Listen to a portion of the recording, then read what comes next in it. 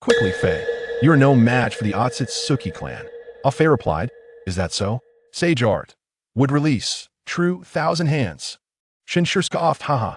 It seems even ants can see through it.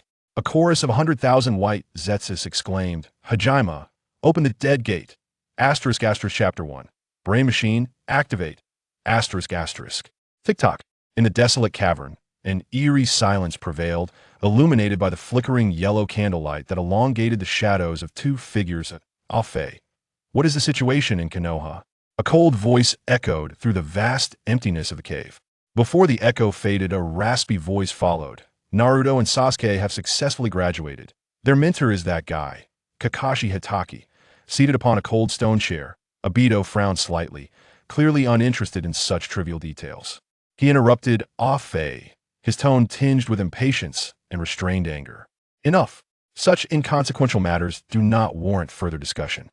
Faye paused, helplessly shrugging his shoulders, his face a mask of innocence. All right then, I'll keep quiet. His tone held a hint of mockery, as if he had grown accustomed to Obito's impatience. Since the Nine-Tails has graduated, along with Itachi's younger brother, Obito gazed upward at the jagged walls of the cave, contemplating his next move. After a brief silence, he suddenly turned to Faye. You will infiltrate Konoha, conceal yourself beside them, and when the time is ripe, work with Akatsuki to capture the Nine-Tails. Faye, taken aback, pointed incredulously at himself, his face a portrait of disbelief. Me? Are you speaking to me? His gaze flitted over to Obito, as if seeking confirmation that he had not misheard. Who else could I be referring to? Obito replied impatiently. Why not let Black Zetsu go? Faye gestured toward Black Zetsu, who was partially revealed from the outer statue. Upon hearing this, Black Zetsu chuckled condescendingly. What gives you the right to question? Do you lack awareness? His gaze was sharp as a blade, piercing through Faye with disdain and mockery. Momentarily, Faye found himself at a loss for words, caught off guard by the sudden derision from this great son. His heart seethed with anger as a flash of murderous intent flickered in his hollow eyes. He silently vowed, One day, I shall end you. Yet his voice betrayed a tone of resignation and compliance. All right. Faye endeavored to sound obedient. After all, having traversed into this world for over a decade, his survival relied heavily on enduring humiliation. Taking a deep breath to steady his tumultuous emotions, he exaggeratedly mimicked a coy demeanor, swaying his hips with a teasing smile. But surely, you wouldn't expect me to. Masquerade as Sakura Haruno, lurking beside Naruto and Sasuke. Seeing this, anger flared within Obito, his fists clenched tightly. Beneath his mask, the sound of grinding teeth resonated ominously. Your current demeanor makes me want to pummel you. At this, Faye hastily waved his hands, his jovial expression vanishing in an instant, replaced by anxiety and fear. Cold sweat trickled down his forehead as he nervously replied. I understand. I know what to do now. Please don't be angry. His voice quivered with urgency, fearing his jest had gone too far. Good. Now hurry and get it done. Black Zetsu's form swayed on the outer statue, his voice reminiscent of a raucous crow, grating on the ears. Faye turned to Obito, confusion swirling in the void of his gaze. But why not capture the Nine-Tails now? This question seemed to touch a nerve within Obito, chakra leaking from him. TCH, is it your concern? I will proceed in my own order, you fool. The overwhelming pressure he emanated felt as if it might crush the entire cave, rendering the already oppressive atmosphere suffocating. Please, don't be angry. I'll take care of it right away. Faye exclaimed in terror, instinctively retreating step by step. Faye's fear of Obito was not unfounded. Ever since Obito witnessed Rin Nohara's death at Kakashi's hands, his personality had undergone a drastic transformation. The once kind and gentle boy had vanished, replaced by a ruthless tyrant, unpredictable and cold-hearted. With the brainwashing from Uchiha Madara, Obito had intensified his cruelty, becoming a figure of dread. Anyone who defied his will or displeased him faced merciless retribution, sometimes resulting in broken limbs or worse. Fortunately, Faye possessed a unique constitution, allowing him to regenerate. Otherwise, under Obito's brutal methods, he would likely have been long forgotten beneath the grass. Seeing Faye tremble, Black Zetsu's lips curled into a sly smile. Good boy, don't forget the mission you carry. His eyes bore into Faye, as if attempting to penetrate his very soul. Confronted by Black Zetsu's unfathomable gaze, A chill crept up Ah-Fei's spine. "Then I shall take my leave."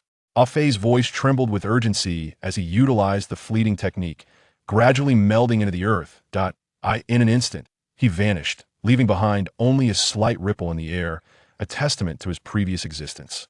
In the land of fire, Hidden Leaf Village, Southern Forest, Ah-Fei strode through the dense woods, embraced by the night.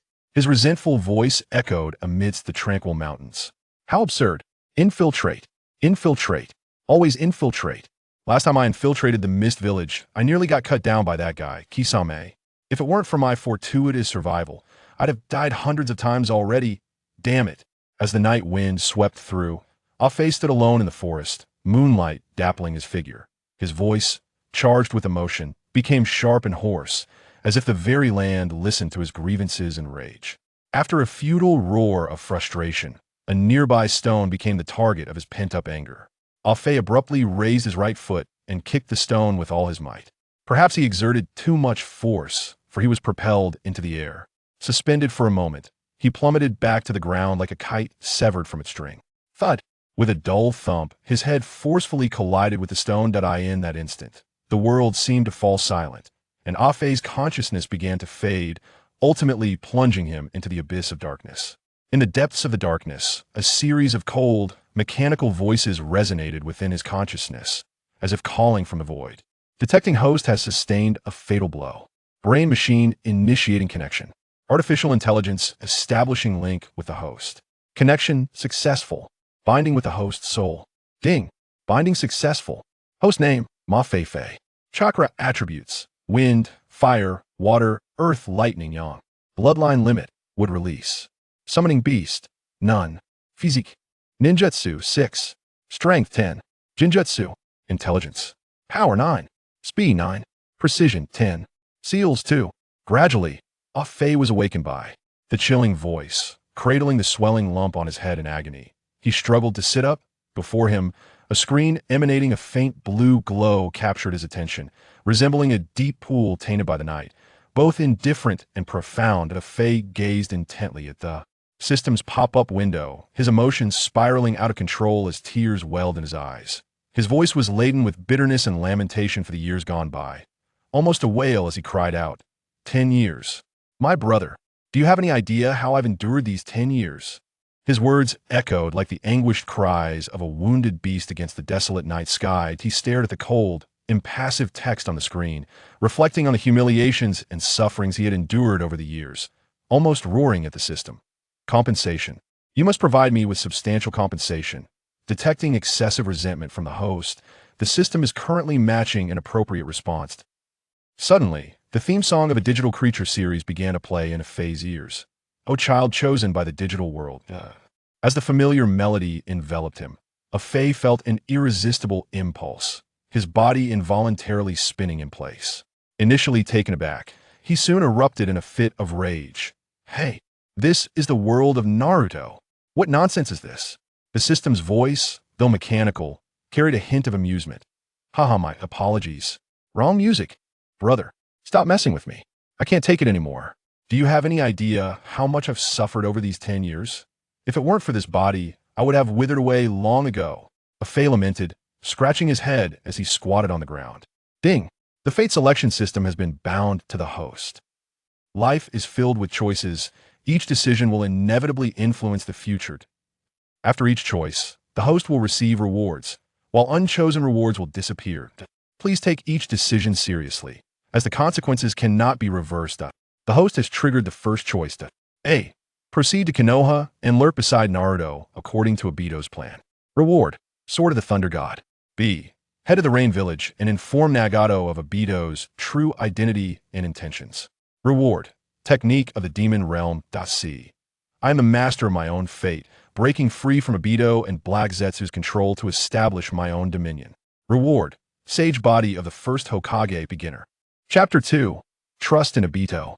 Ah-Fei stared at the system pop up, a smug grin creeping across his face as his hand shot out, mimicking leopard head with a dramatic grasp. Choices? I want them all. Please make your selection promptly. If the countdown expires without a choice, this system will randomly select one for you. 10, 9, 8. What the hell? So fast. Hearing the countdown, A Fei's gaze darted among the options, his mind racing. The sword of the Thunder God. I don't even know how to wield a sword.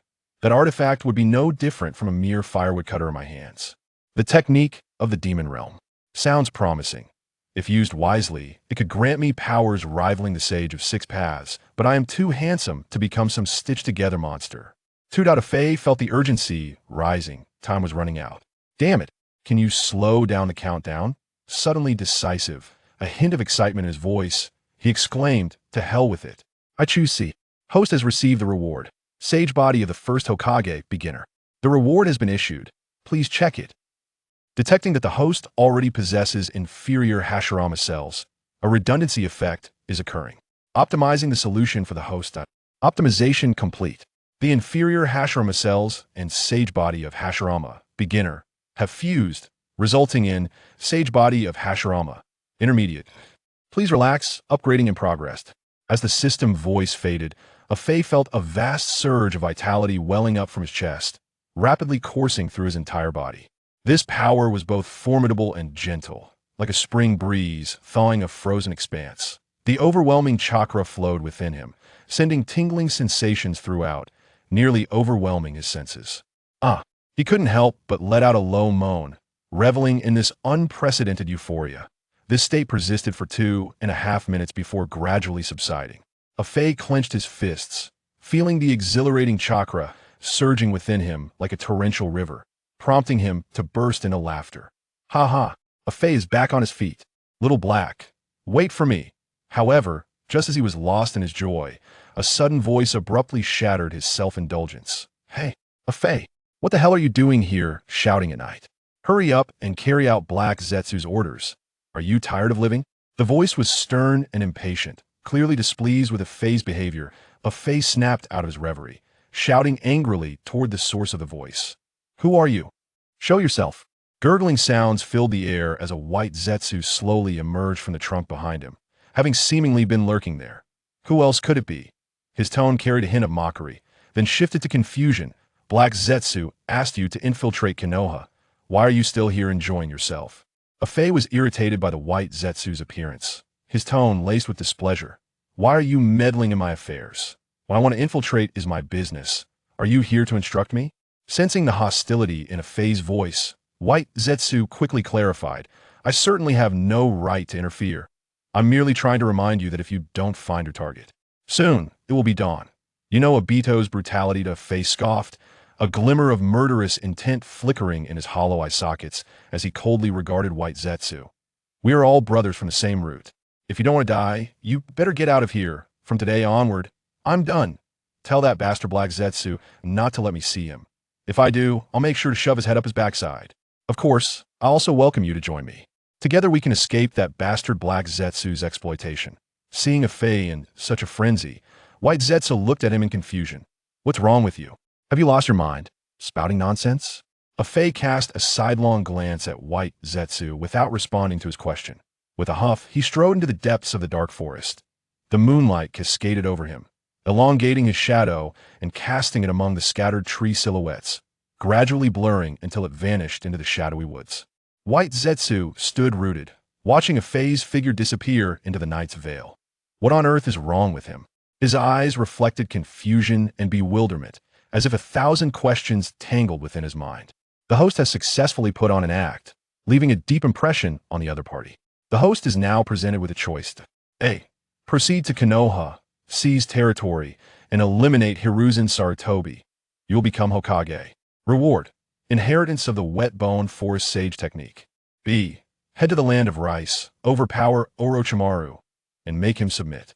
Reward: army of 10 reanimated soldiers. C. Go to the land of grass, rescue the descendants of the Uzumaki clan, and declare yourself king. Reward: no seal technique. Fei looked at the small window that appeared before him, a flicker of doubt crossing his eyes. System: do you think I could defeat Hiruzen Sarutobi and Orochimaru? The countdown began. 10, 9, 8. Impatient, Fei shook his head, a teasing smile curling his lips. See. Then Fei clenched his palm. To hell with the wet bone forest sage technique. Fei won all the sage techniques from the 3 great sacred lands. Host confirmed. Rewards issued. Please check. No seal technique. The host need only clap their hands and loudly announce the name of the technique to cast ninjutsu. Note: the host must possess the chakra attributes of a ninjutsu being used, or it will be ineffective. Please act within your limits to avoid chakra depletion, which may lead to death. After hearing this, a Fei's face was adorned with vibrant, swirling wrinkles akin to a blooming chrysanthemum. Are you instructing me on how to act? Before the words left his lips, he slammed his hand down with great force. Bang! Would release. Great shark bomb jutsu. In an instant, the earth trembled, and the trees behind him began to grow wildly.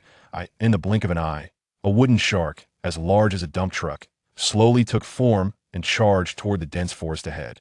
With a thunderous roar, the shark barreled through, toppling trees and carving a ravine several dozen meters long. That a Fei gazed at the ravine, a smirk curling at the corner of his mouth as a lewd grin spread across his face. Yada, I truly am a genius of ninjutsu. Warning: if the host employs this illogical ninjutsu again, this system will revoke their title. With an innocent expression and a hint of mischief, a Fei retorted, "Oh, Brother Tong, how can you claim that I am acting irrationally? This is my newly developed ninjutsu." He continued to jest. This is the world of Naruto, where flying through the skies and piloting mechas are commonplace. How does my shark coming ashore defy logic?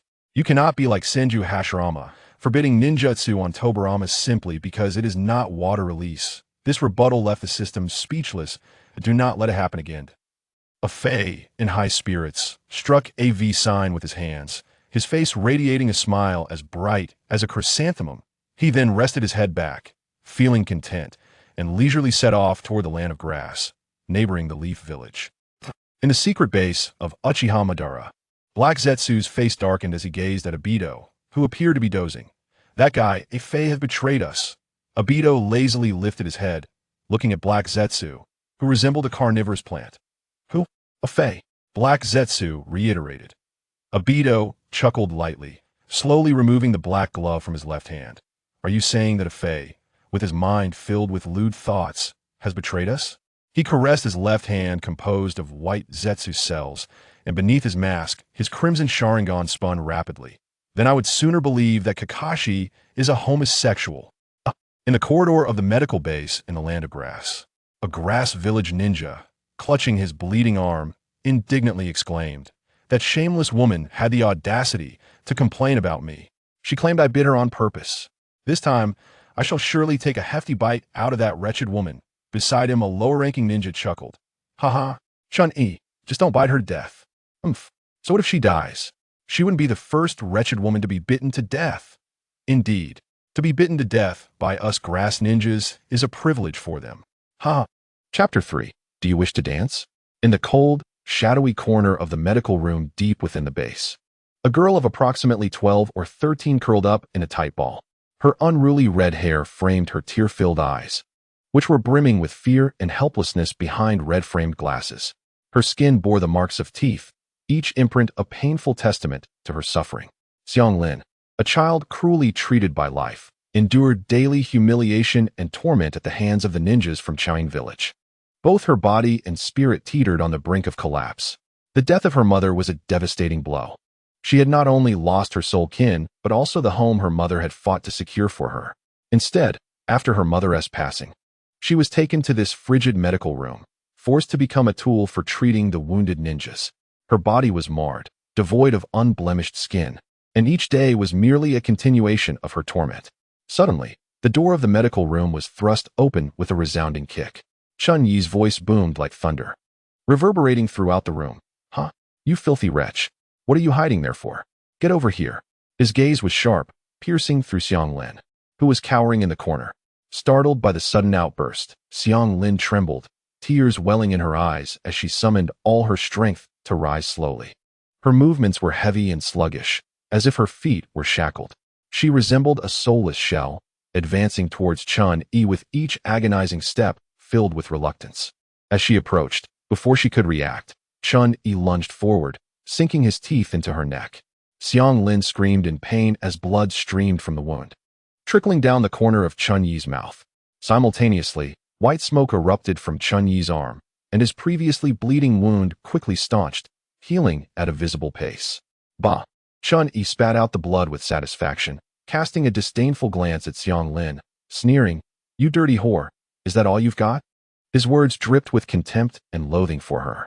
Xiang Lin could only endure in silence, her eyes devoid of light, overshadowed by despair.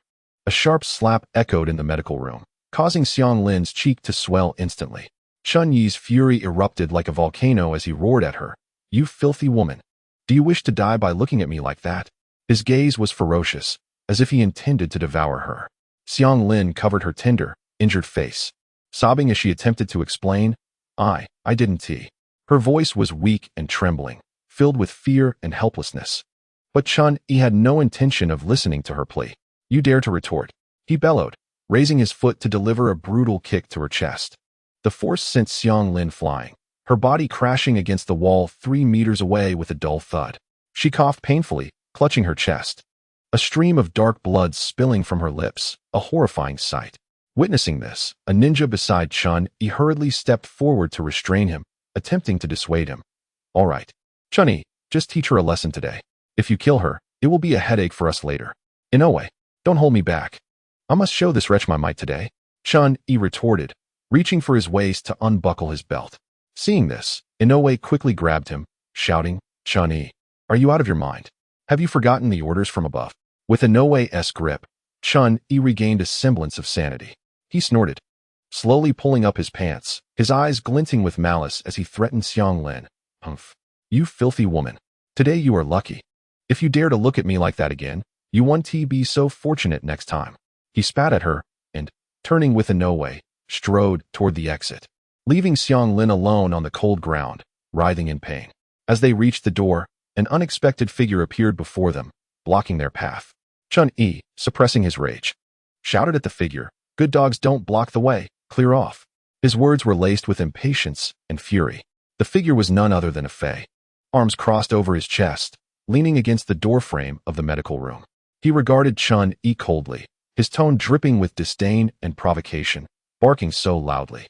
"What breed of fool are you?" Chun Yi's anger flared at this remark. "Do you know who I am?" His fury was like a lit fuse, ready to explode at any moment. Ding. Overtime has arrived. Please make your choice quickly. A. Bow and apologize, slapping yourself 10 times. Reward. A pack from the 7th dimension. B. Let his companions leave, teach him a lesson, and make him apologize to Xiang Lin. Reward. A box of directs. C. Deal with him.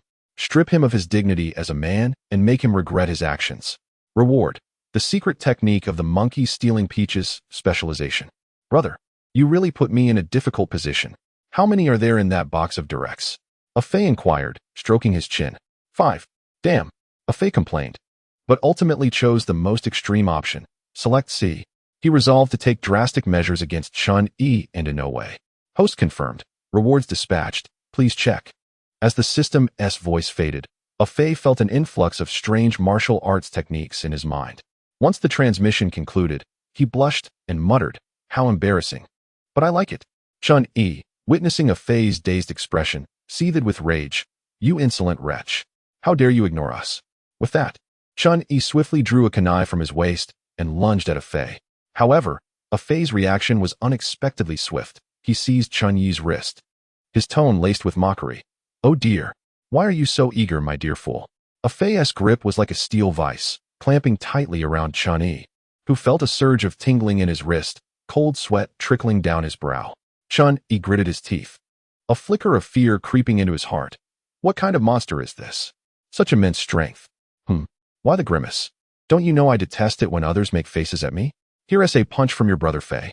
As a Fey prepared to strike, Chun Yi, as a competent chunin, instinctively guarded his chest with his hands, bracing for the blow. But a Fey had no intention of following the script. He delivered a swift kick to Chun Yi's groin. With a resounding thud, Chun Yi was sent flying at least 5 meters, his eyes rolling back as he collapsed against the debris of the wall. This scene left Xiang Lin in shock. She marveled not only at a Fey's strength, but also at his audacity to confront a chunin. Inoue, witnessing this, bellowed, "You damned fool." He immediately unsheathed the katana strapped to his back, swinging it at a Fey. With a crisp clap, a Fey caught the blade effortlessly. His demeanor relaxed and playful. "How about I catch a white blade with my bare hands?" Inoue's pupils dilated in shock, his throat dry as he struggled to swallow. He was alarmed, What kind of monster is this? A full-force strike from me was caught so easily. A Fei grinned at the astonished ninja, a wicked smile spreading across his face. Are you gazing at me in awe because you wish to dance too? Chapter 4. Reward. Shadow clone technique. With that, a Fei suddenly exerted his strength, snatching Inoue's katana with lightning speed. Inoue's eyes widened in surprise, but it vanished as he quickly retreated, preparing for a counterattack. A Fei examined the seemingly short katana, contemplating. The knife was impressive, but regrettably, I lacked the skill to wield it. With that, a Fei hurled the katana aside and, swinging his fist, charged directly towards his forehead, exclaiming, "Taste my iron fist." In a flurry, Inoue raised his arm to shield his head, but a Fei's assault was swifter. His punch veered from the forehead, surging beneath Inoue's waist.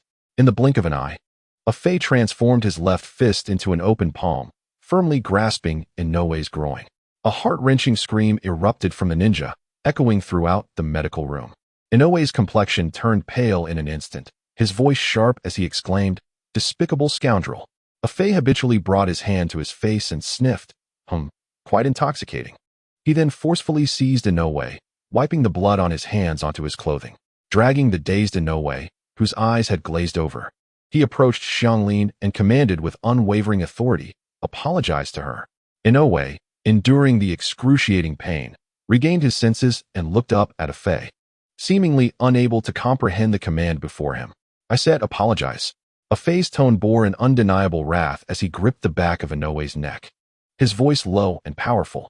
Realizing resistance was futile, Inoue bowed his head to Xianglin, desperately crying out, "Suma-mason, I am sorry. I was wrong." A Fei coldly regarded Xianglin, then gestured toward the scattered stones beside him. "Use this to smash the legs of those who bullied you." Xianglin, startled by a Fei's words, quickly composed herself.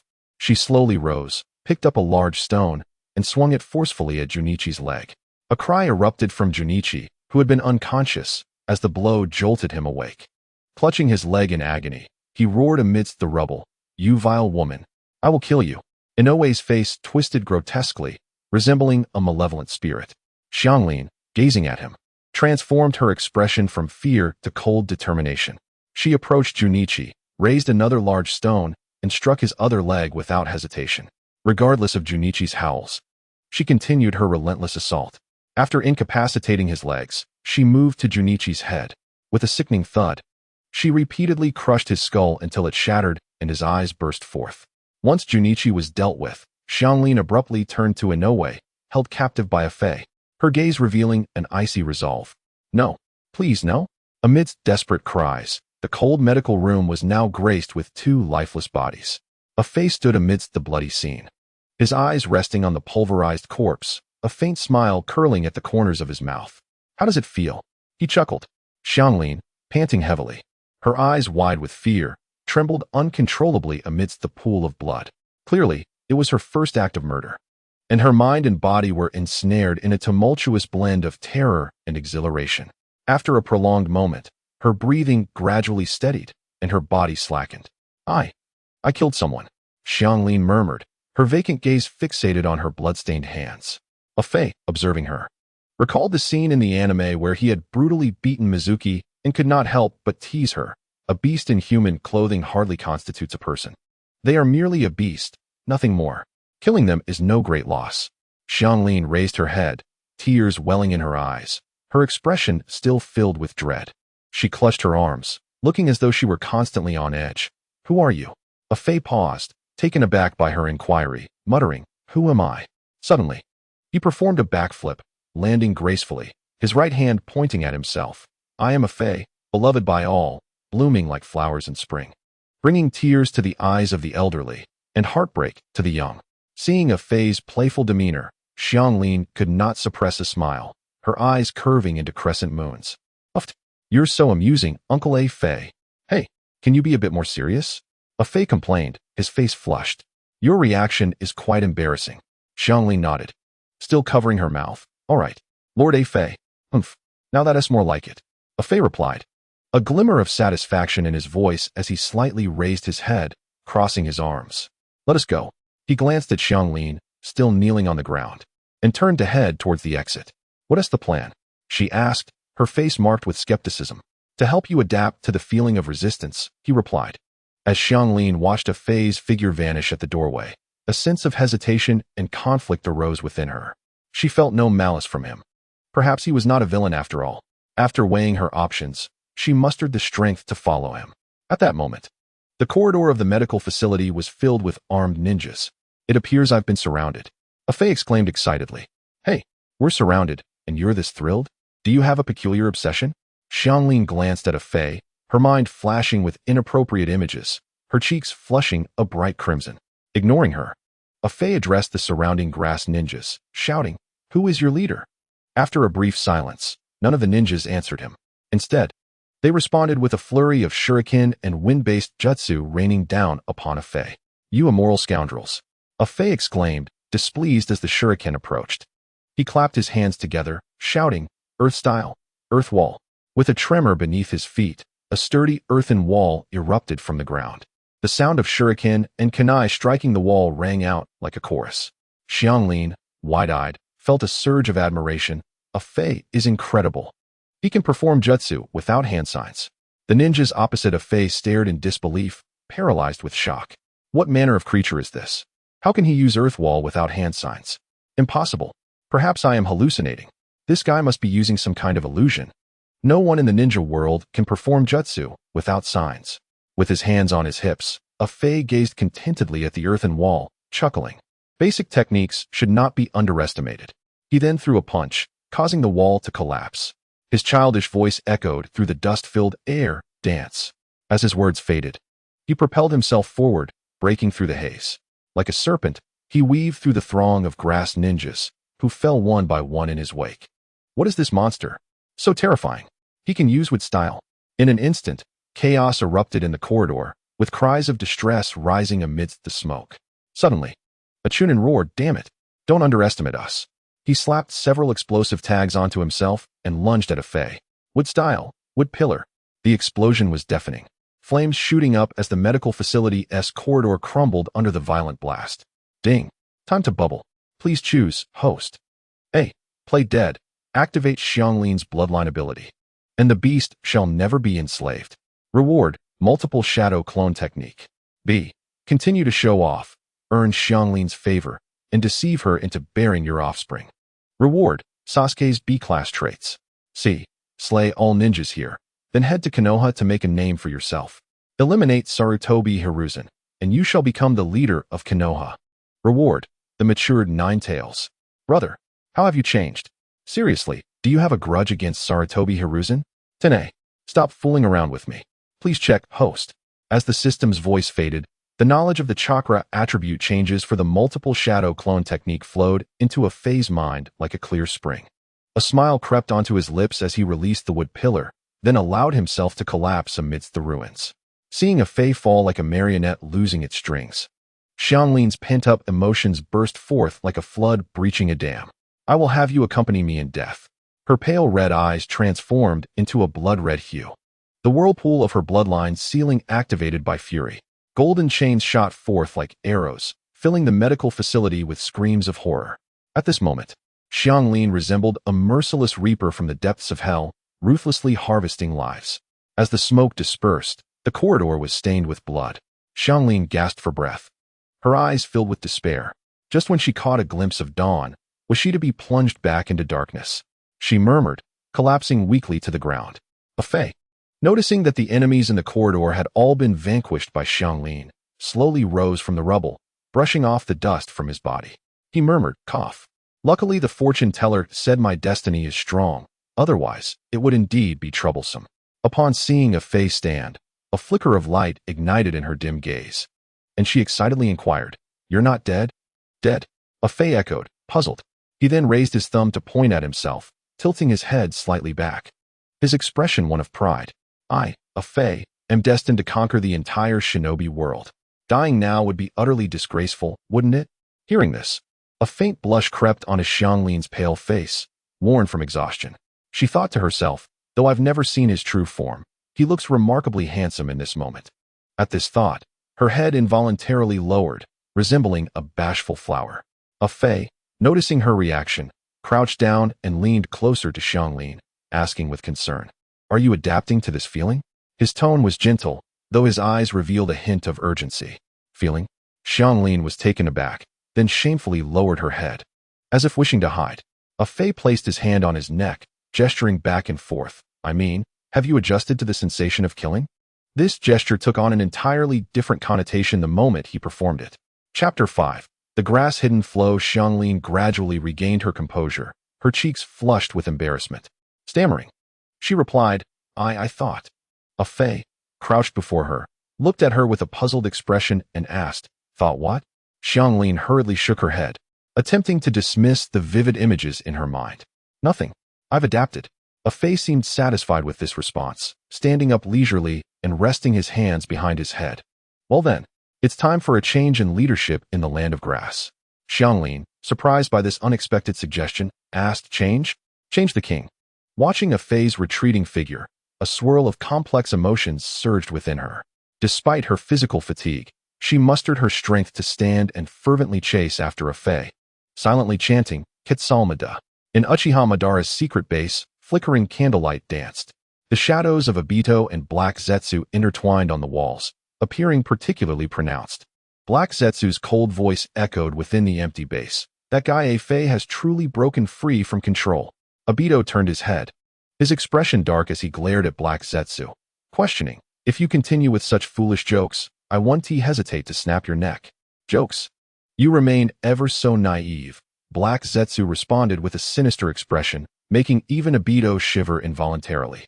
Sensing Black Zetsu's unwavering certainty, a complex emotion flickered in Obito's eyes.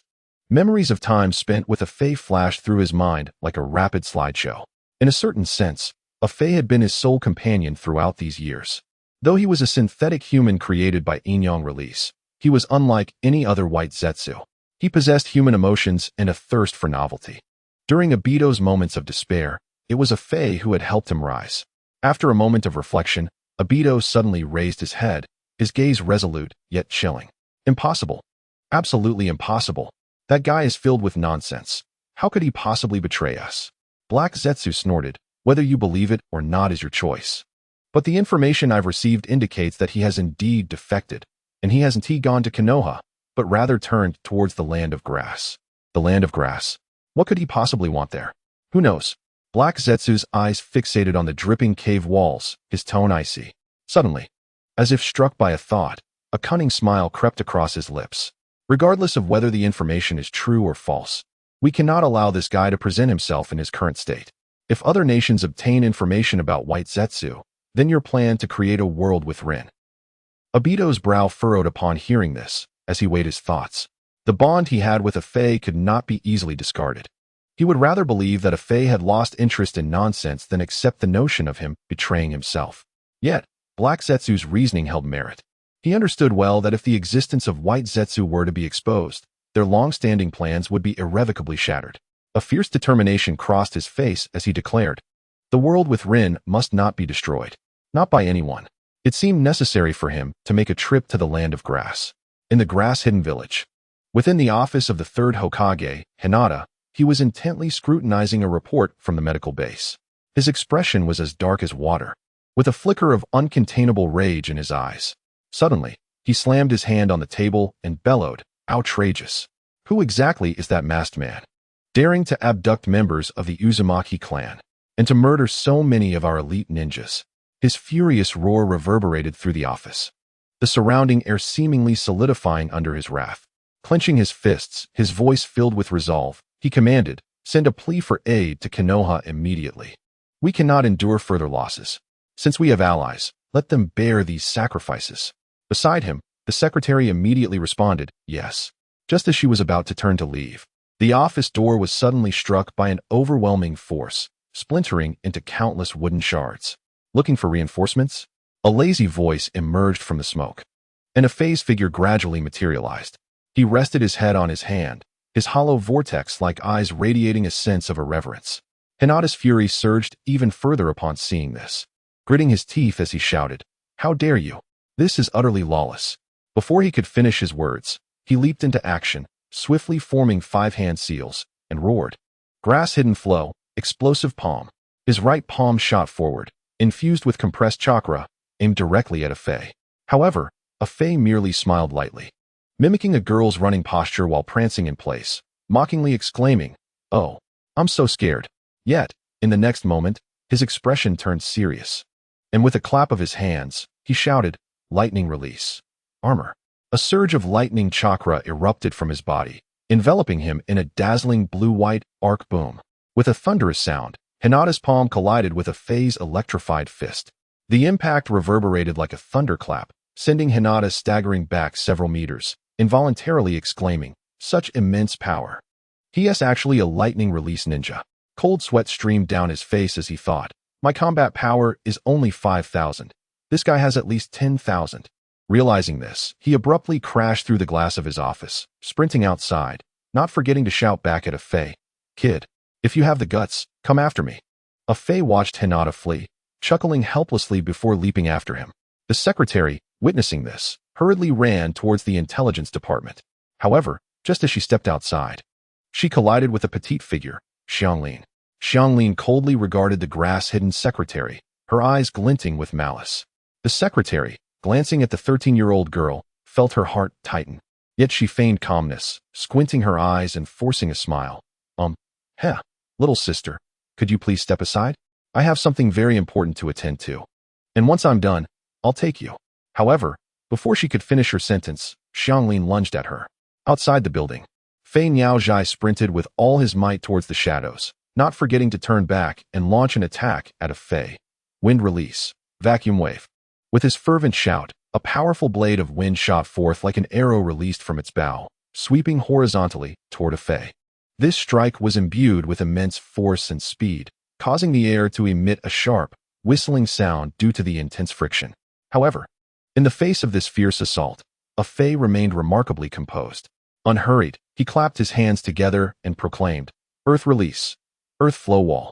As his words fell, a sturdy earthen wall rose solidly before him. Fei had even taken the liberty of embedding several earthen projectiles atop the wall, mimicking Kakashi's style, which added a hint of mockery to the scene. Boom! The wind blade collided violently with the earthen wall, sending dust spiraling into the air, the explosive sound echoing deafeningly. This tremendous noise immediately caught the attention of numerous ninjas, who rushed over to join the fray.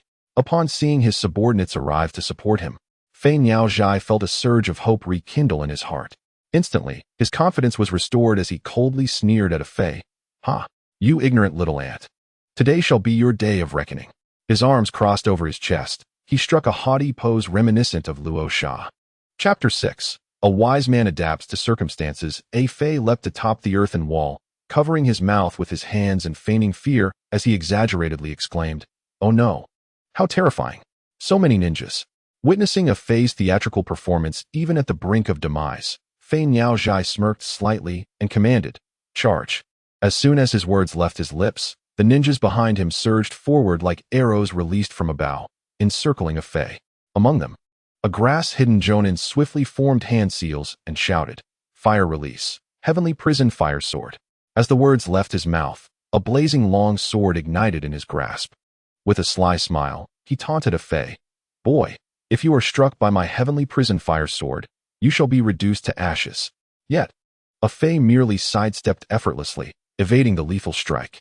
In the moment that the fire sword brushed past him, he seized the jonin's arm and yanked with force, causing the jonin to lose his balance. Subsequently, in a dramatically exaggerated manner, Fei crouched low and grasped the jonin beneath. Monkey steals the peach. This scene elicited gasps from the surrounding ninjas, their faces contorted in expressions of shared pain. Fei, however, merely smirked disdainfully, uttering, "In a duel of masters, one must only touch upon the matter. Begone." With that, he hurled the jonin away, who arced through the air and landed heavily on the ground. Fei sat upon the earthen wall, his gaze sweeping over all present as he spoke with a hint of derision. "Do not underestimate me. I am quite dangerous." No sooner had he spoken than two ninjas swiftly formed hand seals, launching their assault. Wind release. Vacuum wave. Powerful blades of wind erupted from their hands, colliding midair and merging into a more formidable gale that surged toward Fei. Faced with this formidable wind blade, a flicker of displeasure crossed Fei's face. He leaped down from the wall, retaliating swiftly. Wind release. Great breakthrough. The two gales clashed in the air, countering each other instantaneously, with the residual force disheveling the hair of the grass-hidden ninjas. Standing firm, Afei extended his palms, his gaze resolute as he proclaimed to the gathered crowd, "Listen, I have but one purpose here, to claim the land of grass. Those willing to submit to me, leave the ranks at once. You have 10 seconds." Fei Niaozhai dismissed Afei's threat with a wave, seizing a nearby ninja's sword, and with a sudden burst of speed, he charged toward Afei, raising his long knife high and bellowing, "Such audacity! Watch me take your head." The blade sliced through the air, descending heavily towards Afei's head. However, Afei merely chuckled coldly as a surge of intense lightning chakra enveloped him. Lightning release. Armor. The cold gleam flashed as the blade struck Afei's body, producing a resounding clash akin to metal on metal. In that instant, time seemed to freeze, and Fei Niaozhai's long knife shattered into 2 pieces. He stared in shock at his broken blade, his mind swirling with disbelief. Yet, he quickly inhaled sharply, leaping backward to create distance, while forming hand seals, fire release, ghost lantern.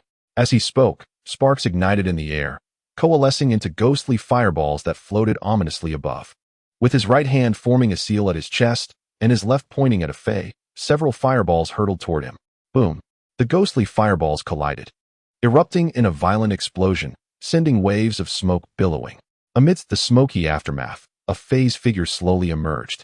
With a sudden burst of energy, he charged at Fei Niaozhai, delivering a powerful punch that knocked out 2 of his teeth.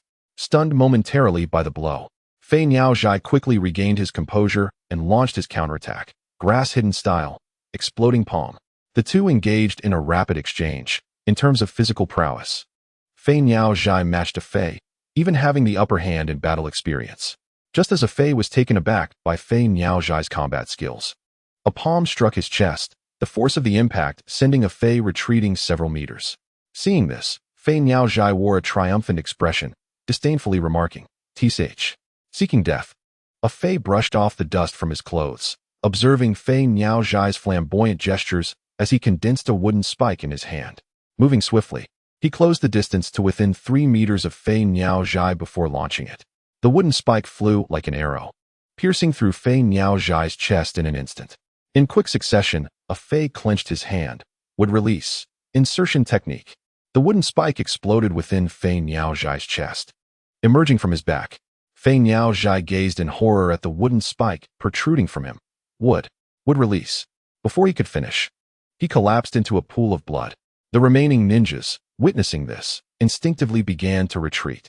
Afei clapped his hands. Would release. Would golem technique. In an instant, the ground cracked, roots from below surged violently, and a towering wooden figure emerged from the earth. Afei leaped onto the shoulder of the colossal being, arms crossed over his chest, adopting a regal demeanor as he proclaimed to the ninjas below, "Submit or perish. Now is the time to choose." His voice resonated as though emanating from the primordial depths of time, each word reverberating with a power capable of shaking the very souls of those present. A jonin shouted defiantly, drawing a kunai as he charged at Afei. "Damn it! As a ninja, how could I allow an outsider to seize our land? Brothers, let us fight together." However, the group of ninjas behind him exchanged glances, none daring to step forward. The reason was clear. The land of grass lay nestled between the wind, earth, and fire nations, its geographical conditions as harsh as those of the Rain Ninja Village. The Rain Ninja Village barely held its ground among the 3 nations, thanks to the formidable prowess of Hanzo the Salamander and Pain. Conversely, the land of grass relied on information exchanged among the 3 nations for survival. They had attempted to emulate Konoha by establishing a ninja academy, but the results were disheartening, with the teachers offering neither care nor love, only torment and harm. Graduates from the academy, lacking foundational skills compared to other villages, found their combat abilities woefully inadequate, their jonin barely matching the level of Konoha's chunin. These ninjas were acutely aware of their disparity in strength. Although they wished to defeat the masked man before them, they knew that even their village's strongest force, the Grass Shadow, had succumbed to his hands. What hope did they have of overcoming him? Smack!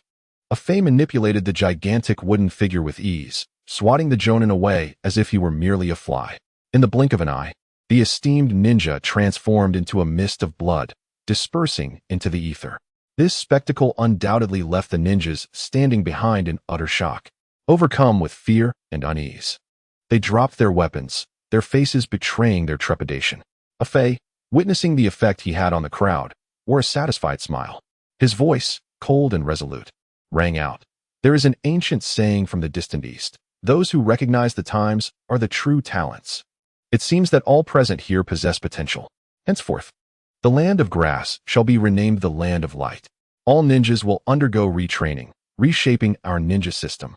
As for those still clinging to individualistic sentiments, his gaze, hollow like a whirlpool, swept over each individual, instilling a chilling dread that gripped their hearts.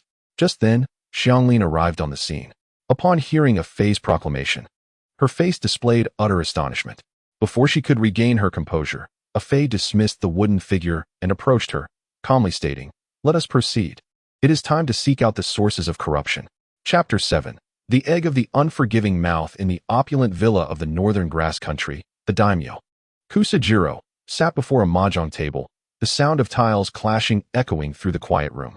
Suddenly, he paused, one hand clutching his left eye, a look of confusion crossing his face. "Hey, how strange. My left eyelid has been twitching incessantly today." Beside him, a sycophantic advisor, wearing a fawning smile, responded, "Hee. Esteemed daimyo, it appears you are destined to win handsomely today." Upon hearing this, Kusajiro's eyes sparkled, and he laughed heartily. "Oh, is that so? Then let us enjoy ourselves today, haha." In high spirits, he laughed boisterously at the three individuals before him, eagerly continuing his game. As they reveled in the pleasures of mahjong, the door to the gaming room was suddenly kicked open with force. The guards inside reacted swiftly, drawing their swords and surrounding the entrance. The captain demanded loudly, "Who goes there?" Afei stepped into the hall against the light, Xianglin following closely behind him. The chaotic aura emanating from him caused the onlookers to furrow their brows. Afei clapped his hands, his hollow eye sockets fixating on Kusajiro, asking, "Oh ho ho, are you enjoying yourselves?" The guard captain, seeing Afei disregard his inquiry, swung his gleaming blade at him. "Silence, foolish dog." Afei scoffed, a wooden spear materializing in his hand, piercing towards the guard's vital points without hesitation. With a sickening sound, the spear exploded, rendering the guard a mere pincushion. This scene left everyone present in stunned disbelief. Would release ninja. The guards retreated in terror, while Kusajiro, horrified, found himself wetting his trousers. These daimyo, regardless of their nation, shared similar traits: indulgence in debauchery, unscrupulousness for profit, and a willful blindness to the corruption within their villages. Even as the ninja world faced impending doom, they remained entrenched in their games and slumber. Xianglin entered the hall, her gaze immediately landing on the daimyo who had once welcomed her and her mother. Tears of rage welled in her eyes. Afei, spear in hand, advanced step by step towards Kusajiro, each footfall resonating like the toll of death's bell. "Afei-kun," Xianglin called out, her eyes glistening with tears. Afei turned back, puzzled. Xianglin's gaze turned frigid, fixating on Kusajiro. "Allow me to deal with him." "Yash, then I shall leave it to you," Afei replied, hands clasped over his chest, adopting a spectator's demeanor with a grin. "No, don't come any closer." Kusajiro's voice trembled with palpable fear as he involuntarily sank to the cold floor, his legs weakly pushing against the ground, desperately trying to distance himself from Xianglin. His eyes, wide with terror, resembled those of an animal cornered with no escape. In stark contrast, Xianglin's eyes gleamed with a chilling intent to kill, reminiscent of a winter's gale that sent shivers down the spine. Her mother, once a strong woman, remained vividly etched in her memory. They had fled from the land of Whirlpool, leaving their home behind, with hopes set on the land of Fire's Konoha, a place brimming with promise. However, Konoha's response was like a bucket of cold water, extinguishing their hopes as they coldly rejected her mother and her, claiming they had already accepted a refugee from the land of Whirlpool. This rejection plunged Xianglin and her mother into despair. Upon hearing of Konoha's refusal, the land of grass, in a bid to curry favor, accepted the mother and daughter. They had believed that a new life awaited them in the land of grass. Yet, what awaited them was a nightmarish reality. To secure a roof over their heads, Xianglin's mother was forced to toil beyond her limits, treating the grass-hidden ninjas. The ninjas and higher-ups of the village regarded them as less than human, even beneath livestock. Gradually, her body succumbed to exhaustion and pain, ultimately perishing when her chakra ran dry. This entire ordeal left an indelible scar on Xianglin's heart, a pain she could never erase. Xianglin closed in on Kusajiro, the dim light of the gaming room casting her in silhouette. In that moment, she resembled the harbinger of death. Ah!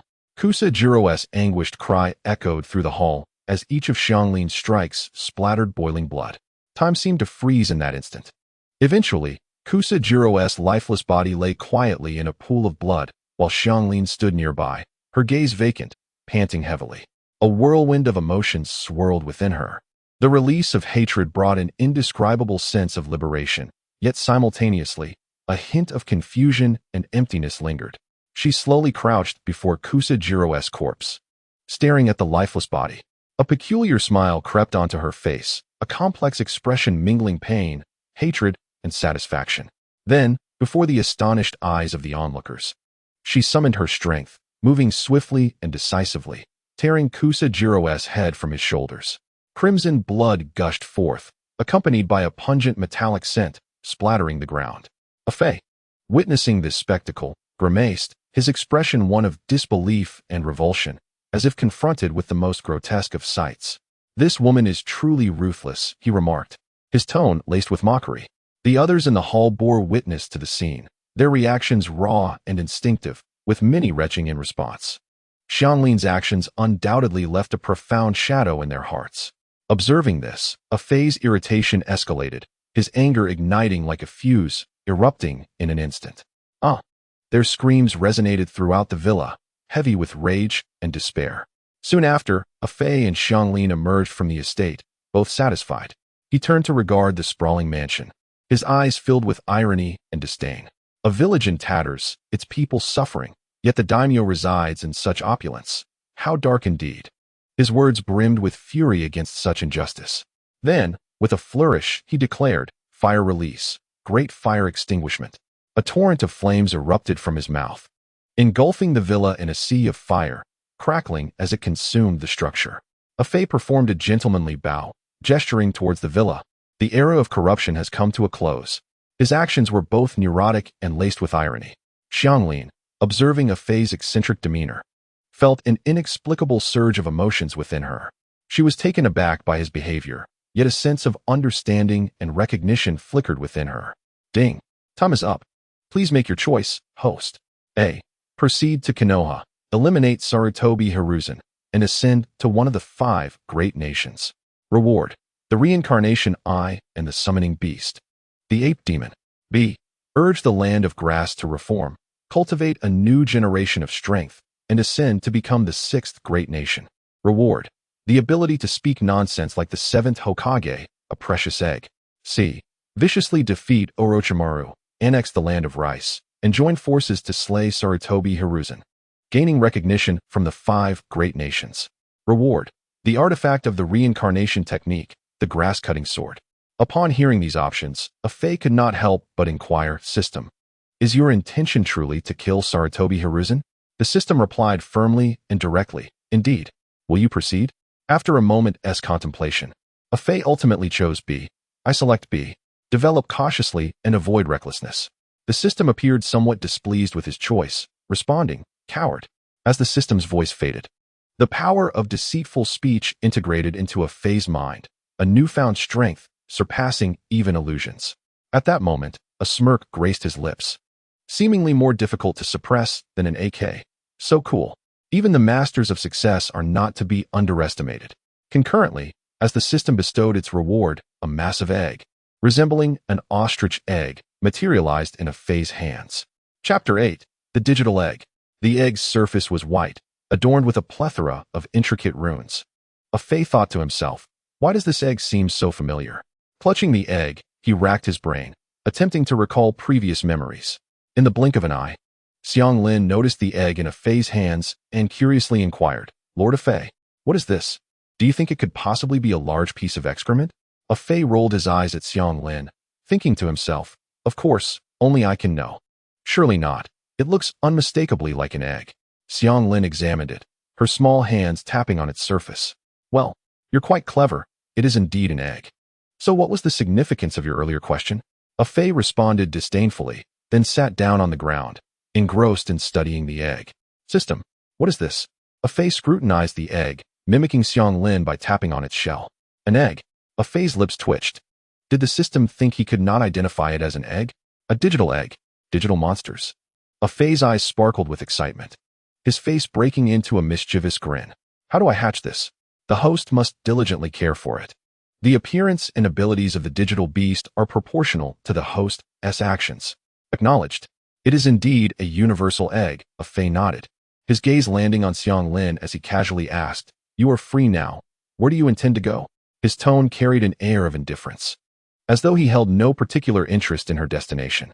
Upon hearing this question, Xiang Lin appeared momentarily puzzled, her brow furrowing slightly as she looked at a Fei, uncertainty lacing her voice. Are you sending me away? Her tone bore hints of hurt and confusion, akin to a bird that had lost its way. A Fei, seeing her reaction, laughed heartily and waved his hand in a gesture of helplessness. Haha, I'm not saying you should leave. I merely meant you are free now. Where do you wish to go? His demeanor was relaxed and amicable, attempting to alleviate Xiang Lin's apprehensions. Xiang Lin observed a Fei's exasperated expression. Her face flushed as she lowered her head and softly murmured, I have nowhere to go. I no longer have family, nor a home. I wish to stay with you. I hope you don't mind. Her voice carried a note of pleading and anticipation, as if she had found a lifeline. Upon hearing this, a Fei scratched his head, contemplating a dilemma. Due to the nature of his Hashirama cell body, he had not eaten or relieved himself in over a decade, surviving solely on chakra. Xiang Lin, being a normal human, required sustenance and basic bodily functions. Before his reincarnation, he had merely been a high school student, reliant on his family for sustenance, and occasionally collecting a protection fee. Subconsciously, a Fei still perceived himself as a child. Since he was a child, how could he allow a woman to benefit from him without reciprocation? Therefore, it seemed reasonable to collect a protection fee. Resolutely, a Fei struck his thigh and declared, All right. However, you must earn money to support me. Xiang Lin looked up at a Fei, her cheeks flushed, her eyes brimming with tears of excitement. She seemed profoundly grateful for a Fei's acceptance. Immediately, she nodded vigorously, exclaiming, Okay, I will. A Fei moved forward, gesturing for Xiang Lin to follow. The night in the land of grass was serene, all was peaceful. Suddenly, a spatial vortex swirled, and Obito slowly emerged from within, frowning with a sense of unease. He gazed at the black Zetsu emerging from the ground, his tone tinged with skepticism. Are you certain a Fei is here? His voice conveyed a hint of distrust. Black Zetsu's tone was cold, a barely perceptible smile lurking beneath. Indeed, my intelligence has never been incorrect. His words brimmed with confidence. Obito cast a sidelong glance at Black Zetsu, issuing a warning. Humph. You better be right. Otherwise, you won't leave here in one piece today. Black Zetsu fell silent, accompanying Obito into the night. The village was eerily quiet, resembling a ghost town. Obito, puzzled, could not help but ask, What has happened here? There isn't even a single guard on duty. Black Zetsu, his form ominous in the darkness, turned to Obito and replied coldly. All the white Zetsu responsible for monitoring this area have gone missing. I too find this quite perplexing. His tone hinted at unease, clearly indicating that the situation was unexpected. Obito's expression grew solemn, a series of possible scenarios flashing through his mind as he muttered to himself.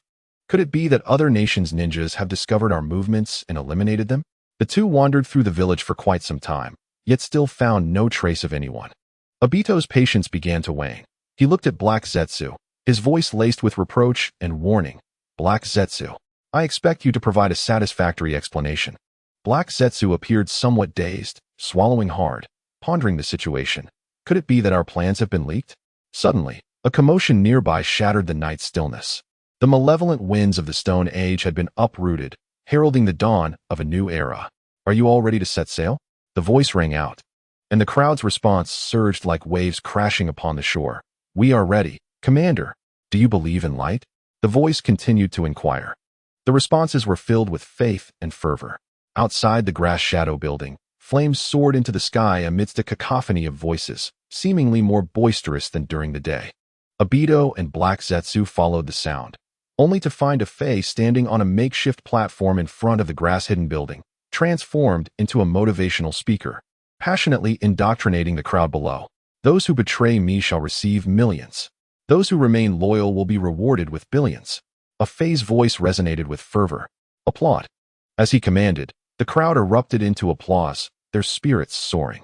Empowered by the gift of speech, a Fei gestured towards his followers, his words imbued with strength and charisma. The audience was enraptured, their eyes shining with admiration and hope. Lord Fei is so handsome. He has shown me the light. Someone shouted with fervor. Indeed, our land of grass. No, our land of light shall become the mightiest nation. Another corrected, pride and anticipation suffusing his voice. He is nothing short of a savior. Someone exclaimed, tears streaming down their face, moved by a Fei's impassioned words. Even an 80-year-old woman was so stirred by his rhetoric that she succumbed on the spot. A Fei, holding a magically transformed wooden microphone, grew increasingly animated as he spoke, leaping to the treetops and addressing the crowd below. Heaven above, earth below, I alone am supreme. I shall enlighten all beings. Let the applause be heard. His voice resonated like thunder, and the audience erupted in even more fervent applause and cheers. Standing at the back of the crowd, Obito watched a Fei with a puzzled expression, his mouth slightly agape, as if he wished to speak, yet thought better of it. Confusion and surprise filled his eyes as he murmured, what is this fool trying to accomplish? Black Zetsu, interrupting Obito's thoughts, spoke in a low, powerful tone laden with certainty, rebellion. He then pointed at White Zetsu among the crowd, his voice tinged with anger and disappointment. Even my subordinates have been turned against me. A Fei cannot be allowed to live. His words dripped with lethal intent, unable to bear a Fei's betrayal. The grand plan he had meticulously crafted over millennia was being thwarted by this wretched White Zetsu, a reality he could not accept. A flicker of murderous resolve flashed in Black Zetsu's eyes. Obito, now that you see it with your own eyes, I trust you know what must be done, he said, his tone calm, yet laced with an unmistakable command. At that moment, a Fei also noticed Obito at the back of the crowd. His heart raced, and he shouted towards Obito, Obito, you've come too? His voice carried a note of surprise and tension, clearly unprepared for Obito's appearance at that moment. Instantly, the crowd parted, creating a clear path for the two men, as they sensed the impending confrontation and stepped aside to avoid being caught in the chaos. White Zetsu, seeing Obito's arrival, felt a surge of panic and desperately tried to flee the scene, fully aware that capture would mean certain death. Their figures quickly vanished into the night, leaving only a tense and chaotic atmosphere behind. Obito's Sharingan, hidden beneath his tiger-striped mask, suddenly spun as he exclaimed, A Fei, you have truly disappointed me. Chapter 9. When did you secretly grow strong? Ding. Oh, bubble time. A. From the herb garden to the Three Flavors bookstore. Until I defeat Obito. Reward. Kaleidoscope Sharingan's divine might be. Surrender and be killed by Obito. Reward. Ninja Tool Ho Si. I am a true man. Invincible beneath the sage. Exchange one for one above the sage. Let Obito witness your strength, and make him doubt his life. Reward. A strikingly handsome body reminiscent of the threefold Andy Lau in the ninja world. A Fei snorted dismissively at these options. Is there really a choice? No need for further words. I choose C. The threefold Andy Lau is me. His voice brimmed with determination, embodying a resolve to seize his fate. As he made his selection, a flash of white light enveloped him. A Fei felt as if he were being enveloped in layers, his flesh rapidly growing beneath White Zetsu's exterior, and he experienced a peculiar sensation, excitedly realizing, wow, my good brother has gained power. He laughed maniacally, his laughter echoing with the spirit of youthful exuberance. Obito gazed at a Fei, a twinge of pain swelling in his heart. He did not wish to kill a Fei. So instead, he directed his ire towards the crowd, swiftly forming a few hand seals. Raising his right hand to his mouth, he summoned forth, fire release, pants pulling chaos. The divine might twisted the space around him. A vortex of flames surged towards a Fei's newly acquired followers. Xiang Lin, witnessing the torrent of flames unleashed by Obito, was paralyzed with fear and knelt down, exclaiming, so powerful. She turned to a Fei, her heart filled with dread, and cried out, Lord A Fei, run. Tears of despair streamed down her face as she shouted her warning. The flames surged forth with overwhelming speed and breadth, and the ninjas, seeing the inferno approaching, abandoned any thoughts of resistance. A Fei leaped into the midst of the crowd, raising his hands and declaring, water release, water barrier. A deluge of water burst forth from his mouth, colliding with the sea of flames unleashed by Obito. In an instant, the entire Hidden Light village was enveloped in thick white steam. Obito stared at Afei, disbelief washing over him. Damn it, when did Afei become this strong? I didn't even see him form any seals. His eyes were filled with shock and confusion, clearly unprepared for Afei's newfound might. In battle, the left side is often doomed to lose, and this time was no exception. Positioned on the left, combined with Afei's Sage Chakra enhancement, Obito's attack was suppressed by Afei's water release. Black Zetsu, witnessing Afei's water technique, was rendered speechless in shock. As Afei's water technique threatened to engulf him, Obito abruptly ceased his technique, activating the penetrating ability of his right eye. Afei, sensing Obito's intent, acted swiftly, summoning dozens of shadow clones to obscure his true self and mislead Obito's line of sight. Black Zetsu eyed Afei's transformation with confusion, pondering, what in the world has this wretched being experienced in the past 2 days? Water release and multiple shadow clones. Obito regarded Afei, a flicker of unusual emotion crossing his gaze. The person he had always trusted had concealed such depth. Afei waved his hand, attempting to disperse the mist before him. Just as he unleashed a wind technique to clear the area, he suddenly noticed Black Zetsu lurking in the shadows. Ah, just when I was wondering where you were hiding. If you dare to show yourself, then I shall not hold back. Afei surged forward with incredible speed, like a white specter darting through the fog. His movements were so swift that even Uchiha Obito could not anticipate Afei's astonishing velocity. In the blink of an eye, Afei's hand, like a steel vice, clutched Black Zetsu by the throat, his tone icy and laced with lethal intent. You wretched creature, I swore long ago to tear you to pieces. Today, you can go meet your mother. Every word was bitten off with hatred, as if he yearned to swallow Black Zetsu whole. Release him, Obito shouted, unleashing chains that swung towards Afei. As the chains approached, Afei hurled Black Zetsu far away and crouched low, narrowly evading Obito's strike. Black Zetsu arced through the air, crashing heavily to the ground. After rolling a few times, he clutched his throat in pain, coughing twice before using the flickering technique to burrow into the earth.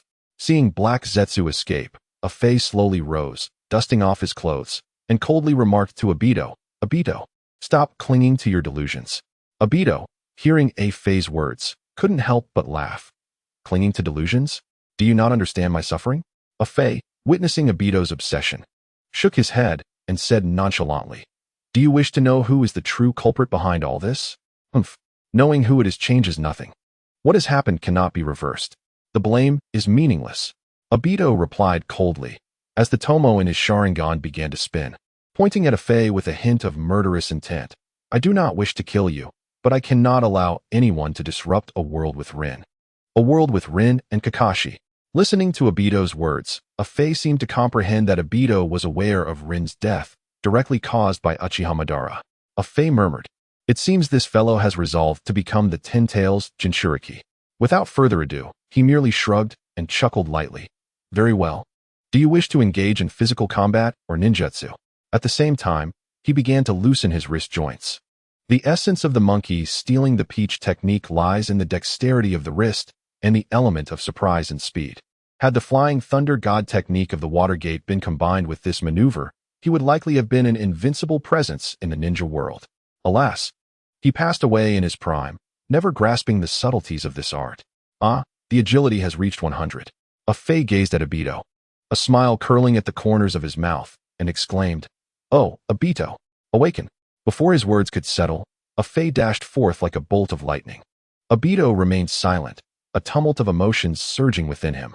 He formed hand seals and directed at Afei, fire style, fireball jutsu. Boom.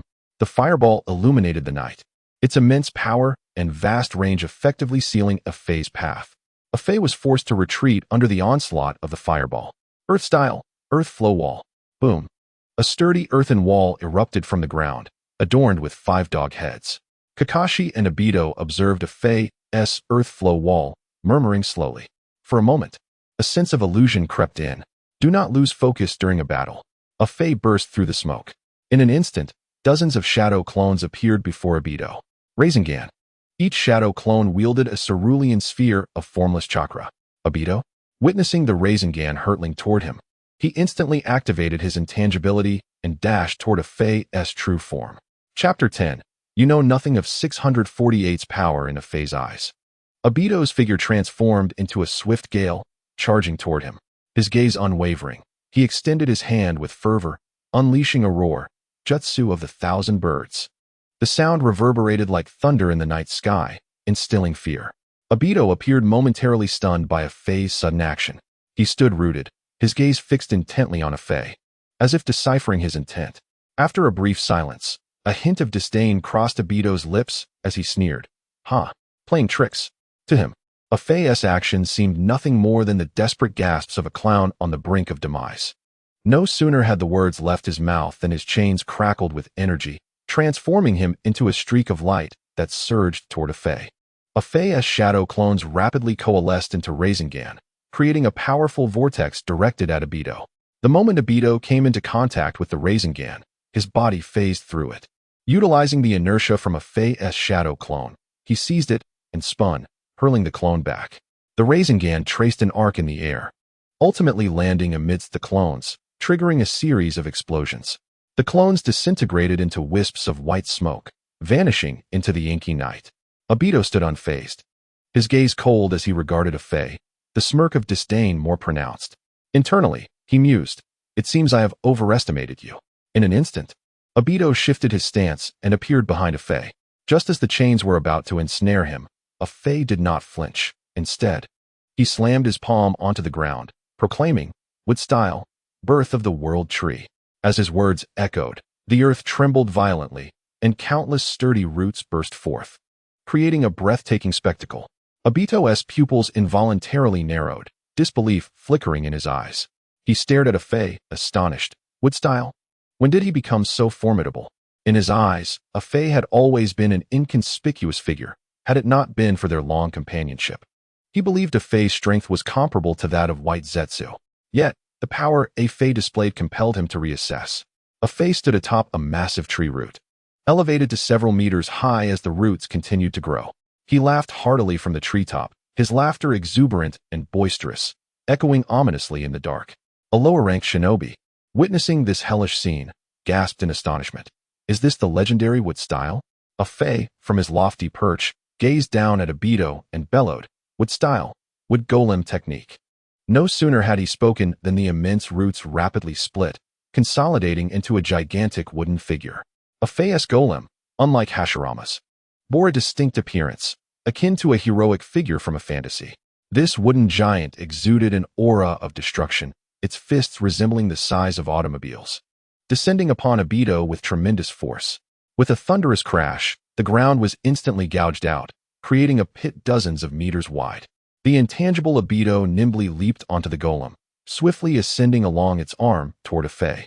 Observing this, a Fei smirked with disdain, taunting, "Let us see what you do after 5 minutes of intangibility."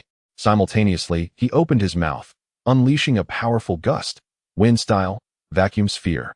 This concentrated wind blade pierced through Obito's form like a bullet, severing the trees behind him. Obito moved with astonishing speed, appearing before a Fei in the blink of an eye.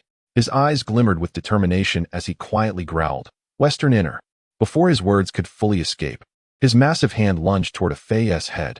Should he succeed, Obito could activate his space-time ninjutsu, whisking a Fei away and concluding the battle.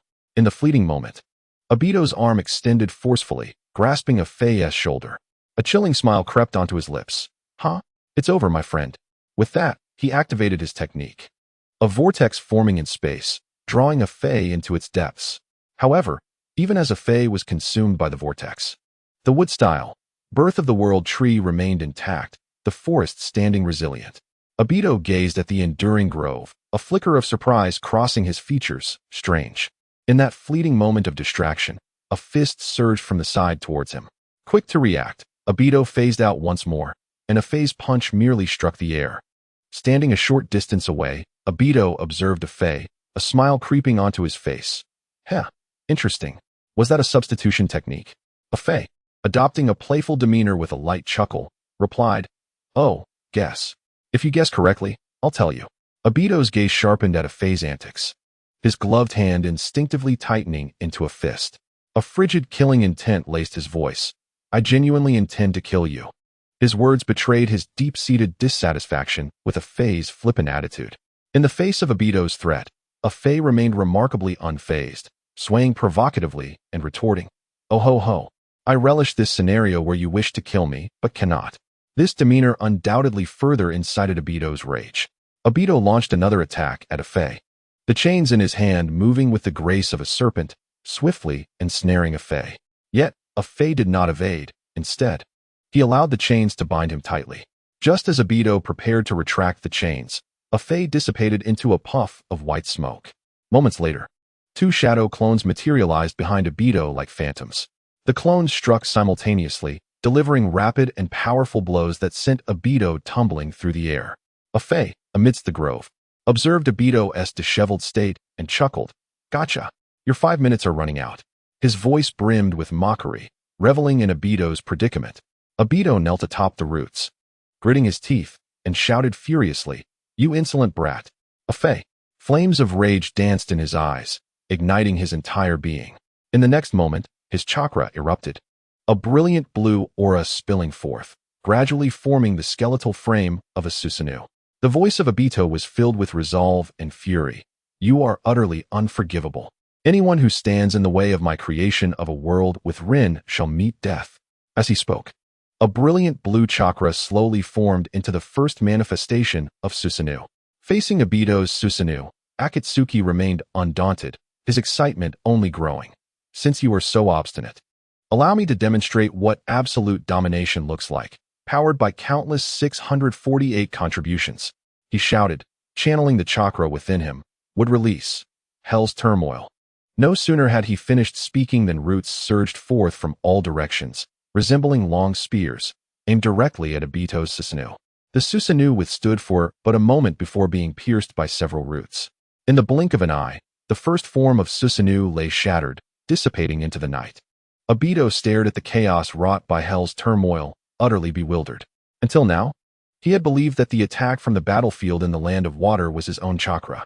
It was only upon witnessing Akatsuki utilize it that he realized he was the true jester. Standing tall, Akatsuki proclaimed, "You stand no chance against me, who has been charged with thousands of 648. Immediately, a massive fist descended upon Obito with great force. The latter could only clumsily evade the oncoming blow. This first form of Susanoo was a recent comprehension of an overburdened ninjutsu. He had hoped to intimidate Akatsuki, but the latter's exhilaration only intensified. As the giant fist crashed down, dust filled the air. After penetrating the strike, Obito's ability to distort his form was nearing cooldown. The events of this night had completely surpassed his expectations. He gazed at Akatsuki, a complex emotion welling within him. "Akatsuki, the next time we meet, I shall snap your neck." With a fierce declaration, Obito began to twist with his ability, gradually vanishing into the void. As Akatsuki watched Obito's retreating figure, he shouted into the distortion of space, "I have the means to revive Rin. I eagerly await our next encounter." Before he could finish, Obito had disappeared without a trace amidst the spatial fluctuations. Akatsuki gazed at the empty expanse, his heart filled with mixed emotions. In this moment, invigorated by battle, Obito's sudden departure left him with a surge of energy seeking release. Standing atop the wooden figure, he surveyed the dilapidated village below. "Everyone, gather in the open area," Akatsuki bellowed into the night. In an instant, the residents and ninjas hidden within their homes began to converge towards the battlefield. At that moment, Cheyenne too regained her senses amidst their clash. Though the battle lasted mere minutes, it felt as if it spanned centuries. The intensity of the scenes was beyond anything she had ever dared to imagine. Even the gruesome sights from the invasion that had slaughtered the land of whirlpools paled in comparison to the fierce struggle between Akatsuki and Obito. Appearing almost like childish play, this battle solidified Cheyenne's determination to follow her chosen path. Once everyone had gathered on the battlefield, Akatsuki commanded the wooden figure to commence a violent demolition of the old houses. His movements were grand and swift. In an instant, the entire village lay in ruins. "Fire release, great fire extinguishment," Akatsuki roared, and a raging inferno rapidly engulfed the village. Within moments, the entire settlement was consumed by flames. The villagers and ninjas behind Akatsuki were left in shock at the sight. "My money is gone. My home is gone," they exclaimed. Panic and chaos ensued. The fire raged for 2.5 hours, and only when the village had turned to ash did Akatsuki finally release his technique. He then employed another jutsu, wind release, wind killing formation. With a tremendous roar, a tornado erupted, obliterating everything in its path. The storm swept away the scorched remnants of the houses, leaving the area pristine.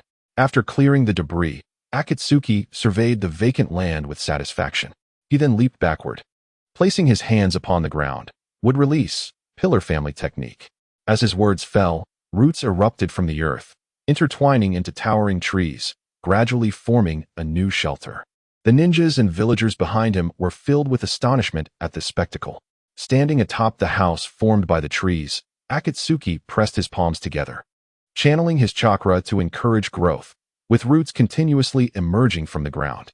Cheyenne gazed at the imposing figure of Akatsuki, her cheeks flushed, her heart racing. Akatsuki-kun, you are truly remarkable. When all the houses were completed, Akatsuki found himself utterly fatigued, his legs buckling as he collapsed onto the roof, gasping for breath. Haha. This feeling feels as though my essence has been drained. At that moment, a tide of weakness overwhelmed him, and his eyelids grew heavier. It was clear that relying solely on the system's power was insufficient. Strengthening himself was the only path forward. Contemplating this, the only thought that crossed Akatsuki's mind was the sage chakra. Seeing Akatsuki kneeling, Cheyenne hurried over to check on his condition. Akatsuki-kun, are you injured? She asked anxiously, searching for wounds on him. After a fruitless inspection, she murmured, could it be an internal injury?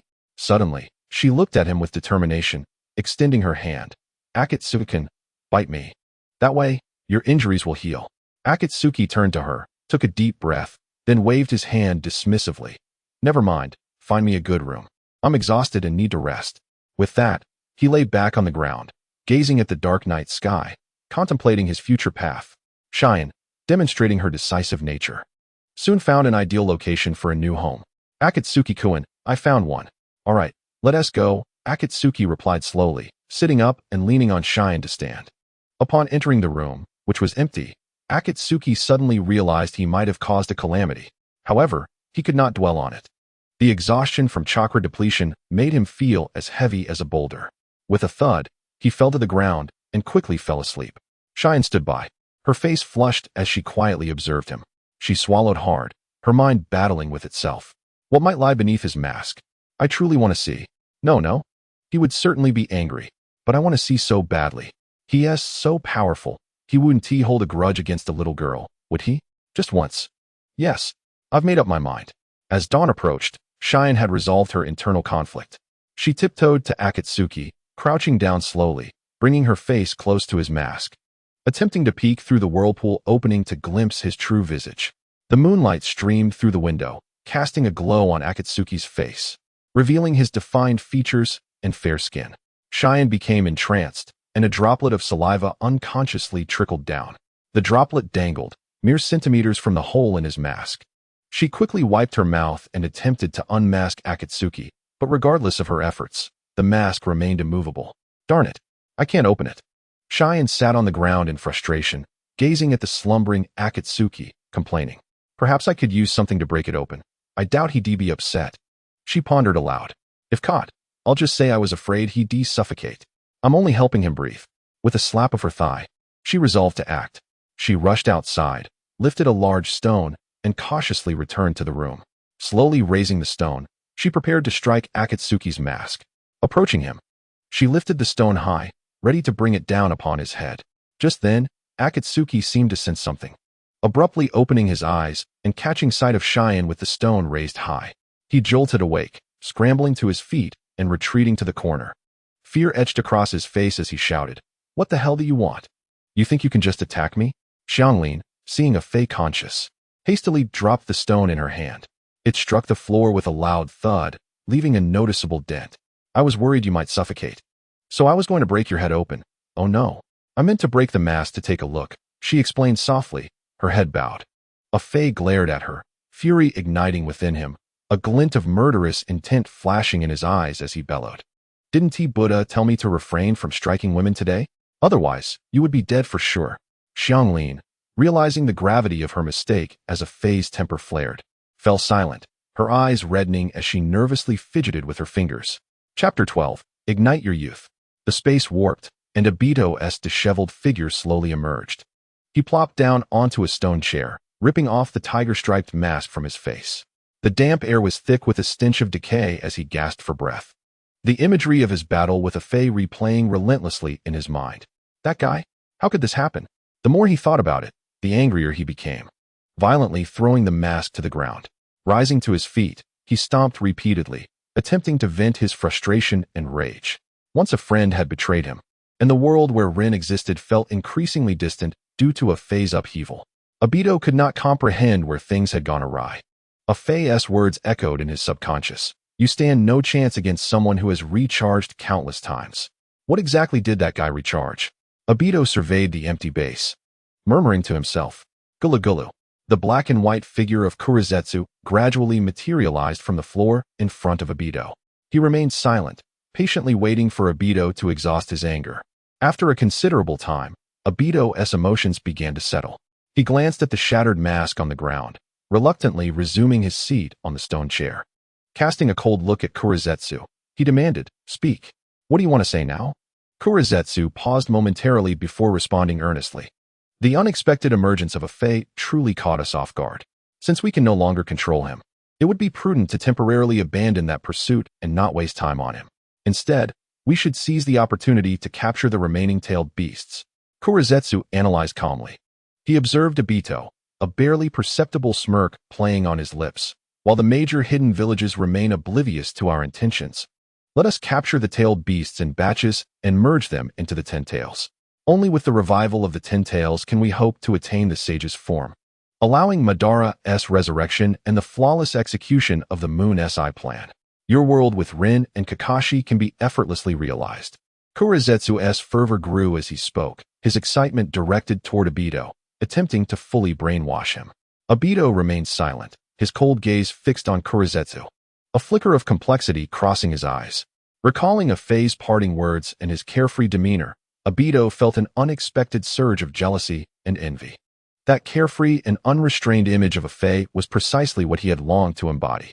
Yet, due to his identity as Uchiha Madara, it remained a mere fantasy. After all, the plan must be executed, and a world with Rin awaited him. After a moment of silence, he slowly leaned back in the stone chair, cradling his chin in his hand, appearing utterly fatigued as he addressed Zetsu. "All right, go inform Pain and the others to proceed. I'm tired and wish to rest for a while. Do not disturb me unless it's urgent." Zetsu hesitated briefly, his gaze lingering on Obito before ultimately choosing silence. He gently placed a hand on Obito's shoulder, his form shifting in an instant, like a fleeting shadow, before he morphed into Obito's likeness. "I'm leaving," he murmured, his voice tinged with an imperceptible coldness. As soon as the words left his lips, Zetsu's figure vanished into the ground as quietly as water disperses into sand, leaving behind a faint ripple. Alone, Obito gazed up at the ceiling, his thoughts a tangled web. A fae? You are truly enigmatic. In the Hidden Light Village, a fae's residence. Facing Xianglin, a fae, despite having lived 2 lives, found himself utterly devoid of understanding when it came to female emotions. He knew only that 2 fingers were the optimal size, and beyond that, he was utterly clueless. After a prolonged silence, a fae took a deep breath and slowly exhaled, attempting to calm his emotions. "All right, let us put an end to this. Otherwise, next time I may truly." Xianglin slowly lifted her head, her eyes brimming with tears, filled with helplessness and pleading. She gently nodded, seemingly acknowledging a fae's warning. "Let us take a break. Dawn is upon us, and we have much to accomplish," a fae stated, turning to leave the room, his silhouette cast in the moonlight, appearing particularly solitary. Xianglin watched a fae's retreating figure, her lips quivering as if she wished to speak, yet ultimately remained silent. A fae ascended to the rooftop, lying back and gazing at the star-studded sky, his heart awash with confusion and resolve. He pondered how to convince Obito to believe in him and ultimately stand by his side.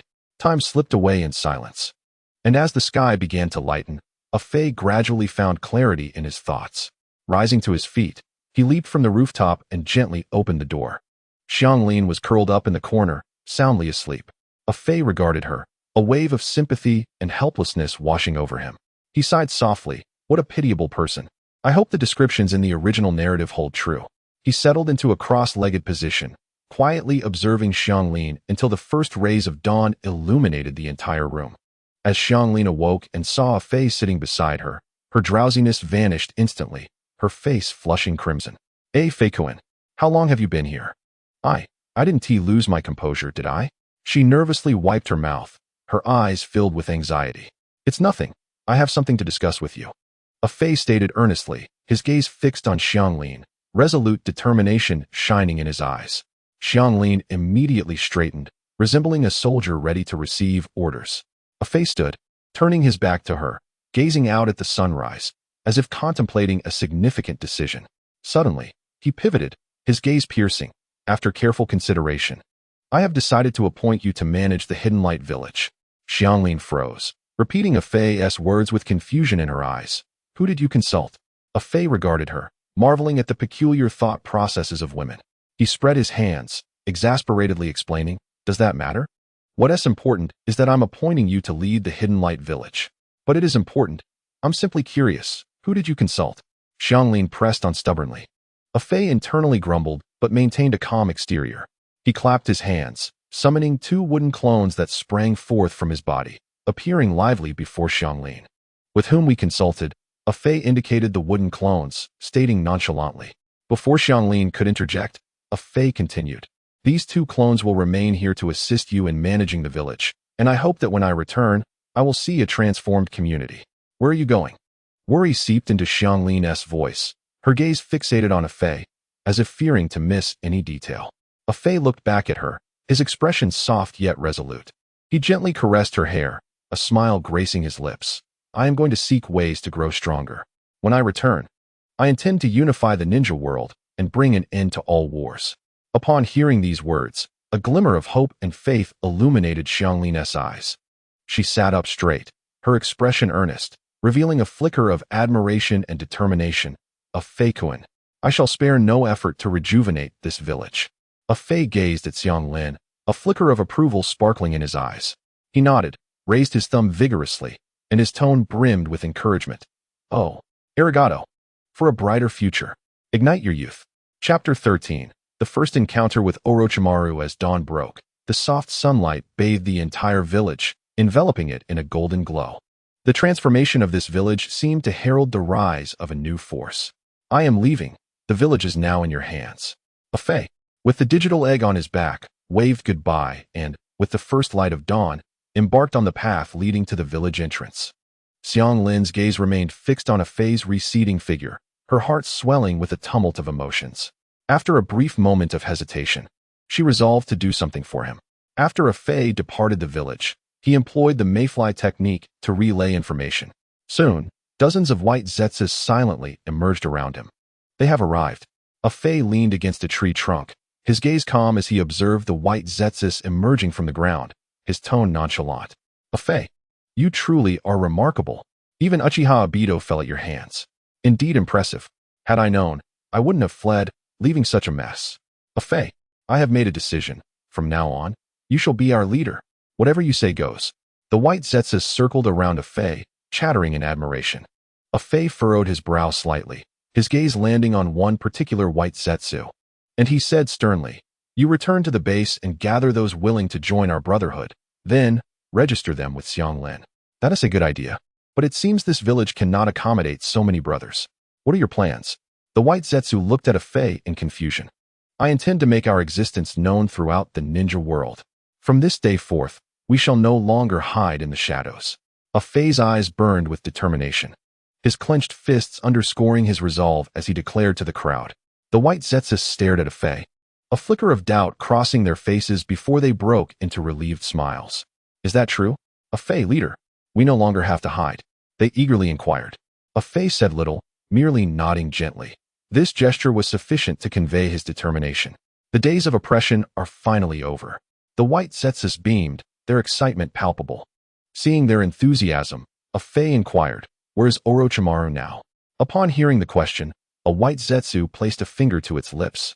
Gazing upward in thought for a moment before responding earnestly, he is still within the land of rice. A Fei nodded, a fleeting fierceness flashing in his eyes. You go execute your tasks. Remember to give yourselves names, and then find Xiang Lin to register. After completing these tasks, go assist in the light hidden village. For those who defy orders, eliminate them without hesitation. Yes, understood, leader. The white Zetsus responded in unison. Then, like water seeping into sand, they silently vanished underground. Once they departed, a Fae set off towards the land of rice. In the Sound Village, Orochimaru's living laboratory was filled with various vessels and experimental specimens. At that moment, Orochimaru stood with his hands behind his back, closely observing the scalpel in Kabuto's hand, which was poised above a dissection specimen. A little to the left, avoid the vein. He instructed, his voice hoarse yet authoritative. Kabuto's heart raced, and he replied apologetically, "Understood, Lord Orochimaru." He carefully adjusted the chakra-infused scalpel, steering clear of the specimen's veins. However, perhaps due to nervousness, the next moment, blood gushed from the specimen's artery like a fountain, instantly staining Kabuto's pale face crimson. He stared expressionlessly at the gruesome corpse on the operating table, his eyes revealing a callous disregard for life, as if such scenes were commonplace to him. Unhurriedly, he retrieved a handkerchief from his pocket, removed his glasses to wipe them gently, and then placed them back on. Turning to Orochimaru, he bowed deeply, his tone filled with regret. "Summa Mason, Lord Orochimaru. I have failed again." Orochimaru observed Kabuto's demeanor, licking his lips softly, a sinister smile creeping across his face. "Daijubu, just pay attention to the sequence next time. It should yield unexpected results." Kabuto lowered his head, earnestly addressing Orochimaru. "Wakramashita. I understand. Lord Orochimaru, please allow me to try again. I beg you." Orochimaru's gaze swept over Kabuto, the corners of his mouth curling slightly upwards, before he gently patted Kabuto's shoulder. His voice, hoarse and powerful, echoed throughout the base. Being overly eager often leads to missteps. A proper rest can enhance focus. Let us conclude for today. With that, he walked away, hands behind his back, slowly heading towards the laboratory entrance. Kabuto gazed at Orochimaru's retreating figure, his lips moving as if he wanted to speak, but upon seeing Orochimaru's imposing presence, he swallowed his words. He nodded slightly, murmuring, "All right, fine." A ray of sunlight streamed through the entrance, and a figure gradually emerged from the ground, appearing enigmatic in the backlight. His voice carried a playful tone, imbued with youthful arrogance. "Oh heyo, Lord Orochimaru. You are truly elusive." Orochimaru's pupils narrowed in shock at the sudden appearance of this shadowy figure. As a near-Kage-level powerhouse, he had not sensed a thing. Stunned, he refrained from any further inquiry, simply waving his hand. Instantly, dozens of green-spotted venomous snakes surged from his wide sleeves, lunging towards the shadow. With fangs flashing in the dim light, the snakes swiftly closed in on the shadowy figure. The figure swiftly dodged, effortlessly evading the serpentine assault. As the dim light illuminated him, the newcomer was revealed to be none other than a Fae, the new king of the light-hidden village. Upon seeing a Fae, Orochimaru's brow furrowed slightly. He was well aware of the white Zetsu clan, having had encounters with the black Zetsu 6 years ago when he joined the Akatsuki. However, he knew nothing of a Fae standing before him. He raised his head slightly, licking his tongue, his tone dripping with disdain as he regarded a Fae. "White Zetsu, what brings you here?" A Fae, adopting a high-pitched voice, mimicked Orochimaru's tone mockingly. "Humph. Lord Orochimaru, you ought to show some respect. After all, I have a name." Orochimaru's brows knitted even tighter at a Fae's words. "And who might you be?" he asked coolly. A Fae spread his arms wide, channeling Jiraiya's flamboyant spirit, and animatedly declared, "Listen well. White Zetsu is merely a name concealed from the world, a being capable of effortlessly accomplishing any task, unrivaled throughout the lands. Behold the triple white Ludahua, who can hush crying children. I am none other than the illustrious A Fae." Chapter 14. The Wrath of Lord Orochimaru. Orochimaru was left speechless, his mind drifting back to his childhood memories of Jiraiya. He muttered to himself, "Another one of that guy's followers?" At that moment, Kabuto materialized like a wraith, brandishing a dark kunai, vigilantly standing before Orochimaru. His eyes locked onto a Fae. "Lord Orochimaru, be careful." The bloodstains on his face appeared particularly ghastly in the dim cave. "Oh ho ho. The Dream Master is here too." A Fae sneered at Kabuto. Kabuto's brow furrowed deeply, and he infused chakra into his kunai, extending its length, and with lightning speed, he lunged toward a Fae in the dim light. Afei, observing Kabuto's rapid advance, chuckled. Hey, aren't you going to give me a proper introduction? As the distance to do approached rapidly, he imitated the movements of the orange vortex mask, swinging his arms widely as he deftly darted to the side, continuously shouting, Dame. Despite Du's incredible speed, he was evaded effortlessly by Afei, who contorted his body in bizarre ways. Minutes passed. Yet Du had not managed to harm Afei in the slightest. With each failed strike, Du became increasingly agitated, his grip on the kunai tightening as he swung it with greater ferocity. At that moment, Afei seized an opportunity, bending low to deliver a swift strike to Du's groin, akin to a monkey stealing a peach. Instantly, Du lost all mobility, clutching his groin, his face pale as he collapsed to the ground. Orochimaru observed Afei, licking his lips as he rasped a mocking laugh. Humph. Subarashi. After incapacitating Du, Afei dusted off his hands and slowly approached Orochimaru, his tone laced with indignation. Orochimaru-san, your hospitality leaves much to be desired. Upon careful consideration, I have decided to give you a good beating before discussing matters further. With that, he pointed dramatically at Orochimaru, striking a pose that suggested he could take on 10 opponents. Orochimaru, smirking slightly, crossed his arms over his chest in a posture that conveyed disdain for the weak, sneering. It has been quite some time since I heard such a poorly conceived joke. I look forward to your upcoming inept performance. Witnessing Orochimaru's confidence, Afei could only smile wryly and shake his head. A profound silence enveloped the battlefield, their gazes intertwined, reminiscent of a standoff in a martial arts film, where the silence before the clash is palpable. Suddenly, Afei extended both middle fingers. Fool. Orochimaru's eyes widened in shock, faced with Afei's blatant provocation. An uncontrollable fury ignited within him, akin to a volcano erupting. You are courting death. With that, Orochimaru transformed into a white shadow, weaving through the light and darkness. And in an instant, he appeared before Afei. His pale, jade-like hand descended like the scythe of death, aiming directly for Afei's throat. In that moment, the cave was suffused with murderous intent, the pressure suffocating. Afei refrained from further banter, decisively clapping his hands to unleash his fire technique. Fire style, Grand Fireball Jutsu. With a whoosh, a colossal fireball surged towards Orochimaru, accompanied by a deafening explosion, engulfing him in flames and transforming him into a wretched figure of fire. His screams echoing throughout the cave. Afei gazed coldly at the charred remains on the ground, a hint of disdain curling his lips. Orochimaru. Such petty tricks wouldn't fool even a child. With that, he swiftly altered his chakra flow to perform the earth style, Earth Rock Spear. The ground erupted, forming long spires that shot towards the earth below. Forced to reveal himself from his earthen concealment, Orochimaru's golden slit pupils narrowed in disbelief, his expression one of utter astonishment as he beheld Afei. This guy can use ninjutsu without hand signs? What manner of creature is he? Yet, as a seasoned warrior, Orochimaru swiftly regained his composure, a cruel glimmer sparking in his eyes as he resembled a venomous serpent locking onto its prey. Kid, I have decided to capture you for research. Contribute to the understanding of this world's truths. No sooner had he spoken than Orochimaru suddenly crouched, his mouth agape, unleashing a torrent of venomous snakes that surged forth like a tidal wave.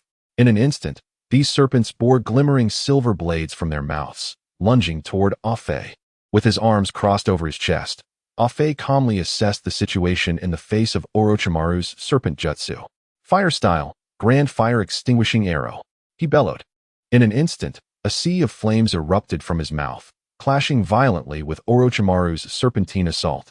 The fire seared the snakes, the cave filled with the acrid scent of charred flesh. Orochimaru, astonished by Afei's prowess, hastily formed hand signs to execute his earth style, Earth Dragon Hidden Jutsu. Just as the flames were about to consume him, he burrowed underground, evading the searing onslaught flawlessly. As the inferno dissipated, the cave lay in ruins, the remnants of Orochimaru's experimental apparatus reduced to ash. Observing the devastation, Afei smirked derisively. Oh dear, I apologize for inadvertently demolishing your laboratory. At that moment, Orochimaru's form emerged slowly from the ground, fragments of scorched earth clinging to him. Very well, you have successfully provoked me, he seethed, glaring at Afei through gritted teeth. Before extending his arm once more, Shadow of the Serpent. The serpents, as if guided by a precise navigator, swiftly ensnared Offei's limbs, blocking his escape. Orochimaru, pleased, licked his lips, his eyes gleaming with triumph. Humph, I've got you now, pest. He seemed to envision the torment he would inflict upon him, a cruel smile creeping across his face. I shall treat you well, you wretched creature. However, just as Orochimaru's smile reached its zenith, the bound Offei suddenly transformed into a cloud of white mist, vanishing from the cave. Orochimaru, witnessing his quarry's disappearance, was taken aback. Shadow clone? His lips twitched involuntarily, a look of terror crossing his features. Thoughts raced through his mind. This guy was merely a shadow clone. Then how strong must the real body be? A cold sweat trickled down his forehead. Outside the cave, Offei's voice resonated like a thunderclap, reverberating through every soul present. Ha! Hey, those inside. You are surrounded. If you know what's good for you, raise your hands and surrender. If you refuse to cooperate, we shall launch a strong assault. The sound was grand and deep, clearly not the product of a single voice, but rather the collective might of at least 200 individuals. Du, lying on the ground, turned pale upon hearing the proclamation. Painfully lifting his head, he glanced at the disheveled Orochimaru, his voice laced with inquiry and unease. Orochimaru-sama. Chapter 15. Contract with the Sea. Orochimaru took a deep breath, hands clasped behind his back. Trudging heavily towards the cave's entrance, Du struggled to rise, closely trailing behind Orochimaru, his eyes betraying a hint of apprehension. They traversed the dimly lit cave, each step seeming to defy an unseen pressure. At last, they reached the entrance, only to be stunned into near immobility by the scene before them. Outside the base, Offei's shadow clones swarmed in droves, each wielding a wooden megaphone, incessantly shouting piercing calls towards the base. Seeing Orochimaru emerge, Offei waved his arms exuberantly, exuding an air of arrogance and youthful exuberance as he called out, "Ha! Orochimaru-san, are you having fun with my shadow clones?" Faced with such an overwhelming display, Orochimaru felt a twinge of unease, his expression darkening as he feigned calmness, asking in a low tone, "Speak, what do you want?" "Ha ha ha, Orochimaru-san. That is not the attitude I expect from you," Offei retorted with a mischievous grin, his gaze flitting over Orochimaru's form. Beep. Detected Orochimaru's anger has reached its peak. Reward, oh bubble time. A. Gently invite him to join your ranks and offer an apology. Reward, mastery of fire chakra control. B. Eliminate Orochimaru and eradicate Du, the instigator of the Fourth Shinobi World War. Reward, immortal form of the evil god. C. Engage in combat with Orochimaru and diminish his arrogance, compelling him to submit to you. Reward, summoning of the sea. The sea? The one summoned by Senju Tobarama. Please make your selection, host. Offei gazed at the options on the screen, feeling a pang of indecision. After all, the evil god's immortal form was practically a game-breaking ability. Combined with his sage mode, it would allow him to bring the story of Shippuden to a swift conclusion. However, upon reflection, Offei felt a twinge of trepidation at the thought of facing such formidable opponents alone. After all, the power of the Otsutsuki clan members far surpassed that of any ordinary ninja. The abilities of the Otsutsuki, particularly that of the renowned Kaguya, were perfectly tailored to counter every technique employed by Hashirama. Furthermore, the might of the formidable Daikokutten was exceedingly terrifying. Even the prodigious prince of the version, relying solely on an incomplete technique, had to unleash the Nine Tails in a desperate bid, sacrificing his life force to activate the heavy particle mode, merely to grant Naruto a slim chance of victory. Should he encounter such foes, it would be tantamount to courting death. As this thought crossed Offei's mind, he involuntarily shivered, acutely aware that he lacked the protagonist's aura that surrounded Naruto. After a moment's hesitation, he ultimately chose option C. Reward has been issued. A contract has been established with the host. With the system's notification echoing in his mind, a weathered voice resonated within Offei's consciousness. Could this presence belong to the descendants of the Senju? Indeed, the sheer volume of chakra is astonishing. I find you worthy. As this ancient voice faded, an unfathomable abyss emerged within Offei's mind. At that moment, an indescribable sense of exhilaration surged through him. He envisioned himself in a state of invincibility, a feeling so intoxicating that he found it difficult to extricate himself from its embrace. Turning his gaze to the beleaguered Orochimaru, a faint smile graced his lips, confidence and pride gleaming in his eyes. With a subtle flick of his fingers, The shadow clones encircling the base dissipated like wisps of smoke. A Fey raised his head, his gaze locking onto Orochimaru at the cave's entrance, his tone calm, yet assertive. Orochimaru-san, my intentions are quite simple. Surrender or perish. Upon hearing this, a sinister glint flickered across Orochimaru's face, his eyes narrowing with a ruthless intensity. Huh, such audacity. Let me witness why you presume to be so arrogant. Before he finished speaking, Orochimaru leapt from the platform, his body carving an arc through the air. In that suspended moment, he bit his finger, swiftly forming a series of intricate hand seals. Ino, Hitsuji, Tori, Sofumi. As he landed, Orochimaru slammed his hand to the ground, causing the earth to tremble as he invoked the summoning technique. Almost simultaneously, a billowing white mist erupted from the ground, reminiscent of a vaporous apparition from the underworld. As the fog dissipated, a colossal, purple-black patterned serpent, towering several meters high, emerged into a phase line of sight. The voice of the great serpent reverberated across the plain. Orochimaru, what is the purpose of summoning me? If you lack 100 living sacrifices, I shall consume you. Orochimaru, perched upon the serpent's head, licked his lips, a cunning smile spreading across his face. Hiss, my esteemed serpent, let us set aside the matter of sacrifices for now. If we do not eliminate this nuisance before us, you may find your own life at stake today. Upon hearing this, the serpent's slitted eyes gleamed with skepticism as it scrutinized the seemingly feeble Fei. After a prolonged pause, confusion washed over its visage. This wretch? To lose its life here? Orochimaru, when did you become so weak? Orochimaru shook his head gently, a smirk playing on his lips. Yet his gaze was grave. Underestimating your enemies is akin to inflicting cruelty upon yourself. His voice was low and powerful, a warning veiled in introspection. Upon hearing these words, the serpent's eyes flashed with sharpness, and without granting anyone a moment to react, its massive steel tail lashed out at a Fei like a whip. In that instant, the atmosphere shifted dramatically. The winds howled, as if the very air were being rent asunder by the force of the strike. Faced with the sweeping, rapid tail, a Fei remained unfazed. He swiftly brought his hands together, calling out, "Wind release, air blade." Before the words fully escaped his lips, a torrent of compressed gale erupted from his palms, surging forth to meet the serpent's tail. With a resounding crash, the serpent's massive tail was violently repulsed, creating a stunning spectacle. Momentarily dazed, the serpent opened its venomous maw, lunging at a Fei like a runaway train. Reacting swiftly, a Fei slammed his palm against the ground, shouting, "Earth release, mountain earth technique." As his words resonated, the earth quaked in response to his call.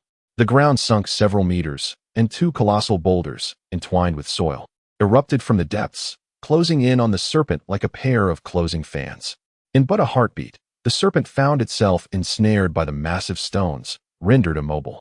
Seizing the opportunity, a Fei wasted no time in pressing his advantage. His hands flew through a series of seals, and he declared, "Water release, great exploding water colliding wave." With a thunderous roar, a torrent akin to a raging flood surged from his mouth, and in mere moments, the once flat terrain was transformed into a tumultuous sea. Yet, just as the water surged forth, the serpent cleverly extricated itself from its bindings, standing firm upon the deep blue surface of the ocean. Its expression was one of cunning contemplation. A Fei smirked, casting a warning glance towards Orochimaru. "Heh, Orochimaru-san, do exercise caution." Before the words had fully left his mouth, he unleashed another water technique, water release, water dragon bullet technique. Following his command, the once serene waters began to whirl violently, gradually coalescing into a colossal water vortex that spiraled skyward. This scene left Kabuto, standing behind Orochimaru, utterly astounded, as if confronted by a creature of ancient legends. Unbeknownst to him, sweat began to seep down his back, as a sense of impending doom washed over him, akin to being grasped by the throat of death itself. Orochimaru's hair was tousled by the fierce winds generated by the water dragon, and as he gazed at the dragon, which resembled a mythical serpent rising from the ocean, he found himself swallowing hard, disbelief etched in his features. His mind raced with disbelief. The water dragon bullet requires over 40 hand seals. Even the second Hokage, a master of water release, could only reduce it to 4 seals. What manner of monster is this? Chapter 16. A balance of soft and hard faced with the rapidly advancing water dragon bullet. Orochimaru swiftly bit his finger, hastily forming seals as he chanted, summoning technique. Rashomon. With a thunderous crash, a massive stone gate, intricately carved with demonic faces, began to rise, accompanied by the resonant clanking of chains at its sides. Standing tall upon the ocean's surface, the water dragon bullet surged forth, unrelenting, crashing into the gate summoned by Orochimaru. With a deafening impact, the gate was indented deeply, and the water dragon bullet dissipated into mist, scattering across the expanse. Orochimaru, witnessing the near destruction of the Rashomon, wore a grim expression, disbelief flooding his heart. He could scarcely fathom that a mere B-rank ninjutsu could unleash power rivaling that of a tailed beast bomb. The serpent, enraged by the spectacle, seemed to lose all reason. Descending into a frenzied state, ignoring a Fei's hand seals, it lunged forward with its maw wide open. You wretched human! I, the great Manda, am the strongest. With a snap of its venomous fangs, it aimed directly for a Fei. Simultaneously, Orochimaru offered assistance, rapidly forming seals, water release, water prison technique. A silent water sphere enveloped a Fei entirely. Witnessing this, Orochimaru's heart surged with elation, a perfect opportunity. He immediately commanded Manda to attack. With a piercing sound, the serpent's massive fangs lunged forth, impaling a Fei's body. As Manda felt a Fei hang limp upon its fangs, it let out a derisive laugh. I thought you were formidable, yet it appears you are nothing but a mere trifle. TCH, I truly overestimated you. Do adjusted his glasses. His gaze fixated on the commotion below. Has it finally come to an end? Yet, as a plume of white smoke ascended, one snake suddenly froze. Shadow clone? In the next instant, countless shadows of a Fei emerged upon the surface of the sea. Each clone held a cerulean Rasengan in hand. Take this. A Fei's voice resonated grandly, echoing throughout the maritime expanse, a thunderous declaration that was deafening. Orochimaru and Do, witnessing this spectacle, were rendered nearly speechless with astonishment. Just as Orochimaru attempted to interject, a torrent of Rasengan rained down upon one snake. The cacophony erupted, mountains trembled, and the heavens seemed to shatter. As the tumult subsided, one snake, Orochimaru, and Do lay upon the sea, barely clinging to life. One snake was grievously injured, with much of his flesh torn away. How infuriating! One snake struggled to lift his head in an attempt to dispel the summoning, only to find himself nearly unable to raise it at all. A Fei stepped lightly upon the water's surface, sauntering toward one snake, resuming his flamboyant demeanor. Did that hurt? It's all thanks to you, Mr. Orochimaru, he teased. One snake's gaze turned icy, his eyes fixed on a Fei with a murderous intent, wishing he could devour him whole. Yet, he lacked the strength to utter a word. A Fei crossed his arms, stroking his chin while gazing skyward, contemplating. Should I finish you off now? That's quite the dilemma. Upon hearing this, a flicker of fear crossed one snake's previously defiant eyes. Orochimaru, in a fit of rage, exclaimed no, and prepared to unleash his signature technique. His mouth gaped wide, resembling a serpent shedding its skin, as pale, slimy arms emerged from his maw. A Fei, witnessing this, promptly advanced, forcefully gripping Orochimaru's mouth. Return to where you belong. This is utterly revolting, he warned. If you continue to disgust me, I shall end you today. A Fei crouched before Orochimaru, adopting an innocent tone. At this moment, Orochimaru's face had turned an alarming shade of purple, and Do lay unconscious nearby. Seeing this, a Fei released Orochimaru just as he was on the verge of collapse. A newly transformed Orochimaru, now enveloped in a translucent, viscous substance, slowly emerged from his former body.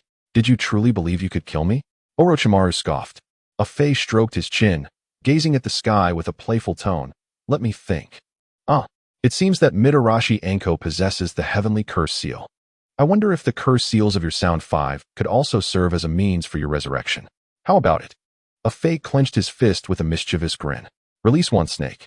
I shall fulfill your demands. Desperation tinged Orochimaru's voice, as he understood that the being before him was far beyond his reach. With a mere unmarked technique, he could annihilate 99 of the ninja world, not to mention his unfathomable chakra reserves. Upon hearing Orochimaru's concession, a Fei chuckled softly. If you had done this sooner, you would have spared yourself the agony. He then turned to the barely conscious one snake. You may leave. Yet, we shall meet again soon. Haha. At a Fei's behest, Orochimaru hastily released the summoning technique, allowing one snake to return to the dragon's cave. As the smoke billowed, Wand Snake's massive form dissipated across the vast ocean. With Wand Snake's departure, Orochimaru exhaled a sigh of relief, his anxieties finally alleviated. A Fei cast a sidelong glance at the relieved Orochimaru, then turned to dispel the artificial sea he had created. Orochimaru, you know well how genuine your submission is, a Fei remarked. I did not come to you solely for your allegiance or to enlist you. He paused. The earlier flamboyance entirely vanished. Orochimaru turned to a Fei, confusion flickering in his eyes. Then what is your intent? A Fei, unhurried in his response, settled into a comfortable spot, resting his hands behind his head, gazing contentedly at the sky. Have you not always sought the truth of this ninja world? Orochimaru glanced at a Fei before turning away with a light chuckle. And so? I am the very wind that propels the ninja world, a Fei replied. You? Orochimaru scoffed, finding the notion laughable. While he acknowledged a Fei's extraordinary abilities, the boy's combat experience, chakra manipulation, and tactical acumen were akin to that of a child. Observing Orochimaru's indifference, a Fei merely nodded, his palms gradually tightening. Would release, would clone technique. As chakra flowed, a new sapling sprouted from his back. In the blink of an eye, the sapling detached from his body, forming an identical clone of a Fei beside him. Orochimaru's golden eyes widened in disbelief as he gazed at a Fei. Would release. A would release user other than the Sage of the Six Paths. A Fei, amused by Orochimaru's astonishment, smiled gently. So, how do you perceive this matter, Orochimaru? Orochimaru crossed his arms, his gaze greedily fixated on the wood clone, a surge of arrogance swelling within him. I could at most become your partner. Submission is utterly out of the question, Orochimaru declared resolutely. A Fei chuckled. What a pity, for I am now the king of the land of grass. Oh no, I should say the land of light. You might consider visiting and being my guest. He deliberately paused. Of course, should you make a decision now. I also have additional rewards for you. A Fei slowly ascended, brushing off his attire as he observed the furrowed brow of Orochimaru, feigning nonchalance as he began to walk towards the gates of the Sound Village. Orochimaru watched as a Fei's figure elongated in the distance, a tumult of curiosity and desire stirring within him. After all, what man could refuse a reward? Chapter 17. The Dragon Cave Sage, Art Wait. Orochimaru ultimately called out to a Fei. He stepped forward, approaching a Fei, his piercing gaze roaming over him. What can you offer me? A Fei scratched his head, contemplating for a moment before responding. Certainly, what you have been pursuing. Oh, do you know what I seek? Orochimaru inquired with interest. A Fei replied with a playful tone. A perfect body and those eyes that tempt you so. Huh. You, my friend, compel me to reassess your worth, Orochimaru remarked, shaking his head, his perception of a Fei shifting significantly. If you desire mere collaboration, that is feasible, but a perfect body and the Sharingan will remain beyond your reach. He paused. However, if you wish to pursue a deeper alliance, consider submitting to me. I promise to fulfill all your desires. A Fei walked forward, his voice resonating like a bell in the air. What is your purpose in seeking my submission? Orochimaru queried, puzzled. A Fei explained. To unify the ninja world. To prevent slaughter stemming from national interests. I aim to standardize currency, education, and systems, ensuring that ninjas no longer face perilous missions and that ordinary people can sleep peacefully. His tone was resolute, turning to face Orochimaru, articulating each word deliberately. Another pursuit of peace? Orochimaru chuckled lightly, shaking his head, a hint of resignation in his eyes. A Fei continued. I understand that this goal and vision are lofty, which is why I require your strength to assist me. I will not restrict your freedom. What you choose to do and how you do it is your own affair. Thus, your willingness to submit or collaborate is fundamentally not so different. I simply enjoy playing with words. He rested his head back, his tone playful as he continued walking, gazing at the sky. Orochimaru, taken aback for a moment, finally called out, I can agree to your terms. He pondered silently. If the individual before him had not spoken thus, he could easily slip away at any moment. Yet, this encounter with the threshold of truth was so tantalizingly close. He could not allow himself to miss it. Splendid. He was indeed a sagacious individual. Let us proceed. Take this fellow to receive treatment, for we have many matters yet to attend to. A Fei cast a glance at Do on the ground, gesturing for Orochimaru to carry him. Orochimaru nodded slightly, shouldering the unconscious Do and making his way towards the village. In the medical room of the Sound Village, a Fei sat upon a hospital bed, his feet swinging restlessly like a child's. He looked at Orochimaru with curiosity and inquired, "When do you plan to assassinate the Wind Shadow?" Standing beside Do and observing his treatment, Orochimaru's expression hardened, turning to Afei with surprise and caution. "How did you come to know of my plans?" Seeing Orochimaru's astonishment, Afei leaped down from the bed and approached the mirror, speaking in a calm tone. "I am well versed in all matters of this ninja world." He paused. "That is why I have traveled such a distance to find you." Orochimaru, eyeing Afei with suspicion, retorted sarcastically, "Is boasting truly so entertaining?" Clearly, he intended to provoke Afei into revealing a flaw. However, Afei did not take the bait. Instead, he picked up a comb from the side and groomed his hairless white Zetsu cloak. "Whether you believe it or not is your concern. Set Do in order, and grant me a summoning contract." Afei cast a glance at Orochimaru in the mirror, his tone carrying an undeniable command. "A summoning contract? What do you intend to do with it?" Orochimaru questioned. Afei replied nonchalantly, "What else? To form a contract with a summoning beast. With your strength. Is it not a waste to seek a summoning beast?" Orochimaru clearly harbored reluctance towards Afei's desire for a summoning creature. Afei, sensing this, responded with a hint of resignation. "Is that so? It seems I must personally visit the Dragon Cave after all." His tone suggested that if Orochimaru did not cooperate, he had alternative means to achieve his objectives. Orochimaru raised an eyebrow. "What do you intend to do at the Dragon Cave?" "To capture a summoning beast. And to learn the Sage Mode," Afei replied lightly, seemingly unfazed by the dangers of that place. "Time for a bubble. A. Proceed to the Wetbone Forest to learn the Een Release Silent Sage Technique. Reward: Wetbone Forest Sage Technique. Beginner. B. Head to the Dragon Cave to learn the Yang Release Transformation Sage Technique. Reward: Dragon Cave Sage Technique. Beginner. C. Venture to Mayaboka Mountain to find the Toad Sage and learn Natural Energy Sage Technique. Reward: Mayaboku Mountain Sage Technique. Beginner. B. It seems like the perfect opportunity. Dragon Cave Sage Technique. Beginner. Has been granted." A surge of azure energy gradually flowed into Afei's body, causing a flicker of surprise in Orochimaru's eyes. He scrutinized Afei from head to toe, his tone uncharacteristically solemn. "The Dragon Cave Sage Technique is not something just anyone can learn. First, you must locate the Dragon Cave's whereabouts. And then the White Snake Sage will inject you with Sage Chakra using its venomous fangs. If you can endure this power without transformation, only then will you qualify to advance your learning.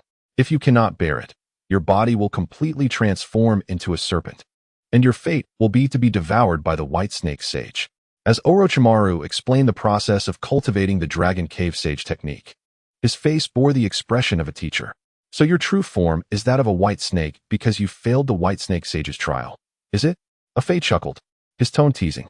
"One could say that. When I attempted to enter the Dragon Cave, my soul merged with a new body. I believe that my failure in the trial stemmed from that." "Why is the Dragon Cave Sage Technique referred to as the Transformation Sage Technique?" Afei pressed, his eyes revealing a hint of curiosity. Orochimaru regarded Afei with intrigue. "Where did you acquire this knowledge? You even understand the Transformation Sage Technique?" Leaning against the doorframe with arms crossed, Afei replied nonchalantly, "You need only answer my questions. Even if I told you, it would be difficult for you to accept at once. It is better for you to discover it gradually." I truly find you perplexing. Are you mentally unstable?" Orochimaru scoffed. "How could I find you, a scientific madman, if I were not sane?" Afei shot back, a glint of mischief in his eyes. "How amusing." Orochimaru smirked with a hint of amusement, then continued, "The Dragon Cave Sage Technique is unlike those of the other two sacred lands. It is based on Yang Release, where the wild nature will fiercely act upon the flesh, amplifying power while altering one's appearance. Moreover, once this sage technique is activated, it will continuously absorb natural energy. It does not require the stillness of mind that the Wetbone Forest Silent Sage Technique demands, which necessitates absorbing natural energy for over 10 minutes before activation. Nor does it require the balance of nature, spirit, and body as in Mayaboka Mountain. The only drawback is, what is it?" Afei leaned forward, his eyes flickering with curiosity and a hint of barely concealed tension. Though the Transformation Sage Technique is formidable, it possesses certain side effects. Once activated, the user may lose their basic rationality due to overwhelming power, entering a state of frenzy. Orochimaru spoke with a furrowed brow, his voice low and serious, revealing a reverence for such power. Afei reflected on Orochimaru's words, recalling how Zhongwu, after activating his curse mark mode, indiscriminately attacked anyone in sight. Since I did not attain the Dragon Cave Sage mode, I have continuously researched Zhongwu's curse mark, ultimately refining that immense power to align with the user's spiritual strength. This is precisely the curse mark mode that Kiyotaka and the others possess. Orochimaru licked his lips, a glimmer of pride in his eyes as his smile curled slightly, seemingly satisfied with his accomplishments. Noticing Afei's rapt attention, he continued, however, if your spiritual strength and chakra are controlled perfectly, the side effects of the transformation sage technique can be nearly disregarded. Unlike the natural energy sage technique of Miyaboku Mountain, which requires a perfect balance among the three, otherwise, one risks transforming into a frog due to overwhelming natural energy. His voice was calm and focused, with each word revealing his profound understanding of power and mastery of technique. So it is as such, Afei exclaimed, if given another opportunity to attain the Dragon Cave Sage technique, would you wish to try again? A glimmer of mischief flashed in Afei's eyes, his lips curling into a smile, as if he were fully aware of Orochimaru's ambitions. Orochimaru paused, then shook his head with a wry smile. Do you think the Dragon Cave is a public restroom? One cannot simply enter and exit at will. If there is no opportunity, even if you know its general location, you will not find its entrance. Moreover, the external entrances of the three sacred lands are always changing. What might be in Konoha today could be in Kumogakure tomorrow. Upon hearing this, Afei realized that his thoughts had been somewhat naive. After contemplating for a moment, he approached Orochimaru. Do you not wish to research the Hashirama cells? Let us hurry. Oh, it seems Afei-kun is even more eager than I, Orochimaru remarked, a sly and greedy glint in his eyes. Afei shrugged, his tone casual yet underlined with seriousness. It is not impatience on my part. Rather, if you do not hasten your research, your capable subordinate, Kimimaro, will face life-threatening danger. Orochimaru appeared puzzled by Afei's words. Subordinate? Life-threatening danger? What exactly are you saying? As Afei observed Orochimaru's astonished expression, a gentle smile graced his lips. Your most trusted subordinate, Kimimaro, has succumbed to a hereditary affliction of the Taketorai clan, and conventional medicine can no longer save him. If you wish to rescue him, you must delve deeper into the research of Hashirama cells and consider transplantation. Perhaps it may grant him a glimmer of hope. Orochimaru's confusion intensified. How could you possibly know this? Afei replied with a hint of mockery. It seems you have a penchant for fixating on trivial matters. How I came to know is of no consequence. You would be better served by dedicating your time to research rather than indulging in meaningless inquiries. His displeasure was palpable, and he displayed impatience towards Orochimaru's probing questions. Orochimaru offered an awkward smile. Very well, you are truly an enigma. He then led Afei to another laboratory. In laboratory number 2, Afei reclined upon the surgical table as Orochimaru meticulously extracted his cellular tissues with a scalpel. Once the tissues were separated, 3 vials of pale golden blood and cellular samples were swiftly placed into cultivation dishes. Orochimaru gazed at the tissues with fervent excitement. Slowly, he turned to Afei, who was enveloped in the white Zetsu's cloak, and exclaimed, I never imagined that you possessed such a handsome visage. Even your blood is remarkably unique. Afei responded, his tone laced with amusement and a hint of menace. Orochimaru, now that you have seen my true form, should you choose betrayal, the consequences will be dire. Orochimaru did not meet Afei's gaze but instead turned his attention to the cells in the cultivation dish, sneering, Humph, Afei, you harbor many secrets. I am not foolish enough to act against my own interests. You, a man of power. Afei's words dripped with sarcasm, his fingers lightly tapping the air as if to punctuate his unspoken thoughts directed at Orochimaru. A bittersweet smile played upon his lips, and his eyes, shrouded in the dim light, appeared profound and contemplative, as if pondering some esoteric truth. He nodded slowly, his voice tinged with resignation. Indeed, there are no eternal friends. Only eternal interests. Once interests fade, even the closest of allies may part ways. Rising, Afei approached the swirling green liquid in the cultivation dish. His voice low and resolute. I can assist you in assassinating Rasha, but you must act quickly regarding Kimimaro. He is of utmost importance to me. His thoughts drifted back to the confrontation between Naruto and Sasuke against Kaguya.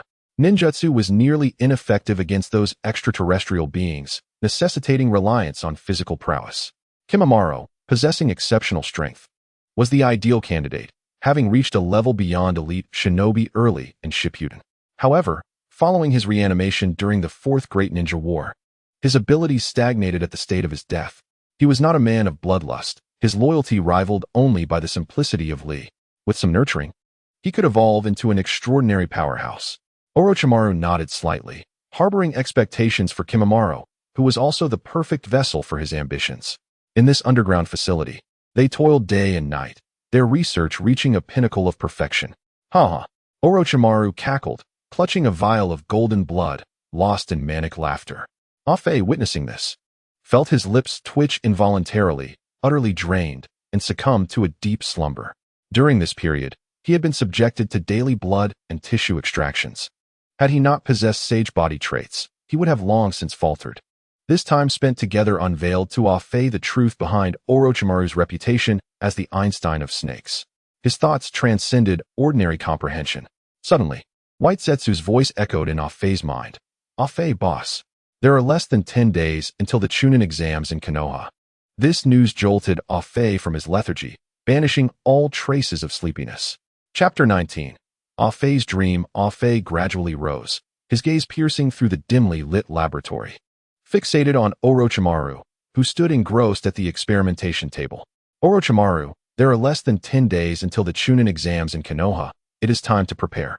His voice was calm yet resolute, tinged with an almost imperceptible urgency.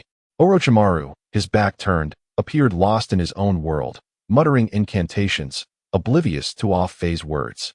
His silhouette seemed particularly solitary in the shadowy light. Suddenly, Orochimaru spun around, his face alight with fervor, exclaiming excitedly, "Let us commence the cell transplantation immediately. I shall gather them to witness this historic moment." Afe regarded him with indifference, his tone devoid of emotion. "Do as you wish, but remember, your time is limited." His response was cold and distant, as if Orochimaru's enthusiasm were of no concern to him. "Choices outweigh efforts. Please, host, make a selection." A. Proposed to Orochimaru to transplant Hashirama's cells into himself, informing him of the associated risks.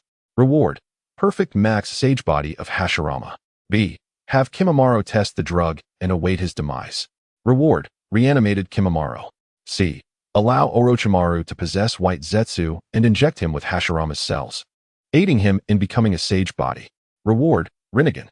Afe scrutinized the system's cold interface, musing to himself, "It appears Kimimaro's death is inevitable, whether through transplantation or not. The end remains the same. Utilizing Hashirama's cells would be a waste. He is already a bug in the system. Very well, I choose A. Upon successful transplantation, rewards will be dispensed." How prudent. Afe whispered to himself, observing the system panel. With a sharp gaze, he gently exited the system interface, turning to Orochimaru, who remained engrossed, a playful smirk gracing his lips. "How about I help you test the drug first? After all, this purity of Hashirama's cells is burdensome for an ordinary person to endure." Orochimaru looked up in confusion, a flicker of disbelief crossing his eyes. "Did you not just claim to be disinterested? Why this sudden oddity?" His voice carried evident skepticism. Afe smiled faintly, his tone gentle yet firm. "I merely worry that Kimimaro's body may not withstand such a high concentration of cells. I am aware of his grave condition, but the purity of this blood is excessive. I fear they may not be able to manage it." A hint of concern shone in his eyes. Orochimaru fell silent for a moment, seemingly contemplating Afe's words. Afe continued, "If forced to inject, it could end up like the previous 59 infant subjects, all." He left the sentence unfinished, but the weight of his tone spoke volumes. Orochimaru's eyes narrowed slightly, as if weighing the pros and cons. Seizing the moment, Afe proposed, "Since you possess the capability to extract such pure Hashirama cells, we could dilute my blood and administer it to them. Not only would this enhance their survival rate, but it could also yield more legendary ninjas." Orochimaru stared at Afe, a glimmer of surprise flickering in his gaze. "Afe, your thoughts are truly meticulous," he said softly, seemingly swayed by Afe's suggestion. Afe smiled subtly, his gaze unwavering. "Then let us gather them and witness this miracle together." His words were laced with anticipation. A spark of euphoria lit Orochimaru's eyes as he licked his lips, as though envisioning the miracle that awaited. Afe nodded slightly, his mind whispering, "Very well, let them witness the side effects of this drug." A profound glimmer flashed in his eyes. Shall we proceed? Orochimaru's steps were light, yet resolute. His gaze lingering at the entrance before shifting back to Ah-Fei, his eyes reflecting a hint of expectation. Ah-Fei gently shook his head, his voice laden with exhaustion, as if even speaking required immense effort. No, you go ahead. I'm too tired. Let me rest here for a while. I'll wait for you. His words resonated with a profound weariness, as though the act of conversing drained his very essence. Orochimaru cast a long, contemplative glance at Ah-Fei, a flicker of complex emotions crossing his gaze before he turned and exited the laboratory, leaving Ah-Fei alone to lie quietly on the hospital bed. As Ah-Fei closed his eyes, fatigue washed over him like a relentless tide, swiftly pulling him into the realm of dreams. In this dreamscape, he found himself standing alone atop a mountain, surrounded by the figures of the allied shinobi forces. Obito, clad in the robes of the 6th Hokage, addressed him with an undeniable authority. Ah-Fei, there is no retreat for you. Surrender. His words emanated a resolute determination to eradicate him. Naruto and Kakashi followed closely behind, their expressions resolute and unyielding. On the sidelines, Inoki prepared to unleash the dust release technique, aimed squarely at Ah-Fei. Sasuke, with Sakura by his side, exuded a disdainful confidence, wielding the Kusanagi sword with a derisive tone. TCH, just mere sand, hardly worth my time. In a corner of the battlefield, a voice filled with youthful bravado rang out. Hajime no token. The death gate opens. One step. Hiya. Might Guy erupted in a blaze of red steam, defying gravity as he propelled himself forward, his fist striking out with such force that a blast of compressed air slammed into Ah-Fei's face. Before Ah-Fei could react, a whoosh sounded behind him. I too bear many burdens, and I shall never yield. Lightning release, Sage Art, Gale Palm, Spiral 0. Just as the words fell, Minato unleashed a spiraling sphere of wind and lightning against Ah-Fei's back, shattering his limbs in an instant. How infuriating. Have I truly been defeated? Ah-Fei gritted his teeth, surveying the chaotic scene around him, filled with a sense of bitterness and despair. As he plummeted, an onslaught of ninjutsu rained down upon him like a tempest. Faced with such a cataclysmic spectacle, Ah-Fei found himself devoid of any will to resist. Enduring the world-shattering assault, his eyes gradually dulled, losing their luster. Hey, Ah-Fei-kun, wake up! Wake up! A searing pain ignited on Ah-Fei's face, yanking him back from the depths of his dream. He jolted upright, bewildered. Before him loomed Orochimaru's pale visage, his raised arm poised to strike once more. What are you doing? Taking the opportunity to retaliate. Ah-Fei grasped Orochimaru's arm, reprimanding him. Orochimaru smirked mischievously, deftly shifting the topic. Hee, Ah-Fei-kun, prepare yourself for a momentous occasion. His gaze turned to Kabuto, commanding, activate all monitoring devices and retrieve the genetic serum from the cell culture apparatus. Yes, Kabuto replied earnestly, swiftly donning protective gear and a mask before moving to the intricate machinery at the bedside, cautiously pressing each button. As the monitoring devices whirred to life, he turned to a bubbling green container, carefully extracting the golden liquid within. Ah-Fei-kun, we may begin. Please remove your protective clothing. Orochimaru's eyes gleamed with fervor, anticipation lacing his tone. The members of the Sound Five watched intently, their curiosity piqued by the genetic serum, eager to glimpse the visage behind Ah-Fei's mask. Ah-Fei cast a cold glance around the room before reclining back onto the bed, his white cloak unfurling like petals, revealing the form of a youth. He lay there, strikingly handsome, with refined features that exuded an air of sophistication, compelling others to gaze longer. His eyes were tightly shut, long lashes casting shadows under the soft light, emanating an unusual tranquility. Wow, he's so handsome.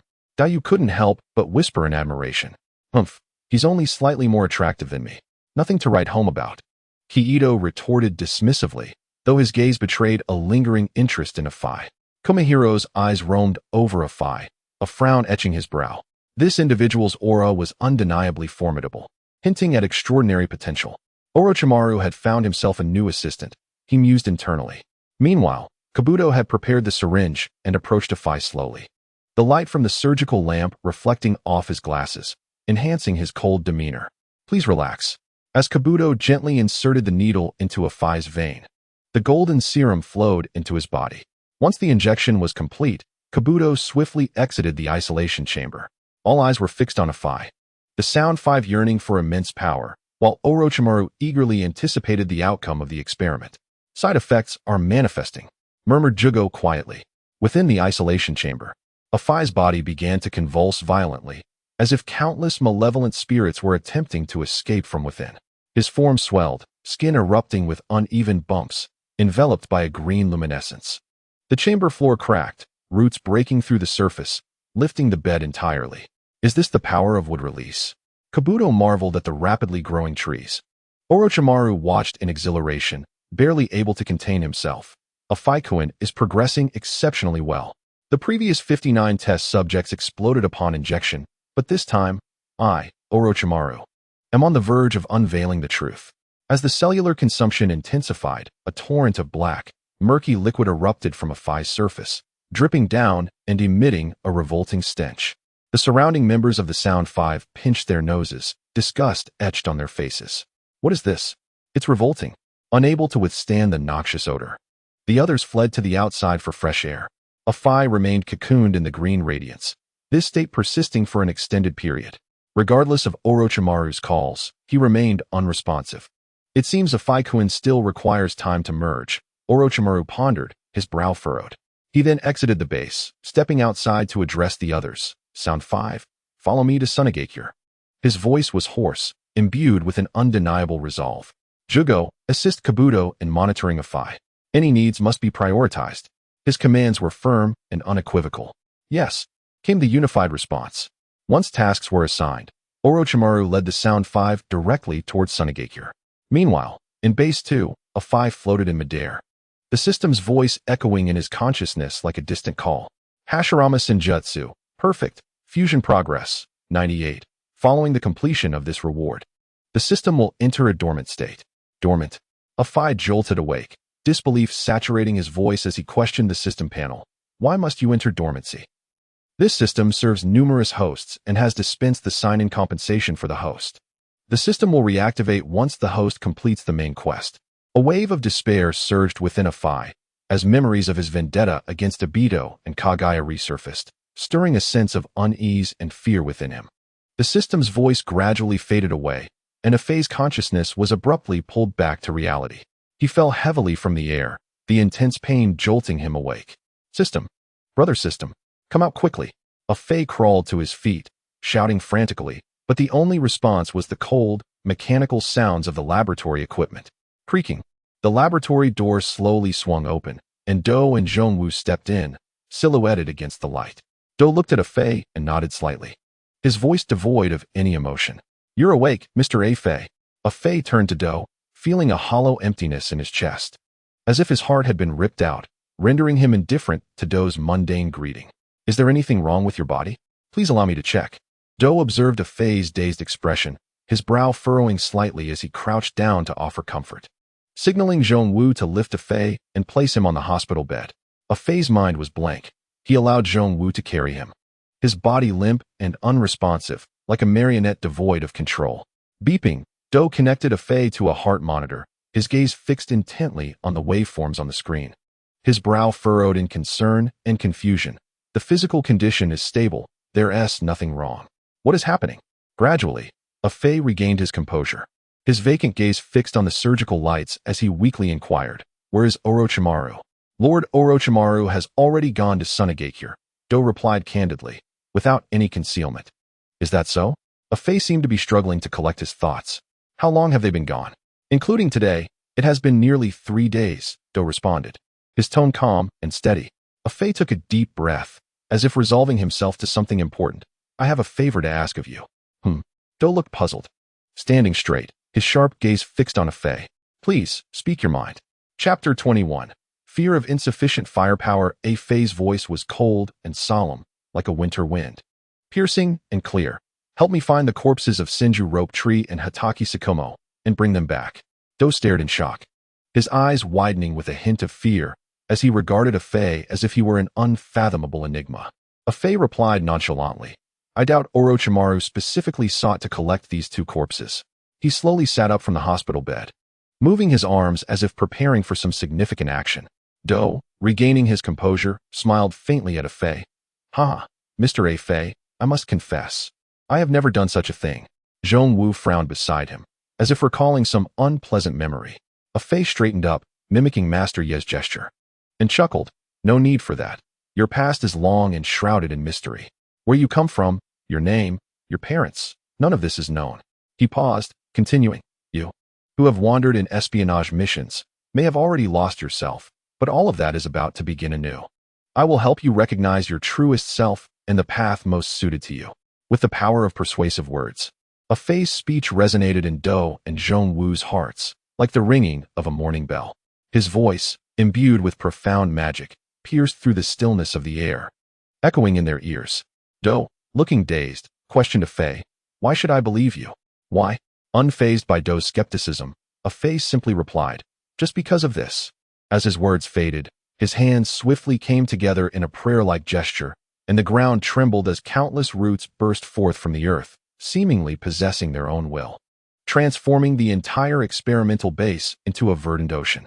Amidst this sea of greenery, a Fei was elevated by a dragon-shaped support formed by the roots, exuding an aura of authority that commanded reverence. Dou and Zhongwu were momentarily stunned by this sudden transformation, as if witnessing the birth of a myth. A Fei's voice resounded once more, like a celestial melody piercing the astonished air. With this power, I can change the entire ninja world effortlessly. His words exuded an irresistible confidence and strength that left no room for doubt. Under a Fei's formidable presence, Dou trembled involuntarily, his heart a mix of fear of a Fei's power and excitement for what lay ahead. He gazed at a Fei, as if seeing a figure capable of guiding him out of confusion. Zhongwu, struggling under a Fei's pressure, managed to lift his head and asked, Mr. A. Fei, can you tell me what your purpose is in doing this? His voice, though faint, was filled with a yearning for answers. A Fei responded coolly, the fear of insufficient firepower. His answer was simple yet profound. He elaborated, it is impossible for me alone to achieve world peace. I need your assistance. His voice bore a deep yearning and anticipation. Moreover, there will always be villains, traitors, who wish to disrupt that peaceful era. So we need more allies, more like-minded companions. A Fei's words were laced with a steadfast resolve for the future and a longing for companionship. As a Fei manipulated the roots, he gently descended before the two, his expression earnest and unwavering as he asked, Do you understand? His words conveyed an expectation that they would comprehend his vision and join his cause. After all, in a Fei's mind, without the powerful backing of the system, he felt a tinge of fear at the thought of being betrayed. Now, his only thought was to continually expand his influence and recruit talent, so that he would not venture out alone in the future. In this way, even if someone wished to harm him, his companions would be the first to oppose it. In the face of a Fei's authority and strength, Dou and Zhongwu were left speechless, merely gazing at him. Gradually, a flicker of nearly reverent faith emerged in their eyes, as if they perceived a force and wisdom within a Fei that transcended the ordinary. After a moment, Dou slowly bowed his head, his voice imbued with an unprecedented humility and respect. Mr. A. Fei, please guide us. His words resembled a pledge of loyalty to a leader, as well as a request for guidance from a mentor. Seeing this, a Fei lightly turned his palm, and the vast canopy of trees vanished without a trace, as if it had never existed. He walked towards the outside of the base, his tone calm and resolute. Follow me. His words carried an authority and confidence that brooked no dissent. Yes, Dou and Zhongwu replied in unison, trailing behind a Fei as they stepped out of the base and ventured into the world beyond. Upon reaching the outdoors, the entire landscape of the Hidden Sound village unfolded before them. This village, perched atop a cliff, appeared robust and impregnable, steeped in an ancient aura. Ninjas within the village patrolled in small, orderly groups, demonstrating the village's discipline and rigor. A Fei found a stone to sit upon, gesturing for Dou and Zhongwu to do the same. His actions were casual, yet exuded the composure and grandeur of a leader. Please, sit. The two nodded and promptly seated themselves on the ground before a Fei. A Fei turned his gaze to Dou, his tone imbued with expectation. Dou, you possess great abilities. You have the potential to change the entire ninja world, which is why I value you highly. In a while, I plan to visit the Dragon's Cave. Would you be interested in joining me? A Fei asked softly. Me? Dou abruptly lifted his head, a glimmer of surprise sparkling in his eyes. In his heart, the Dragon's Cave had always been a sacred and unattainable realm, accessible only to formidable ninjas like Orochimaru. Upon witnessing the complex emotions flickering across Do's face, Akatsuki gently elucidated. Indeed, my intention in saying this is not to sway your allegiance, but to invite you to explore deeper powers alongside Orochimaru. You are both my subordinates, and it is my duty to strengthen not only myself, but also you. As Akatsuki spoke, the intricate emotions on Do's face gradually dissipated. He looked steadfastly at Akatsuki and nodded earnestly, yes. Lord Akatsuki, I am willing to try. Pleased, Akatsuki continued. So what understanding do you have of the reanimation jutsu? Do, slightly puzzled, replied, what does Lord Akatsuki mean? Akatsuki clarified, I am referring to any potential enhancements you envision for Orochimaru's existing reanimation jutsu. I have some ideas, but I have yet to enter the experimental phase, so I am uncertain about the success rate, Do pondered thoughtfully. Akatsuki regarded him with a penetrating gaze, contemplating inwardly. Indeed, Orochimaru's presence has hindered Do's growth. This fellow was capable of single-handedly challenging Tsunade during the early stages of Shippuden, with proper cultivation. He certainly possesses the potential to rival the Otsutsuki clan. He couldn't help but admire. Orochimaru's vision is indeed sharp. Returning to the present, Akatsuki's eyes burned with intensity as he declared with unwavering conviction, when the time comes, I shall provide you with ample experimental subjects. The safety of the land of light rests upon your shoulders. Do nodded gratefully and bowed, yes. Thank you, Lord Akatsuki. Turning his attention to the somewhat bewildered Jogo, Akatsuki spoke encouragingly, Jogo, you possess a sage body that many envy. Yet, every aspect of existence has its duality. Such a powerful sage body brings you immense troubles. With Kimimura's health deteriorating, this cage that binds you shall soon be lifted. He paused before adding, once Kimimura passes, I will have Do revive him, allowing you to fight alongside him once more. However, I hope you will make yourself stronger and not become a weakling reliant on others. Do you understand my meaning? As Jogo absorbed Akatsuki's words, his mind felt blank.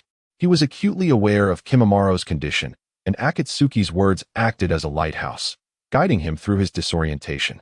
A glimmer of determination ignited in his eyes as he abruptly knelt before Akatsuki, proclaiming with an unprecedented resolve, Lord Akatsuki, thank you. A smirk of satisfaction crept across Akatsuki's masked visage, yet his gaze remained composed, as if everything were under his control. Where is Suigetsu? Akatsuki inquired. Rising and glancing toward the setting sun, his voice calm, yet authoritative.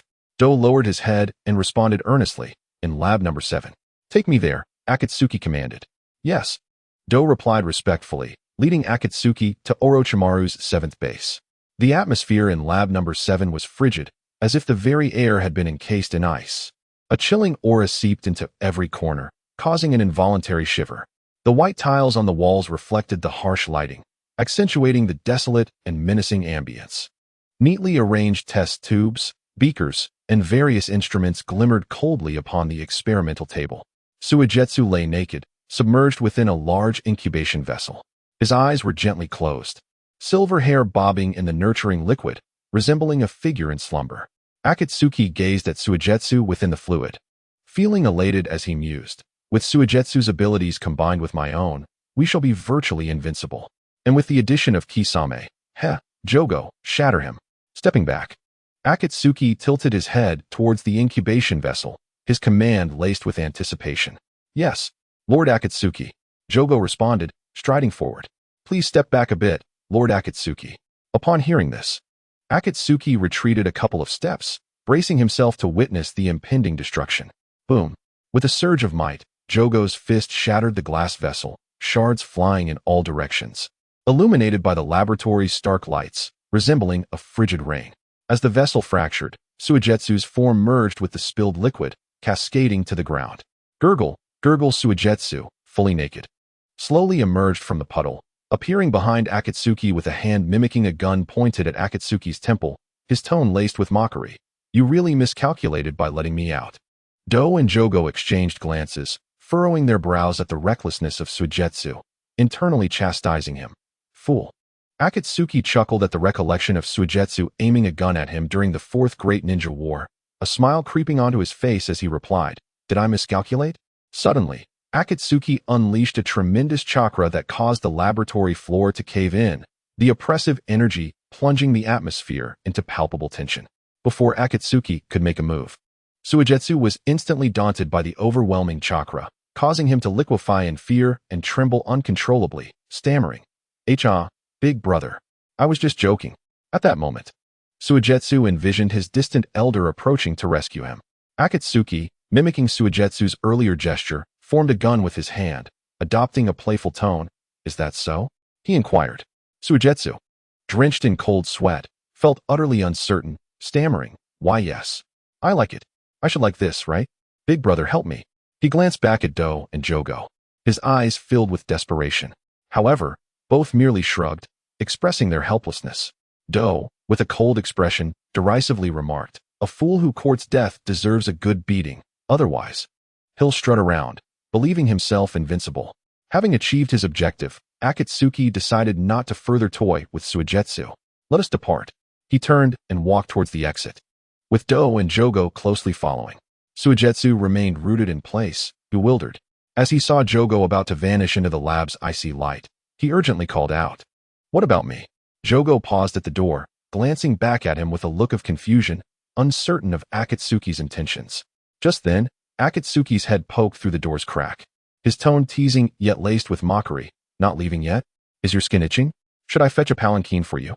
Chapter 23. Suigetsu, weighing 100 jin, and Jogo, weighing 99 jin. Suigetsu found himself at a loss, bewildered by Akatsuki's sudden shift in attitude. Under the immense pressure exerted by a fey, he paid little heed to his surroundings. He casually donned a white lab coat and stepped out of the laboratory. As night fell, the surroundings were enveloped in a vast twilight. Shuei-yu gazed at the setting sun, unable to suppress a sigh of admiration. A fey halted, his back to the sun, his gaze flitting among the crowd before finally resting on Do. Do, you will first rendezvous with Orochimaru in the village. Once completed, take them directly to report to the Land of Light, he commanded. Yes, Lord A. Fei, Do replied, bowing his head. His eyes filled with reverence as he regarded a fey in the twilight glow. A fey turned to Chongwu, his expression resolute. Chongwu, accompany me, he stated. Is it permissible for me to do so? Chongwu murmured to himself, his heart heavy with the fear of losing control. A fey sensed Chongwu's unease and slowly approached him, placing a reassuring hand on his shoulder. Do not worry, with me by your side, you shall not falter. Chongwu looked at a fey, a flicker of determination igniting in his eyes as he nodded firmly. Yes, leave your back to me, Lord A. Fei. A fey gently patted Chongwu's shoulder before turning to depart. Let us set forth. Noticing a fey's silence towards him, Shuei-yu hastily called out, Hey. Lord A. Fei, what about me? A fey did not look back, simply gazing up at the sunset for a moment before responding, Your abilities remain to be evaluated. If you wish to join my ranks, first prove your worth. There is no place for the inept in my team. With that, a fey continued forward with Chongwu, his steps firm and resolute. The others dispersed, leaving only Shuei-yu, who quietly trailed behind a fey's group, his eyes betraying a mix of reluctance and yearning. After walking for some time, Shuei-yu could no longer contain himself. His brow furrowed, his expression grave. He earnestly implored, Lord A. Fei, please grant me a chance. I will prove I am no fool. His voice trembled, revealing his deep desire for acknowledgement.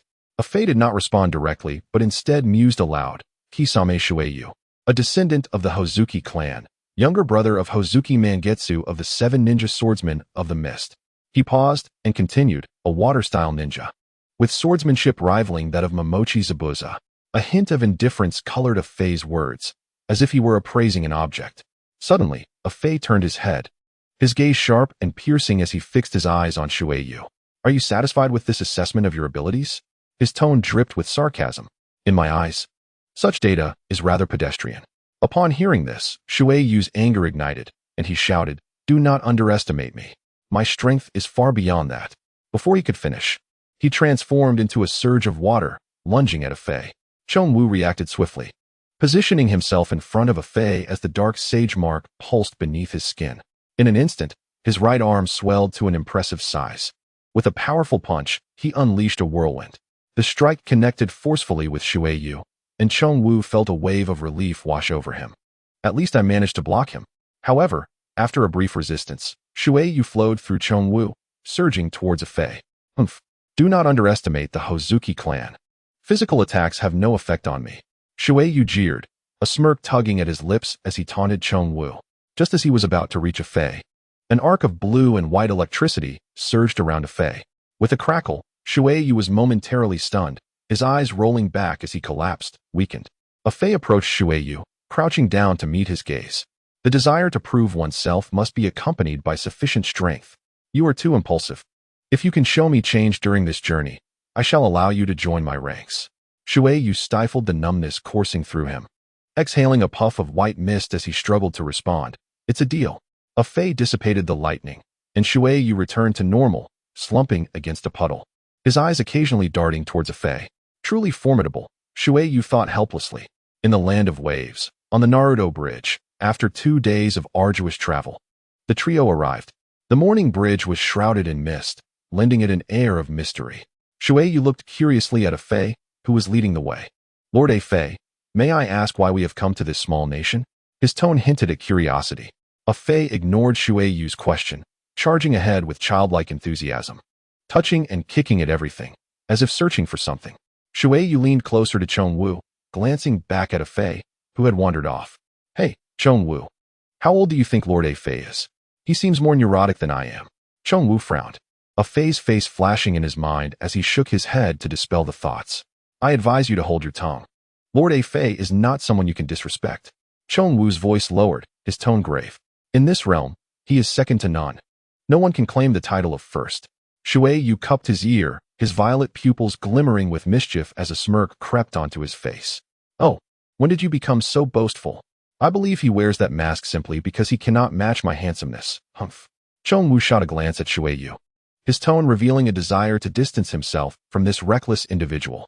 With that, Chong Wu strode towards a Fei, leaving Shui Yu standing alone on the vast bridge. Seeing Chong Wu hastening towards a Fei, Shui Yu felt a flicker of anxiety, fearing that Chong Wu might relay his words to a Fei. He quickly chased after them. Hey, I was just joking. Why are you so serious? The three of them gradually crossed the bridge, emerging into clarity beyond. The mist had lifted, and sunlight streamed through the sparse clouds, illuminating the tranquil land. A Fei led them towards a secluded forest. Lord A Fei, after running so far, are we here to climb mountains in the land of waves? Shui Yu inquired, out of breath as he held onto a teapot. Suddenly, a Fei exclaimed, I finally found it. His excitement was palpable as he dashed ahead, elatedly waving his arms. Shui Yu, witnessing a Fei's boundless energy, felt a mix of frustration and admiration. He sighed, supporting himself against a tree as he climbed towards the summit. Upon reaching the top, he found a Fei standing next to a mound of earth, grinning triumphantly. Tada! Look! As a Fei and Chong Wu deftly stepped aside, a long blade was revealed before them. It was covered in moss, rust, and dried blood, as if narrating tales of past battles and stories. The sword stood solemnly, exuding a chilling aura of death. A distinct semicircular notch marked the exposed back half of the blade. This was the remnants of the decapitation sword belonging to Momochi Zabuza of the 7 ninja swordsmen of the mist. Shui Yu's gaze fixated on the decapitation sword. He felt as though an invisible weight pressed upon his chest, tears spilling unbidden. Lord A Fei. Shui Yu choked as he looked towards a Fei. A Fei remained silent, calmly extending his neck towards the sword, gesturing for Shui Yu to approach. Wiping away his tears, Shui Yu hurriedly approached the sword and drew it forth. In that moment, the blade seemed to resonate with him, emitting a low hum. Observing this, a Fei leaned against a tree trunk, arms crossed, a faint smile playing on his lips. Did you not aspire to be like Hozuki Mangetsu? I shall not shortchange my subordinates. Consider this great sword your welcome gift. A Fei felt a sense of secret satisfaction within. He was convinced that he had firmly seized control over Shui Yu, following the previous oppression and the present emotional manipulation. Shui Yu clutched the beheading sword tightly, tears streaming down her face, her heart even surging with an impulse to refer to a Fei as father. Observing the emotionally agitated Shui Yu, a Fei smirked with a hint of mockery, remarking, You look quite unseemly when you cry. My subordinates are all handsome. How could an ugly person like you ever fit in? So, do you understand what you must do? His words dripped with sarcasm, yet bore a chilling undertone. Yes. Shui Yu nodded heavily, seemingly lost in a nostalgic sensation. The beheading sword in her hand traced an arc in the air, displaying her ease with it. Ah, the familiar feeling. Her eyes sparkled with excitement. and a slight smirk revealed her characteristic tiger tooth, reflecting her thirst for battle. However, this joy did not last long, as an incongruous voice emerged from the dense forest, shattering the tranquility. Hey, hey, hey, who gave you permission to wield that sword? The voice was coarse and menacing. That sword belongs to me. If you don't want to die, drop it immediately. With the emergence of that voice, a bandit with thinning hair and a black eye patch led a group of ruffians, encircling a Fei and his companions. The once serene scene instantly turned tense. Faced with numerous adversaries, Zhongwu clenched his fists, preparing to leap into battle. Nevertheless, a Fei had different plans. Zhongwu, sit down. A Fei called out leisurely. This bandit leader seems quite fierce. It would be wise not to resist. He will spare us. As he spoke, he sat down on the ground, smiling obsequiously at the bandit chief. The bandit leader was evidently amused by a Fei's demeanor, his lips curling into a grin as he casually rested the large sword on his shoulder, taunting, "You seem to know your place. Hand over all your money, and I might just let you keep your limbs."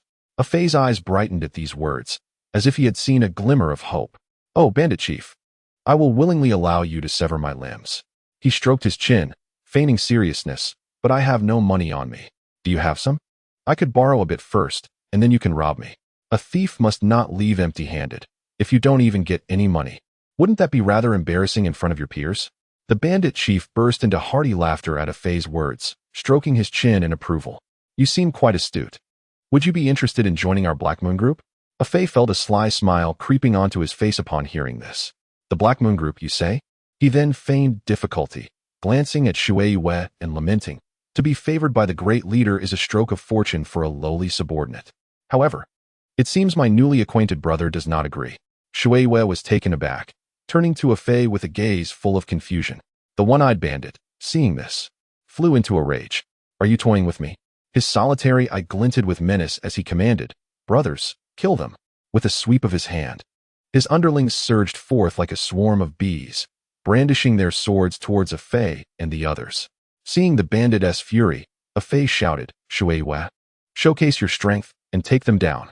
Observing a Fei's exaggerated performance, Shui Yue mused internally, a Fei is truly terrifying.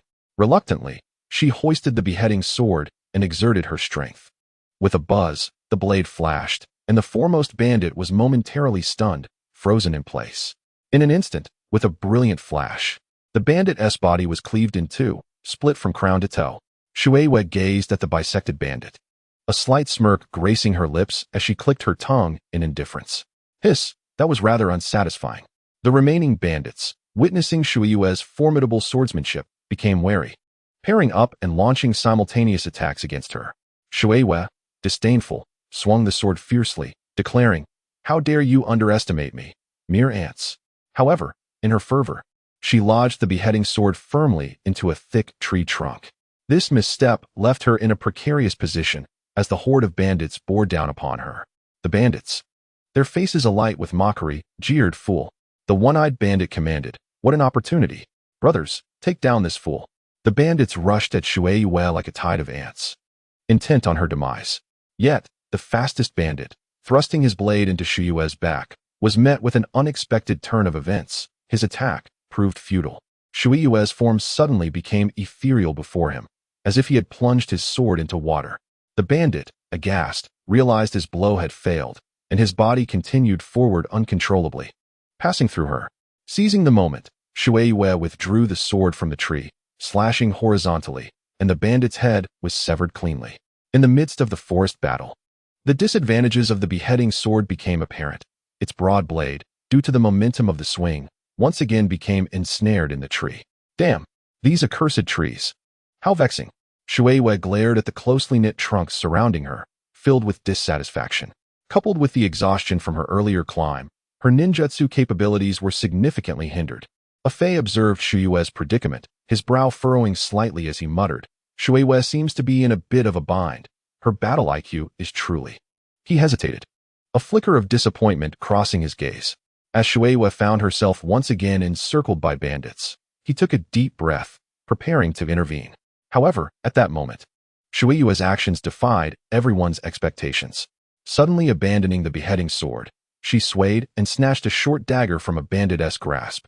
Before anyone could react, She struck forcefully at another bandit's right shoulder. Ah! The bandit cried out in pain, clutching his bleeding arm, his screams echoing through the forest.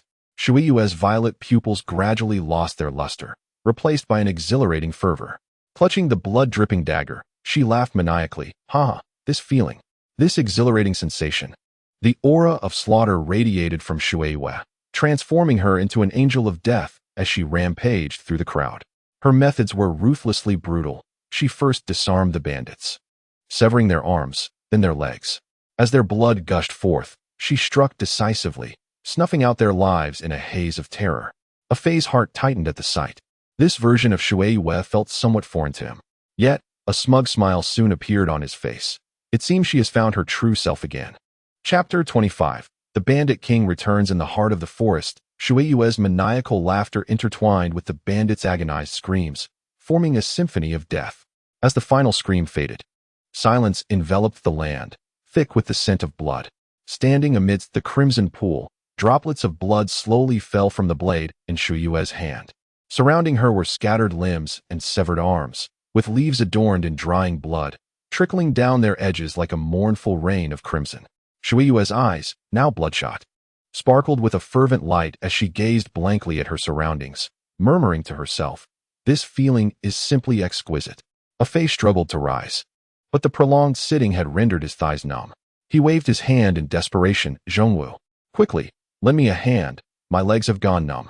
Without hesitation, Zhongwu hoisted Fei onto his broad back. "I will carry you, my lord Fei." Fei, not one to be modest, reclined on Zhongwu's back, extending his fist forward, his eyes shimmering with excitement. "Not far ahead lies the bandit's lair. Let us see if any treasures have been left behind." He paused, adding, "And you two can practice your coordination along the way." "Yes," they responded in unison, their voices brimming with resolve. Shuiyue drew his executioner's blade from the trunk, effortlessly resting it upon his shoulder as he forged ahead, clearing the path. Behind him, Zhongwu carried Fei upon his back, steadily following in Shuiyue's wake, their silhouettes gradually vanishing along the winding mountain trail. In the land of waves, within the castle of the Black Moon Organization, a robust samurai sat upon the throne in the grand hall, his hair tied back and his upper body bare. A formidable black dragon tattoo, piercing through his back, adorned his chest, radiating an aura of strength and enigma. He wore loose trousers and wooden clogs, his rogue attire exuding an air of authority. His eyes narrowed slightly, still clouded by the remnants of a hangover. Yet when he cast a glance at his second-in-command beside him, a sharp glint flickered in his gaze. "Heish, has Heihu returned?" His voice resonated with depth and power. "Not yet, but I believe it should be soon," Heish replied respectfully, his demeanor humble and cautious. The leader closed his eyes and nodded slowly, his tone imbued with a chilling authority. "Once we acquire that blade, the strength and status of our Black Moon Organization will ascend to new heights, and soon the entire land of waves will be ours." His voice crescendoed with visions of the future and swelling ambition. "Women and wealth shall be ours." His words brimmed with avarice and desire. Suddenly, his bloodshot eyes flung open, desire and ambition blazing like a conflagration, threatening to leap from his sockets and consume all. "Report." An urgent voice of a mountain bandit pierced through the hall, shattering the leader's illusions.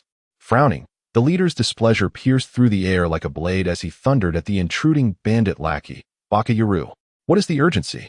The bandit, confronted with the wrath of his chief, quickly knelt, his tone frantic and tense as he reported, "Black Dragon. 3 strangely dressed individuals have arrived outside the castle. They demand entry." Upon hearing this, the Black Dragon's fury erupted like a volcano as he roared at the lackey. "You imbecile! Is such a trivial matter worthy of my attention?" "Ah!" Before his voice faded, he hurled an ashtray beside his seat at the lackey. "Get out! Get out of my sight!" The ashtray struck the lackey's head, blood gushing forth and trickling down his cheek. Yet, he remained kneeling, his voice heavy as iron. "But we are no match for that monster. Our brothers have suffered severe casualties. Please, let us see what is happening." At this, the Black Dragon's previously hazy drowsiness was doused like a flame by cold water. He glanced at the kneeling lackey, then sprang to his feet with the agility of a leopard, grasping the katana beside the throne. He stepped firmly in his wooden clogs and strode toward the great hall's exit. Outside the Black Moon Castle, Fei sat leisurely on the ground, consuming a banana. his gaze fixated on the battle between Zhongwu and Shueiyue. They were skillfully dispatching the bandits pouring forth from the castle. Bandits atop the walls drew their bows, unleashing a torrent of arrows upon the duo. Yet, in Zhongwu's half-saint mode, these arrows appeared inconsequential. He let out a thunderous roar, a powerful shockwave shattering the incoming projectiles into splinters. The bandits atop the walls, witnessing this spectacle, cried out in terror, "Monster!" They were paralyzed with fear at Zhongwu's formidable prowess. "Afei, I think it's time to visit Mickey's house," Afei jested casually. "Ha ha ha, indeed," Zhongwu replied with a smile, a hint of arrogance in his laughter, his orange pupils dimming to a wild hue. He gathered his strength and delivered a mighty punch to the castle gate, which collapsed with a resounding crash, scattering wood shavings and dust into the air. Seeing the gate flung open, Shueiyue transformed into a streak of light, dashing into the castle. "Prepare to feast your eyes," he proclaimed, engaging in combat with the arriving black dragon, their blades clashing fiercely, igniting sparks. However, Shueiyue was swiftly sent flying. The black dragon's face darkened, his expression as severe as Uchiha Fugaku's, his lips pressed tight as he roared, "Preposterous! You wretched fools! Surrender the executioner's blade." No sooner had he spoken than he unleashed a swift strike with his katana, shouting, "Iedo!" His draw was nearly synchronous with the sound of his voice, the blade approaching Shueiyue's face in an instant. Clang! Shueiyue reacted swiftly, raising the executioner's blade to parry the ferocious Iedo strike. "Interesting. I hope you can last a bit longer to entertain me," Shueiyue smirked, drawing his blade and stirring up a cloud of dust. The glint of the blade flashed, and its aura surged as he executed strikes aimed at vital points. Conversely, the black dragon's technique was agile and adaptable, deftly countering Shueiyue's aggressive assaults. The two danced through the fray, their blades clashing with a crisp metallic resonance. The flurry of attacks was so rapid that it was nearly blinding, dust swirling around them. Suddenly, Shueiyue seized an opening as the black dragon turned, leaping high and swinging the executioner's blade down toward his head. "Humph! It ends here," Shueiyue shouted, intensifying his strike. However, just as the blade was about to connect, Black Dragon evaded with remarkable agility. The executioner's blade struck the ground, raising a cloud of dust. The Black Dragon followed up with a signature technique, Subaime Geishi, his other katana unsheathed, slicing toward Shueiyue with incredible speed. Shing! The katana pierced Shueiyue's body, and a victorious smile crept upon the Black Dragon's otherwise stoic face. "Boy, it's all over." In the next moment, the Black Dragon's pupils widened in shock. "Nanny?" Shueiyue's body suddenly healed, the earlier strike seemingly never having occurred.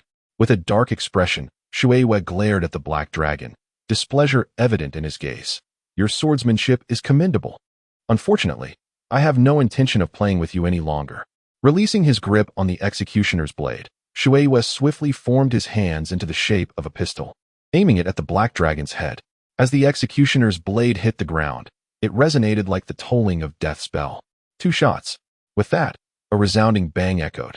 2 compressed water bullets piercing through the Black Dragon's skull in the blink of an eye. "Curse it!" The Black Dragon's eyes widened, locking onto Shueiyue with disbelief, his spirit unwilling to accept defeat as he collapsed heavily to the ground. The bandits of the Black Moon Castle, witnessing their leader's demise, erupted into chaos, akin to ants on a hot skillet. Meanwhile, a frenzied Zhongwu had already breached the inner sanctum of the Black Moon Castle. In an instant, the air was filled with wails of despair, and with Shueiyue's involvement, the tumult swiftly subsided. Afei finished his last banana, slowly rising from the ground. Resting his head, he whistled leisurely as he ambled toward the castle interior. Inside, the ground was littered with the remains of fallen bandits, but Afei glided over the corpses with ease. "Hey, are you done yet?" Afei inquired languidly, eyeing Shueiyue. "Yes, except Zhongwu is still in a rage," Shueiyue replied, gesturing toward Zhongwu, who was pummeling a corpse with his fists. Upon hearing this, Afei extended his hand, causing a tree root to burst forth from the ground, ensnaring Zhongwu tightly. As the tree absorbed the chakra from Zhongwu's sage mode, his eyes gradually cleared. Noticing Zhongwu's recovery, Afei paused, his tone turning serious as he remarked to Shueiyue, "I believe you are not suited for that executioner's blade." As Shueiyue listened, a look of confusion crossed his face. He turned to Afei, questioning why. Afei analyzed, "This blade is rather cumbersome. Although you can wield it, its weight significantly hampers your agility." He met Shiyue's earnest gaze and continued, "However, perhaps my expectations are too lofty. As long as you are fond of it, that suffices." Upon hearing this, Shiyue trembled slightly. After a moment of contemplation, determination flickered in his eyes. He addressed a Fei with sincerity, "Lord A. Fei, please grant me some time. I shall undoubtedly become your most capable assistant." A Fei, recognizing Shiyue's earnestness, nodded. He understood that among numerous qualities, loyalty is the most precious. As long as Shiyue remained faithful, that would be the greatest reward. A Fei gestured for the two to find a place to sit, saying, "Let us take a moment to rest. It is time for my performance." Although slightly bewildered, they complied with a Fei's request and settled down. In mere 2.5 minutes, dozens of white Zetsu emerged from the ground. Upon witnessing this, Chongwu instinctively prepared to protect a Fei, but a Fei waved him off, reassuring him not to worry. "No need, Chongwu, sit down." The white Zetsu bowed to a Fei in unison, exclaiming, "Lord A. Fei, we have arrived." A Fei commanded, "Search this place thoroughly for valuables and bring them all back." "Understood, sir." After saluting, the white Zetsu dispersed to explore every room in the castle. Shiyue observed this spectacle, beads of cold sweat forming on his brow. He had sensed none of the white Zetsu's arrival. He turned to a Fei, raising his hand to ask, "Lord A. Fei, what are these?" A Fei replied casually, "Oh, my companion, you shall understand when we reach the land of light." He crossed his arms and explained to Shiyue, "How is Akatsuki faring now?" A Fei inquired of one of the white Zetsu who was busy carrying items. The white Zetsu paused his task, contemplating before responding, "Akatsuki? There hasn't been much activity lately. Nagato has summoned everyone back. We are uncertain of their endeavors." He stroked his chin, appearing puzzled. "In Amigakure?" A Fei pressed further. The white Zetsu nodded, "Yes, indeed. The barrier around Amigakure has been fortified. We cannot infiltrate." His expression was earnest, and his tone conveyed a sense of helplessness. Upon hearing this, a Fei instinctively nodded, his mind racing with plans for the next course of action. Originally, he intended for Shiyue to acclimate to the executioner's blade before heading to Amigakure to sway Nagato. However, with the Akatsuki members gathered, he felt uncertain about the feasibility of such an endeavor, fearing it could lead to disaster. After careful consideration, he ultimately resolved to abandon the plan. Before long, the white Zetsu emerged from the rooms, each carrying an array of items. Some cradled boxes. Others held gold and silver ornaments, while others showcased various silks. "Report to Lord Fei. This is the entirety of the assets we uncovered." The lead white Zetsu approached a Fei, saluting him with military precision. "Well done. Let me see what treasures we have." A Fei exclaimed, transforming into a childlike figure, eagerly rummaging through the amassed wealth. With high hopes, he searched but found nothing that piqued his interest after an extensive search. Ultimately, he pocketed 2 gold bars, muttering in disappointment, "Forget it. Confiscate it." "Understood." The white Zetsu complied and began transporting the boxes, while a Fei led Shiyue and Chongwu out of the castle. "Where are we headed, Lord A. Fei?" Shiyue asked, perplexed. A Fei furrowed his brow, grappling with inner turmoil, and after much deliberation, concluded, "Konoha." He chose to abandon the idea of confronting Akatsuki directly and instead opted to journey to Konoha. In the land of fire, Konoha. "Lord Orochimaru, what is the status on a Fei?" There has been no word from Chongwu and Shiyue. "Is that so?" "His intentions remain elusive." "What about Kimimaro?" As a Fei mentioned, "He is gravely ill." "Very well, we cannot linger here any longer. Let us proceed according to plan." In the dense forest, Orochimaru and Kabuto, disguised as the 4th Kazekage, split into 2 paths and dashed in opposite directions. Meanwhile, the joint Chunin exams between Sunagakure and Konoha were in full swing. In the arena, the 3rd round of the Chunin exams was underway as the lower-ranked ninjas steadily entered the competition grounds. At this moment, Orochimaru approached Sarutobi Hiruzen. Chapter 27. Danzo's Conspiracy. As the screen displayed Naruto Uzumaki versus Niji Hyuga, the audience's attention was drawn to the 2 ninjas who stepped onto the arena under the guidance of Nara Shikamaru. Niji's gaze was cold, his Byakugan activated, radiating an undeniable confidence. "Surrender, Naruto. You cannot match me." His words resonated with certainty of victory. In response to Niji's mocking tone, Naruto's eyes gleamed with unyielding resolve.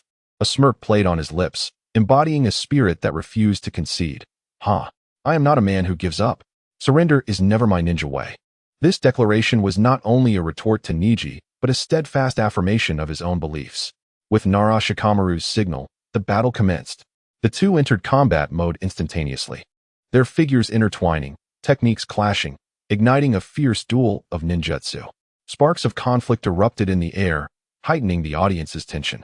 Kabuto, disguised as a member of the Umbu, stealthily positioned himself in a corner of the audience, his keen eyes fixed on every movement below as he silently awaited Sasuke's arrival. Simultaneously, Orochimaru, seated beside Sarutobi Hiruzen, appeared increasingly agitated, glancing outward every few seconds. His thoughts had drifted far from the battle between Naruto and Niji, his inner desires and anxieties preventing him from focusing. Outside Konoha, after 2 days of arduous travel, Afei and his companions finally arrived. Despite the ongoing Chunin exams, guards still stood watch at Konoha's gates. However, the two gatekeepers were conspicuously absent today. Afei stood amidst the trees, his gaze penetrating as he surveyed Konoha's gates, contemplating his next move. After careful consideration, Afei turned to Shueiwe and Chongwu, speaking with unwavering resolve. You two should return to the Sound Village. Kimamaro's condition is likely deteriorating. Let him shine one last time. Chongwu nodded in agreement, albeit with a slight frown. Shueiwe appeared somewhat bored, turning to Afei to inquire, "And what about you, Lord Afei?" Leaning casually against a tree, Afei replied with a relaxed smile, "Me? I need to go inside to retrieve something." His tone conveyed a calm confidence, as if entering was as simple as returning home. Chongwu looked up at Afei, concern etched on his face. "Do you not need us to accompany you?" His gaze was filled with worry and a sense of responsibility, clearly uneasy about Afei's plan to venture alone. Afei waved his hand dismissively, "No need. Too many people would complicate our escape. Orochimaru should still be in Konoha. After you return, Kimimaro will come to assist him. At that point, you two can act alongside Kimimaro." His words reflected a keen understanding of the situation and a firm command of the overarching strategy. He paused before adding, "If Kimimaro takes action, simply observe from the sidelines. Do not intervene. If he collapses, remember to take his body with you." Shueiwe and Chongwu exchanged a glance, perceiving understanding and resolve in each other's eyes. They nodded in unison, affirming, "Yes." Upon receiving the command, the trio diverged into the woods. Afei, employing the art of mayfly, stealthily infiltrated the hidden leaf village, his figure gradually vanishing amidst the swaying shadows of the trees, leaving behind 2 pairs of perplexed, yet resolute gazes lingering in the forest. As Shueiwe watched Afei's disappearing silhouette, a tinge of awkwardness and a bitter smile crossed his face, a realization dawning upon him. So, Lord Afei can indeed burrow underground. His tone carried a self-deprecating undertone, as if he had just come to grasp Afei's unique abilities. Chongwu, momentarily lost in thought, instinctively nodded in agreement. Indeed, Lord Afei has been waiting for us. His words revealed both admiration for Afei and a recognition of his responsibilities. Suddenly, Shueiwe's gaze hardened. He clenched his fists, seemingly determined. "I must become stronger. I cannot be a burden to Lord Afei." With those words, Shueiwe struck his fist against the tree trunk, a gesture that not only underscored his resolve, but also symbolized his commitment to the future. To the south of the hidden leaf, at the base of the root organization, bathed in dim candlelight, a mysterious figure sat quietly, his right eye wrapped in pristine bandages, draped in a deep black cloak. An X-shaped scar on his chin stood out conspicuously. He was engrossed in perusing a scroll, which contained secret intelligence regarding the Chunin exams. "Danzo," a voice echoed in the tranquil room, belonging to Yamashiro Aoi. He stood rigidly, head bowed, demonstrating profound respect. "The intel from the Umbu indicates that Orochimaru has infiltrated the leaf." Danzo's gaze remained fixated on the scroll, his expression unperturbed, as if he had anticipated this turn of events. He replied in a nonchalant tone, "Ah, that suits my purpose well. Let him stir the waters as murky as possible." Yamanaka Kurino appeared somewhat bewildered, unable to suppress his inquiry. "Should we not send troops for assistance?" Danzo slowly lowered the scroll, raising his head to cast a sharp glance at Yamanaka Kurino. A wry smile curled at the corners of his lips. "Heh. There is an ancient saying in the East, when the clam and the snipe fight, it is the fisherman who benefits. The more chaos Orochimaru creates in the leaf, the more advantageous it is for me." Upon hearing this, Yamanaka Kurino felt a chill run down his spine.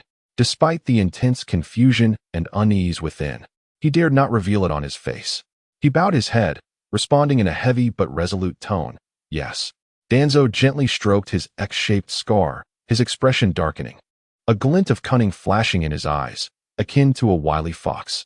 He fixed his gaze on Yamanaka Kurino and issued an order. Deploy all route personnel to patrol the Leaf's borders, vacate the venue, and provide Orochimaru with an opportunity. Yamanaka Kurino promptly complied, yes, and then turned to exit Danzo's chamber. Turning to Yamashiro Aoi, Danzo continued to instruct. Inform everyone that no matter what occurs at the venue, they must feign ignorance and avoid it. Understood, Lord Danzo. Yamashiro Aoi affirmed before swiftly departing. Once Yamashiro Aoi had left, Danzo swiveled in his chair, a relaxed smile breaking across his face as he laughed heartily. Ha ha ha, Sarutobi. The position of Hokage shall inevitably belong to me, Shimura Danzo. At that moment, a Fae had been silently lurking above the ceiling of Danzo's secret chamber for some time. Listening to the dialogue between Danzo and his subordinate, a Fae pondered, I suspected there would be no reinforcements when Orochimaru attempted to assassinate Sarutobi. It turns out this old fox is aware of the ins and outs and deliberately dispatched the root members elsewhere. Chapter 28. Seizing the resurrection coin after ensuring everyone had moved far away, a Fae quietly descended from the ceiling to the ground. Noticing Danzo lost in his Hokage dreams, a Fae suddenly appeared before him like a flash of lightning, his hand aimed directly at Danzo's right eye. With a swift motion reminiscent of a monkey stealing a peach, a Fae struck at the core, dislodging the bandage along with the eye itself. This unexpected assault left Danzo utterly unprepared, the excruciating pain eliciting a heart-wrenching scream that echoed throughout the chamber, sending chills down one's spine. He sprang to his feet, clutching his bleeding right eye, furiously demanding a Fae's identity. Damn it, who are you? In the face of Danzo's inquiry, a Fae remained remarkably composed. Carefully inserting Shirsui's Sharingan into his own right eye, his movements both adept and swift. Upon completing the procedure, his white Zetsu cloak folded in like petals, enveloping his entire head, creating a bizarre and enigmatic tableau. A Fae held the removed eyeball in his hand and suddenly crushed it with force. The sound of shattering echoing in the room. The bloodstained bandage and the pulverized eyeball slipped from his grasp, presenting a scene both brutal and shocking. Turning away, a Fae cleared his throat, then dramatically spread his bloodied fingers, announcing with exaggerated confidence, Ahem, I am the magnificent A Fae, the finest among men. Danzo's expression darkened, his brow furrowed as he struggled to suppress his inner fury, coldly asserting, A Fae? No matter who you are, return my Sharingan. I will pretend this never happened. Or else. Yet a Fae remained unfazed, mimicking a nervous girl, placing his hands on his chest, and swaying playfully in mockery. Or else what? Don't scare me. I'm most afraid of threats. Enough of this insolence. Danzo's voice rang out like the clang of cold metal, his face turning ashen with rage. Veins bulging on his forehead like furious serpents. Even though he was known for his self-control, at this moment, his anger seemed poised to shatter all defenses. Wind release, vacuum sphere. He bellowed, swiftly forming hand seals as he recited incantations. With his seals completed, the air began to whirl violently, compressing into countless tiny wind bullets. Danzo's mouth formed an O, as if extinguishing an invisible candle, and the torrent of wind bullets erupted from his mouth, hurtling toward a Fae like a barrage of bullets from a machine gun. Yikes, I'm dodging. A Fae's reaction was unexpectedly nonchalant. He evaded with an array of bizarre stances, each movement brimming with mockery and defiance. His figure swayed lightly amidst the wind bullets, as if mocking Danzo's attacks. Seeing this, Danzo's fury intensified. His eyes seemed to ignite with flames as he rapidly formed seals once more. Wind release, vacuum wave. This time, his attack was even fiercer. The wind blades akin to invisible swords, capable of cleaving through anything, sweeping across a wide area, leaving a Fae with no avenue of escape. Yet, a Fae showed no signs of panic in the face of this overwhelming onslaught. Just as the wind blades were about to reach him, he slapped the ground. Earth release, earth flow wall. At his command, the ground trembled violently, and a massive earthen wall erupted from below, successfully dividing the chamber and shielding him from Danzo's assault. Crack! Danzo's body nearly melded with the wind blades, effortlessly slicing through the thick earthen wall. His form flickered in the air like a mere afterimage, and in the next instant, He appeared right before Fei, his palm infused with compressed wind blades, akin to the scythe of death, striking directly at Fei's throat. Fei's reflexes were as swift as lightning. He deftly evaded the lethal strike, countering with a punch that sliced through the air, striking fiercely at Danzo. The two figures darted rapidly through the dim chamber, engaging in a fierce hand-to-hand combat. As the connection between Fei's Sharingan and his neural pathways intensified, his focus seemed to ascend to several dimensions, rendering every detail within his gaze inescapable. Danzo's attacks were swift and ruthless, each strike aimed at critical points. Yet Fei adeptly evaded every onslaught with his agile movements and the growing insight afforded by his Sharingan. Their silhouettes danced in the dimly lit chamber, each clash of fists producing a thunderous sound, as if the very air trembled in response to their charged atmosphere. Realizing he had yet to gain the upper hand, Danzo suddenly summoned a slender ninja blade, its gleam slicing through the air like lightning, aimed squarely at Fei, instantly forced back. Fei's expression shifted to one of seriousness. However, in the next moment, his palm morphed into a blade, crackling with azure lightning, accompanied by a fierce shout. Chidori. The intertwining of lightning emitted a sound akin to 1,000 birds, as the electric current, sharp as a blade, lunged toward Danzo. Seeing this, Danzo let out a cold laugh, enveloping himself in an earth-style technique that formed a formidable earthen shield. The Chidori collided with the shield, producing a piercing shriek as it shattered, yet Danzo remained unscathed. He charged at Fei once more, his ninja blade, imbued with wind chakra, slicing through the air, exuding an aura of death. His eyes sparkled with determination, as if victory was already within his grasp. But with the perfect fusion of Fei's Sharingan and his neural pathways, Danzo's speed appeared almost frozen in time. Fei merely sidestepped, allowing Danzo's chakra-infused blade to narrowly miss him. In an instant, Fei's electrified hand struck upward like a bolt of lightning, and with a sharp sound, Danzo's right arm was cleanly severed. Fei smirked with a hint of derision. It seems your Izanagi is of no use now. He casually picked up Danzo's severed arm, maintaining a safe distance while taunting. This arm's power is clearly beyond your control, so allow me to keep it for you. Once at a safe distance, Fei waved the severed arm in front of Danzo, his face adorned with a provocative grin. Old man, continue dreaming of being Hokage. Remember, it was your Fei who defeated you. With that, his figure gradually melded into the ground, vanishing from Danzo's sight, leaving him in a state of rage and shock, unable to move. Danzo's anguished roar echoed through the chamber, filled with despair. His dreams of being Hokage lay shattered by Fei's appearance. The pain in his arm intertwined with the fury in his heart, and as darkness enveloped his vision, he succumbed to unconsciousness amidst hopelessness and agony. Chapter 29. The Reaper's Seal. Fei departed from the Root Organization's base, ascending to the summit of Hokage Rock. He sat heavily upon the statue of the first Hokage, tightly clutching Danzo's severed arm, lost in contemplation. Sunlight bathed him, casting a long shadow. After 2.5 minutes of silence, Fei resolved to act, decisively opening his white Zetsu cloak to reveal his pale skin. The sunlight fell upon him, seemingly bearing witness to the pain that was to come. His gaze flickered between the severed arm and his own right hand, whispering, "This might hurt a bit." His voice trembled slightly in the air. After a struggle within, Fei suddenly shouted, "Damn it, I'm all in. 10 resurrection coins." His voice resonated with determination and a trace of madness. He swiftly picked up a stone and placed it in his mouth as a means to bite down, while simultaneously gathering lightning in his left hand. Taking a deep breath, he struck down decisively, smoothly and resolutely severing his own right arm. In that instant, Fei immediately transplanted Danzo's sealed right arm onto his wound. The agony of the severed limb caused cold sweat to cascade down him, yet the powerful cells of Hashirama coursing through him provided ample support. As the arms merged, plumes of white smoke erupted at the junction, narrating the difficulty of the process. The intense pain scorched his will like a raging fire, the stone in his mouth shattering under the immense pressure, but Fei gritted his teeth and endured. Before long, Fei's right arm began to regain sensation.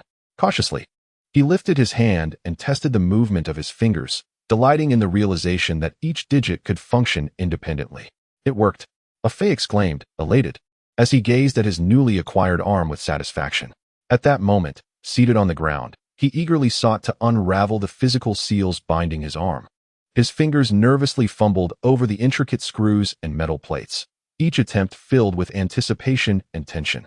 Faced with the layers of locks upon his arm, lacking a screwdriver, he resorted to the most primitive method of unlocking, twisting the screws with sheer force, an excruciatingly slow endeavor. Suddenly, a thunderous explosion shattered the surrounding tranquility, capturing Afei's attention. He lifted his gaze, peering past the village rooftops to see Orochimaru resurrecting the Senju Hashirama and Tobirama in the central area.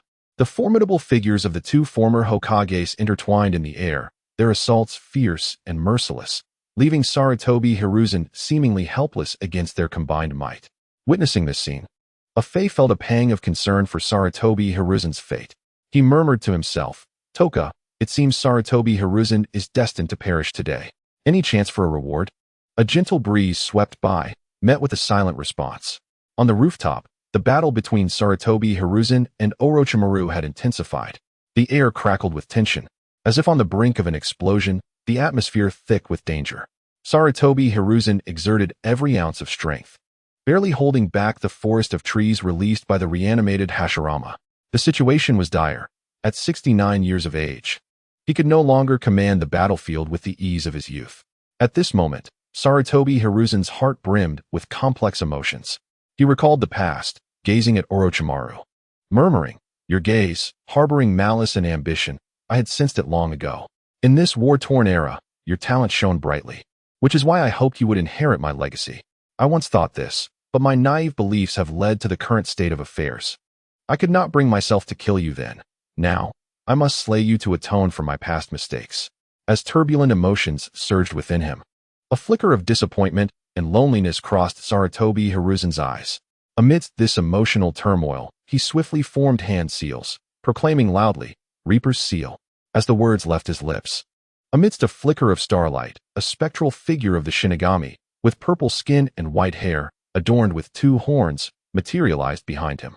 The Shinigami grasped a short blade between its teeth and held prayer beads in one hand, a deathly aura enveloping the space like mist, creating an atmosphere simultaneously solemn and terrifying. With the Shinigami's ritual initiated, Sarutobi Hiruzen quickly interlaced his fingers, summoning two shadow clones. Upon witnessing this, the reanimated Tobirama wasted no time, launching the Genjutsu, darkness technique. Instantly, darkness engulfed the surroundings, mercilessly sealing Sarutobi Hiruzen's sight, forcing him to fend off the attacks of two reanimated bodies in this pitch-black void. Orochimaru, prepare to witness a forbidden technique like none you have seen before. Sarutobi Hiruzen's lips curled into a sly smile as he called out into the boundless darkness. "Oh, is that so?" Orochimaru's voice revealed a spark of intrigue, and he immediately directed the reanimated Hashirama and Tobirama to unleash an even fiercer assault on Sarutobi Hiruzen. He aimed to compel Sarutobi Hiruzen to reveal his mysterious ninjutsu quickly, seeking to seize the opportunity to learn this unknown art. Despite being in a passive position under the shroud of darkness, Sarutobi Hiruzen relied on his acute perception to accurately pinpoint the locations of the two former Hokages. Two avatars lunged forth simultaneously, firmly restraining the bodies of Hashirama Senju and Tobirama Senju. Concurrently, the prelude to the Reaper's ritual was meticulously prepared. The Reaper's spectral hand, inscribed with ancient runes, pierced through the back of the shadow clone, directly striking the corporeal forms of Hashirama and Tobirama. At the moment when the soul of Tobirama was forcibly extracted, the ink-like space instantaneously dissipated and clarity returned to the world. Regaining his consciousness, Tobirama cast an apologetic glance towards Hiruzen Sarutobi, expressing, "I apologize for the trouble.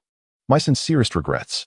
Hashirama gazed at him silently, his brief words imbued with profound remorse. "Forgive me, Hiruzen."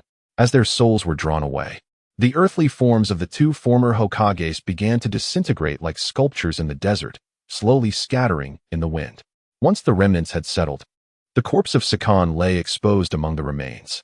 Hiruzen stared at this living sacrifice, a tumultuous blend of anger and shame igniting in his eyes. "Orochimaru, how could you stoop so low as to harm your own subordinates? I must eradicate your abomination today." As soon as the words left his lips, Hiruzen leaped forward, swiftly appearing before Orochimaru, his hands gripping the latter's arms like iron claws. The Reaper's spectral hand once again pierced through Hiruzen's chest, mercilessly seizing Orochimaru's soul. Desperate, Orochimaru manipulated the Kusanagi sword on the ground to strike at Hiruzen. Beside them, the monkey summon attempted to intervene but was ensnared by Orochimaru's serpents. Watching helplessly as the Kusanagi sword mercilessly plunged into Hiruzen's back. Chapter 30. The Book of Seals. The Kusanagi sword pierced through Hiruzen's chest. Yet it did nothing to slow the Reaper's relentless extraction of his soul. Confronted with the terrifying presence of the Reaper, Orochimaru was engulfed by an overwhelming sense of dread. Instinctively, he raised his hand to form seals, only to discover he could not perform any jutsu. Suddenly, a thunderous boom echoed as the third Hokage's statue beside him shattered without warning, momentarily leaving him in a daze. What an ominous omen, Orochimaru muttered softly. As the last screw on his arm fell away, revealing a limb covered in resurrection coins. 10 Sharingan glimmered upon his arm, reminiscent of the centipede spirit from a television drama. Well, 10 lives are enough to make me fearless, Orochimaru chuckled self-deprecatingly, promptly wrapping his arm tightly in a white Zetsu cloak. After completing this task, he stood up, stretched lazily, and cast his gaze down upon the fleeing crowd below. A mischievous smile crept across his lips as he remarked, "What a timely opportunity to strike." His voice echoed above the Hokage rock, his figure gradually fading into the void. Hokage building, Hokage office. Orochimaru's form slowly emerged from the ground. The office was eerily silent. A faint scent of tobacco and pine permeated the air, while the desk was cluttered with scrolls. Orochimaru plopped down onto the desk, lazily picking up a scroll. He flipped through it absent-mindedly, impatience evident in his gaze. Being Hokage is utterly tedious, he complained with a hint of sarcasm. Every day a mountain of tasks awaits, just like those corporate drones. He glanced at the densely packed text on the scroll, stifling a yawn as fatigue washed over him. Danzo is even more dull, always coveting this position, he scoffed, his disdain for Danzo apparent. Tossing the scroll aside, he leaped off the desk and rummaged through the bookshelf. His movements were hasty and rough, clearly tinged with irritation. 2.5 minutes passed, and the office had descended into chaos. Books lay scattered across the floor, papers and scrolls strewn about in disarray. Orochimaru slumped onto the floor, staring blankly at the ceiling, confusion etched across his face. His brow furrowed as he seemed to struggle to recall something. Something's not right, he muttered, a note of perplexity in his tone. Naruto stole the Book of Seals from here. How could it possibly be missing? After a moment of contemplation, a spark of realization flickered in his eyes. He swiftly utilized the Shunshin technique, issuing a command. White Zetsu 110, report to Konoha, Hokage office immediately. As soon as the order was dispatched, responses echoed across the mind lake. Understood. One by one, white Zetsus emerged from the ground, materializing before Orochimaru. They saluted in unison, exclaiming, "Boss Orochimaru." Orochimaru regarded one of the white Zetsus with curiosity, asking, "Are you number 1? The white Zetsu turned around, pointing to the number inscribed on its back, replying, "I am number 2. Each of us has our number marked on our backs for Lord Karen's registration and identification." Orochimaru nodded slightly in approval. Not bad. Quite resourceful. He then addressed the other white Zetsus, commanding, "Help me locate the Book of Seals. I've searched for ages, and it must be retrieved today." The white Zetsus responded in unison, "Understood." They swiftly dispersed, meticulously searching the office. "Yosh, I found it." White Zetsu number 6 excitedly emerged from the wall, announcing loudly. This proclamation immediately drew everyone's attention, their gazes converging on him. Upon hearing this, Orochimaru leaped up, eagerly inquiring, "Where is it?" Number 6 pointed at the wall behind him, responding, "It's in a hidden compartment back there." Orochimaru furrowed his brow in confusion. "Then why didn't you retrieve it?" "It's locked with something, and I couldn't manage it." Number 6 shrugged, appearing somewhat helpless. "Locked?" Orochimaru's brow knitted tighter, his confusion deepening. He promptly instructed number 6. "Come out, and let me see what it is." As number 6 emerged from the wall, Orochimaru swiftly threw a punch, striking the spot where the hidden compartment was located. With a resounding crash, a large hole was forcefully created in the wall. The Book of Seals lay quietly within the compartment, bound by a golden lock. The lock shimmered coldly in the dim light, resembling the adamantine chains that had restrained Danzo's arms. Orochimaru gazed at the lock, a light chuckle escaping his lips. How fitting that Naruto's theft of the Book of Seals is actually a reward from Hiruzen for his initiation into the ranks. He carefully extracted the scroll from the compartment, then began to methodically twist the metal screws on top. With each rotation of the screws, the lock's grip weakened. As the screws loosened, the lock gradually relinquished its tension, ultimately falling away with a soft click. Orochimaru slowly unfurled the scroll, revealing a meticulous record of thousands of jutsu. His gaze wandered over the contents, and he couldn't help but exclaim, "Senju Tobarama truly is remarkable." The shadow clone technique merely topped the list, and as he continued reading, the uniqueness and power of each technique left him increasingly astounded. It turns out the Nara clan's secret technique is based on Ein release, he mused, his eyes reflecting a thirst for knowledge. The Akimichi clan's expansion technique utilizes Yang release chakra, he continued, captivated by the principles and applications of each jutsu. Quite intriguing, Orochimaru remarked, as he perused the explanations of the jutsu, feeling as if he had discovered a new world, excitement glimmering in his eyes. These techniques not only broadened his knowledge, but also unveiled the deeper layers of the ninja world. "Someone's coming, Boss Orochimaru," White Zetsu #1 whispered from the doorway, turning back to address the others. At this juncture, who could possibly arrive here? Orochimaru pondered, stroking his chin, appearing somewhat perplexed. Despite this, he swiftly rolled up the scroll. The office door creaked open, gently pushed by an external force, and a masked figure quietly entered. Upon turning, the masked individual was momentarily taken aback by the scene before him. A Fei and his companions, with murderous intent etched on their faces, quietly regarded him. The masked figure initially appeared startled, but quickly regained his composure. He exhaled deeply and said, "Lord A. Fei, it is you. Who are you?" A Fei scrutinized the masked figure before him, his brow furrowed in confusion. In response, the masked figure removed his mask. "Do, what brings you here?" A Fei inquired, his gaze shifting over Do, revealing a hint of uncertainty. "I came to investigate the legendary Book of Seals from Konoha, which is said to be here. Given the chaos outside, I hope to seize the opportunity to uncover some clues," Do replied, lowering his head, his tone earnest. His words conveyed a sense of anticipation, while also reflecting his awareness of the current situation. A Fei's eyes remained vigilant as he meticulously assessed Do, seemingly attempting to decipher the other's true intentions. His sharp gaze, akin to a blade, sought to penetrate Do's inner thoughts.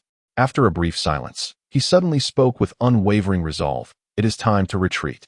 The authority in his voice brooked no dissent. "Yes," Do nodded, his voice earnest in response. His compliant demeanor seemed to slightly alleviate a Fei's suspicions, though it could also conceal a deeper scheme. With that response, Do swiftly turned and exited the office. His departing figure appeared resolute and determined, leaving a Fei alone in the room, mired in profound contemplation. While a Fei's mind was clouded with doubt, he could discern no flaw in Do's response. This calm reply only intensified a Fei's unease. He then instructed his subordinates, "Restore this place to its original state and send some brothers to keep a close watch on Orochimaru and the others. I sense something amiss." A Fei's tone revealed deep concern, as his instincts warned him that matters were far from straightforward. "Understood, boss," the subordinates acknowledged. A Fei then tossed the Book of Seals, which he had concealed behind him, to #1. "Take this back to the Land of Light, and ensure it is safeguarded by Kagaya." A Fei's tone was grave, imbued with a commanding presence. #1 accepted the scroll, a smile gracing his face as he bowed to a Fei. "Okay." His smile bore a hint of ease, as if he were confident in the task ahead. After issuing his orders, a Fei reclined his head and leisurely departed from the Hokage building. His steps appeared relaxed, yet his eyes betrayed a complexity of emotions difficult to articulate. After Orochimaru had slain Sarutobi Hiruzen, he escaped the scene under the cover of the Sound 4. The brutality and intensity of this battle marked a significant event in the annals of Konoha's history. At this moment, the chaos within Konoha had subsided. The remnants of the Sound Village had been decisively eradicated, while the remaining scions of the Sand Village were detained in the square, awaiting their fate. The village lay in disarray, the bodies of ninjas strewn about, the air thick with the stench of blood and gunpowder. A Fei surveyed the scattered remains, shaking his head and scoffing. "Where's the plan for Konoha's collapse? The Wind of the Wind saga has perished. How comedic. I, a Fei, might as well resign myself to fate." His words dripped with self-mockery and resignation, as if to deride the capriciousness of the world and his own destiny. With that, a Fae vanished from the village, his figure gradually dissolving into the earth, leaving behind a subtle ripple. In the depths of the forest, Team 7 had encountered Gaara's squad. The atmosphere was tense and heavy, the air charged with the imminence of battle. Haruno Sakura, a non-combatant, found herself ensnared by Gaara's sand arm. Pinned helplessly against the trunk of a tree, her expression was rife with fear and despair, her body immobilized under the immense pressure, making it difficult for her to breathe. As if the very air had grown oppressive. Sasuke, a prodigy revered in the ninja academy, though formidable among his peers, now found himself outmatched by Gaara's deceptively formidable prowess. The disparity left him feeling an unprecedented sense of defeat. At that moment, dark flames crept across half of his face, bearing witness to his full exertion in battle. Sasuke knelt, blood spilling from his mouth as he gasped for breath. His eyes, filled with resentment and fury, belied the physical limits he was nearing, as if he could collapse at any moment. This sense of helplessness only stoked the fires of his anger. With a thunderous roar, Naruto erupted with a surge of crimson chakra, an overwhelming force that scattered the sand binding him. Simultaneously, he summoned the massive toad Gamabunta, a testament to his newfound power. The air chilled palpably with Gamabunta's arrival, as if a frigid gale had swept through, sending shivers down spines. Shikaku, the one-tail, trembled at the sight of the colossal toad. Even a beast as powerful as he felt the weight of the challenge. Sasuke watched in envy as Naruto summoned such a magnificent creature, his longing for strength intensifying.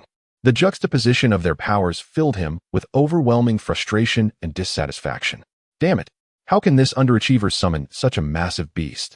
Sasuke slumped against a nearby tree, his fist pounding the trunk in rage. His expression twisted in anguish, a mixture of bitterness and agony. This emotional outburst was both a release of his own impotence and a reluctant acknowledgement of Naruto's capabilities. At that moment, Sakura, crushed by the pressure of the sand arm, had turned pale. Her eyes darted towards Sasuke, who was venting his frustration, tears slowly cascading down her cheeks. Her tears reflected not only her helplessness, but also a resonance with Sasuke's turmoil. As Sasuke continued to pound the tree, Sakura felt a strange sense of comfort, believing that his frustration stemmed from his inability to save her. This misunderstanding provided her with a flicker of solace amidst her suffering, reinforcing her belief in Sasuke's feelings for her. Meanwhile, Naruto commanded Gamabunta with a roar. The enormous toad charged forward, launching itself at Shikaku with a powerful strike.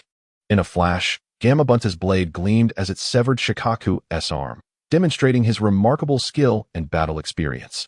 With Shikaku's restraint lost, the sand arm that had held Sakura captive faltered. Coughing violently, Sakura clutched her throat, her gaze darting furtively towards Sasuke, anticipating his next move. Her eyes brimmed with hope and anxiety, yearning for him to take action. However, despite her persistent coughing, Sasuke remained unmoved, instead retorting coldly, "Shut up, annoying girl. You're driving me crazy." His harsh words shattered all of Sakura's hopes in an instant. Sakura recoiled, her expression turning vacant, as she plunged into an abyss of self-doubt. Sasuke's indifference and scorn pierced her heart like a sharp blade. Chapter 32, The Arrival of Susanoo. Wind release, vacuum bullets.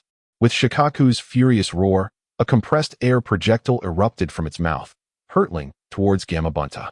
The power of this technique is immense, with the speed of the air bullets so swift that it is nearly impossible to perceive. Gamabunta deftly evades, as the air bullets whiz past, obliterating the forest behind him. The intense pressure and residual force leave Sasuke, Sakura, and others struggling to keep their eyes open. Such a formidable battle completely shatters Sasuke's worldview. He has never witnessed a scene so fierce and perilous, which imparts a new understanding of the strength of ninjas. Suddenly, the figure of Zetsu appears in a nearby clearing. Observing the escalating conflict with arms crossed, surveying Gaara and Naruto, the Nine Tails and One Tail. "Regrettably, I am not adept in sealing techniques," he remarks, revealing a hint of regret intertwined with excitement for the battle. Abruptly, Zetsu notices Sasuke in his cursed seal state, a smile curling at the corner of his mouth. He approaches Sasuke leisurely, each step exuding confidence and composure. "What is gay?" A sudden voice from behind startles Sasuke, causing his heart to race. His reaction is one of tension and astonishment. He never expected someone to approach him in such a situation. Who are you? Sasuke furrows his brow, his gaze wary as he looks at Zetsu, his tone laced with suspicion and unease. Zetsu becomes instantly exhilarated. He performs a backflip, extending his right hand flamboyantly as he introduces himself. Haha, I am the triple Ludohua, the finest among men. It is I, Lord Zetsu. His introduction is both exaggerated and self-assured, radiating a playful and rebellious spirit. Sasuke regards this somewhat foolish masked figure with a scowl, his expression darkening as he retorts. I don't care who you are. Get out of my sight. His tone is resolute and cold, reflecting his dissatisfaction and hostility towards Zetsu. Noticing Sakura and Pakin sizing him up, Zetsu releases a subtle aura of chakra, an invisible pressure descending upon them. This force is overwhelming, causing both man and dog to bow their heads in submission. Sakura and Pakin appear diminutive and helpless in the face of this power, as if firmly restrained. Merely envying the strength of others is a sign of weakness. A true warrior must strive to break through and become even more formidable. Zetsu observes the bowed heads of Sakura and Pakin, his voice chilling like ice, reverberating with a profound conviction and sense of strength, conveying an essential message to Sasuke. A true warrior enhances himself through relentless effort and breakthroughs. As Sasuke feels Zetsu's oppressive aura and listens to his words, his pupils constrict sharply. In that moment, Zetsu stands before him like a deity, instilling awe. The power emanating from Zetsu is precisely what Sasuke has longed for. It is not only potent but also alluring, filling Sasuke with desire and yearning. Can you make me stronger? Sasuke grits his teeth, his expression defiant yet reluctant as he gazes at Zetsu, his tone reminiscent of an order directed at Orochimaru, revealing his desperate craving for strength. Zetsu shrinks his neck slightly, spreading his hands. I cannot. The refusal is direct and devoid of hesitation. His clarity of stance leaves Sasuke's hopes dashed. Observing Sasuke, Zetsu's lips curl in disdain as he muses. These individuals in this world are truly bizarre, all obsessed with slaying their masters. His words convey a sense of bemusement and sarcasm, as if perplexed by Sasuke's behavior. Sasuke grits his teeth, glaring at Zetsu with fierce intensity. His eyes shimmer with resentment and fury, akin to a trapped beast poised to erupt. Zetsu feels an impulse to strike him, yet ultimately, reason prevails over desire. And he refrains.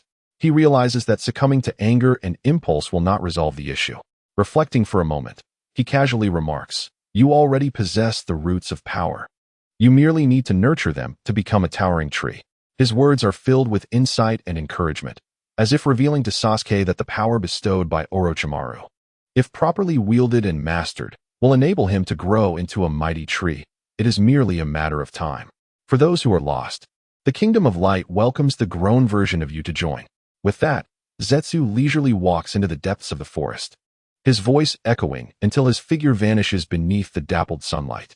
These words linger like a seed, quietly planted in Sasuke's heart, igniting a vision of hope and anticipation for the future. The Kingdom of Light. Sasuke stares blankly at the spot where Zetsu disappeared, intrigue and confusion swirling within him, his mind brimming with imaginings of this mysterious place. After Zetsu's departure, Sakura and Pakin exhale in relief, the sudden pressure nearly causing them to faint. They both felt the overwhelming aura radiating from Zetsu, a presence so potent it was almost unbearable. That person was incredibly strong. If he had hostile intentions towards us, just a flick of his finger could have sealed our fate, Pakin reflects, gazing at the spot where Zetsu vanished, a sense of dread washing over him. His words reveal a deep-seated appreciation for the recent events and a reverence for Zetsu's power. Though Sakura remains silent, her eyes betray her awe of Zetsu and her frustration with her own circumstances. This entire experience highlights her own powerlessness, igniting a profound desire within her to grow stronger. In the forest, Zetsu initially intended to depart. However, the battle between Gamabunta and Shikaku rages fiercely, diverging significantly from the animated narrative. Shikaku does not appear subdued. Rather, it exhibits astonishing ferocity, instilling fear. Gamabunta is marred with wounds inflicted by the air bullets, visibly battered. Meanwhile, Naruto has been rendered unconscious by the shockwaves from the combat, his life hanging in the balance. Shikaku unleashes a maniacal laugh. Ah, perish. At the same time, it gathers a highly concentrated air bullet. Just as it prepares to deliver a fatal blow to Gamabunta, A gigantic emerald figure suddenly rises from the ground, skillfully neutralizing the air bullet. This colossal entity, composed of green chakra, stands before Gamabunta like a guardian. Gamabunta's orange-yellow frog eyes widen in disbelief as he gazes at the green giant, murmuring a name, Susanoo. The green Susanoo towers in the arena, its intricate veins and flesh clearly visible, with chakra armor resembling flowing metal adhering closely to its form. The blades adorning its shoulders and forearms are sharp and exquisitely crafted. The chest plate is open, with a central crimson gem that burns like fire, radiating an undeniable heat. Zetsu's voice is deep and oppressive as he gazes down at the sprawled Shikaku, his tone dripping with icy disdain. You, a mere ant lying on the ground. Who permitted you to raise your head? Insects should behave like insects. Bow your head and perish. Shikaku's eyes narrow in terror, its body trembling involuntarily. Its voice quakes with incredulity. This is the green Susanoo. You are not Lord Six Paths. The overwhelming pressure of Susanoo instantly quells Shikaku's frenzied battle spirit, akin to being doused with icy water, significantly diminishing its will to fight. Shoha shook his head, attempting to dispel the inner turmoil and fear within. His voice, sharp and piercing, rang out towards Ah-Fei. It took me so long to come out. Taste my ultimate invincible spiral wind vacuum cannon. As Shoha summoned what he believed to be his lethal strike, a spiral sword emanating green flames gradually coalesced in the hands of Susanoo. Could it be? The legendary artifact. The sword of the god of war, Budo Gutsun. Went to the toad's eyes widened in shock, his entire being stunned beyond measure. Boom. The air cannon shot forth. And with an air of nonchalance, Susanoo raised the Budo Gutsun sword, its spiral patterns effortlessly absorbing the immense force of the air cannon. Little raccoon, meow meow meow. It's a pity you're so weak. Otherwise, you would have been my steed today. Ah-Fei mocked, then pointed at Shoha. Here, have it back. With a gentle sweep of the spiral sword, Shoha's air cannon gathered at the sword's tip, instantly rebounding. Boom. The air projectile shot out, piercing through Shoha's massive form in the blink of an eye. Unbearable in a single blow, Ah-Fei whispered excitedly, clutching the stolen symbol from Danzo, as if it were a treasured possession. He was astonished to find that his Hashirama sage body could counteract the side effects of the Mangekyo Sharingan. Although the moment it activated was dizzying, the next second, a puff of white smoke rose, and the entire world became remarkably clear. Shoha's fury reverberated through the air as he growled indignantly. Damn it, I just came out. However, under the impact of Ah-Fei's assault, Gaara, who was above him, began to slowly awaken. As Gaara regained consciousness, his power was once again bound by invisible chains. His massive body began to dissolve like a fleeting dream, gradually breaking down into countless fine grains of sand, scattering with the wind. Just as everyone breathed a sigh of relief, Susanoo's colossal form abruptly turned, fixing its gaze upon the slumped went to the toad, commanding in a tone that brooked no refusal. Can you take me to Mount Myaboku? Although Ah-Fei's voice sounded like a question, the unwavering authority and confidence it conveyed made it impossible to resist. Wenta was taken aback, a flicker of astonishment crossing his eyes. Quickly shaking his head in refusal, I'm sorry, but I can't decide that. Yet Ah-Fei gently waved his finger, a playful smile curling at the corner of his lips. Oh no, no, no, I believe you can. His tone was casual, yet imbued with an undeniable confidence. I trust you won't disappoint your savior, right? Ah-Fei's words knitted Wenta's brow into a tight frown, as he swiftly calculated how to cleverly extricate himself from this predicament. Before he could ponder further, Ah-Fei's voice rang out again, this time laced with a hint of menace. If you don't take me, it won't be amusing when I find Mount Myaboku myself. His words revealed a resolute determination, clearly indicating that he would not easily relinquish this opportunity to enter Mount Myaboku. Wenta broke out in a cold sweat at his words, his heart racing with trepidation. This guy's strength is unfathomable. A direct refusal could spell disaster. His gaze flickered between the unconscious Naruto and the nearby Gamakichi, a complex expression crossing his features. Finally, with weary effort, Wenta slowly rose, fixing a cold, challenging stare at Ah-Fei. If you truly wish to go to Mount Myaboku, then let me see if you possess the qualifications. Ah-Fei surveyed Wenta's battered form, his brow furrowing slightly, concern and confusion evident in his tone. Are you certain you want to test my strength in your current state? Wenta's response was firm and resolute. Why not? His voice resonated with an unyielding determination. Mount Myaboku, as one of the 3 sacred lands, was not a place one could enter casually. It required a recommendation and certain qualifications. Wenta knew well that if someone with ill intentions were to approach, he would rather exhaust himself than allow any threat to Mount Myaboku. Afei scrutinized Wenta, recognizing that defeating him seemed nearly impossible given his condition. Yet, out of respect for his opponent, Afei politely clasped his hands. Then I shall ask for your guidance. Wenta wasted no time, swiftly drawing his katana, its blade reflecting a cold glimmer as he prepared to strike at Afei. Smack! Wood release, wood dragon technique. Afei decisively clapped his hands, a massive wooden dragon soaring into the air from the forest. Just as Wenta appeared before Afei, the gigantic wooden dragon ensnared him tightly. Gazing at this colossal wooden entity, he was rendered speechless. Wood release. Simultaneously, the wooden dragon began to siphon Wenta's chakra, with his chakra already running low. The draining force left him feeling utterly exhausted, collapsing to the ground. Dad! Seeing Wenta fall, Gamakichi roared in fury, leaping into the air as he rapidly conjured a powerful toad water cannon. Huh! The water projectile shot forth, striking Afei's Susanoo. However, this seemingly fierce water shot merely splashed against Susanoo's armor, akin to a child's toy water gun, utterly ineffective. The onlookers in the forest, witnessing this scene, felt as though they were in an apocalyptic nightmare, paralyzed with fear. Kankuro and Temari swallowed nervously, their throats tight with tension. Cold sweat trickled down Kankuro's forehead, causing him to tremble slightly. In a quavering voice, he exclaimed, "Is this guy even human?" Confronted by the immense Susanoo and the towering wood dragon, their hearts were filled with shock and dread. My goodness! Parker, witnessing this spectacle, dared not linger and sprinted frantically towards Konoha. Chapter 34. Emerging prominence. Is this the sage chakra of Mount Myaboku? Just average, I suppose. Afei remarked, feeling the feedback from the wooden dragon. Seeing Wenta's chakra dwindle to nothing, Afei decisively released his control over the wood release. The massive wooden dragon receded like a tide, ultimately vanishing into the depths of the forest. Afei's tone suddenly turned serious as he coldly stated, "You have lost." Wenta, panting heavily, gazed at Afei with terror in his eyes, his voice trembling. "Who exactly are you? How can you use wood release ninjutsu?" Afei stroked his chin, seemingly deep in thought. A glimmer of wisdom flashed in his eyes, and then he smiled at Wenta. "Perhaps I am the prophesied child spoken of by the great sage Toad?" This statement caused Wenta to involuntarily shudder, astonishment evident on his face.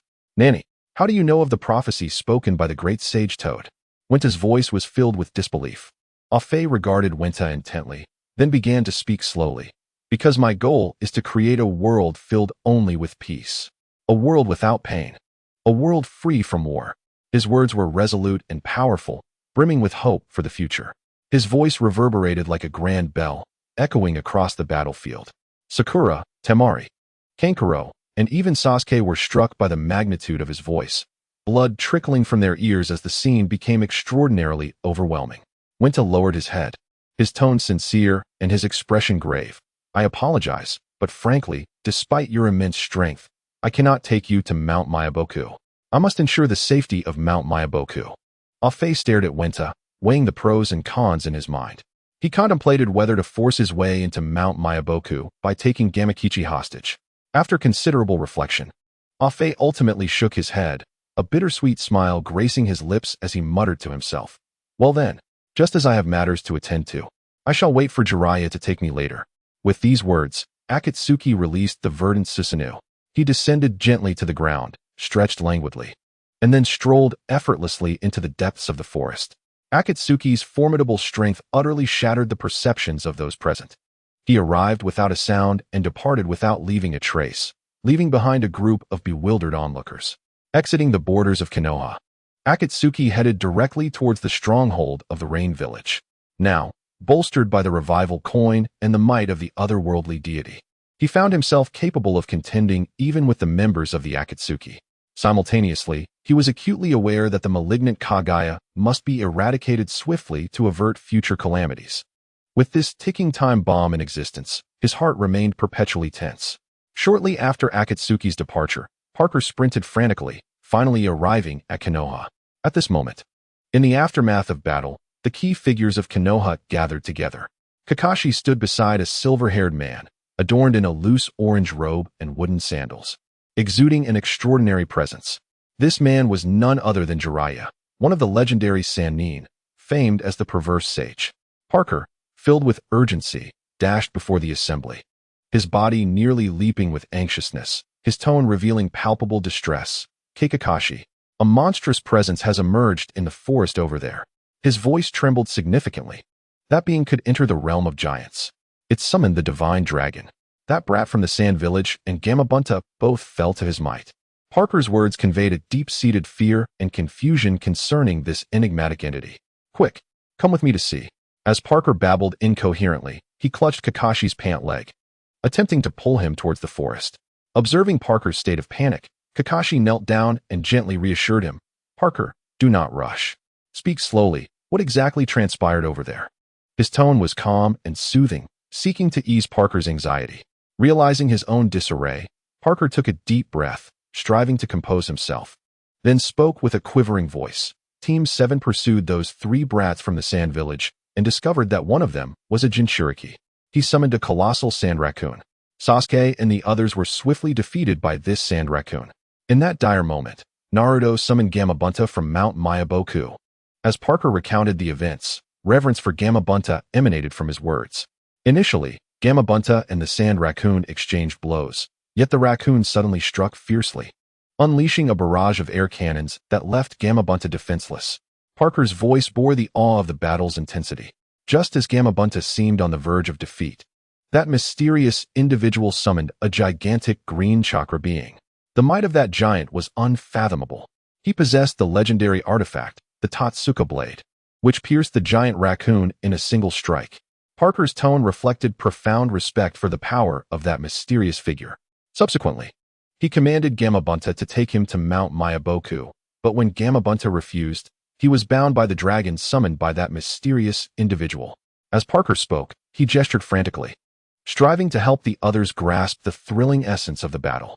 Jiraiya's expression shifted dramatically, his brows furrowing, urgency palpable in his voice. The situation is dire. We must move. Before his words faded, he executed the body flicker technique, transforming into a gust of wind racing into the depths of the forest. Kakashi, recognizing the severity of the situation, immediately called for Might Guy, and the two swiftly followed Jiraiya, weaving through the dense foliage, leaving only the sound of hurried footsteps and rustling leaves in their wake. Upon Jiraiya's arrival at the battlefield, the sight before him struck him with profound shock. The mountains appeared leveled by immense force, and the ground was marred by ghastly scars wrought by powerful ninjutsu. His eyes quickly caught sight of Naruto lying amidst the ruins, tightening his heart, and he sprinted towards Naruto with a speed bordering on desperation. Kakashi and Might Guy followed closely, their faces reflecting astonishment. Kakashi's gaze swept across the battlefield, murmuring, "What on earth transpired here?" His eyes betrayed deep concern. The scale of destruction indicated that the combatants possessed power at least on par with a Kage. Might Guy remained silent, descending to the ground, his gaze falling upon Sakura and Sasuke. Both of them were bleeding from their orifices, helplessly collapsed on the ground. Might Guy's brow furrowed tightly as he regarded the two young ninjas, recalling Little Lee struggling on a hospital bed, a surge of complex emotions welling within him. Chapter 35. Turbulent times in Konoha. As Jiraiya reached Naruto's side, Gamakichi slowly crawled from the rubble, appearing quite exhausted. Coughing, he spoke with fatigue. Cough. Cough. Lord Jiraiya, you have finally arrived. Jiraiya's brow furrowed, his gaze anxiously scanning Gamakichi's numerous abrasions, his voice urgent. Where is Gamabunta? Gamakichi sighed, replying, My father exhausted his chakra and had to return to Mount Myaboku. Jiraiya's heart sank as he pressed. What exactly transpired here?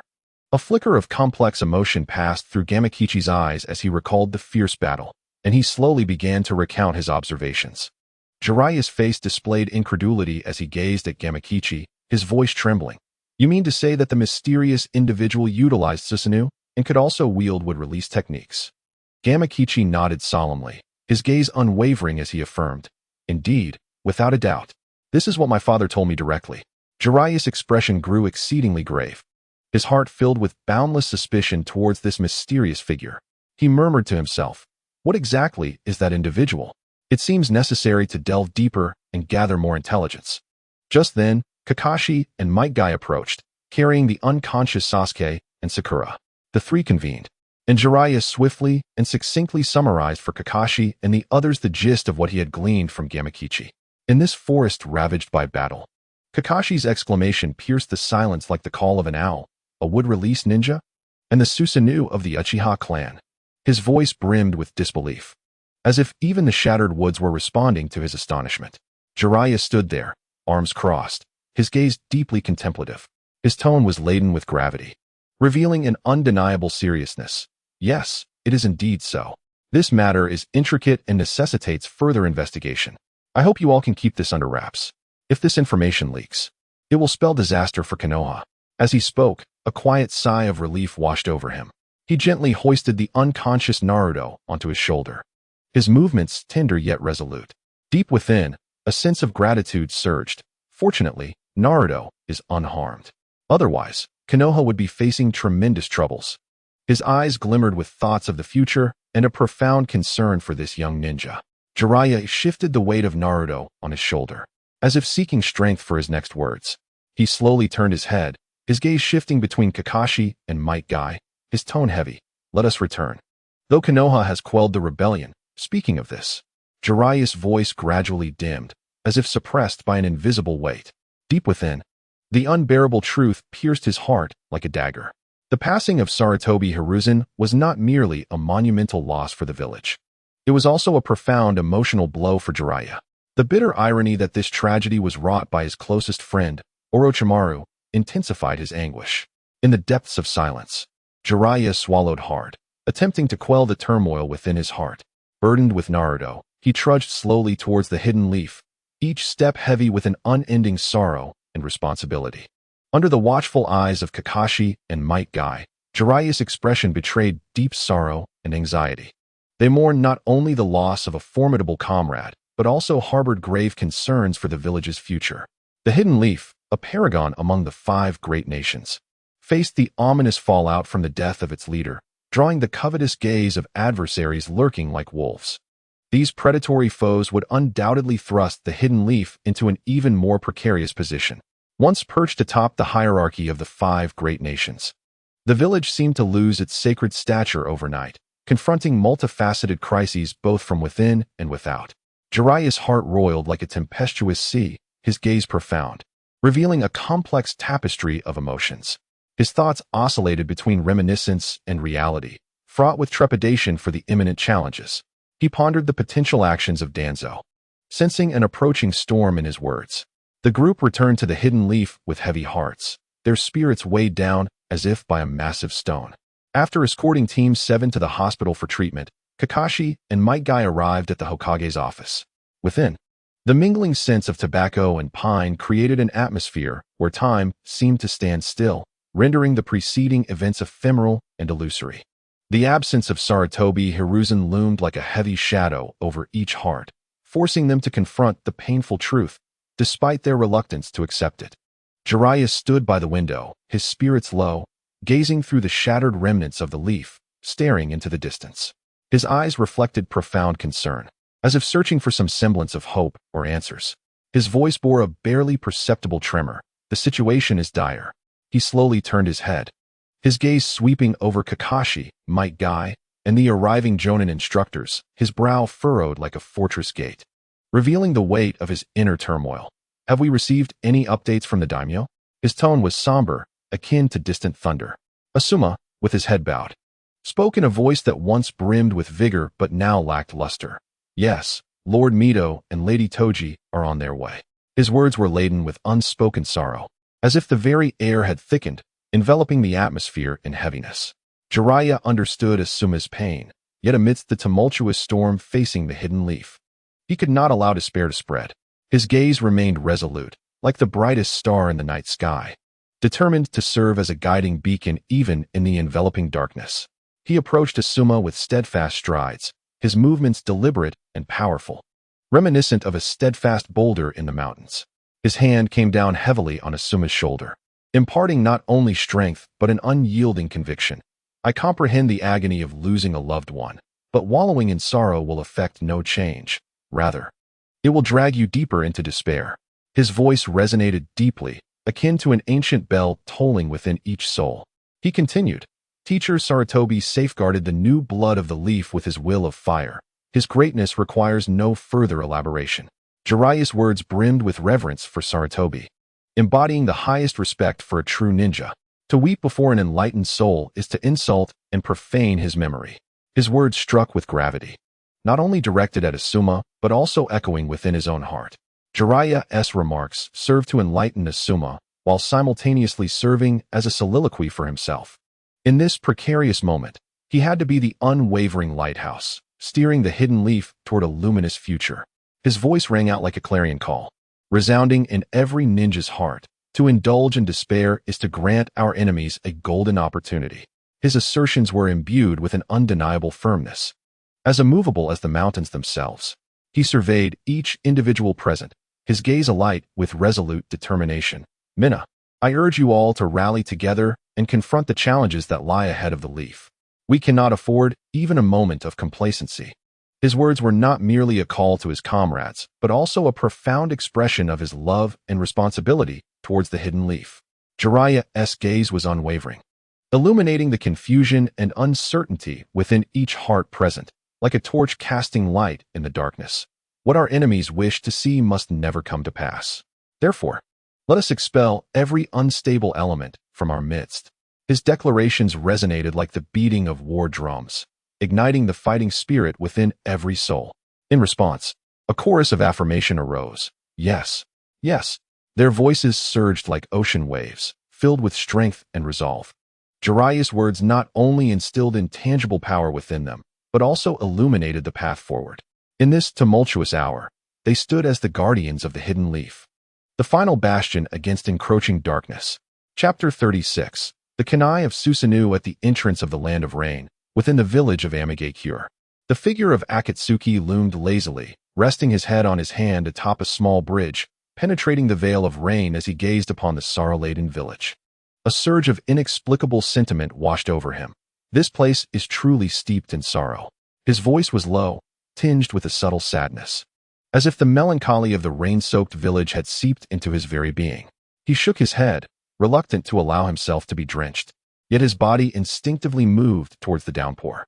The cold rain pelted against Akatsuki, and though his demeanor was languid, a steely resolve glimmered in his gaze, as if the rain could cleanse his inner turmoil and fortify his determination to press onward. As he neared the village, two rain ninjas, masked and clad in conical hats, intercepted him. Their eyes were vigilant, their voices imbued with undeniable authority. Halt! Who are you? Akatsuki's reaction to their inquiry revealed an unruffled composure. Instead of displaying any hint of panic, he responded with a humorous tone, showcasing his unique personality. His words carried a light-hearted jest, as if the tense atmosphere were merely a playful exchange among old acquaintances. Hey now, no need to be so fierce, you might frighten someone. This carefree attitude not only sparked curiosity about his character, but also subtly shifted the tension in the air. His expressions and gestures exuded a sense of mastery over the situation, as though everything unfolded as he anticipated. However, the other ninja's reaction was starkly different. He was displeased, even incensed, by Akatsuki's casual demeanor. This emotion was unmistakable in his words. Stop your tricks. As his voice fell, he deftly produced a rain umbrella from behind, revealing his readiness for battle. The umbrella abruptly unfurled, unleashing a barrage of sunbon needles that rained down upon Akatsuki like a tempest. This swift and precise series of actions showcased the ninja's remarkable skill and combat experience.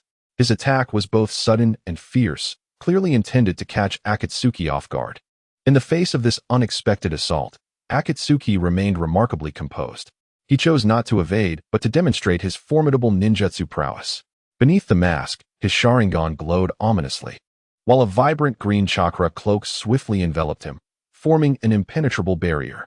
The sound of silver needles clashing against the chakra armor echoed sharply, each one shattering upon impact. This scene not only astonished those present, but left the attackers utterly speechless. What is this? The Rain Village ninja's pupils constricted in shock, his voice laced with disbelief and fear. Clearly, he had not anticipated that Akatsuki could so effortlessly withstand his assault. The Sharingan under Akatsuki's mask spun rapidly, emanating an aura that seemed to chill the very soul. Silence. With his command, the eyes of the two Rain Village ninjas instantly glazed over. They were entranced by Akatsuki's gaze, entirely stripped of their self-awareness. Drool unconsciously trickled from the corners of their mouths, a testament to their complete subjugation. With a sudden thud, their legs buckled, and they collapsed heavily to the ground. Their downfall not only signified Akatsuki's triumph in this confrontation, but also showcased a qualitative leap in his mental control following the fusion with the Sharingan. Akatsuki nonchalantly stepped over their bodies, a smirk of mockery playing at the corners of his mouth. His words dripped with mischief and defiance. Seeing how hard you two are guarding, I've decided to reward you with 3,000 beauties in the illusion. Battling endlessly for 3 days and nights. Reclining casually, he embraced the pouring rain, strolling leisurely into the depths of the Rain Village, each step exuding calm confidence. At that moment, just as he entered the village, an unsettling sensation of being watched crept up from behind, shadowing him. This feeling sent chills down his spine. Yet Akatsuki seemed unfazed. He lifted his gaze through the torrential downpour, focusing on the tallest tree in the village, swaying ominously in the storm. As if concealing some profound secret, his tone was laced with playful mockery, as if he had already unraveled the mystery. Oh, have you found me so quickly? He did not halt his progress, continuing deeper into the village. As he ventured further, a throng of Rain Village ninjas suddenly emerged from the narrow alleys, surrounding him swiftly and silently, like phantoms rising from the rain. A ninja stationed atop a roof fixed his furious gaze upon Akatsuki's carefree demeanor, his eyes burning with anger and contempt. His voice thundered through the narrow passage, filled with authority and menace. Intruder in the Rain Village. Show no mercy. At his command, dozens of elite ninjas surged forward like arrows released from a bow, their determination and combat skills on full display. Their movements were synchronized, a testament to their rigorous training and meticulous planning. Clang. The cold blades struck toward Akatsuki in an instant, yet astonishingly, they shattered upon making contact with his vibrant green chakra cloak. What is this? The leading ninja gasped, disbelief and fear coloring his voice. Nevertheless, their extensive combat experience prompted them to instinctively retreat to avoid further harm. Just then, the ninja atop the roof swiftly formed hand seals, unleashing a powerful water release technique. Water release. 1,000 needle jutsu. As he commanded, the falling raindrops transformed into razor-sharp needles, descending upon Akatsuki like a torrential downpour. Yet, even as the rain turned lethal, it paled in comparison to the might of the Susanoo. The green chakra flames flickered gently beneath the onslaught of rain, only to intensify, as if mocking the futility of their assault. Akatsuki laughed heartily, his voice resonating across the battlefield.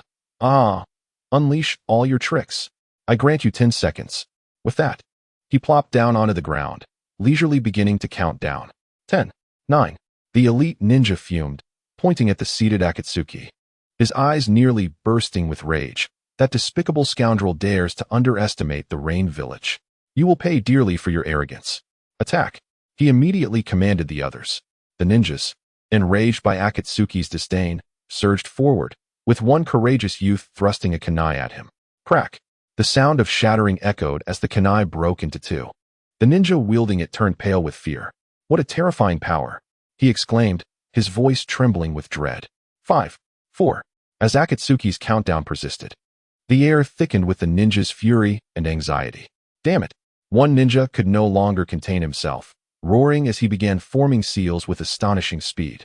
After executing 44 seals in rapid succession, he declared, Water release. Water dragon bullet technique. A dragon's roar surged skyward as a massive water dragon coalesced amidst the rain. This dragon, conjured simultaneously by 4 water release ninjas, was titanic, exuding an overwhelming pressure that seemed capable of devouring everything in its path. Yet, rather than falter, Akatsuki erupted in laughter. Oh, finally, something interesting has appeared. Come, let the storm rage even fiercer. He spread his arms wide, closing his eyes as if savoring the impending impact, entirely dismissive of the ninja's ninjutsu.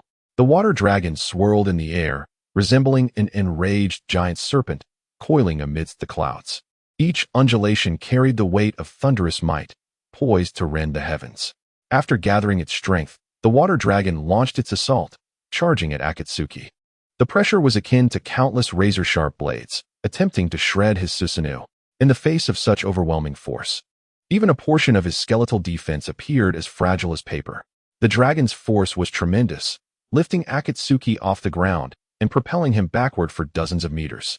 Structures along the way crumbled under this onslaught, like fragile blocks, sending plumes of dust and debris into the air. Have we succeeded? The leader of the elite squad peered through the haze, a hint of barely concealed joy lacing his voice. Beside him, a ninja wore a smug smile, gazing at the smoke with derision. Humph. Struck by the combined water dragon bullet of our 4 elite members, even if that guy survives, he will undoubtedly be gravely injured. Just as he was about to continue, his words were abruptly cut off. A gasp sliced through the air. From the obscuring smoke, a barrage of green chakra needles burst forth, falling like a torrential rain of blades, shattering the momentary tranquility. In the downpour, heart-wrenching screams echoed through the narrow alley. Relentless and despairing, this sound resembled the grim reaper amidst the night rain, mercilessly reaping souls.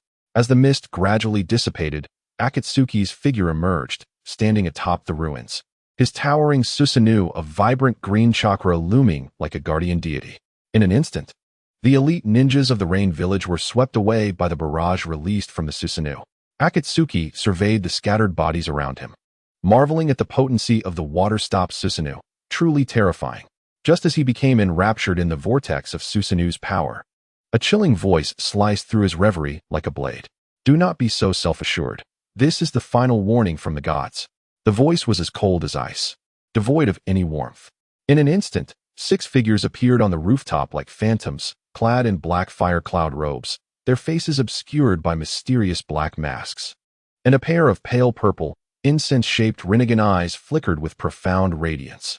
The leader among them was none other than Pain, the Deva Path.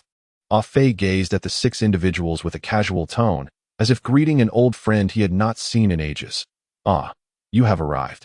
The aura of dominance emanating from Pain was intense and formidable, attempting to engulf Ah Fei. However, Ah Fei was no longer the naive youth consumed by mere defenses. In the face of this seemingly invincible pressure, he remained remarkably calm, as if the weight of it were merely a gentle breeze brushing against him. With unwavering resolve, he locked eyes with Pain and spoke nonchalantly. Nagato, I believe we need to have a conversation. Humph, how dare mere ants aspire to converse as equals with a deity? Allow me to demonstrate true divine power.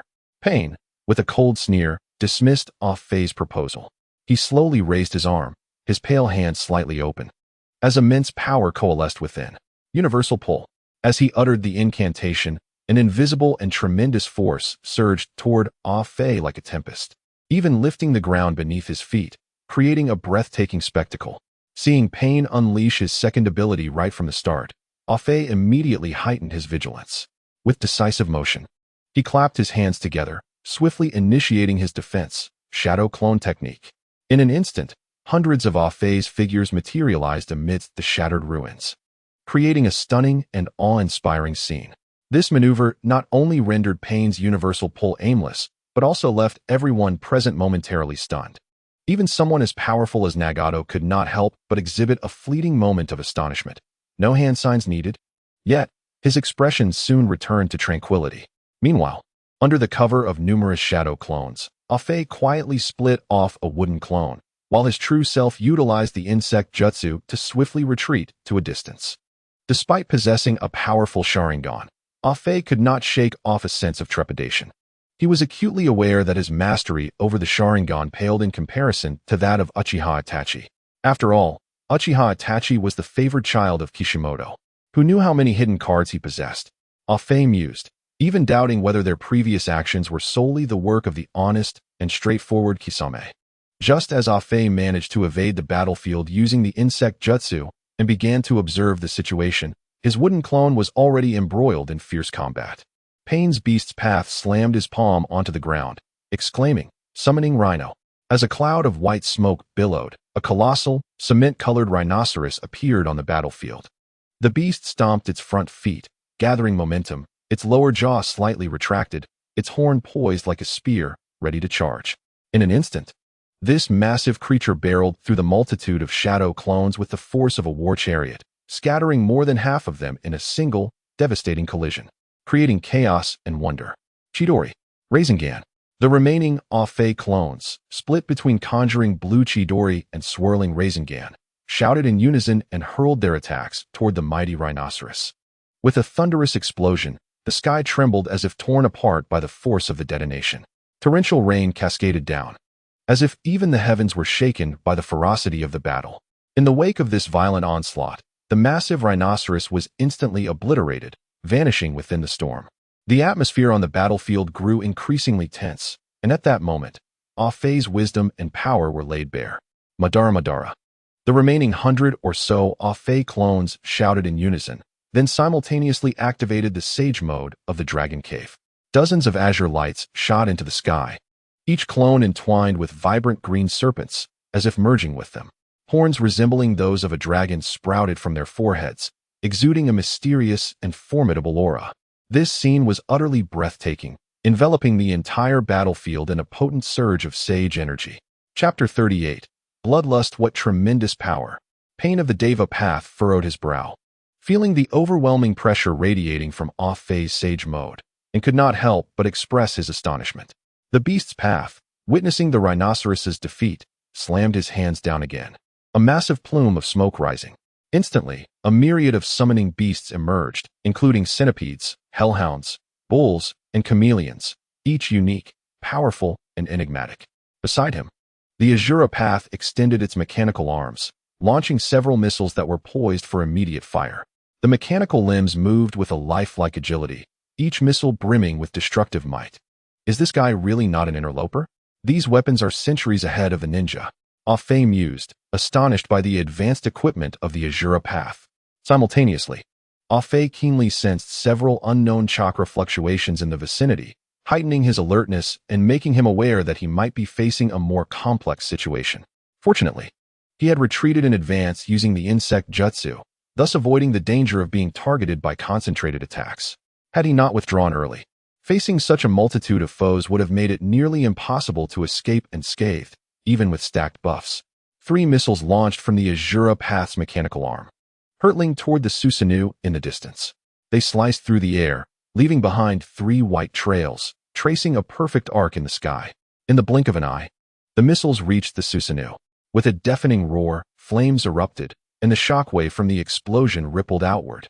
As the dust settled, the verdant Susanoo remained standing, an impenetrable deity. It forcefully pressed Pain's divine punishment into the ground, as if proclaiming to all that it was the true god of this world. The shadow clones of Offei, refusing to be outdone, began to weave in serpentine movements after entering Sage Mode, cleverly encircling the 6 paths of pain.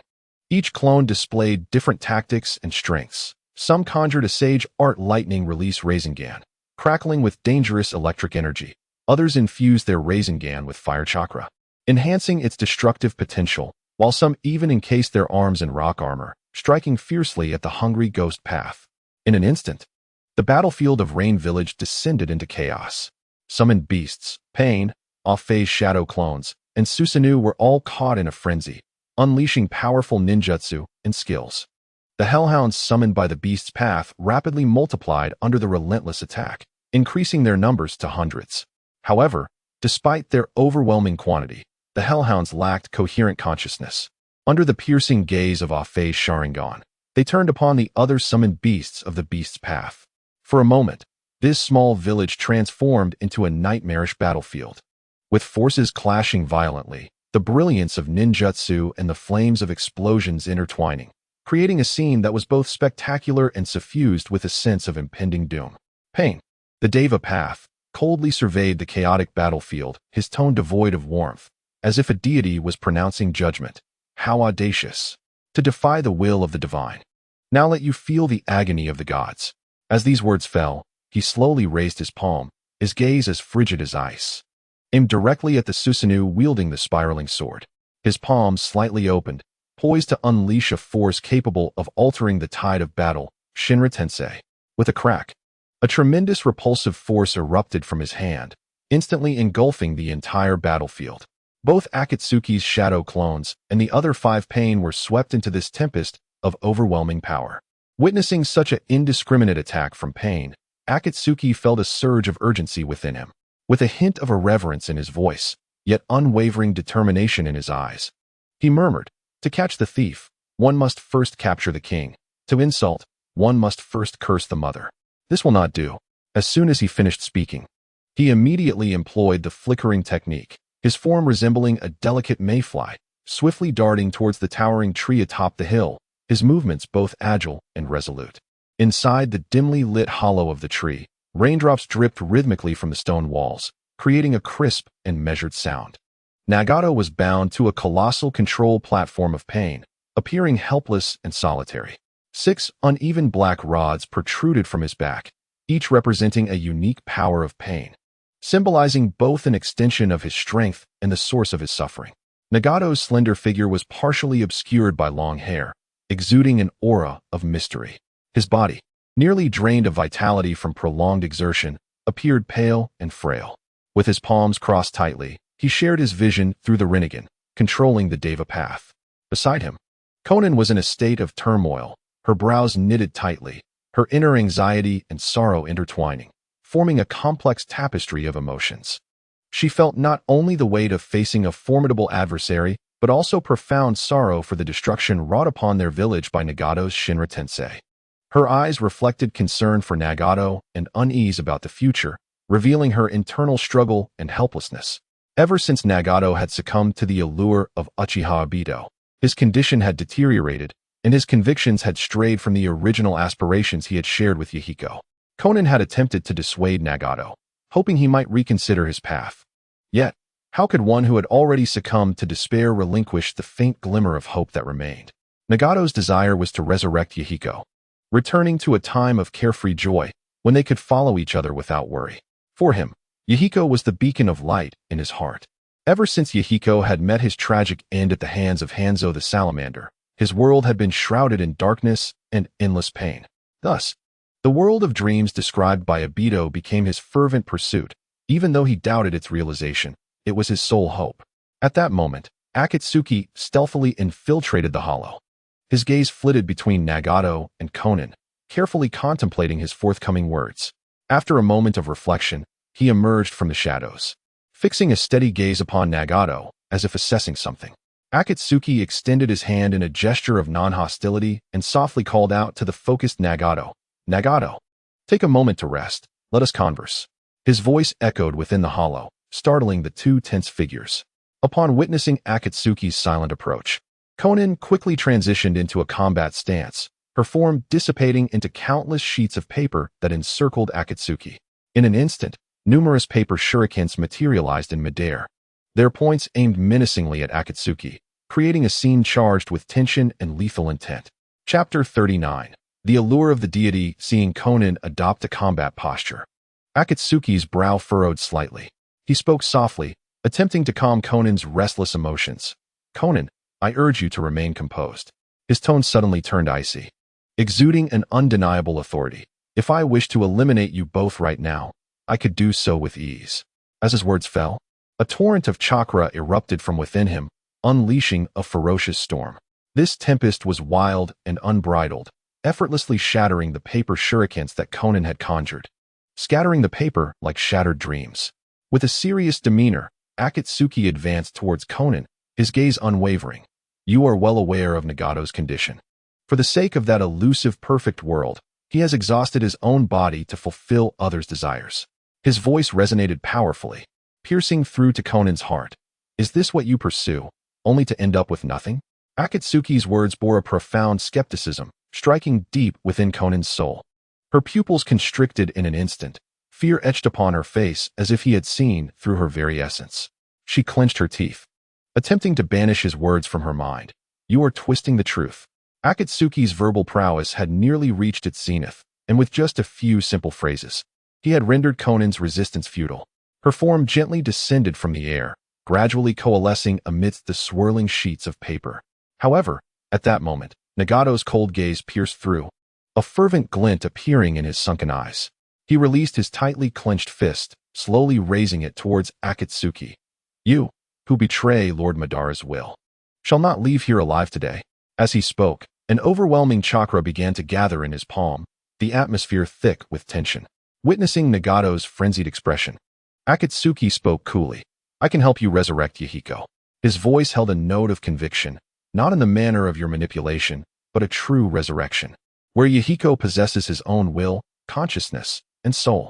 Beneath Akatsuki's swirling mask, the Sharingan, adorned with a four-pointed shuriken pattern, began to rotate slowly, emanating a pressure even greater than Nagato's, enveloping him entirely. Nagato's eyes widened in disbelief. Resurrection? How could that be possible? Akatsuki continued. Yahiko's dream was to create a world of peace, free from strife. And yet, because of his sacrifice, you have become ensnared in a web of guilt and torment. His tone was imbued with sincerity, akin to a clear stream washing over Nagato's bewildered heart. Please reflect on whether you have strayed from Yahiko's ideals. Akatsuki's words resonated like a heavy bell, striking deep within Nagato's heart, reverberating through his innermost being. Though brief, those two sentences articulated the long-suppressed feelings that had haunted Nagato for ages. Each day was a torment. As he could not forget Yahiko's expression in his final moments, that image seared into his memory. All his actions were, in truth, an escape from that harsh reality. He yearned to resurrect Yahiko to redeem his own guilt-ridden soul. Standing before Nagato, Akatsuki passionately articulated his grand vision. My goal is to create a world devoid of war. A realm where ninjas are no longer forced into perilous missions, allowing civilians to sleep soundly at night, and liberating the entire ninja world from its suffering. As he spoke, Akatsuki gestured animatedly, painting a vivid picture of his aspirations before Nagato. Simultaneously, he contemplated a significant decision, whether to employ the powerful Jinjutsu, Kodoamatsukimi, against Nagato. Peace. Nagato heard the hint of jest in Akatsuki's voice, his gaze revealing a flicker of confusion. In that moment, Akatsuki's figure seemed to merge with the Yahiko who had once aspired to change the world.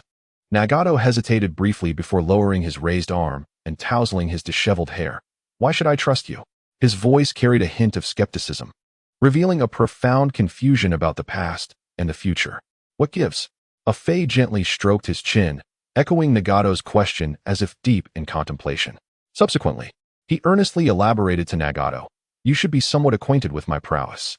In the battle where you controlled pain, what you faced was merely one of my many clones. I can produce dozens of such clones. His words exuded confidence and strength. Moreover, you are the prophesied child according to the great Toad Sage. And I too am a child of prophecy. My guiding you back to the right path is, in fact, part of the prophecy itself. A Fei's utterances were imbued with an air of mystery and determination.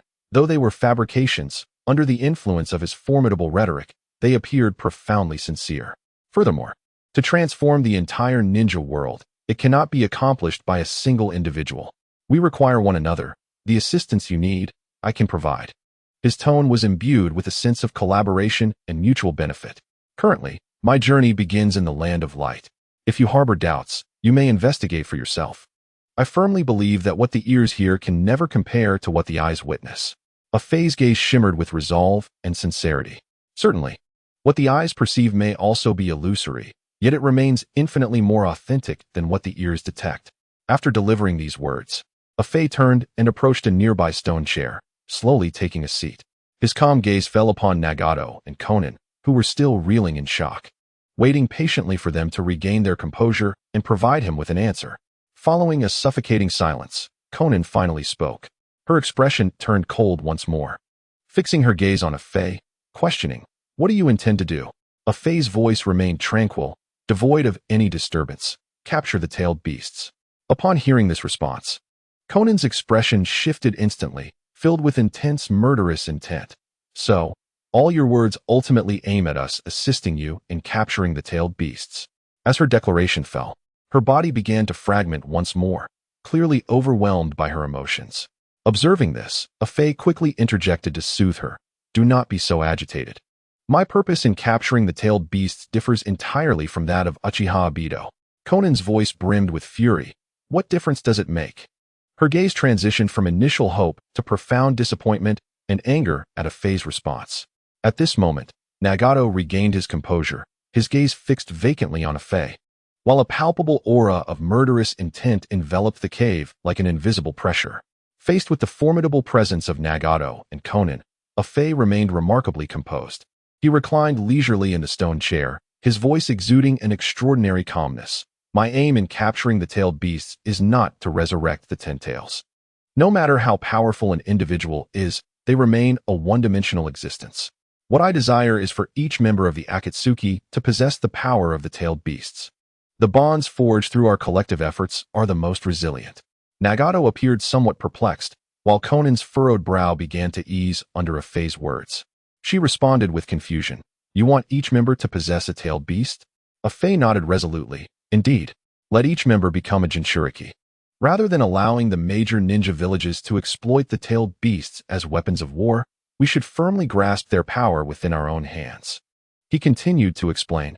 Every member of the Akatsuki possesses strength above that of the Kage.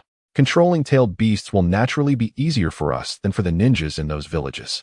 This way, civilians will no longer have to fear the calamities brought forth by rampaging tailed beasts.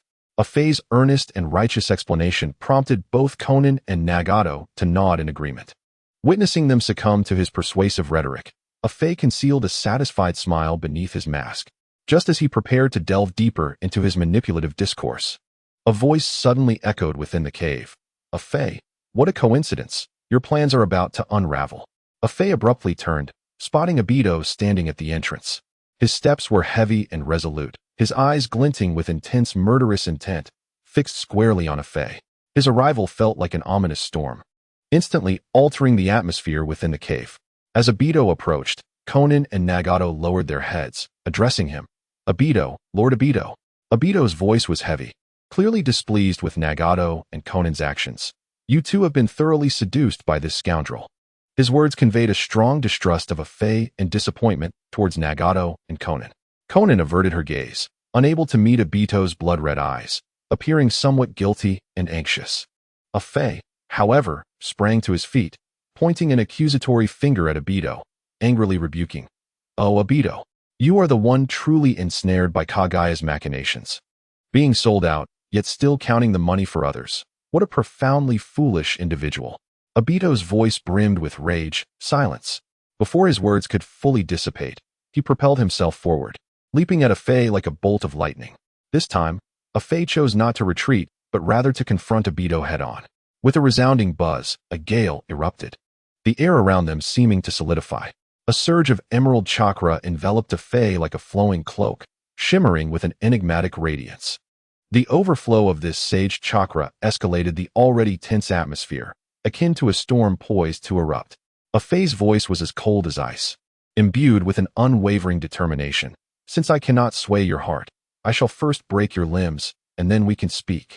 His words conveyed a chilling resolve, instilling dread. Konan, witnessing a Fey instantly enter sage mode, was visibly astonished. Her gaze was filled with complex emotions, both awe at a Fey's unfathomable power and concern over his choice of path. She pondered silently. What manner of being is he? This question sank like a heavy stone into the abyss of her heart. Just then, several emerald-hued spiritual serpents coiled around a Fey, gracefully gliding like silk, suddenly lunging towards the approaching Obito. These serpents, conjured by sage techniques, moved with agility and elegance, each arc imbued with lethal beauty. Yet, Obito, possessing a godly passive ability, remained unfazed by a Fey's assault. Despite the ferocity of the emerald serpents, they appeared as mere wisps of wind in the face of Obito. The serpents flowed through Obito's form, unable to touch his essence, as if he were an intangible wisp of smoke, impervious to any material form. Obito's steps were assured and powerful, the chains clinking rhythmically with his movement, each stride exuding confidence and resolve. His gaze burned like a searing flame, locked onto a Fey. While he contemplated, in just a second, this battle will determine the victor. His heart was filled with a yearning for triumph and self-assurance. However, just as Obito was about to reach a Fey activated the unique abilities of his Sharingan. In an instant, dozens of a Fey's figures sprang forth from behind him, encircling Obito like phantoms. These figures were indistinguishable from the real Fey, ensnaring Obito in a web of illusions. Unfazed, Obito extended his hand resolutely, pointing directly at a Fey, a victorious smile curling at the corners of his mouth. His eyes sparkled with confidence, as if he had already foreseen the fruits of victory. He murmured softly, his tone laced with disdain. "Ha! Fool! Only now do you unveil your shadow clone technique. This time, victory is mine." His words revealed an unwavering belief in victory and a disdain for his opponent. Just as Obito prepared to embrace triumph, his arm unexpectedly pierced through Akatsuki's body, grasping nothing but air. This unforeseen moment left Obito wide-eyed, his face a mask of disbelief. What? How is this possible? His voice brimmed with shock and confusion. He could hardly fathom that he had grasped at nothingness, as Akatsuki's figure vanished before him. Soon after, Akatsuki's voice echoed behind him. Ultimate technique. Instantaneous spiral flash core explosion. 3 years without drought. 1,000-year kill. Second form. His ethereal silhouette flickered slightly, and then, with his palms joined and fingers entwined, he unleashed a ferocious spiral 1,000-year kill aimed directly at Obito's vulnerable spot. This strike came with such swiftness and surprise that Obito was caught completely off guard. Akatsuki's attack was precise and powerful, delivering an unprecedented impact to Obito. This 1,000-year kill inflicted not only physical pain, but also a profound psychological blow. He had never endured such a bizarre and heavy assault. He collapsed to the ground, nearly losing consciousness. That damn bastard. Obito roared in fury, clutching his rear, his eyes bloodshot with pain and anger. In that moment, his pride and confidence suffered an unprecedented blow. Akatsuki slowly crouched down, the Sharingan beneath his mask glimmering with an inscrutable brilliance. He chuckled lightly. "I told you long ago. Opposing someone who has recharged countless times at 698, you stand no chance." His words dripped with mockery and confidence, as if he were ridiculing Obito's ignorance and arrogance. Obito, utterly astonished, stared at Akatsuki, his eyes filled with shock and confusion. He fixed his gaze upon Akatsuki, witnessing the glimmering Sharingan beneath the white cloak, his heart brimming with bewilderment and fury. Where did you get your Sharingan?" Chapter 41. Obito joins Where Did It Come From? Akatsuki placed his hand to his mouth, feigning contemplation, as if recalling a distant tale. His eyes sparkled with a teasing light, seemingly amused by Obito's inquiry. Then, in a playfully irritating tone, he addressed the pained Obito. "Guess correctly, and I shall reveal it to you." His words were laced with jest, as if toying with a trapped beast. Akatsuki continued, "Your ocular technique is formidable, yet I can assure you that my Sharingan's abilities surpass yours." His voice resonated with confidence, each word a challenge to Obito. "What?" Obito gasped in disbelief, staring at Akatsuki with incredulity. He struggled to accept Akatsuki's claims, yet what followed left him even more stunned. "You may find it hard to believe, but this is an undeniable truth. Your goddess power can evade all attacks for a limited time, while my instantaneous technique is either non-corporeal or entirely corporeal." Akatsuki's voice was firm and self-assured, each utterance a demonstration of his might. "To kill me is a task akin to ascending to the heavens." His words brimmed with confidence, resonating like the tolling of a bell, instilling fear in Obito. He gazed at Obito, his eyes sparkling with mockery. "Now, you may choose to flee once more. Escaping from this reality you deem unbearable." His tone dripped with disdain, as if mocking Obito's cowardice and evasion. Akatsuki added, "But after this, you will forever lose a reality where Rin and Kakashi exist. From now on, you will only dwell in your dreams, allowing Uchiha Madara to paint for you that laughable and ephemeral world." His words were steeped in irony, each syllable piercing deeply into Obito's heart. Akatsuki's speech was like a sharp knife, stabbing straight into Obito's core. Each word he uttered brought Obito profound pain and despair. Akatsuki's taunts not only provoked Obito, but also challenged his beliefs and convictions. Obito's pupils dilated, his gaze betraying a profound void and hopelessness. Under Akatsuki's scorn, his emotions erupted, and he threw his head back, howling in anguish and defiance. "What do you understand? This world has left me despondent. Everything I hold dear is continuously stripped away, departing from me. What have I done wrong?" Obito's voice was laden with rage and sorrow, each word tearing at his heart. His eyes glistened with tears, his voice trembling as he continued, "All I desire now is to live as an ordinary person. Is it wrong to wish for a world free of conflict?" Obito's heartfelt plea was a culmination of memories of the past and a yearning for the future. His eyes conveyed deep fatigue and disdain for war, his spirit filled with a longing for a peaceful existence. Nagato and Konin, Witnessing the usually aloof Madara in such a state of disarray furrowed their brows, as if contemplating something rather unpleasant. Their expressions bore a complex mix of sympathy for Obito and confusion and concern over his choices. They understood that Obito's words were not merely his own, but also a lamentation and reflection on the entire shinobi world. Akatsuki stood nearby, patiently awaiting Obito to unburden the torment he had long suppressed. For years, Obito's suffering and struggle had perhaps truly left him utterly exhausted. Once Obito's silent tears subsided, Akatsuki slowly extended his hand towards him, his tone gentle, tinged with a hint of childlike innocence. "Oh, Obito, reality is the most genuine thing. Perhaps it is not perfect, but it is indeed the only path for our mutual growth. Living behind a mask must be exhausting, no?" Obito looked up at the outstretched arm, a flicker of hesitation crossing his gaze. Akatsuki's words struck him deeply, filling him with both shock and confusion. Obito's heart was a tumult of contradictions. He yearned for liberation, yet feared confronting reality. "I can bring Rin back before you. However, whether she chooses you or Kakashi remains uncertain.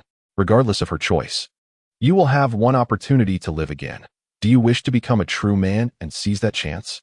Obito gazed into Akatsuki's fervent eyes, torn between hesitation and resolve. He recalled the illusionary world Uchiha Madara had drawn him into before his demise, a world so beautiful and real. He envisioned transforming into the Ten Tails Jinchuriki, thereby manifesting that world devoid of conflict. Yet now, Obito was plagued by turmoil, uncertain which world or future to choose. Akatsuki's proposition was like a key, unlocking doors within his heart and revealing different possibilities. However, he understood that choice entailed change, and change carried risks. Noticing Obito's flickering gaze, Akatsuki's brow furrowed, and he spoke calmly. "A peaceful world is something one cannot achieve alone. It requires the collective effort of companions. A solitary reign ultimately leads to loneliness. A world with companions is the most perfect world." His words conveyed the importance of teamwork and camaraderie, each syllable reminding Obito that true strength and achievement arise from collaboration and mutual progress.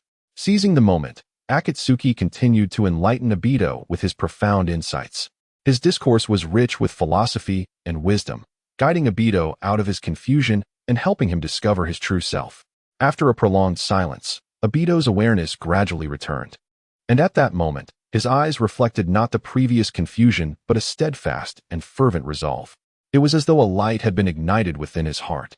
Under the influence of Akatsuki's words, he began to comprehend that true strength and happiness may not stem from personal dominance, as he had once believed, but rather from connections with others and shared struggles. This revelation also reminded him of the exhilarating moments he once experienced fighting alongside Kakashi. Perhaps that was the essence of what he had recently sought. He grasped Akatsuki's arm, trembling as he stood up with his assistance. The pain in his lower back made standing a strenuous endeavor, yet this marked a new beginning. He could not afford to lie down and miss this monumental moment. With a hint of playful sarcasm in his tone, he looked at Akatsuki and said, "All these years, I have regarded you as a friend. I hope you won't disappoint me this time." Seeing Obito's relief, Akatsuki suddenly gave him a thumbs up, exclaiming, "Let's blossom together in youth." His enthusiasm mirrored that of Might Guy towards Rock Lee. Obito gazed at Akatsuki, recognizing him as the same eccentric friend he had always known, and couldn't help but burst into laughter. Nagato and Konan, witnessing the two standing there with hands on their hips, laughed heartily, somewhat taken aback. "Did we miss some crucial moment?" Nagato whispered to Konan, his tone filled with confusion. Konan, slightly apprehensive, whispered back, I am not quite sure either." Chapter 42. Jiraiya's solitude now. "Kagaya, how do you intend to handle this?" Obito returned to his senses, his gaze fixed resolutely on Akatsuki. "Did he not come with you?" Akatsuki immediately inquired. "Not at all."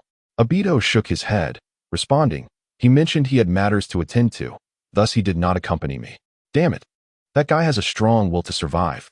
Akatsuki gritted his teeth, filled with resentment. He glanced at Obito, the three-tomo Sharingan beneath his mask transforming into the shape of shurikens, as he made a slicing gesture across his throat and coldly stated, "If I see that menace again, I will not hesitate to eliminate him." The murderous intent emanating from Akatsuki made everyone swallow hard. Konan, bewildered, thought to herself, is there such deep-seated hatred between them? Akatsuki turned his head towards Nagato, the oppressive aura gradually dissipating. He looked at the massive base beneath Nagato and said, Nagato, I will surely revive Yahiko. Before that, do you wish to accompany me back to the land of light? Nagato paused. My original body? He then smiled wryly, shaking his head in self-deprecation. Perhaps not. My legs are not in good condition. I'll go with you. Konan's voice rang out as she boldly stepped forward to stand beside Akatsuki. I want to see what your so-called peace looks like. Her tone remained cold, laced with skepticism. Akatsuki shrugged and smiled lightly. Well, it doesn't matter. I haven't been back in a while, so it's a good opportunity. Nagato turned his gaze towards Konan, a hint of worry etched on his brow. In that case, I will have the beast accompany you. His words concealed a wariness towards Akatsuki, for he had once been exploited by the esteemed Uchiha Madara. And now he remained vigilant of everyone. Akatsuki, sensing Nagato's concerns, offered a gentle and warm smile. Rest assured, you will soon understand how right today's decision was. And you? Akatsuki turned to Obito, inquiring with curiosity.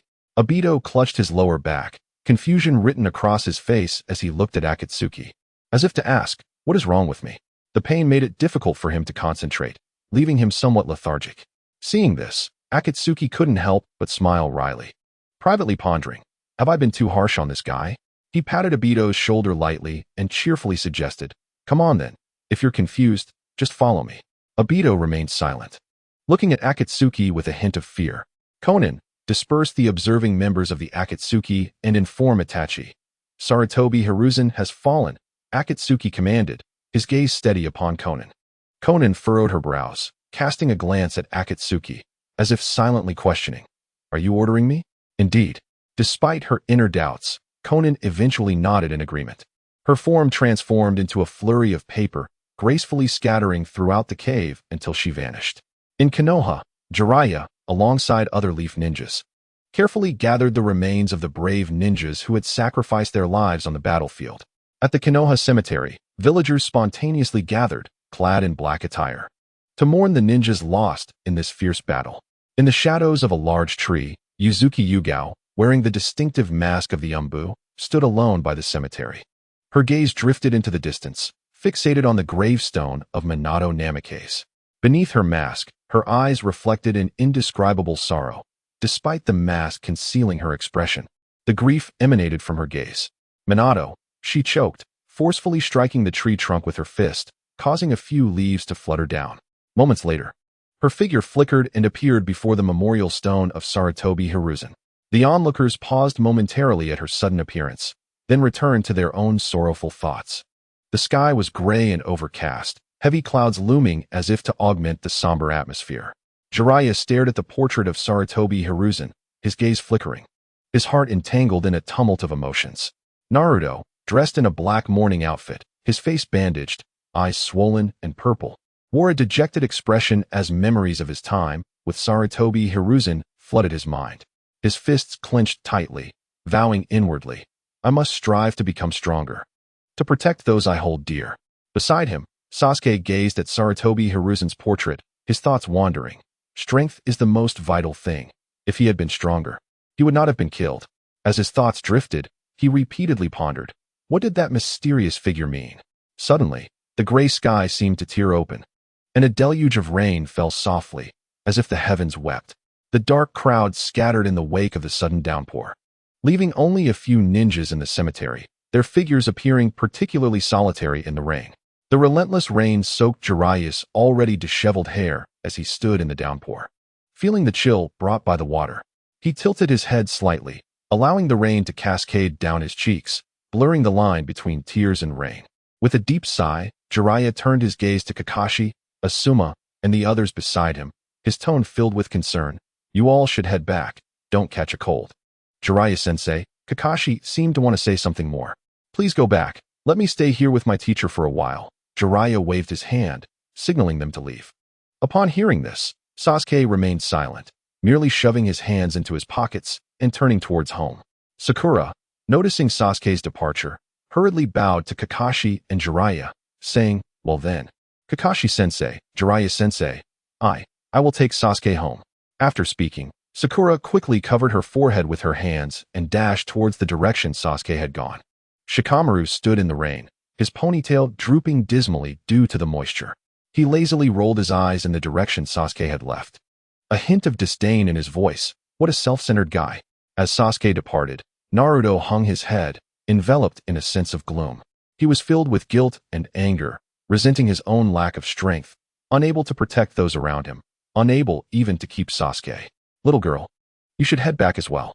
Konoha is currently vulnerable. Be cautious of any intruders. Jiraiya spoke with a calm demeanor, seemingly concerned for the well-being of Yuzuki Yugao while also harboring worries for the safety of Konoha. Yuzuki Yugao gently set down the white bouquet in her hand, nodded softly, and slowly donned the Umbu mask. As the curtain of rain swayed, her figure flickered and vanished amidst the torrential downpour.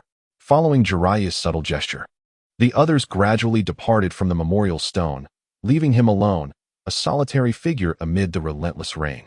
As everyone exited, Jiraiya surveyed his surroundings, murmuring in resignation. Did none of those shadowy figures from Root come? Chapter 43. The temptation of Black Zetsu within the clandestine headquarters of Root. Danzo lay feebly on his sickbed, his body seemingly crushed under the weight of a heavy blow. His gaze was hazy, as if replaying the moment when Obito seized his Sharingan and arm. That image etched in his memory like an inescapable nightmare. His eyes slowly rose to the dim yellow light on the ceiling, which cast a foggy reflection in his vision. His lips moved gently, as if recounting a distant dream. That fellow S would release is truly captivating. The words escaped his parched lips, imbued with a complex mix of longing for power and the bitterness of loss. In Danzo's hospital room, Yamashiro Aoi stood quietly by the bedside, his voice low and respectful as it shattered the stillness. Lord Danzo, the funeral for the third Hokage has commenced. Are you truly certain you do not wish to attend? Danzo furrowed his brow slightly, a flicker of displeasure crossing his eyes as he fixed his gaze on Yamashiro Aoi. What do you think? In my current state, do you believe I can go? Yamashiro Aoi immediately bowed his head, a hint of anxiety crossing his face as he hurriedly clarified. I apologize, Lord Danzo. What I meant was, should we send a representative from Root to attend the funeral? Danzo fell silent for a moment, his gaze distant, as if reminiscing about his past with the third Hokage. Ultimately, he waved his hand weakly. It's too late now. Once I recover, I shall pay a visit to my old comrade. As Danzo's words lingered, a sly smile crept upon his lips, his eyes glinting with satisfaction. In his heart, a sense of secret joy spread. Finally, the position of Hokage shall be mine. Just as he reveled in this boundless fantasy and self-satisfaction, an abrupt voice echoed like a specter before his sickbed. Heh, Shimura Danzo, you naive fool. The suddenness of the voice startled Danzo, a familiar sensation causing the hairs on his neck to rise, a chill coursing down his spine. Yamashiro Aoi's heart raced with anxiety. As a sensory-type ninja, he had failed to perceive the source of the voice's emergence, instilling within him an unprecedented sense of fear and unease. He whirled around, his hand gripping the hilt of his sword at his back. As a glimmer of cold light flashed, the blade pointed menacingly at the figure behind him, radiating a chilling aura. In the corner stood an eerie presence, its form a blend of black and white, resembling a pitcher plant, exuding an indescribable strangeness. Its mouth twisted into a grin, appearing ethereal yet, like a ghost in the night, coldly observing Danzo and Yamashiro Aoi. Do not be so tense. I have come to propose a partnership. Its voice was calm and profound, imbued with an irresistible allure. The unexpected visitor and his proposal of collaboration further deepened the already tense atmosphere, inciting both Danzo and Yamashiro Aoi to harbor a sense of doubt and vigilance.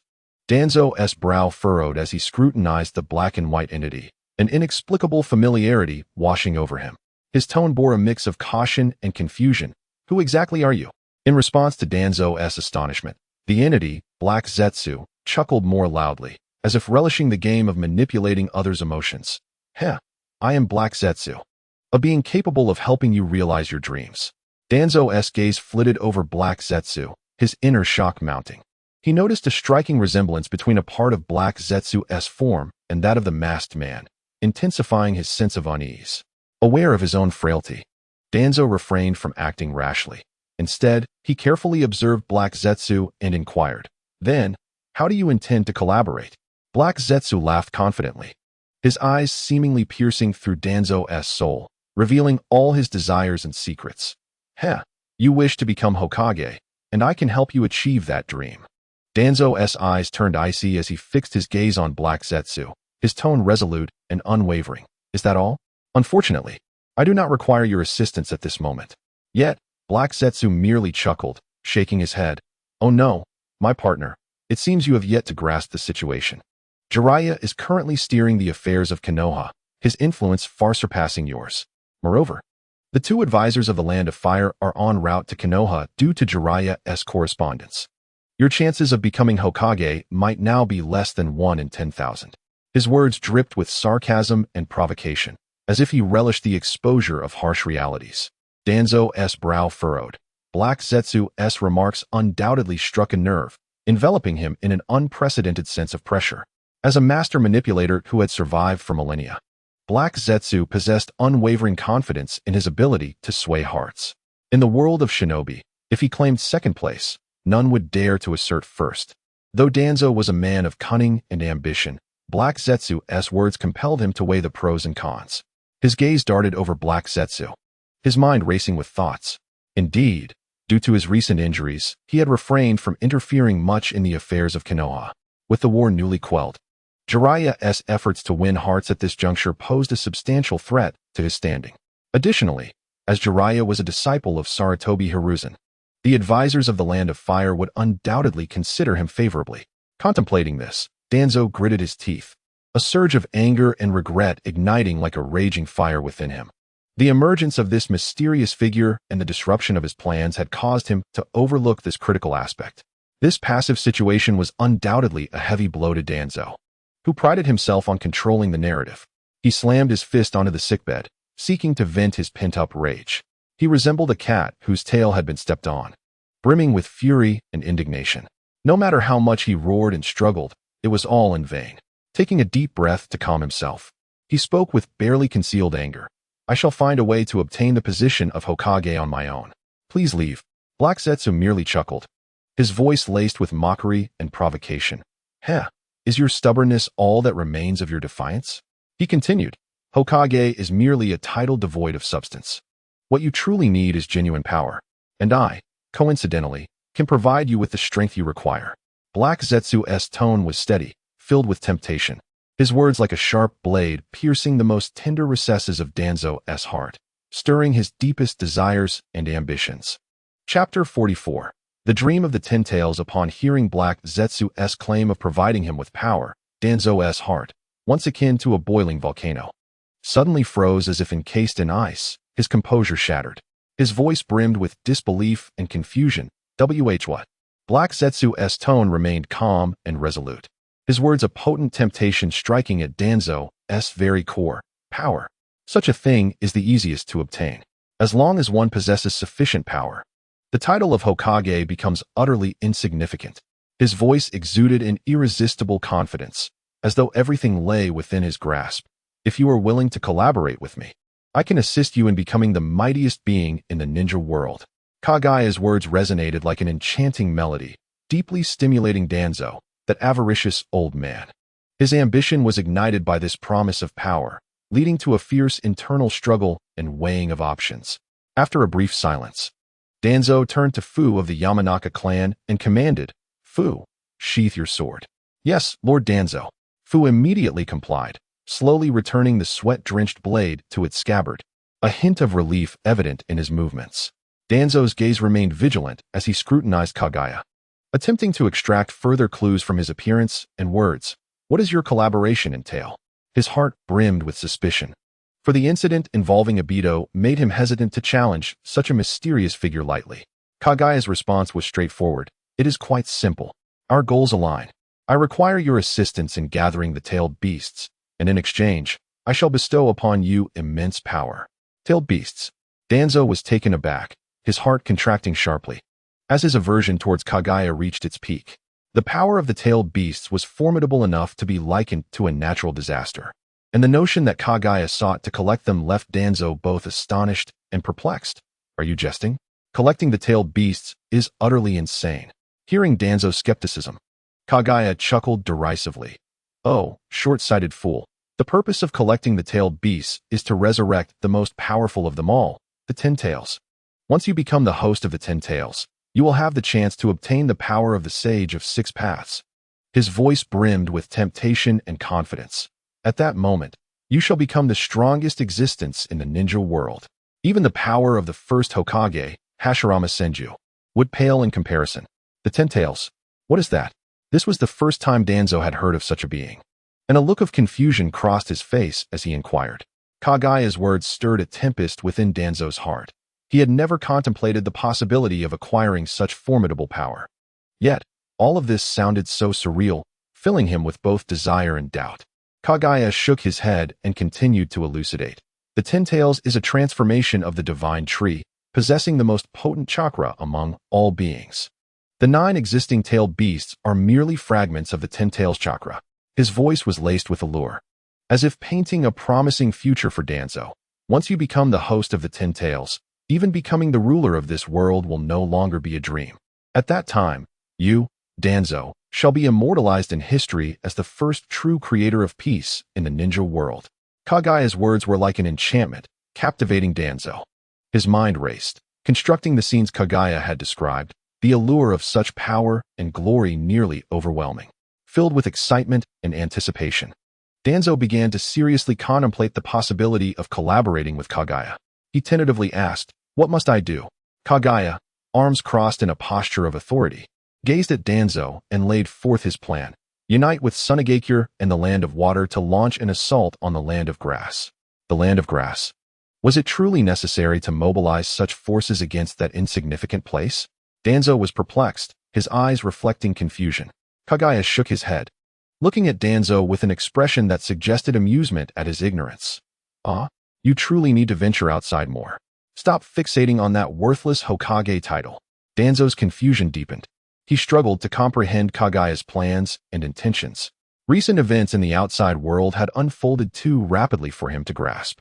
Kagaya's words hinted at grander schemes and secrets, instilling both curiosity and wariness in Danzo.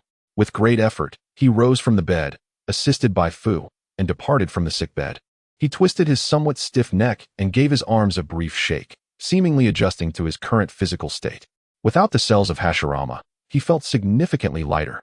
He mused, a hint of self-mockery in his voice.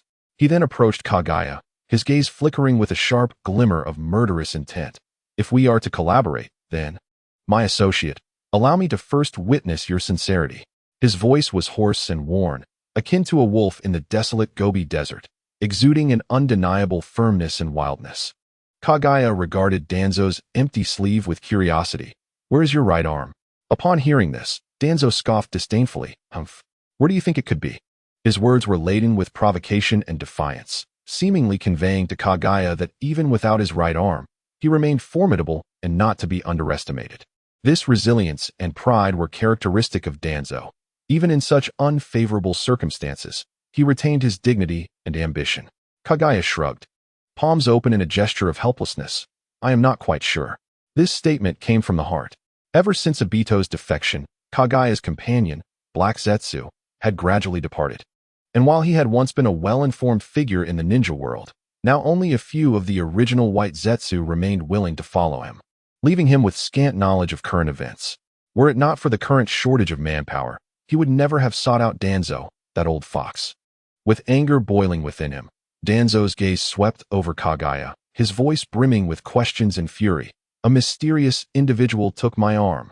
That person shares similarities with you. So can you comprehend what I am saying?" Kagaya's body suddenly stiffened at this revelation, and he murmured, "So that was where Obito acquired his Susanoo." Quickly regaining his composure, Kagaya smiled at Danzo. "It appears that our plans are quite aligned." "Aligned? What do you mean?" Danzo asked, puzzled. "The one who took your arm is in the Land of Grass." Kagaya's voice was hollow, akin to an abyss, as he smiled at Danzo. "That individual is in the Land of Grass." Danzo was shocked. Indeed, Kagaya's response stirred a tempest within Danzo's heart. This news both astonished him and ignited a flicker of vengeful delight. He began to realize that collaborating with Kagaya might be even more intricate and profound than he had anticipated. Chapter 45, The Art of Disguise. So, what sincerity do you offer? If you wish to snatch a wolf with empty hands, today you may find it difficult to depart unscathed. Danzo's eyes suddenly turned icy. a fierce light glinting as he fixed his gaze on Kaguya. Yet Kaguya remained unfazed, a cold smile playing on his lips. Before placing a hand gently on Danzo's shoulder, let me allow you to experience what it feels like to be Hokage. With that, Danzo's chakra was swiftly siphoned away by Kaguya, and simultaneously, Kaguya began to transform. In an instant, a lifelike replica of Shimura Danzo appeared beside the original. I see. The original Danzo exclaimed in astonishment as he witnessed Kaguya assume his form. A transformation technique? This is merely a lowly D-rank jutsu.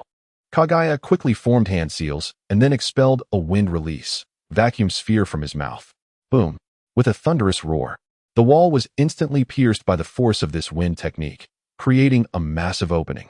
This sudden commotion prompted the members of the root organization outside to burst through the door in a rush.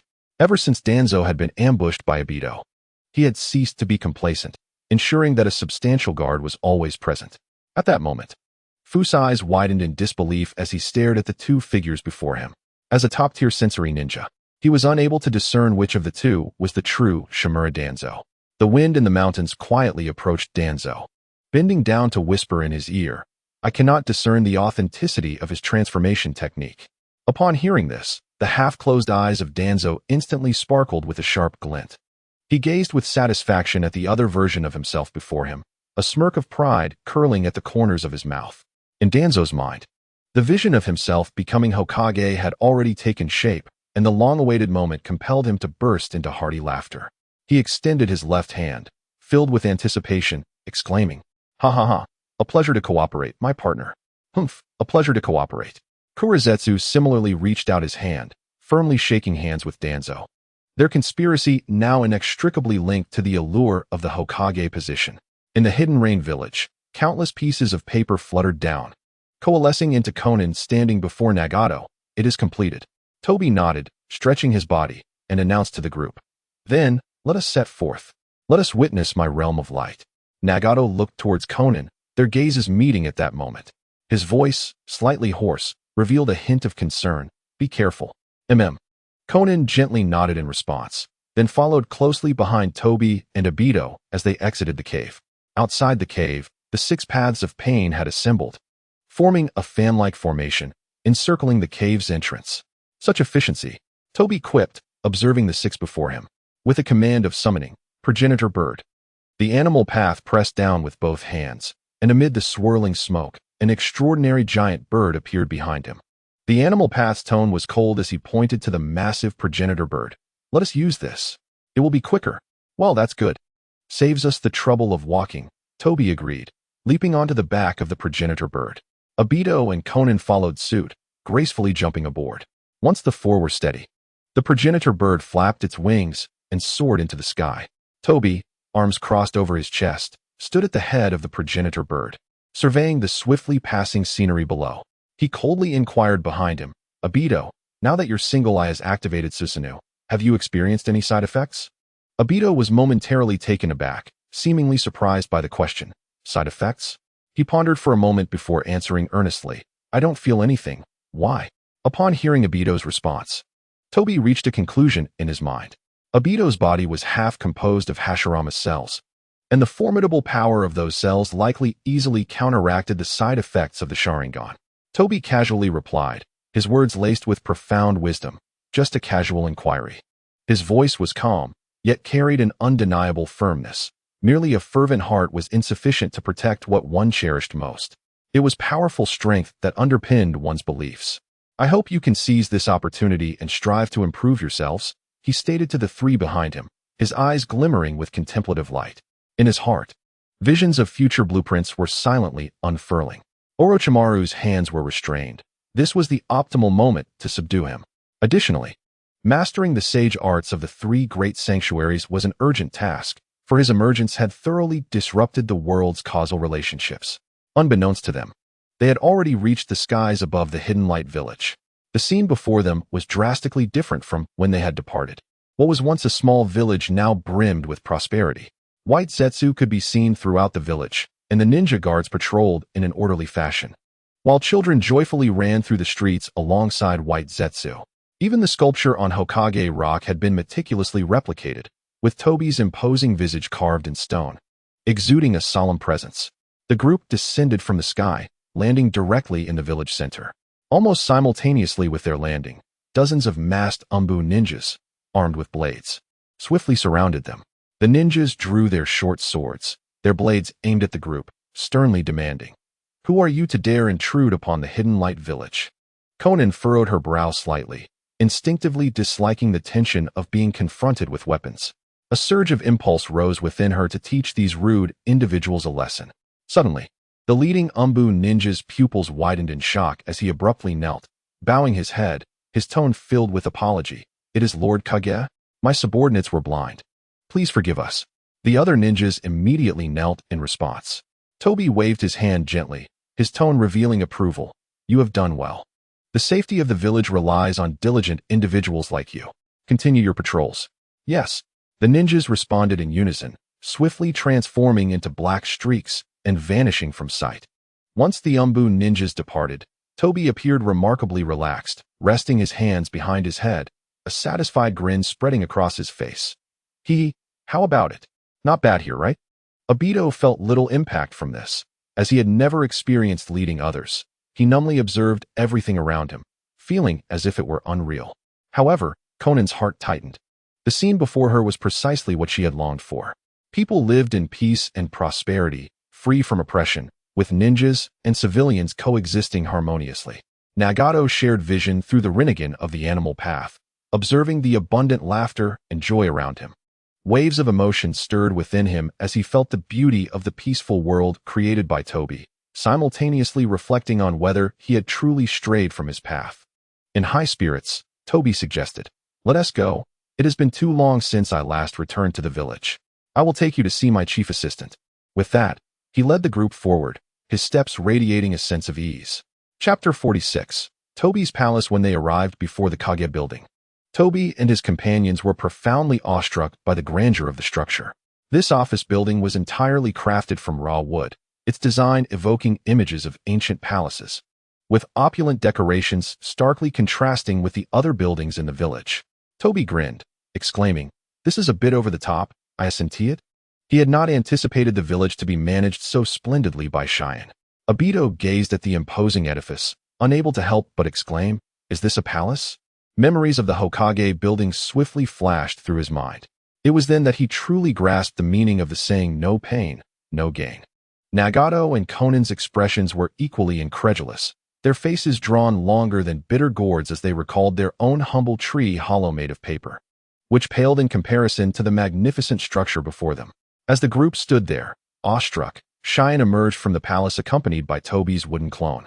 At that moment, Cheyenne exuded a transformed aura, radiating a mature, alluring presence, her sexy long legs paired with a cropped shirt revealing her midriff, making her strikingly captivating. Upon witnessing this, Tobi wiped away his drool and enthusiastically waved at Cheyenne, greeting her warmly. Hey, I'm back." Awkwardly, Cheyenne walked right past him without acknowledging him.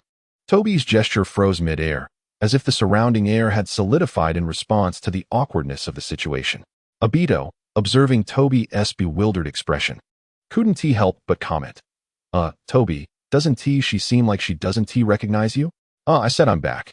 Tobi called out again, trying to draw Cheyenne's attention as he sensed his companion's bemusement. It was only then that Cheyenne turned to him, adjusting her signature red glasses, scrutinizing him from head to toe before asking, "What number are you?" Tobi was instantly thrown into a whirlwind of confusion and shock. What number? He had never anticipated Cheyenne would pose such a question. Immediately, he dispelled the wooden clone standing beside her. He lowered his voice slightly, laced with a hint of mockery, and retorted, "What do you think my number is?" As the wooden clone dissipated, Xianglin's body trembled violently. She gazed at the figure before her, Fei, as if awakening from a dream, struggling to regain her composure. After a considerable pause, Xianglin finally steadied herself, her voice eerily calm as she slowly uttered, "You've returned?" Before Fei could respond, Xianglin suddenly lunged forward, enveloping him in a tight embrace, tears streaming from her eyes. "Are you all right?" she whispered gently, wiping away her tears. "Yes, I'm fine," Fei replied softly, nodding in acknowledgement of her concern. The tender display between the two left Obito, Nagato, and Conan standing awkwardly to the side, unsure whether to leave or remain. Obito leaned closer to Conan, quietly asking, "Do you really think this girl is Offei's assistant?" Conan frowned at his inquiry, casting a glance at Obito before responding, "Lord Madara, I'm not certain how to answer that." Upon hearing this, Obito seemed to recall something, shaking his head with a wry smile before gesturing to Conan. "No need to call me Lord Madara anymore. I'm tired of it. Since I have chosen to join Offei, I wish to return to my former self. Just call me Obito." With that, he removed the tiger mask from his face, revealing a deep crimson Sharingan that glimmered in the sunlight like a brilliant ruby. The other half of his face bore scars reminiscent of burns, marked by irregular folds, a testament to his past and a symbol of his rebirth. Though his visage was marred with scars, they possessed a certain haunting beauty. As he crushed the tiger mask underfoot, Offei turned, puzzled by the sight. "Obito, what are you doing?" he inquired, taken aback by Obito's revelation of his true identity. Obito tilted his head back, inhaling deeply the azure sky before exhaling forcefully, a faint smile gracing his lips. "Ah, a new place, a new beginning. I shall embrace Rin's arrival with my true self." Conan and Nagato observed Obito. Though they were perplexed, they refrained from comment, recognizing that Obito's prior actions had not crossed any fundamental lines. "Come, let's go inside and sit," Offei said, leading the group toward the building. They followed him into the lobby, a lavish space reminiscent of a KTV. "I must say, Xianglin, while the exterior exudes grandeur, why does the interior feel so?" Offei's voice carried a teasing tone. "Don't you like it?" Xianglin quickly inquired, sensing the shift in his tone. "I do like it. It's just that it feels like I'm footing the bill for the entire place," Offei replied with a wry smile, scratching his head. Xianglin looked at him quizzically. "You're paying? What do you mean?" "Nothing. Let's head upstairs," Offei deflected, making his way up, leaving Xianglin somewhat bewildered. The second floor was simply adorned with white walls and a long wooden table, a plain conference room capable of accommodating hundreds. Upon reaching the third floor, they found rows of orderly workstations filled with ninjas and white Zetsu. Curious, Offei turned to Xianglin and asked, "What is this?" "The communications division, the intelligence department." She replied, "Goodness, you've essentially created a military command center here," Offei exclaimed, observing the bustling individuals, his throat tightening at the sheer scale of the operations, strategies he could never have conceived himself.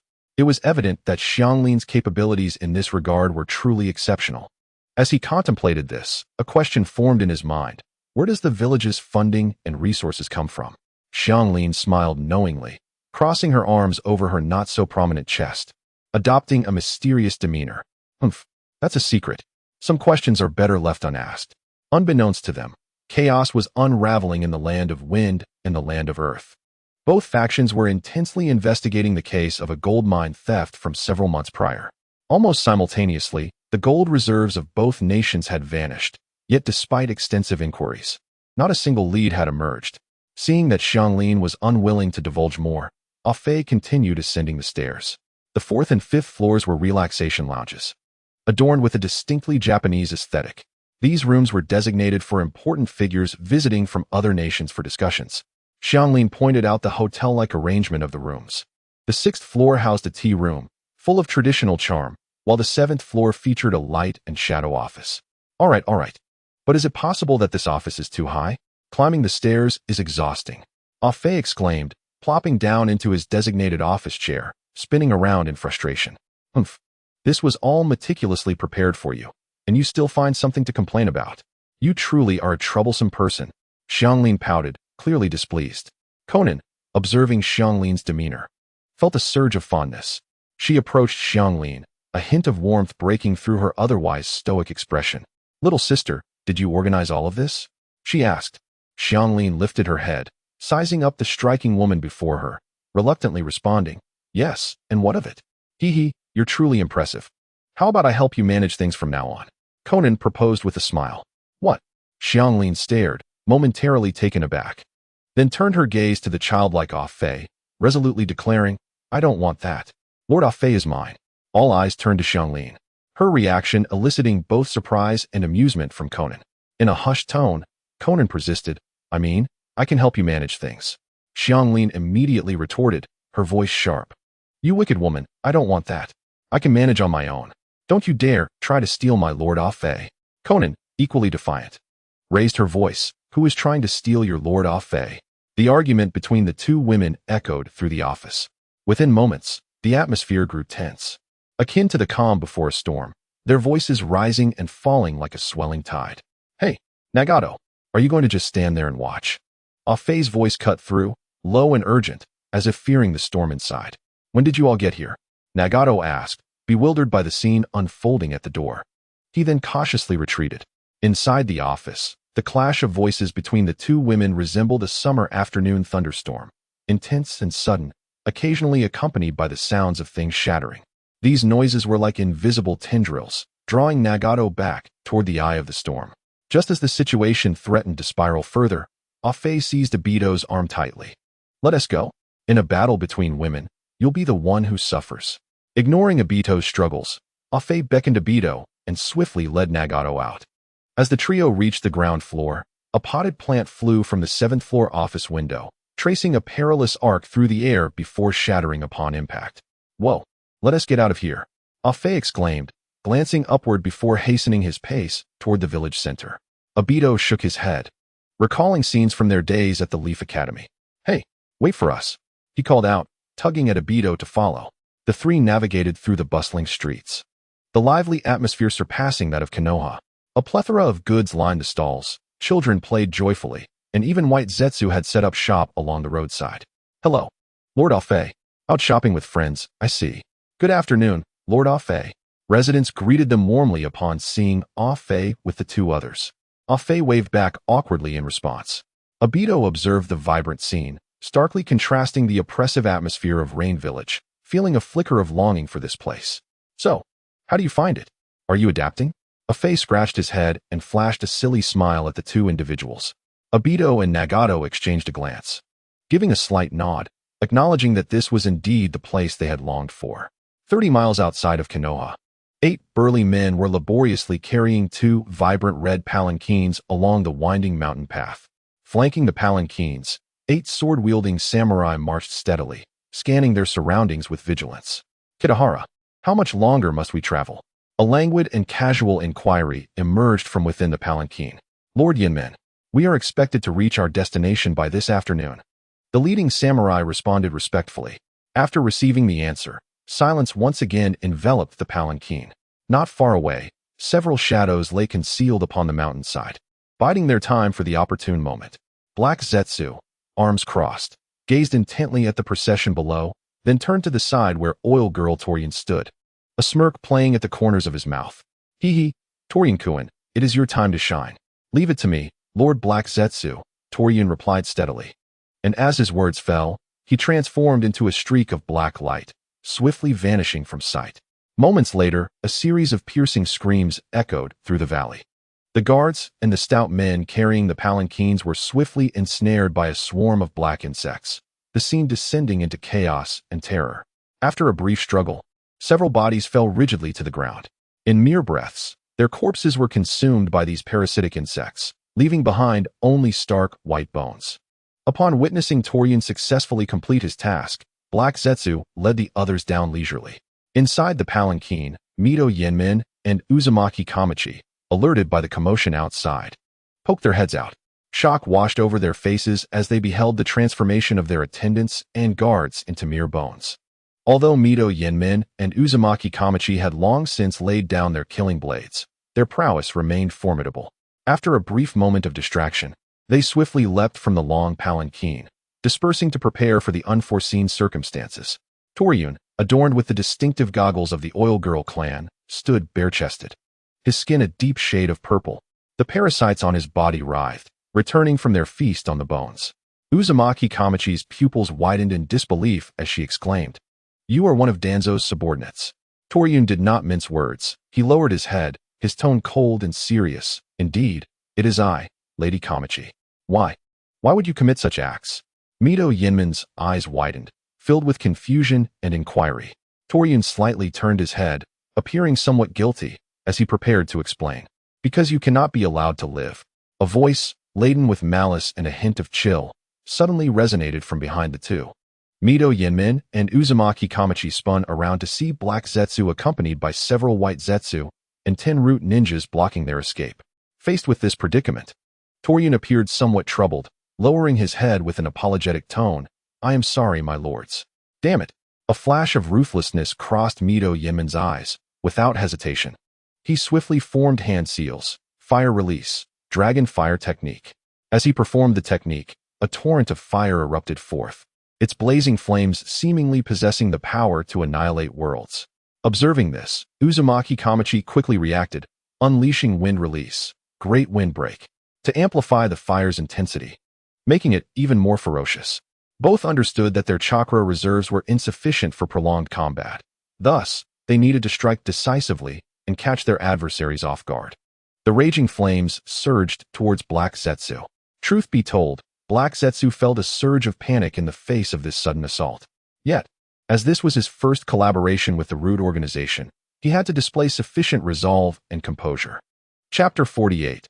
The death of Mito Yinmin. Just as the towering flames were about to close in on Black Zetsu, the ground quaked violently, and a formidable earthen wall rose swiftly from the ground.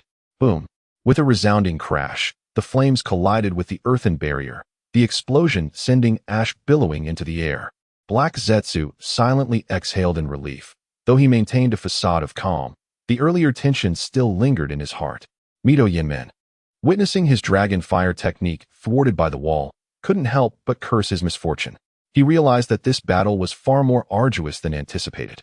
Without time for hesitation, Mito Yinmin formed hand seals once more, fire release, ashes burning. His chest inflated sharply, and a dense cloud of ash erupted from his throat, swiftly enveloping those behind the earthen wall. Retreat! The root ninjas shouted, and everyone immediately reacted, hastily retreating. TCH. Mito Yinmin gritted his teeth, igniting the cloud of ash. The area covered by the ash erupted violently.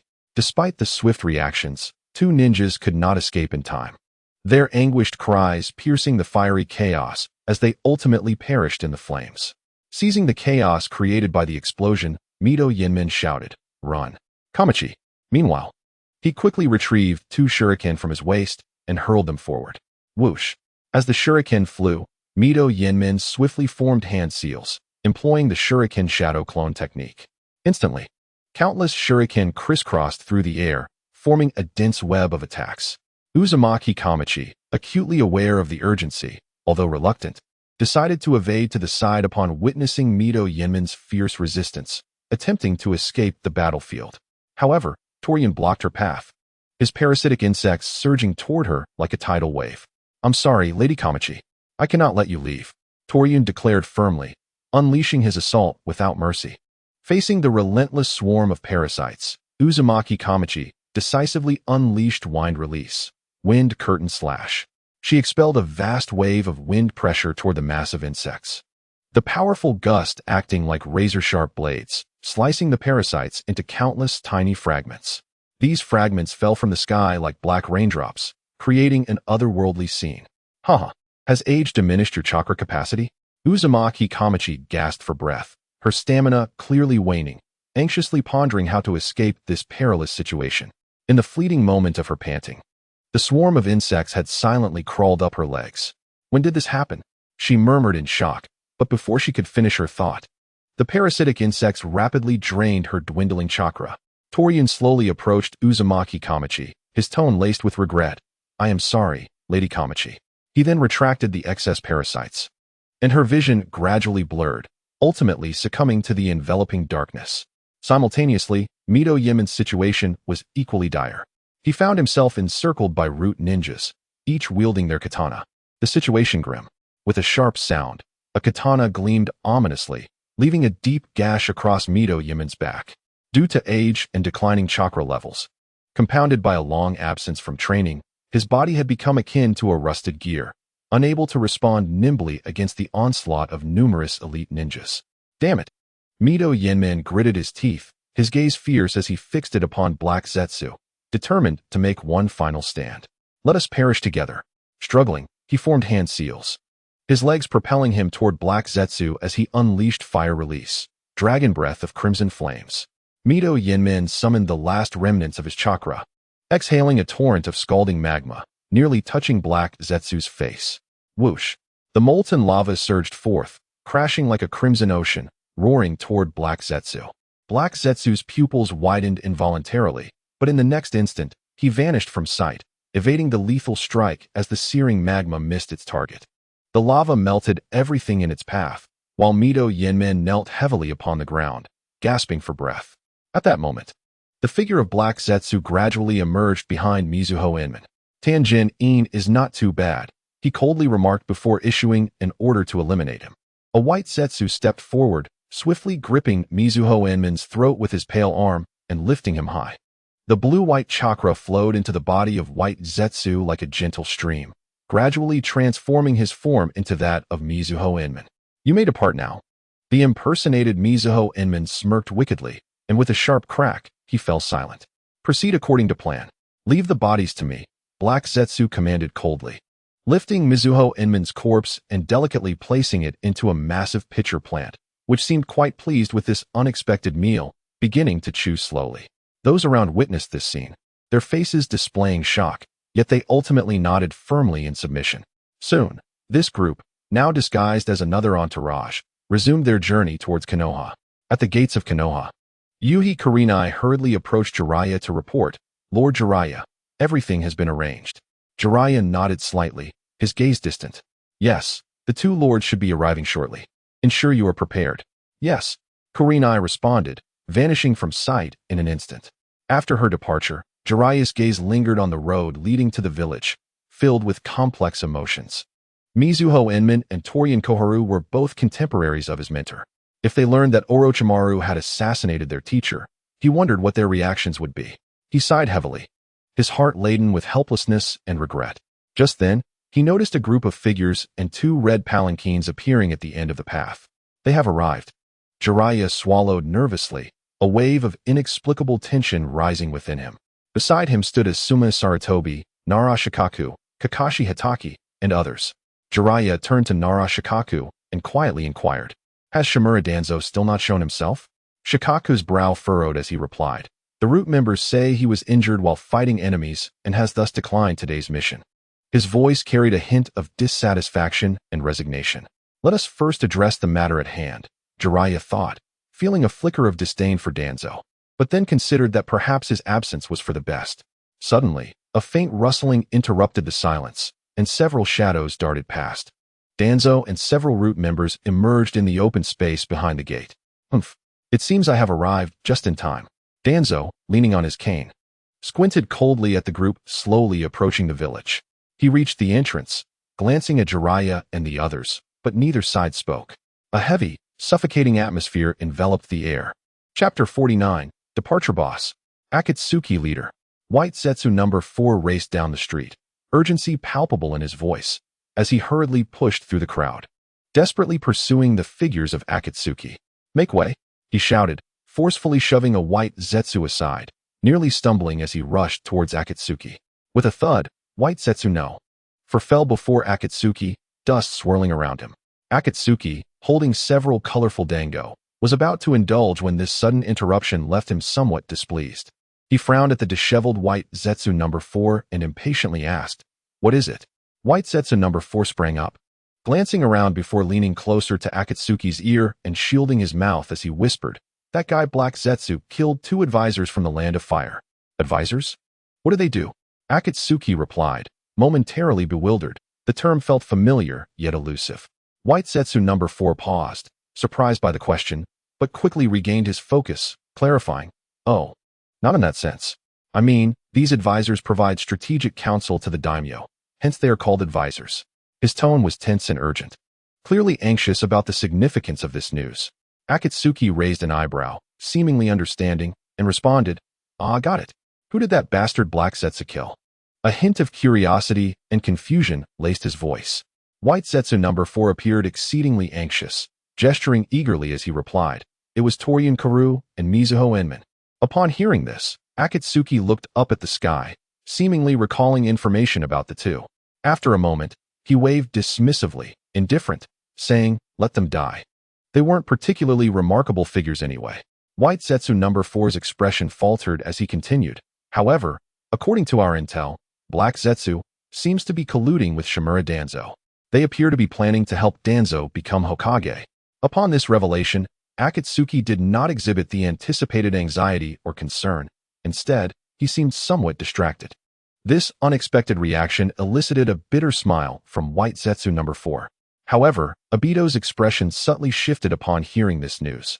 The sinister visage of Danzo flashed in his mind, and he contemplated, with these two schemers joining forces, things are likely to become far more complicated than they appear. His tone betrayed a hint of worry, clearly realizing the situation's complexities. So what? With you two brilliant minds by my side, I could simply march in and raise that village, Akatsuki declared, dismissively regarding the position of Hokage as something he would never attain in his lifetime. As he spoke, he stuffed a colorful dango into his mouth. I must say, Akatsuki, you seem rather inflated with confidence, Obito remarked, somewhat speechless. He had hoped this person had truly changed, yet his demeanor bore similarities to the past. With my brilliant minds, shouldn't I be a bit inflated? Akatsuki exclaimed, triumphantly devouring the dango. The next moment, he choked, cough. Akatsuki clutched his throat, gasping. Help me. Nearby, Zetsu observed Akatsuki's predicament, his expression darkening as he stood at a distance, clearly embarrassed. With a punch, Obito struck Akatsuki's chest, dislodging the 8 colorful dango like peas from a pea shooter, which flew from his mouth. Cough. Damn, that almost choked me to death, Akatsuki exclaimed, straightening up and catching his breath. So what do you think about this situation? He queried, looking to Obito for his opinion. After a moment of contemplation, Obito replied, I believe we should continue monitoring the situation. Danzo is cunning and should not be underestimated. At this point, Zetsu, who had been listening, chimed in. Although he lacked detailed knowledge of the situation, he offered his insight. I believe it is wise to continue gathering intelligence. Additionally, the Nine Tails remains in Konoha. If our goal is to achieve peaceful unification, the power of the Nine Tails is indispensable. We should set out now. A resolute glint shone in Zetsu's eyes. Akatsuki suddenly paused, as if recalling some crucial, forgotten matter. He nodded in agreement, saying, You are right. It is time to depart. He then turned to White Zetsu number 4, asking, Where is Orochimaru now? White Zetsu number 4 hesitated, quickly searching his memory for information regarding Orochimaru. After some thought, he answered, Orochimaru is currently in the land of rice. Ever since his hands were sealed, he has been in a slump. Akatsuki responded simply, understood. He instructed White Absolute number 4, You may attend to your own matters. Understood, Boss Afe. White Absolute number 4 waved his hand and subsequently vanished into the earth, disappearing from sight. Obito gazed at Afe, confusion etched on his face. What do you require of Orochimaru? To realize your dreams with your own hands. Afe smiled, then snapped his fingers, Flow me. As the three of them approached the Shadow Light building, Xianglin and Conan emerged hand in hand. What's this? Afe and his companions stared in bewilderment at the two women who appeared as close as sisters. What business is it of yours? Xianglin pouted, exuding an air of disdain. Conan chuckled softly, covering her mouth with her hand, her usually melancholic eyes now crescent-shaped, radiating rare warmth and joy. Watching Conan's rare smile stirred ripples in the heart of the beast path. He thought to himself, It has been many years since I witnessed Conan smile so joyfully. It seems she truly enjoys being here.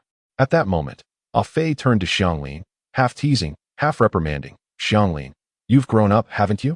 Before she could respond, he playfully tapped her on the head with his fist.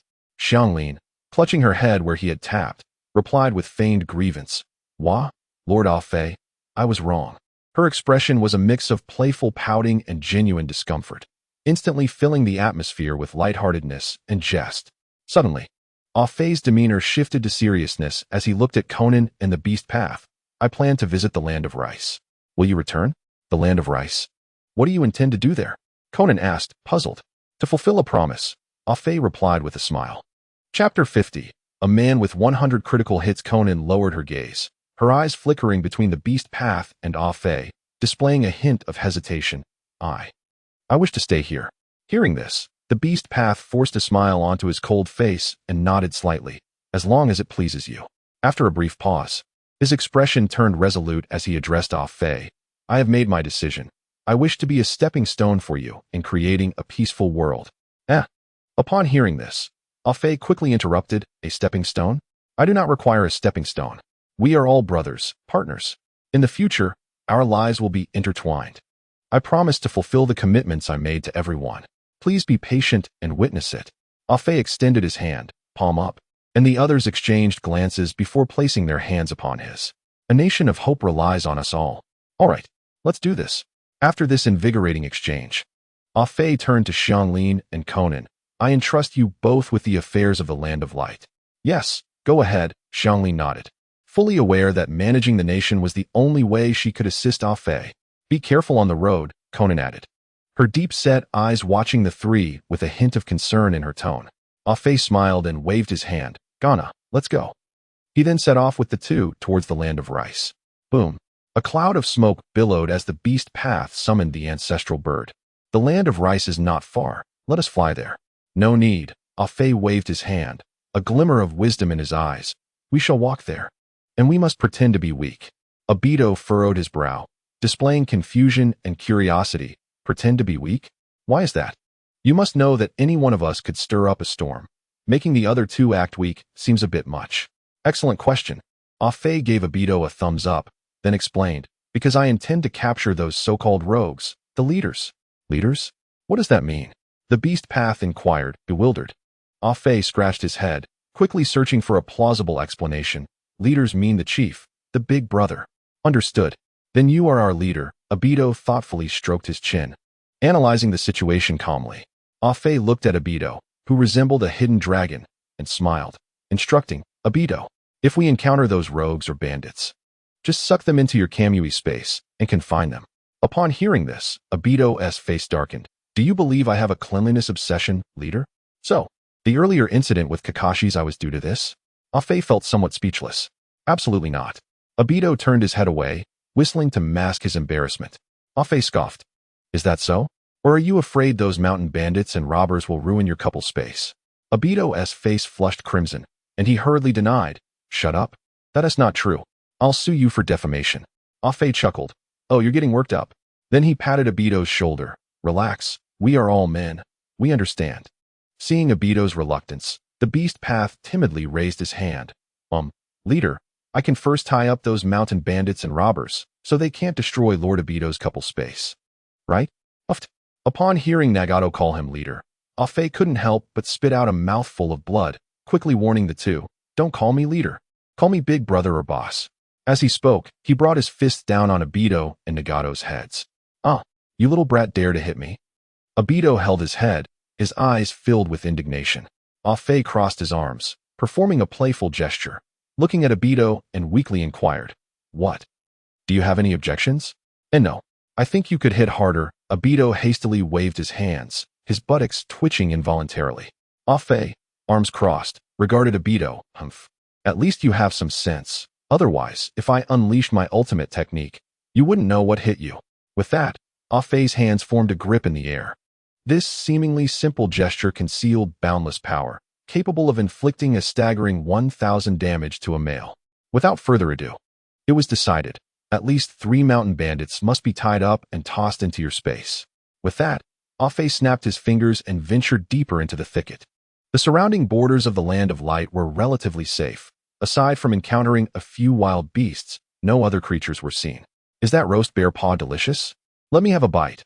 Ah bit into the roast bear paw in Obito's hand, leaving a large crescent-shaped bite mark. Your teeth are so strong. You even crushed the bones. Obito remarked, staring at the paw, displeased. Heh, with a good waist, healthy legs, and a fit body, my teeth are naturally strong. Everything is delicious. As he spoke, Ah brought a skewered wild boar to his mouth. Seeing Ah eccentric behavior, Obito finally voiced the question weighing on his mind. Aren't you interested in relieving yourself? Nagato from the Rain Village base? Huh. Ah paused mid-bite, looking at Obito in confusion. Speaking of which, you wouldn't believe it, but I really need to go. With that, he hurriedly dashed into a nearby thicket and squatted down. Wait, you're a white absolute. How can you possibly need to relieve yourself? Obito observed him from a short distance, assessing the situation. Ah furrowed his brow and strained, responding with a growl. I am a different kind of white absolute. I have comprehended the essence of relief. Do you get it? Just as the two were idly chatting, Faint rustling sounds emerged from the nearby thicket. Shoo, shoo, shoo. A group of people hurriedly traversed through the forest. Someone's coming. The beast path reported to Ah Fei from his perch on a tree branch. Ah Fei, with a few leaves in his mouth, clumsily wiped his hands behind him, then stood up and pointed at the beast path, questioning. Wait. Nagato, are you some kind of pervert? Watching me relieve myself from the tree. What is the meaning of this? Cough. The beast path clenched his fist, coughed lightly, and shifted the topic. A group of unidentified individuals is approaching. How would you like to handle them, boss?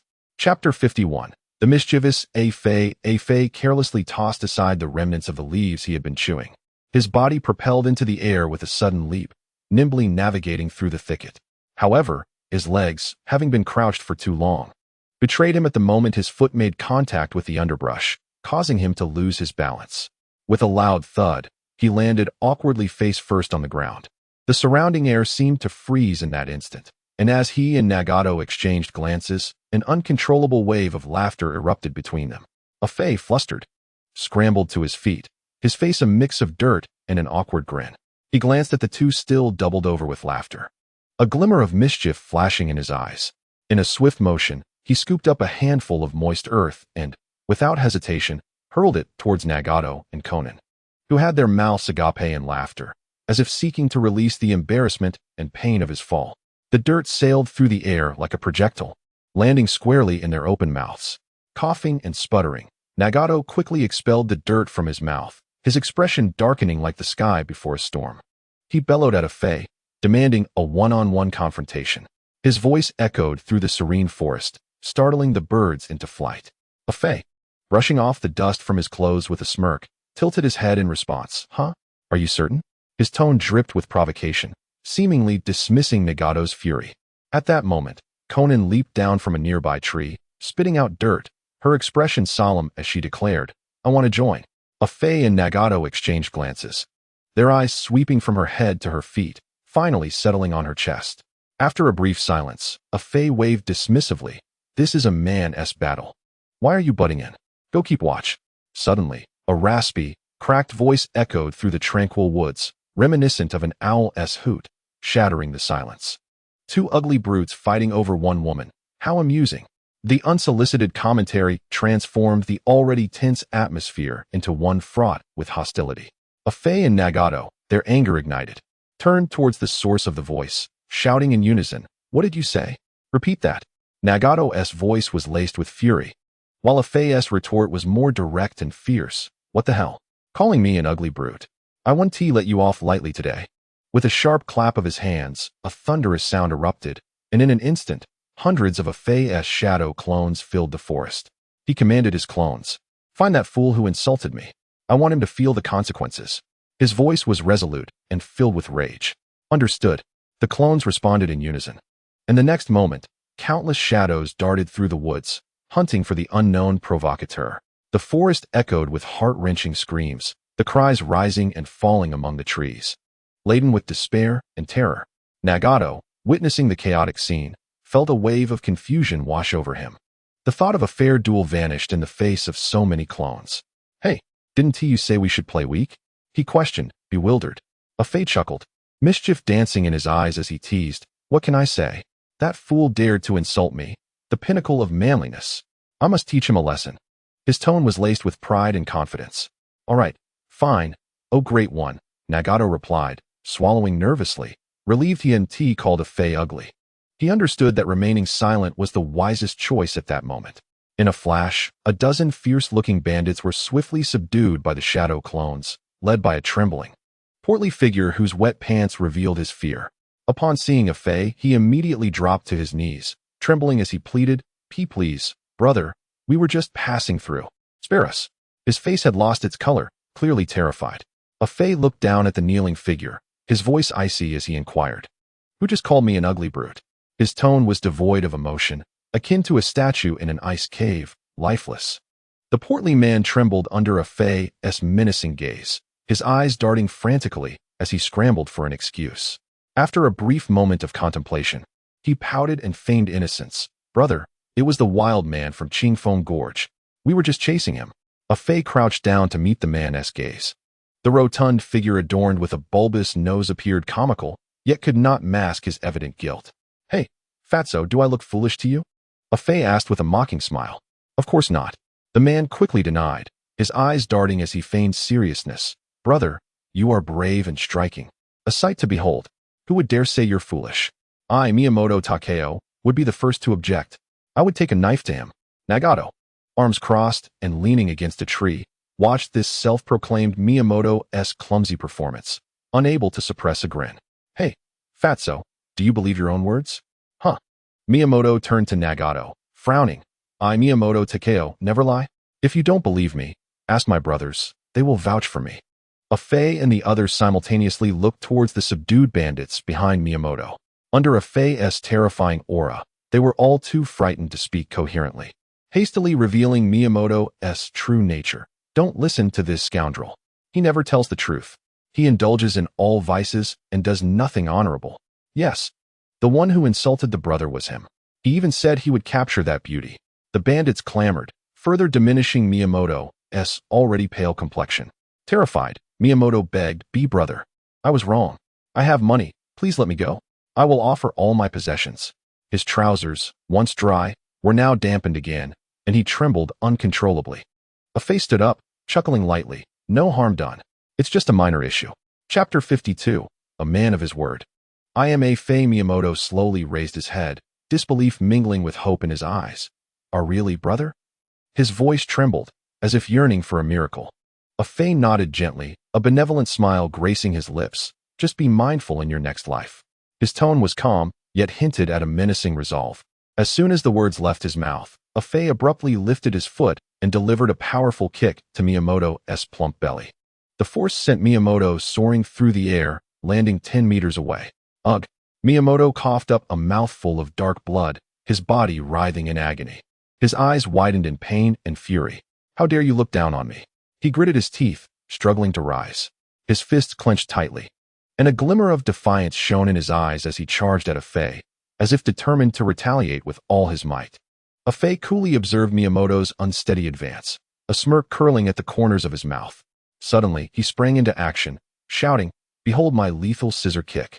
As soon as the words were spoken, Afei leaped into the air, swiftly wrapping his legs around Miyamoto's neck. In the moment of landing, he unleashed a barrage of powerful punches to Miyamoto's abdomen. "I will make you expel your waste," he declared with fierce determination.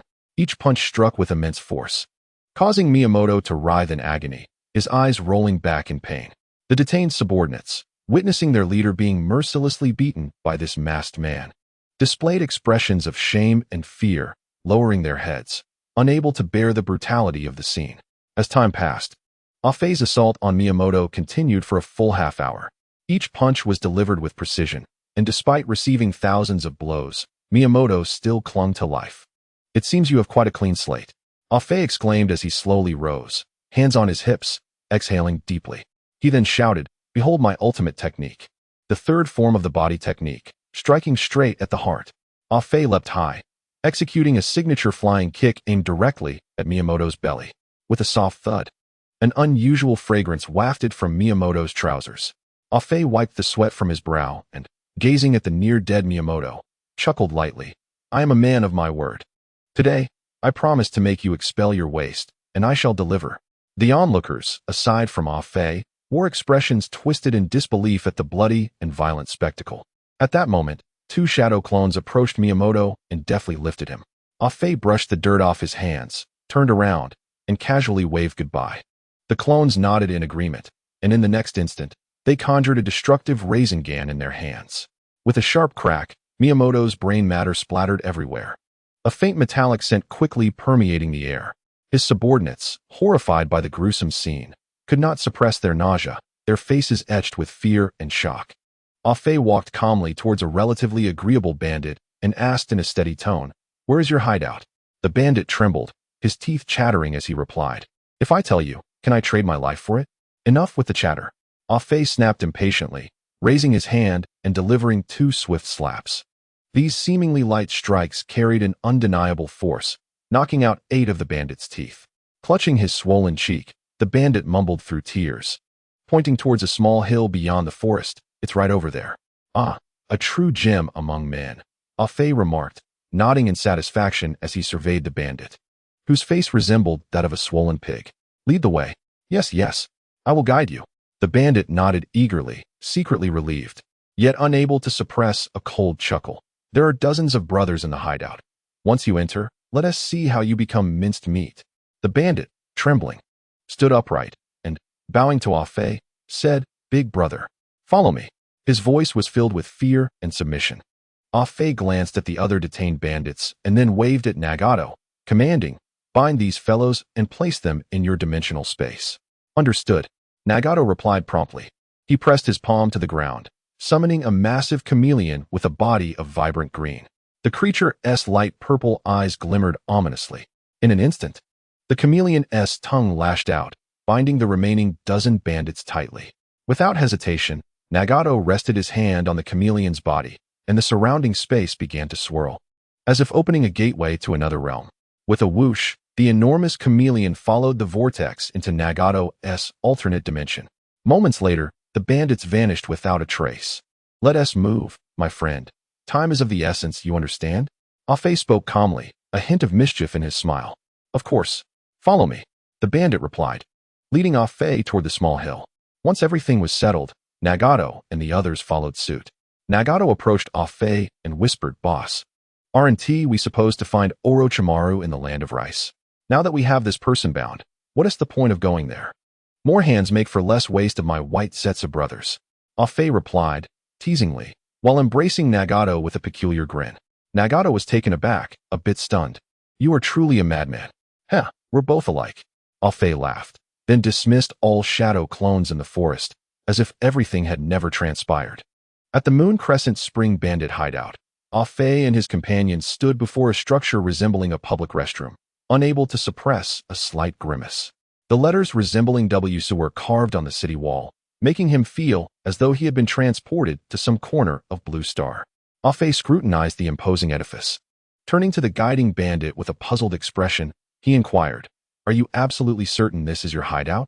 The bandit nodded vigorously, responding earnestly, Yes, big brother. This is our base. His tone was resolute, devoid of hesitation, as though assuring Afei that this restroom-like structure indeed served as their refuge. Chapter 53. The affable Taijun. Afei displayed an awkward smile and then directed his gaze toward the bandit, commanding, Have them open the city gate. The bandit forced a smile, tentatively asking, If I have them open the gate, can you spare my life? What the hell?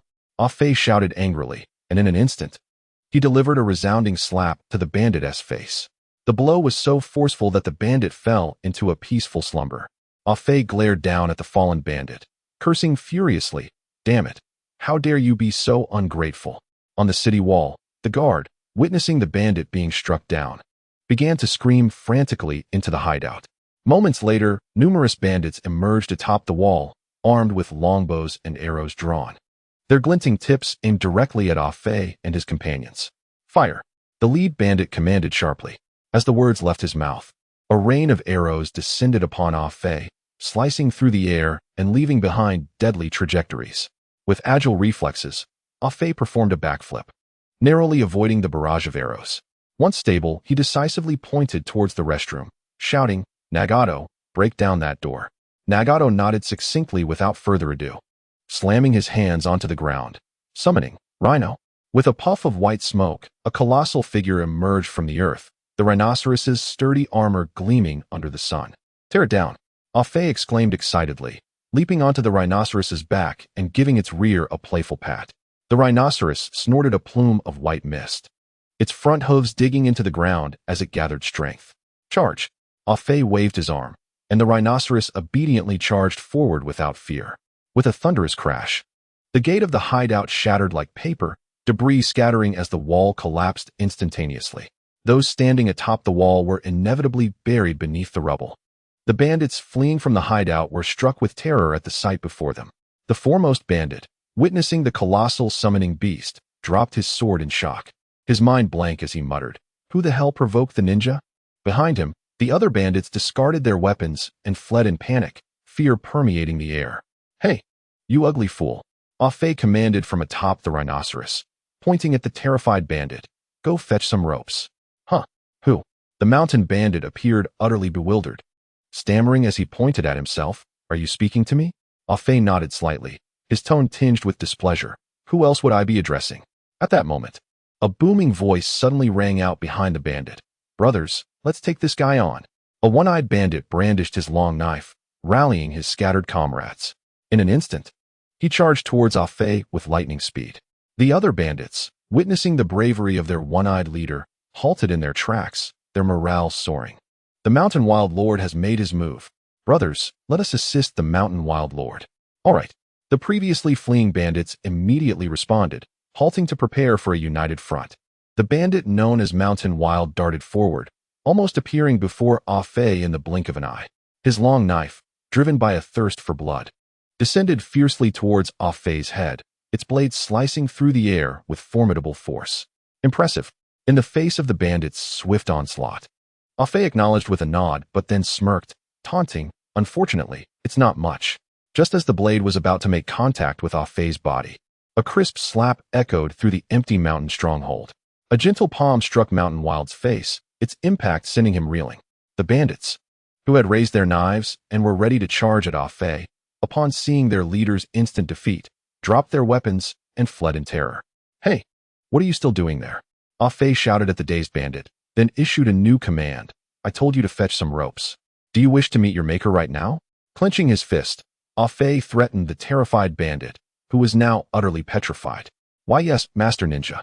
The frightened bandit nodded vigorously, trembling as he stood up and wobbled towards a nearby building. Obito, Nagato, go catch those fools, Ah Fei commanded, resembling a cowboy atop a rhinoceros, shaking his fist at the two. Obito glanced at Ah Fei before leisurely approaching the fleeing bandits, while Nagato obediently summoned a massive centipede using his summoning technique. The centipede, like a nimble train, traversed the stronghold, hunting down the fleeing bandits. Before long, the 30 bandits within the stronghold were driven by Obito and Nagato into an open square. Yash, Minasan, I am a friendly person. Cooperate, and you shall avoid bodily harm. Ah Fei proclaimed, pouting as he mimicked the tone of Japanese officers from films addressing the captured bandits. At that moment, the terrified bandit emerged from the building, holding a long rope, his eyes vacant as if he had lost his soul, swaying unsteadily. Master Ninja, I have brought the rope you requested. The bandit raised the coarse rope, presenting it to Ah Fei. Ah Fei nodded in satisfaction, a faint smile gracing his lips as he gave the trembling bandit a thumbs up. Yash, you are a good citizen. Then he pointed at the captured bandits, continuing, you, tie them all up. What, me? The bandit looked bewildered, gulping as he glanced back at his captured comrades. The education I received does not permit me to do such a thing. Oh, then you can die right now. Ah Fei's tone turned icy as he jumped down from the rhinoceros. Each step he took towards the bandit was heavy, like a harbinger of death, ruthlessly tormenting the bandit's fragile psyche. Just as Ah Fei approached within a meter of the terrified bandit, he suddenly lifted the rope, exclaiming, wait. Education teaches us that one must be wise to the times. I am very willing to serve you, esteemed Master Ninja. Cold sweat dripped down the bandit's back as he felt as if he were about to meet his end. Chapter 54. Obito's kill has nothing to do with Ah Fei. The frightened bandit, holding the rough rope, slowly approached his captured comrades. Complex emotions flickered in his eyes, guilt intertwined with determination. Sumamason. His voice echoed across the silent square, filled with remorse. Subsequently, his movements were practiced and swift, as if executing a task he had performed countless times before, binding each bandit with a unique Asian binding technique. Ah Fei stood by, his gaze fixed on the scene with keen interest. As he observed the bandits' almost artistic binding skills, he couldn't help but excitedly give a thumbs up. Yash, you know how to tie people up. His praise bore a hint of jest, reminiscent of a certain teacher from his past. In a short span of time, all the captured bandits were bound like crabs ready for cooking, unable to move. Ah Fei nodded in satisfaction and then turned to Obito, giving him orders to absorb all the captives. The frightened bandit watched as Obito pulled his brothers into the distorted space vortex, fear spreading through his heart. His pant leg gradually became soaked with a puddle of yellow liquid, a manifestation of his terror. Ah Fei approached him slowly, a faint smile on his face, but his eyes gleamed with sharp intensity.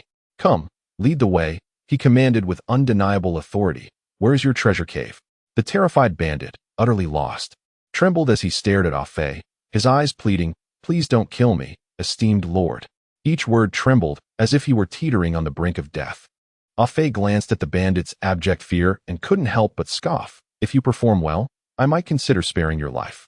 That statement was like a flash of lightning, illuminating the abyss of despair within the bandit's eyes. A glimmer of hope flickered within him as he hastily declared, "I am a good citizen. Please, follow me. I will take you to the treasure cave." Eager to prove his worth, he scrambled to his feet and led Ah Fei through the chaotic building towards the treasure cave. After traversing a rugged mountain path for a while, they came upon a hidden cave. The trembling bandit bent low, pointing with a shaking finger at the cave entrance as he stuttered to Ah Fei, "Teach, that's our treasure cave.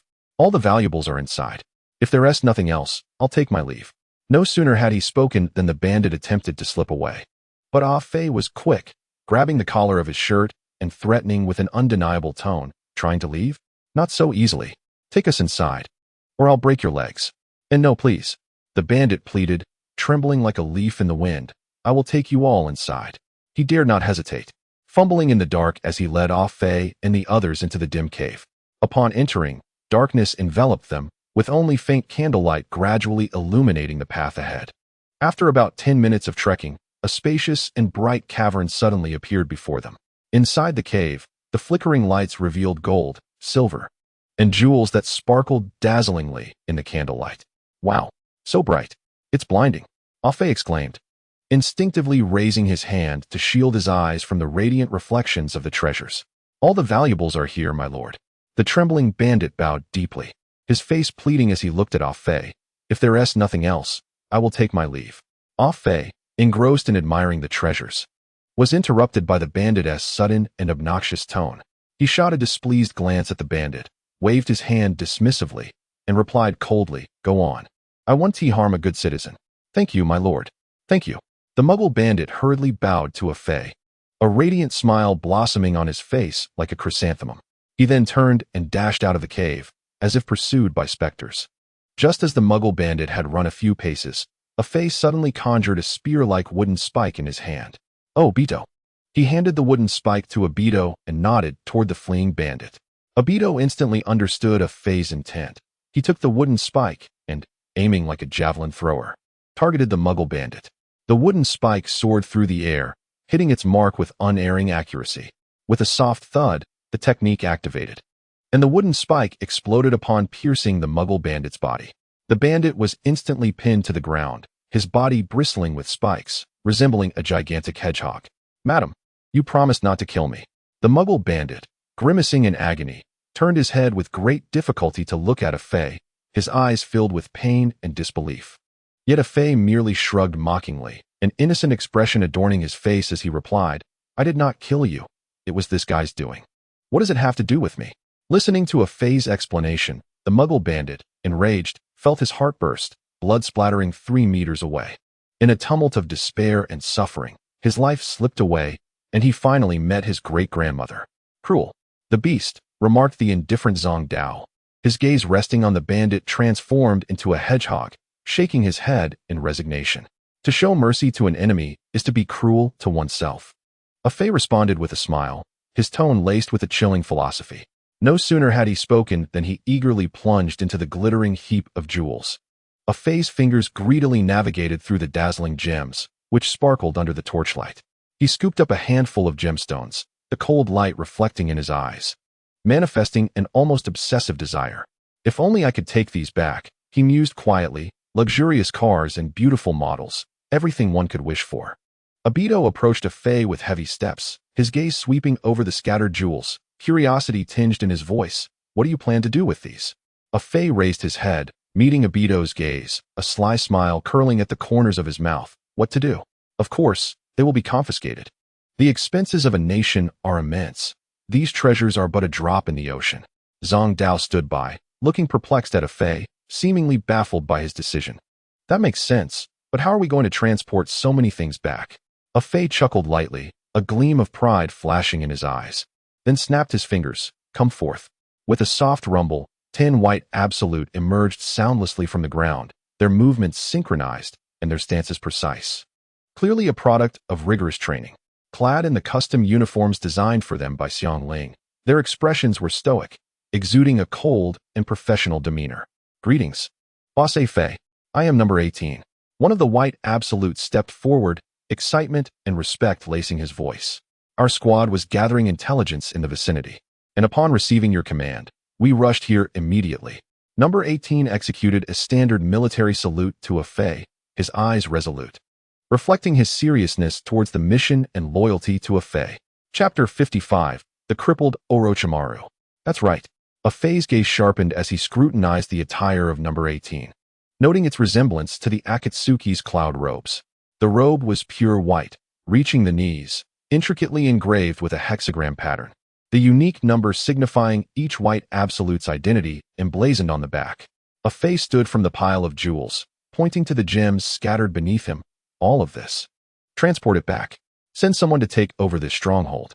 Yes, Boss Fei. Number 18's voice brimmed with fervor and respect. Oh, by the way, Fei seemed to recall something suddenly, pointing towards the entrance of the cave, a playful smile gracing his lips. Rework the entrance here.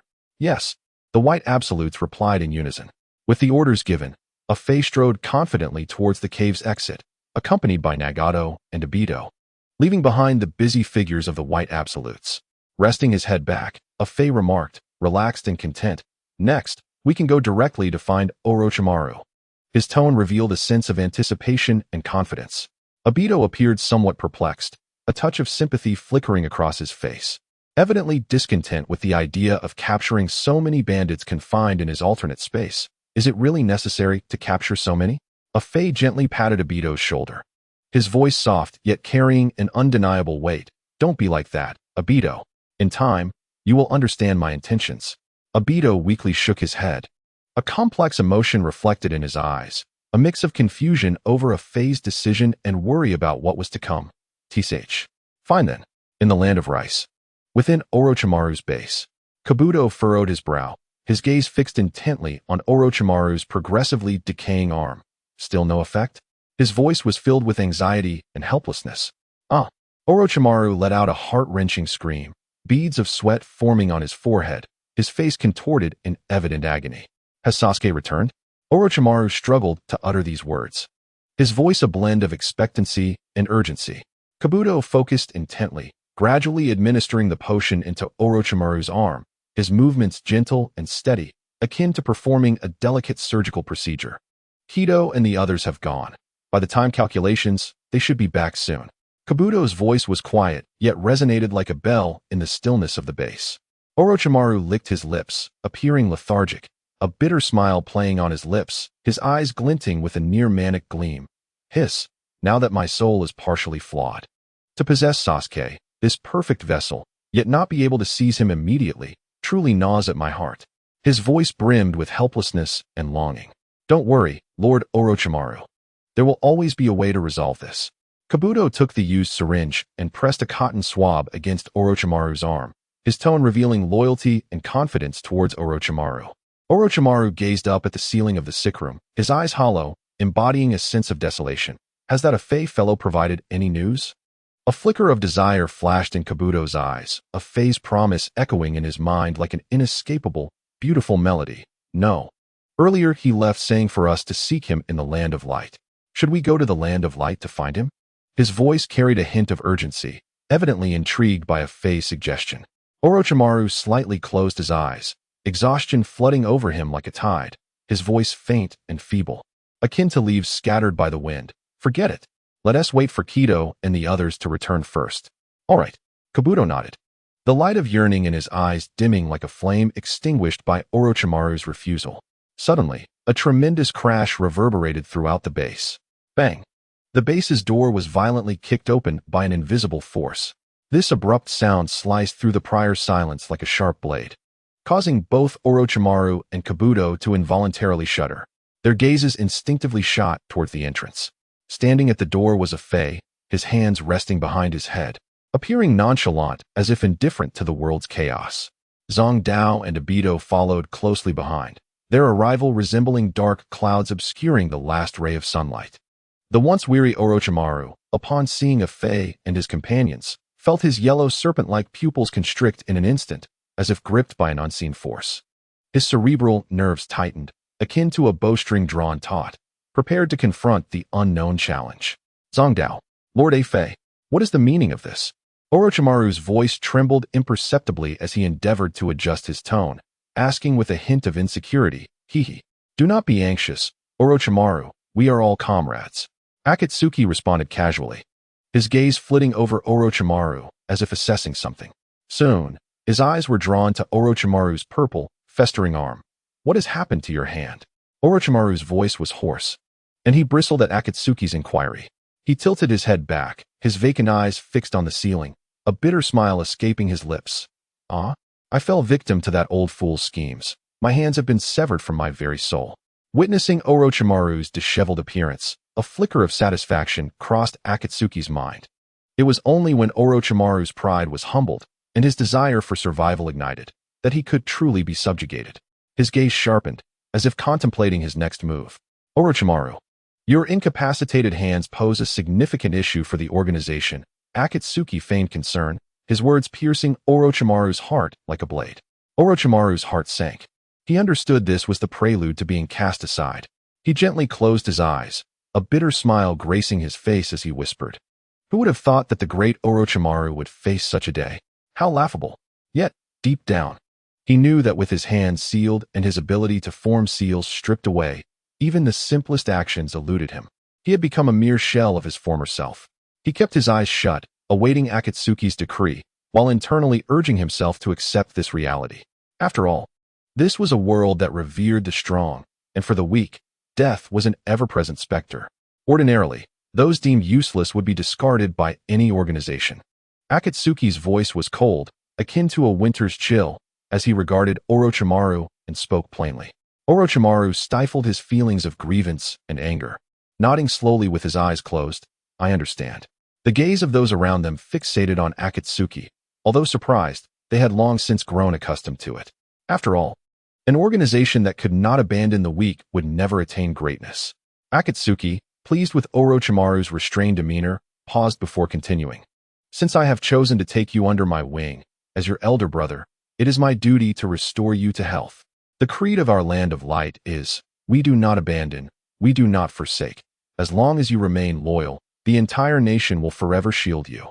Akatsuki's succinct words resonated like the arrival of a deity, striking the hearts of all present.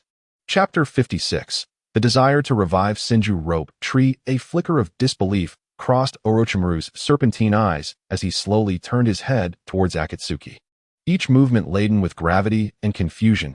You. What did you say? His voice was low, tinged with a tremor.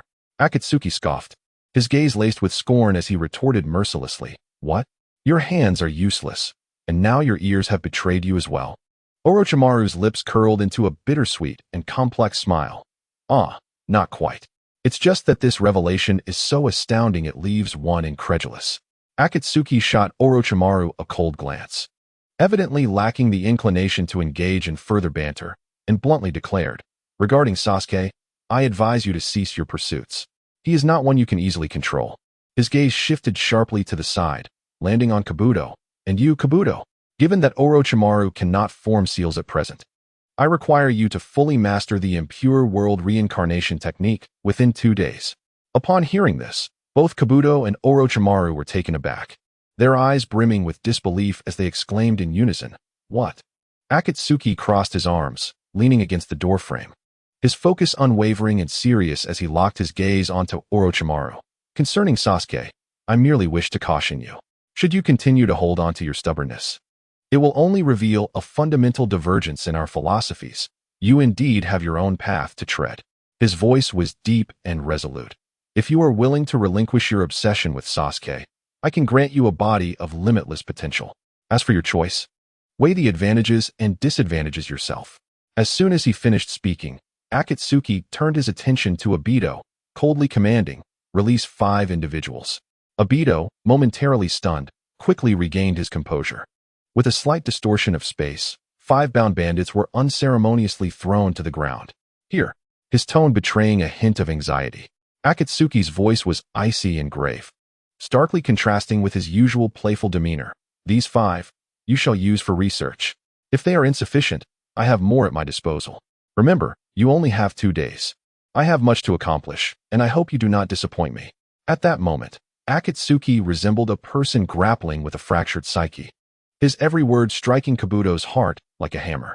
Kabuto nervously swallowed, feeling as if he were being crushed under Akatsuki's formidable presence. He bowed his head, responding with a mixture of reverence and trepidation. "Understood, Lord Akatsuki." Orochimaru cast a sidelong glance at Kabuto, a complex emotion flickering within his gaze, as if he were contemplating some unfathomable scheme. The bandits writhed, their bodies twisting like fish flung ashore. Tears and snot mingling on their faces as they cried out for mercy. "Please, Lord Taijun, spare us." Their voices echoed with despair and terror. Akatsuki remained indifferent, casually waving his hand as if swatting away a swarm of flies. "Take them away." His tone was devoid of warmth, signaling Kabuto to hasten the process. Kabuto quickly rose, nodding in acquiescence, then turned to drag the 5 bound bandits toward the laboratory. His steps were resolute, showing no hesitation, as if he had grown accustomed to such cold commands and their execution.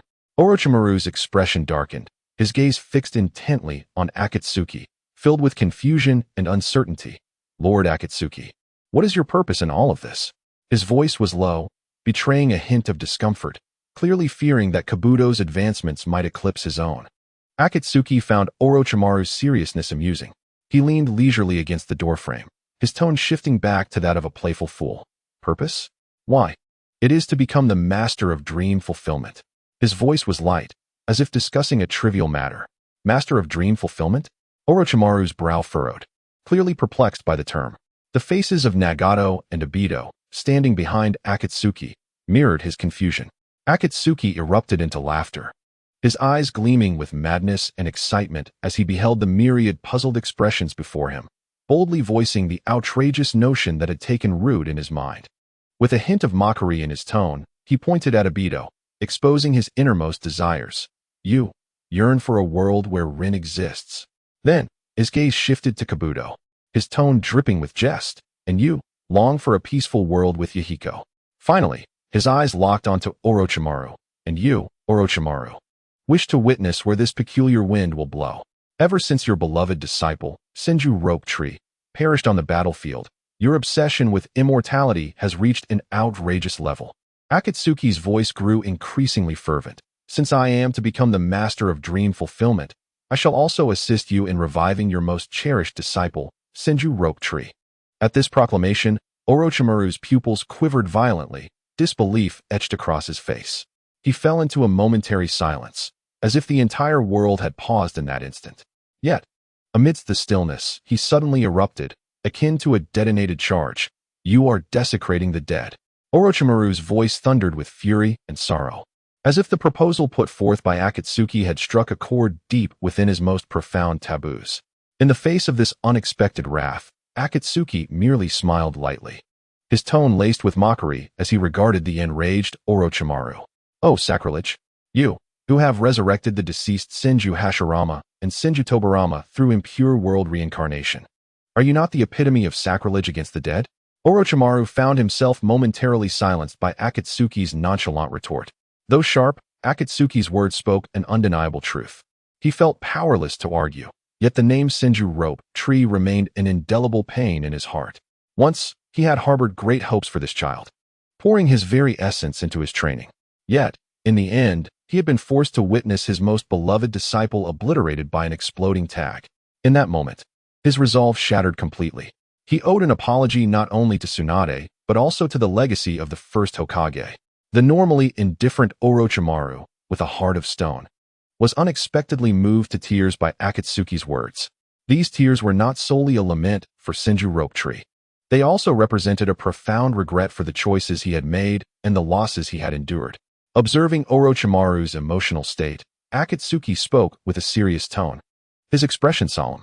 "Impure world reincarnation is merely the first step. I shall not confine the freedom of their souls. I will honor their wishes, and ultimately, I will strive to resurrect them in truth." Chapter 57. The fifth Hokage, Shimura Danzo. Akatsuki surveyed the assembled individuals, his voice tinged with anticipation. "Of course, I will require your assistance. Complete resurrection is not impossible, but it is no simple task. I need a catalyst. The animal path, filled with eagerness, inquired, "What catalyst?" A glimmer of yearning shone in her eyes. Akatsuki chuckled softly, seemingly amused by her urgency, and reassured her, "For now, it remains a mere hypothesis. Let us first establish the initial step." His words exuded an enigmatic confidence. A silence enveloped the group as they each delved into their thoughts and plans. Moments later, Orochimaru struggled to rise, his movements betraying a subtle difficulty. "I shall go guide Kabuto," he declared, his voice low yet resolute. Akatsuki nodded, his gaze falling upon Orochimaru's injured arm. "Very well, you may go. I will find a way to assist with your arm." Orochimaru licked his lips, a hoarse chuckle escaping him. "Then I shall trouble you, Lord Akatsuki." With that, he trudged towards the laboratory. In the Leaf Village's conference room, Tsunade, Jiraiya, Asuma, Kakashi, and Shimura Danzo's 2 bodyguards stood in the spacious chamber, the atmosphere heavy and solemn. Tsunade's gaze swept across the assembly, her voice low and sorrowful. "I mourn the sacrifice of Sarutobi Hiruzen deeply." A flicker of pain crossed her features as she murmured a tribute to the fallen hero.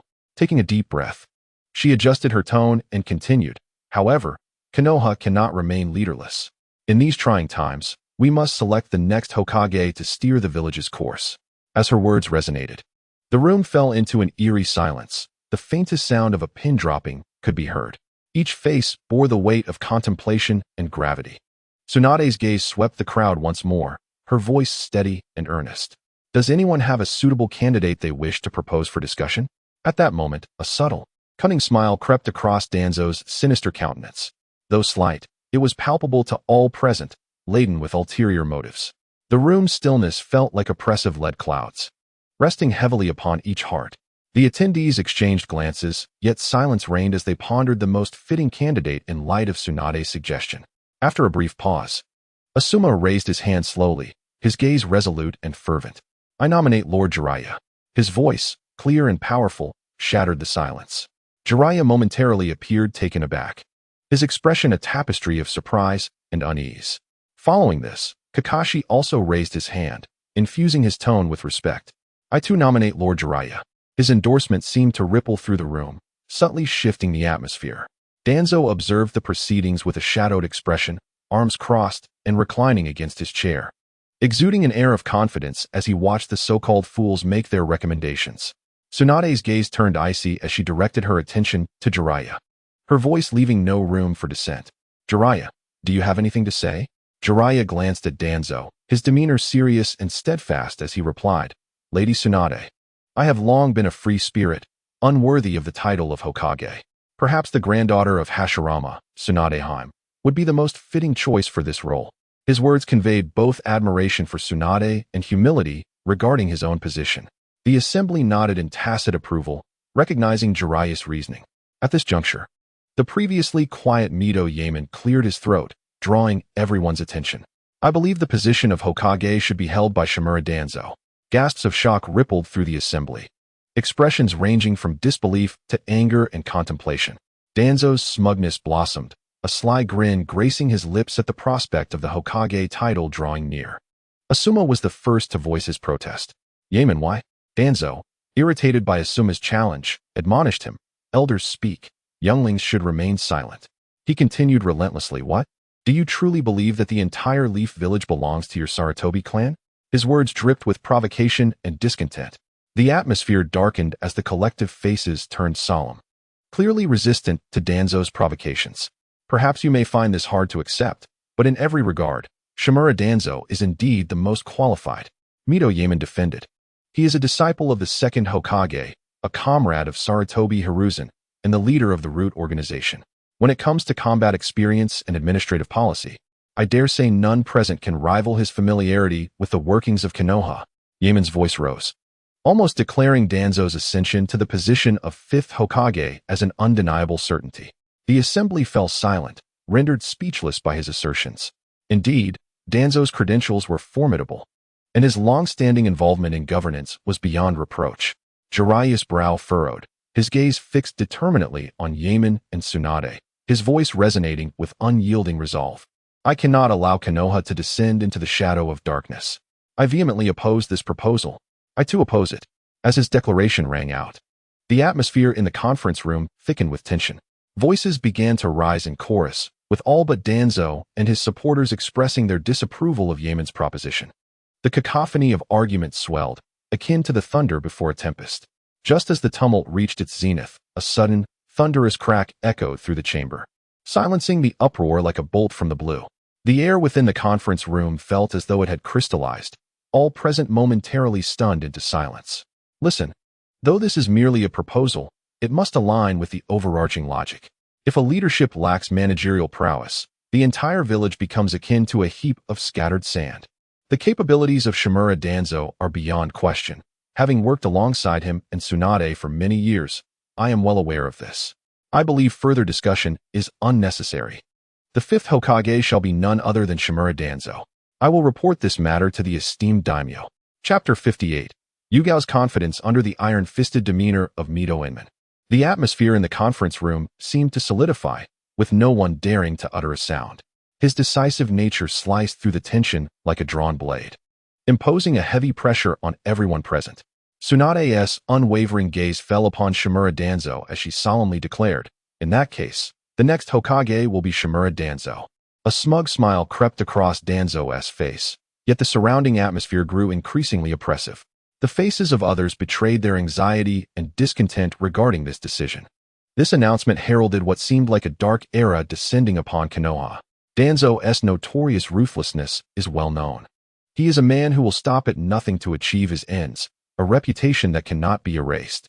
As the dust settled on the Hokage position, Jiraiya and the others revealed no emotion, silently rising and departing the conference room, leaving behind a stifling silence. Danzo watched them leave, a self-satisfied grin curling at the corners of his mouth, unable to suppress a booming laugh. "Ha! I graciously accept." His laughter echoed through the empty chamber, filled with irony and triumph. At last, the coveted title of Hokage had dramatically fallen into his grasp. Everything transpired so swiftly that it was difficult for him to discern whether it was reality or mere illusion. Meanwhile, on a quiet street in Konoha, the arrival of Itachi Uchiha and Kisame added further gloom to an already somber village. Their ominous presence seemed to herald an impending storm. I cannot fathom what those two old fools were thinking, appointing Danzo as the fifth Hokage. Asuma Sarutobi muttered, spitting in frustration as he passed by the storefront, his face a mask of bewilderment and anger. Kakashi gazed at Asuma, a hint of resignation evident on his face. Since they have made such a decision, we have no choice but to accept it. Before he could finish his sentence, his attention was drawn to two peculiar figures wearing conical hats in the ramen shop. As a former umbu, he was acutely sensitive to the aura of danger. "Those two do not appear to be from the village," Kakashi whispered, pulling Asuma's attention towards the ramen shop. In the blink of an eye, the two individuals vanished, as if they had never existed. "Did they flee?" Kakashi murmured, almost to himself. No sooner had the words left his lips than he moved like a bolt of lightning, disappearing from sight, leaving only a whisper of wind in his wake. Yugao and Asuma, without a moment's hesitation, followed suit, vanishing as well. Moments later, they materialized by the banks of the Konoha River. The gentle breeze caressed the water's surface, creating ripples, but this tranquility was soon disrupted. Kakashi suddenly appeared before Kisame and Itachi, blocking their path. His gaze was resolute, exuding an aura that demanded respect. Almost simultaneously, Yugao and Asuma arrived, flanking them and sealing off their retreat. "Itachi Uchiha, what is your purpose for returning?" Kakashi's voice was cold, tinged with a barely perceptible tension. He deliberately maintained a distance of at least 5 meters from Itachi, as if this space provided him with a semblance of safety. Itachi slowly lifted his gaze. As the conical hat tilted, his blood-red Sharingan glimmered in the sunlight, resembling two sparkling rubies radiating a perilous light. A smirk played on his lips, seemingly amused by Kakashi's cautiousness. "You seem quite afraid of me, Kakashi." His voice was calm, yet laced with provocation. "Huh. As long as I maintain a distance of over 5 meters, your Sharingan Genjutsu will be rendered ineffective." Kakashi raised his voice deliberately, addressing Itachi while also alerting Yugao and Asuma. "Itachi, why waste time with them? Let me remove their limbs and extract the information." Kisame's tone was cold and resolute as he drew his great sword, Semihata, the enormous weapon glinting ominously in the sunlight. With a sudden burst of force, he lunged at Kakashi, akin to a furious beast. Kisame's speed and strength were nearly beyond comprehension. The massive Samahata whistled through the air, crashing down toward Kakashi with the power to cleave a small mountain in two. With a deafening roar, the ground beneath Kakashi shattered, creating a deep crater as smoke and dust enveloped the area, obscuring everyone's vision. Amidst the chaos, Itachi's figure flickered within the haze, akin to an elusive specter. "This is bad," Kakashi exclaimed, urgency lacing his voice as he saw Itachi shifting direction towards Asuma and Yugao. He shouted a warning, "Do not look into his eyes." His words reverberated through the air, laden with tension and anxiety. Yugao heard the warning but displayed no signs of fear. Instead, a hint of disdain graced her features. "Do not underestimate my genjutsu." She swiftly crossed her hands, her fingertips trembling gently as an invisible wave radiated forth. Magical tree binding kill. With a soft hum, a colossal red maple tree erupted from the ground, its lush foliage ablaze with fiery hues as leaves cascaded down, artfully obstructing Itachi's line of sight. The beauty and power of this illusion made one nearly forget the peril it concealed. As the genjutsu unfolded, the roots of the tree spread rapidly, ensnaring Itachi with tendrils that resembled numerous grasping appendages. Observing the scene, Yugao grasped a kunai, her form emerging gracefully from the trunk of the tree. Seeing Itachi immobilized, a triumphant smile graced her lips. "TSK, the renowned Itachi Uchiha is nothing extraordinary." Yet, in the next moment, the world inverted, as reality spun wildly. Yugao realized she was ensnared by the very tree she had conjured. A flicker of terror coursed through her, but she quickly regained her composure, understanding she had fallen into Itachi's genjutsu. Confidence is a commendable trait, but blind arrogance reflects hubris. Within the realm of illusion, Itachi's blood-red Sharingan spun slowly, as if capable of piercing through all deception. His voice was calm, yet carried an undeniable authority. "Now, let us proceed with a small punishment for your hubris." As Itachi's words fell, 3 mirror images of himself emerged, their movements synchronized as they mercilessly thrust their kunai into Yugao's chest. The moment the first kunai pierced her, countless scenes of agony filled her mind, each one depicting the torment of being stabbed, flooding her with anguish. The ultimate suffering, paired with relentless torment, devoured her spirit like a relentless tide. Time seemed to lose its essence, although only a second passed in the real world. It felt as if she had endured a month of excruciating agony within the illusion. Chapter 59, Itachi Uchiha vs. Kakashi in the real world. Yugao collapsed like a marionette with severed strings, her body devoid of strength. Her complexion turned pale, and a cold sweat beaded on her forehead, clearly a testament to the inhuman torment she had endured within the genjutsu. "Yugao, what has happened to you?" Asuma's voice was filled with urgency and concern as he embraced Sunset Red, frantically examining her condition. His face was etched with fear. This was a side of Sunset Red he had never witnessed, so fragile, so helpless. Kakashi's brow furrowed deeply as he gazed at the unconscious Sunset Red. Letting out a heavy sigh, he understood the formidable opponent they were up against. "Asuma, take Red and retreat." His tone was resolute and calm. Despite the anxiety swirling within him, he knew this was not the time for panic. Just as Asuma prepared to carry Sunset Red away, Kisame's Samahata swung towards Kakashi with tremendous force, as if it could cleave the very air in two. The blade sliced through the atmosphere, emitting a sharp whistle. Ready to bisect Kakashi, Kisame smirked disdainfully, his voice dripping with mockery. Is he really that weak? However, in the next moment, the severed body released a surge of lightning, catching Kisame completely off guard. Sparks danced in the air, the scent of ozone filling the atmosphere, stunning everyone present. A lightning clone. How intriguing. Kisame gritted his teeth, bracing against the electric assault, his muscles twitching from the current. Yet he persisted, offering a begrudging assessment of Kakashi's unexpected tactic. In that fleeting moment of distraction, Kakashi gathered a Raikiri in his hand, his gaze unwavering as he lunged towards Kisame with ferocity. The Raikiri streaked through the air like a bolt of light, moving at a speed nearly imperceptible. Just as it was about to make contact with Kisame, Samahata absorbed the incapacitating chakra. Kisame spun and countered, striking Kakashi back several meters with a powerful swing, leaving a deep mark on the ground. "This is rather troublesome," Kakashi panted, his eyes darting between Itachi and Kisame, clearly seeking the next opportunity to strike. "Die!" Kisame roared as he charged at Kakashi once more, his movements swift, the blade glinting ominously, intent on cleaving Kakashi in two. At that moment, Itachi's calm voice interrupted Kisame's assault. "Kisame, stand down." His tone was serene, yet the authority in it compelled Kisame to obey. Upon hearing Itachi's command, Kisame reluctantly sheathed Samehada, turning his head away to spit disdainfully. "Tsh. How infuriating. I was just getting warmed up." With a heavy step, Kisame approached a nearby tree. Finding a suitable spot to lean against, seemingly preparing to enjoy the spectacle of Itachi's upcoming performance. His eyes gleamed with anticipation, eagerly awaiting the impending battle. As Kakashi saw Itachi approach, his demeanor shifted to one of vigilance. He dared not underestimate his adversary. Slowly, he raised the forehead protector obscuring his left eye, revealing a Sharingan gleaming like a ruby. At that moment, Itachi stealthily closed in, a few shuriken poised in his hand. His movements were graceful and fluid, each step reminiscent of a dance, yet the lethal intent within them was unmistakable. His gaze remained composed, the Sharingan seemingly piercing through all illusions as he prepared to strike. With a swift motion, Itachi unleashed the shuriken, which whistled through the air at an astonishing speed, leaving barely a trace behind.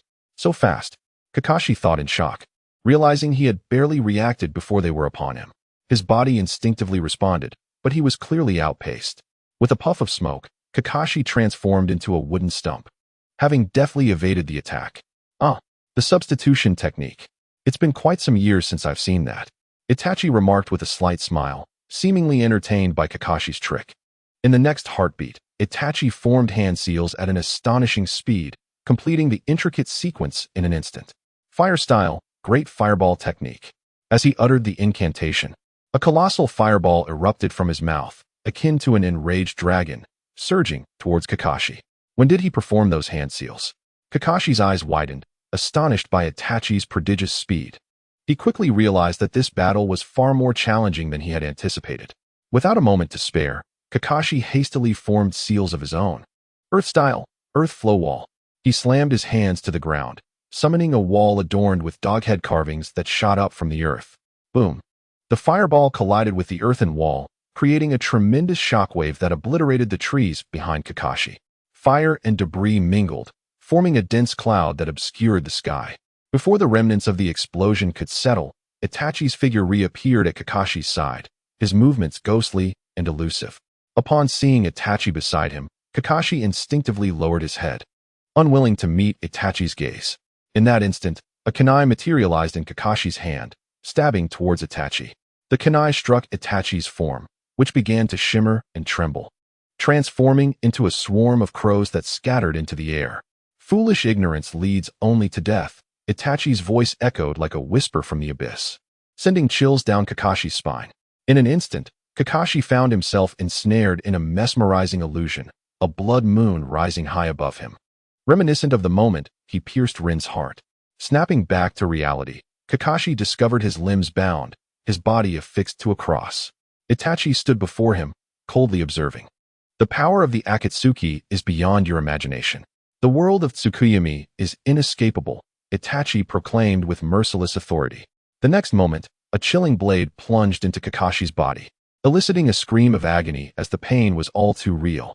The torment of his physical wounds combined with the anguish of his mind left Kakashi in a state of despair. The scene enveloped the entire illusionary realm, the spinning space preventing Kakashi from finding solace.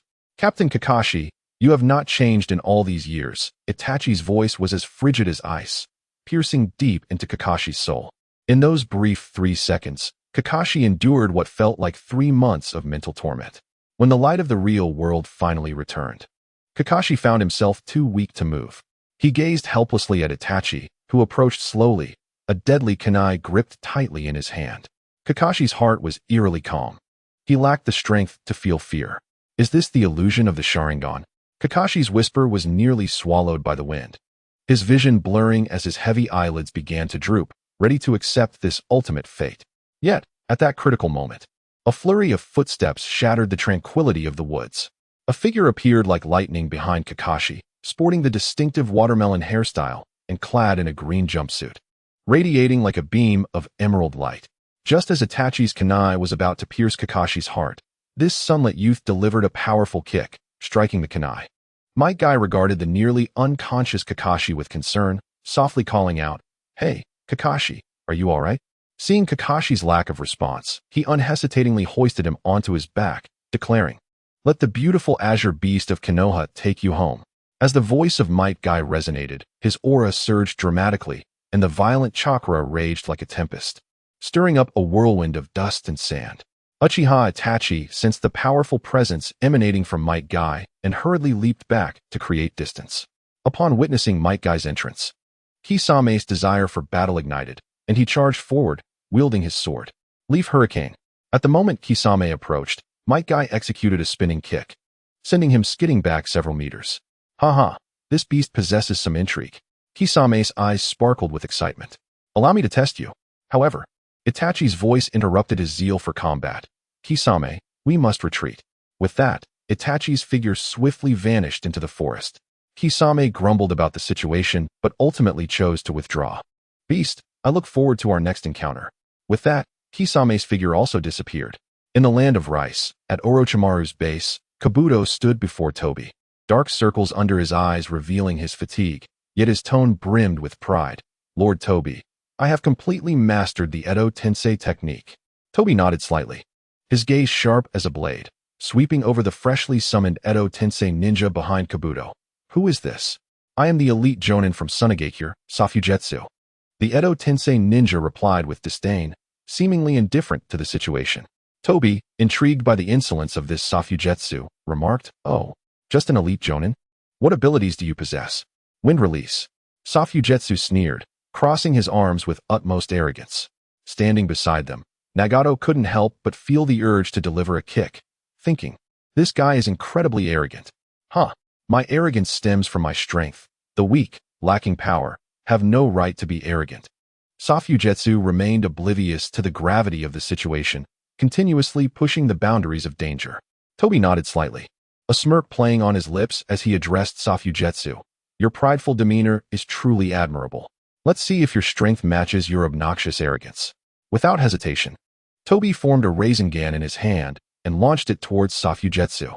Seeing this, Safujutsu merely smirked, adopting an expression of defiance as he boldly accepted the challenge. He swiftly formed 3 hand seals and shouted, "Wind release, vacuum wave." Safujutsu's body began to spin in place, creating dozens of sharp wind blades that sliced through the air in all directions. The onlookers hastily retreated, clearing space for these 2 combat enthusiasts. Orochimaru watched the battered laboratory with a pained expression, cursing, "2 madmen." With a thunderous explosion, Safujutsu was obliterated by Tobi's Rasengan. Yet, Tobi did not relent. He mounted Safujutsu's remains, continuously forming new Rasengans. Each time Safujutsu's head reformed, Tobi would strike it down again. "Wind release. Arrogance. Let me teach you a lesson," Tobi exclaimed, cursing as he became fully immersed in this cathartic battle. Obito shuddered at Tobi's ferocious assault, murmuring involuntarily, "That guy Tobi has become quite ruthless." Hearing Obito's whisper, Nagato's expression turned serious as he analyzed, "As long as we do not provoke Lord Tobi, we should be fine." Nagato's words reminded Obito of their previous encounters with Tobi. He struggled to suppress his growing fear. But the memories surged forth like a tide. The scene of Tobi pinning him down in the land of light remained vivid in his mind. Obito gulped, feeling increasingly uneasy. He then approached Orochimaru, leaning closer to whisper, "Hey, Orochimaru, can you still transplant the Sharingan?" Orochimaru paused, looking at Obito with confusion. "What do you want?" Obito chuckled awkwardly, attempting to mask his true intentions. "Oh, nothing much. Just curious if you could transplant the Sharingan into an arm, like Shimura Danzo did." At the mention of Danzo, Orochimaru's brow furrowed slightly, and his expression turned serious. "It is possible, but with my current hands, I cannot perform the transplant." Suddenly, Orochimaru hesitated, as if realizing something. "Do you possess a Sharingan?" "Not at all." Obito quickly averted his gaze, resolutely denying Orochimaru's inquiry. Orochimaru rolled his eyes at Obito, shaking his head in exasperation. What a perplexing fellow. Half an hour later, Safujutsu had lost his earlier arrogance. Tobi stood up, brushed off his hands, and pointed at the downed Safujutsu, declaring, "If you continue to be arrogant, I will obliterate your very soul." This proclamation rattled Safujitsu to his core. Had anyone else said such a thing, it would be dismissed as mere bravado. However, coming from Tobi, Safujitsu could not afford to take it lightly. The overwhelming chakra from moments ago had nearly suffocated him. Tobi approached Kabuto, snapping his fingers, commanding, "Stop dawdling. Let's begin." "Yes, Lord Tobi." Kabuto bowed his head respectfully in response. Tobi turned to fixate on Obito, who had shrunk behind the animal path, coldly stating, "Therefore, the first person to realize their dreams will be you, Uchiha Obito." Obito looked at Tobi, a mixture of emotions swirling within him as he nervously asked, "Now?" Tobi noticed Obito's anxious demeanor and smiled slightly. "What? Are you afraid?" Obito took a deep breath, attempting to mask his unease. "Of course not. How could I be?" He forced a calm facade, but the tension in his eyes betrayed him. Tobi nodded, grinning. "That's good. Now, release a bandit, along with Rin's bodily tissues." Obito swallowed hard, raising his hand to wipe away the sweat accumulating on his brow. However, at that moment, a significant amount of transparent liquid unexpectedly surged from his glove. Seeing this, Obito hurriedly entered the Kemui space to avoid the embarrassment of being witnessed. After a couple of breaths, Obito emerged, dragging a bandit with him. He tossed the bandit onto the ground, took a deep breath, and fixed his resolute gaze on the bandit, a flicker of determination crossing his eyes. "Let us begin." He then handed the bodily tissues of Noira Rin to Kabuto. Kabuto accepted the tissues and approached the bandit, using a scalpel to slice off a piece of flesh.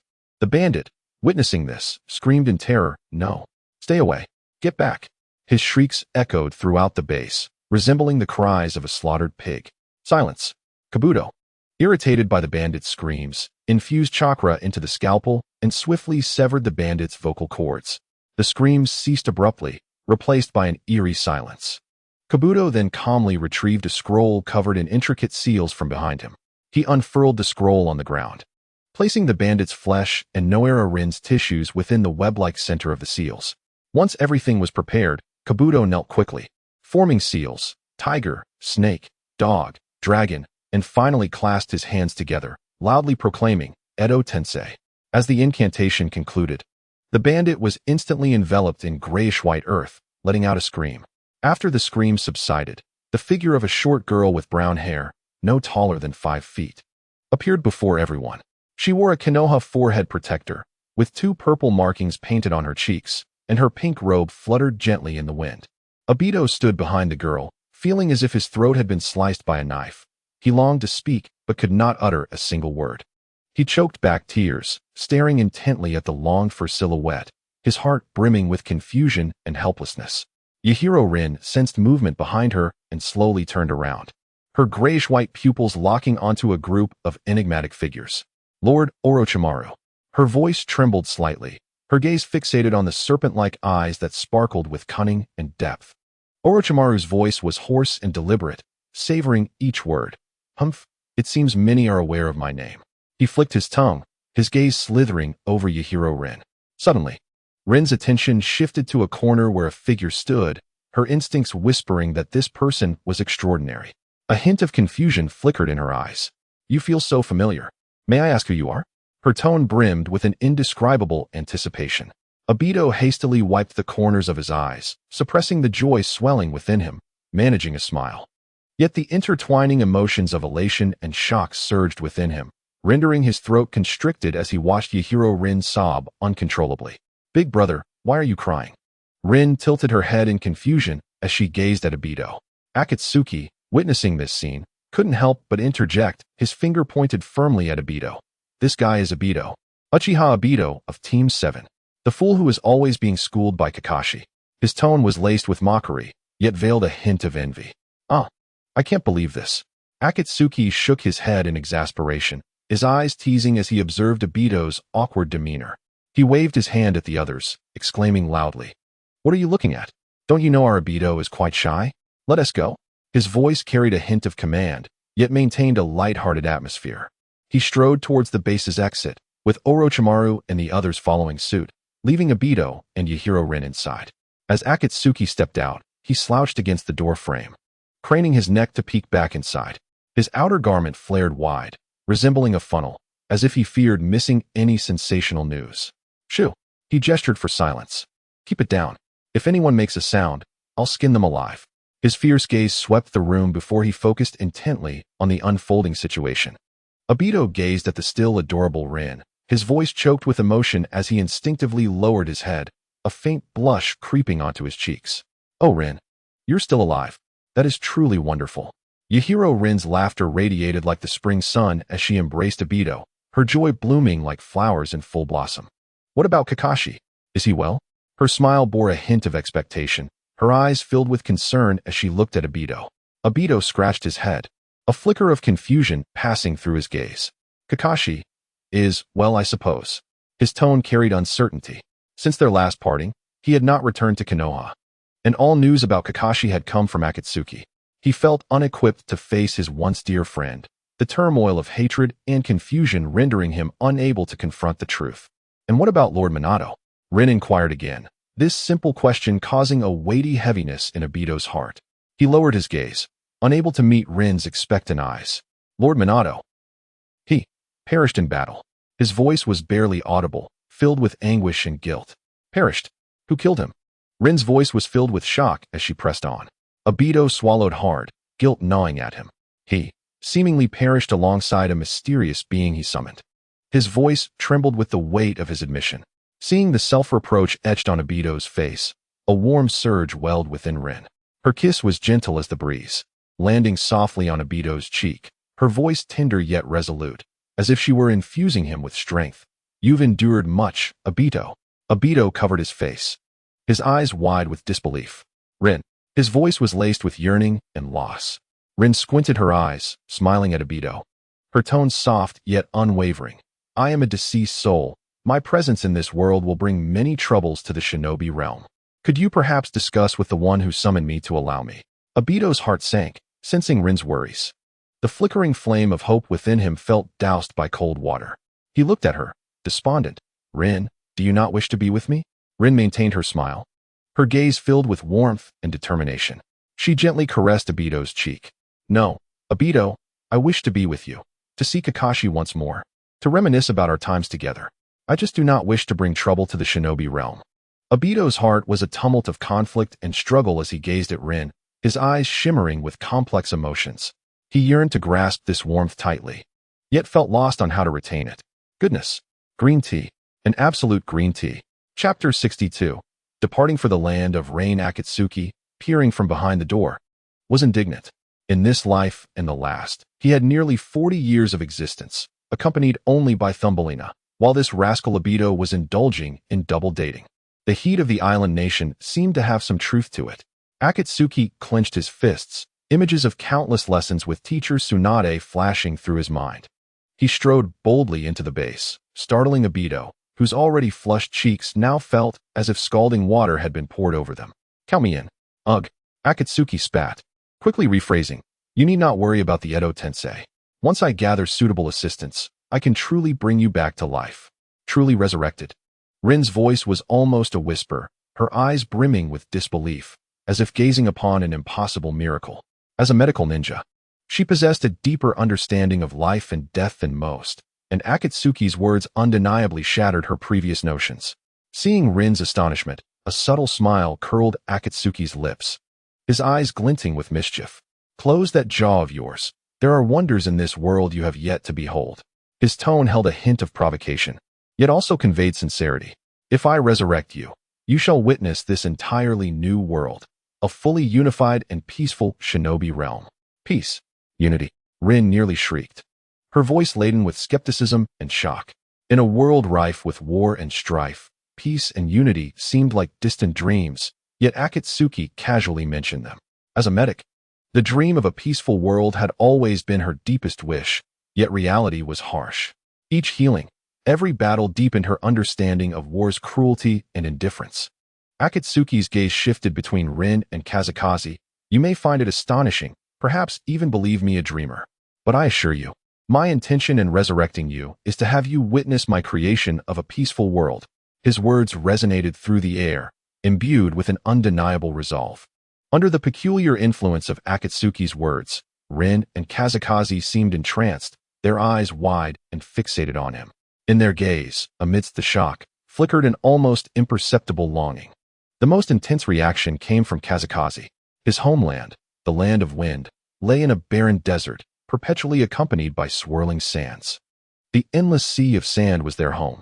To survive, they were compelled to seize resources from others, yet no matter their efforts, the land of wind remained the most impoverished of the 5 great nations. During the reign of the 4th Wind Shadow, despite his ability to manipulate magnetism to unearth underground gold, the other 4 great nations persistently harbored hostility towards them. No matter how affluent the land of wind became, they were unwilling to share their resources. This left the land of wind stifled in its barren cradle. If true peace and unity could be achieved, Zhuofengyue would become a hero of his nation. This thought took root in his heart, as enticing as an oasis in the desert.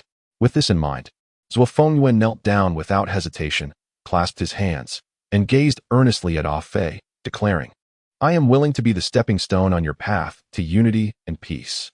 Ah Fei nodded slightly, his gaze falling upon the kneeling Zhuofengyue, a meaningful smile gracing his lips.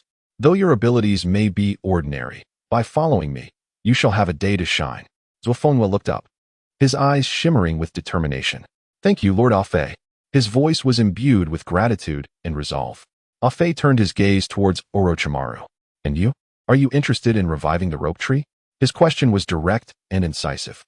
Orochimaru paused, his serpentine eyes flickering with a complex emotion before he closed them slightly, seemingly reaching a decision deep within. Not for now," he replied, his tone carrying a hint of relief, as if he had let go of a long-held obsession.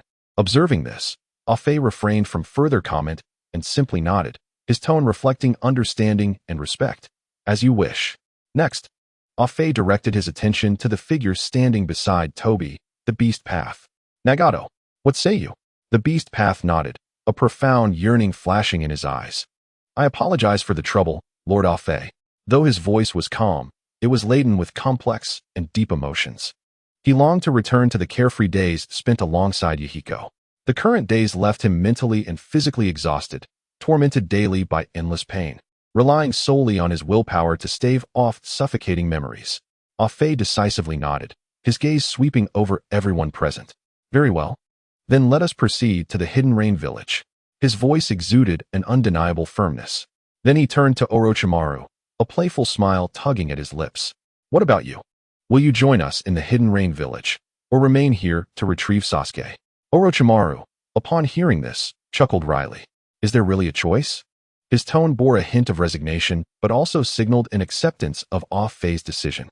Ah Fei gave Orochimaru a thumbs up, his voice laced with jest. "Listening to advice is a virtue. You can never fathom the depths of a 1-in-7 trump card." As he turned to leave the base, passing by the reluctant Rin, a smirk of disdain danced across his face. "Let us go. First to the Hidden Rain Village, and then we'll arrange for you two to reunite with Kakashi in Konoha." Upon reaching the door, Ah Fei suddenly turned back, addressing Orochimaru casually, but with an undertone of warning. "Oh, by the way, I've sent someone to take over your Sound Village." Orochimaru's brow furrowed, his expression darkening instantly. "Isn't that a bit too hasty?" His voice carried a note of dissatisfaction and protest. Ah Fei raised a finger, shaking it lightly, his tone playful. "Oh no, it's merely a merger of nations. You may continue your experiments as you see fit. You will simply transition from Sound Shadow to Village Chief." Upon hearing this, Orochimaru's expression darkened further. Struggling to suppress his anger, he coldly inquired, "What is the significance?" Ah Fei stood his ground, an overwhelming chakra emanating from him, his voice resolute and powerful. "Peace. Unity. Do you have any objections?" His Sharingan subtly rotated, his gaze imbued with a fierce killing intent. Seeing this, Orochimaru swallowed hard, a sheepish smile creeping onto his face. No objections." Ah Fei scoffed, leading the group towards the Hidden Rain Village. Chapter 63. The shrinking brain of Haiden. After departing from the Sound Village, the group embarked on the rugged path to the Hidden Rain. This winding road seemed interminable. As they entered a dense forest, a faint rustling sound suddenly echoed through the trees. This sound heightened everyone's vigilance, and each individual nervously observed their surroundings. "It seems we are being watched," Orochimaru remarked, lightly licking his lips, a sickly and eerie smile gracing his face. Ah Fei, placing his hands near his mouth, feigned terror, exclaiming, "Oh dear, I'm so scared." Witnessing Ah Fei's exaggerated performance, The others felt a mix of exasperation and disbelief. Toby's face darkened as he said, "Ah, Fei, can you act normally for once?" "Shut up. I haven't even begun yet. You're the one who's more abnormal than I am." Ah Fei shot back, glaring at Toby with disdain. "What nonsense. When have I ever been like you?" Toby retorted, his face flushed with anger. "Humph, you may not show it so overtly, but I'm sure you've entertained such thoughts. You just don't dare to express them to maintain your image," Ah Fei said, shrugging with a self-satisfied smirk, appearing remarkably at ease. Toby was left speechless by this remark, glaring at Ah Fei in frustration. At that moment, a melodramatic and somewhat jarring voice resonated from the treetops, shattering the silence around them. "Oh ho, quite the lively scene here." The voice, laced with mockery, sent chills down their spines. The group looked up to see a foolhardy figure with silver hair, bare-chested, wielding a 3-star crescent scythe, standing atop the trees. His arrival cast a shadow over the already tense atmosphere. The beast path glared at the daft Haydn, gritting his teeth in frustration. "What nonsense is this idiot Haydn up to now?" Haydn, noticing the beast path among the crowd, displayed a flicker of confusion in his wise-looking eyes. "Oh, the beast path." His voice held a tone of surprise, as if he were taken aback by the beast path's presence. Before anyone could react, Haydn erupted in fury. "You damned bastards dare to kidnap the beast path." He spat, swinging his scythe viciously towards Ah Fei and the others, his movements fierce and decisive, as if to obliterate everything in his path. Ah Fei shook his head lightly, a mocking smile forming on his lips. Is this guy's brain filled with nonsense? His tone was laced with derision, finding Haydn's actions both amusing and exasperating. Before he could finish speaking, Ah Fei leaped into action, deftly catching the scythe Haydn had thrown. With a powerful tug, accompanied by the sound of snapping branches, he yanked Haydn down from the treetops. "Let me see what's rattling around in that shriveled brain of yours." Ah Fei's voice was filled with anger as he unleashed a punch, striking Haydn's head with immense force. The blow was so powerful that it caved Haydn's head inward, creating a rather horrifying sight. Meanwhile, Kakuzu arrived hurriedly, seeing Orochimaru and the beast path among the crowd, instinctively swallowing hard. "What is happening here?" His voice carried a hint of surprise and unease. At this moment, Haydn had lost all his prior bravado. He curled up, clutching his head as Ah Fei unleashed a barrage of punches and kicks upon him. Zhuofengwe, witnessing this scene, felt a sense of empathy and slowly approached Ah Fei's side, whispering to Haydn, "Brother, don't resist. Just let Lord Ah Fei give you a good beating. Hang in there." His voice was tinged with sympathy, but more so with reverence for Ah Fei. "Damn it. The Lord of the evil gods shall curse you. You wretched fool," Haydn exclaimed, grasping a spiked branch nearby and lunging it towards Ah Fei's heart. Smack! As the crisp sound echoed, the branch snapped and thrust directly toward the white garment worn by Ah Fei, yet it failed to penetrate even a fraction, instead breaking apart forcefully.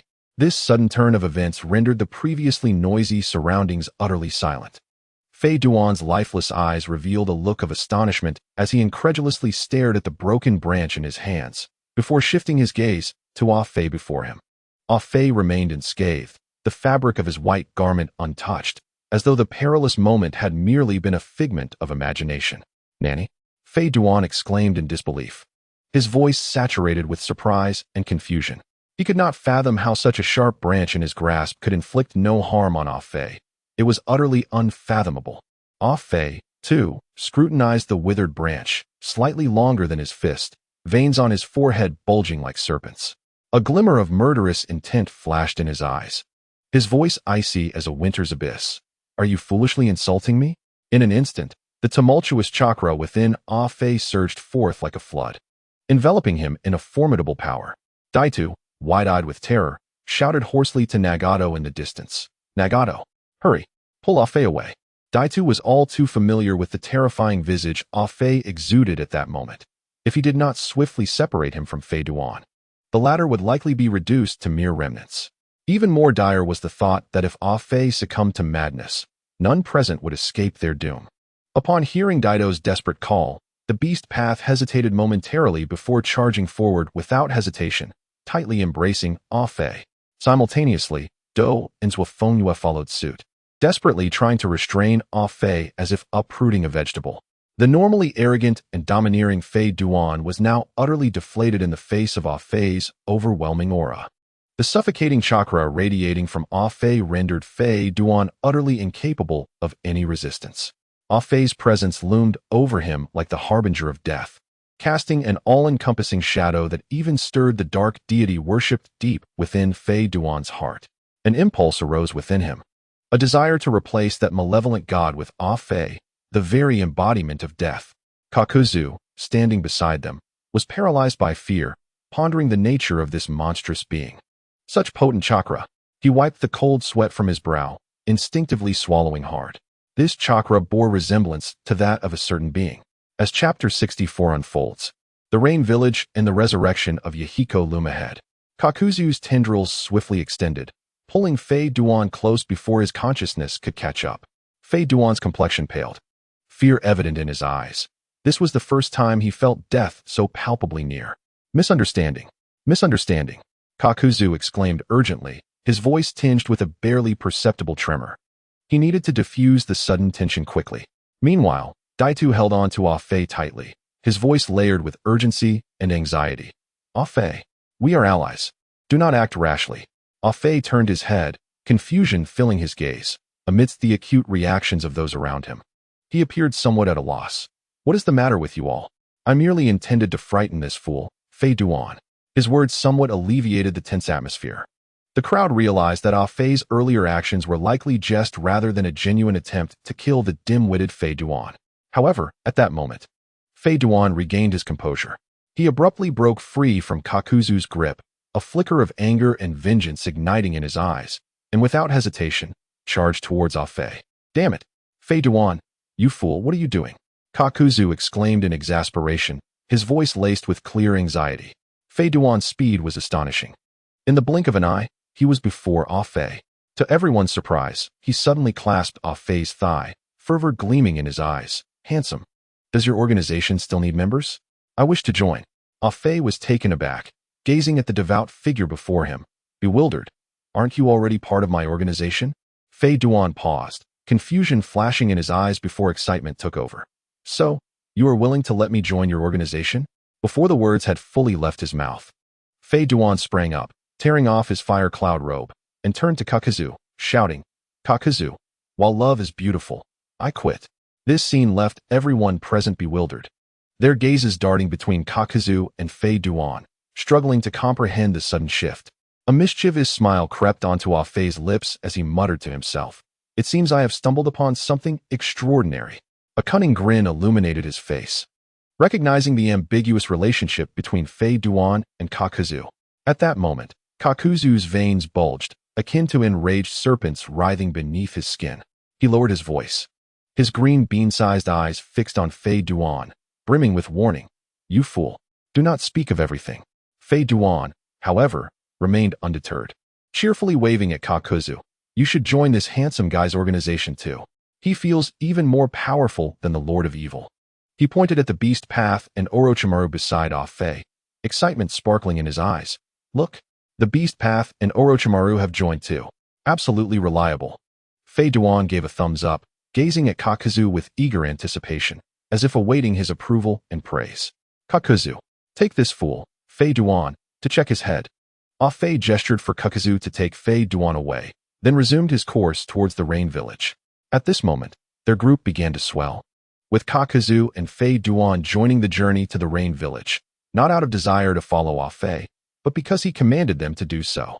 After all, Fei Duan's abilities were exceptionally useful against the Otsutsuki, and if this fool were to learn the 8 gates, he could take on 2 foes single-handedly. When the time came, Kakuzu could seize some mosquitoes from the Oil Woman clan as summoning beasts, rendering this fellow an insurmountable entity. As for Kakuzu, he was indispensable, serving as the perfect catalyst for reviving those brought back by the impure world reincarnation. Throughout their journey, apart from occasionally encountering bandits who Daitu easily subdued and imprisoned in the Kimui dimension, they faced little obstruction and smoothly reached the borders of the Land of Rain. Rain Village, perpetually enveloped in a fine drizzle, exuded a damp atmosphere. The arrival of the group shattered the tranquility of the streets, drawing curious yet wary gazes from the villagers. They don't look like locals, one villager whispered. Isn't that Lord Beast Path? Another exclaimed. Why is he with these people? Questions arose in a chorus. Ah-Fei paid no heed to the murmurs, his gaze resolute and his step steady as he made his way towards his destination. Upon reaching the tree cave base, the 5 paths of pain awaited in anticipation. Nagato's eyes sparkled with excitement upon seeing Ah-Fei, as if he had found a long-lost sense of belonging. "Let us begin, Lord Ah-Fei." Nagato's voice trembled with barely contained enthusiasm. Ah-Fei did not respond immediately. Instead, quietly observing Nagato, his gaze profound, as if contemplating a significant decision. Beside him, Fei Duan, noticing the black rods embedded in Nagato, could not contain his curiosity and pointed with his scythe. "Who is this guy?" As Kakuzu's gaze followed Haiden's raucous outburst, it gradually shifted towards Nagato, whose body was impaled with numerous black rods, rendering him akin to a tormented hedgehog. A fleeting glimmer of barely perceptible sympathy flickered in Kakuzu's eyes. On the other hand, Obito appeared relaxed and unperturbed, his hands shoved into his pockets, leaning against a pillar as if indifferent to the unfolding events. The leader of the Akatsuki spoke in a tone laced with mockery. Haiden, perplexed, directed a questioning look at Obito, retorting, "Leader? What nonsense is this? Isn't the leader pain?" His voice brimmed with distrust and provocation. Obito merely nodded, seemingly evaluating Haiden's intellect. "It's difficult to elucidate matters to someone of your intellectual caliber," he replied, choosing not to elaborate further, as if debating with Haiden was a fruitless endeavor. Haiden, instantly incensed, raised his scythe, pointing it at Obito. "You scoundrel! What are you saying? Say that again if you dare." His tone was rife with fury and challenge. In contrast, Obito remained unfazed, his hands raised in a gesture of nonchalance, retreating slightly, as if deliberately maintaining distance, while silently expressing his disdain. "If you truly wish to hear it, I can repeat myself." "Silence." Ah-Fei's thunderous command resonated through the hollow of the tree, abruptly silencing Haiden's outcry. The entire space descended into an eerie stillness, punctuated only by the faint patter of raindrops. Ah-Fei's gaze was sharp as a blade, fixating on the black rods that symbolized Nagato's suffering. "It can commence now." Ah-Fei's voice was deep and resolute. "But first, you must remove these rods and rise from this wheelchair. Only then will I consider the possibility of reviving Yahiko." Nagato's eyes reflected confusion and bewilderment. "Lord Ah-Fei, why?" Crossing his arms resolutely, Ah-Fei's tone brooked no dissent. "I refuse to allow my subordinate to remain a cripple for life." At this, Nagato shuddered slightly, bowing his head as his gaze fell upon the legs beneath him that no longer belonged to him, his expression betraying a mix of embarrassment and helplessness. But my legs." Ah-Fei turned, gently patting Orochimaru on the shoulder, his eyes brimming with trust as he gave a thumbs up. "Are you questioning my esteemed colleague, Dr. Orochimaru?" His voice carried a hint of jest. "In the entire ninja world, there is nothing our Dr. Orochimaru cannot accomplish. Wouldn't you agree, Dr. Orochimaru?" Orochimaru offered a wry smile, his voice hoarse and low, tinged with resignation.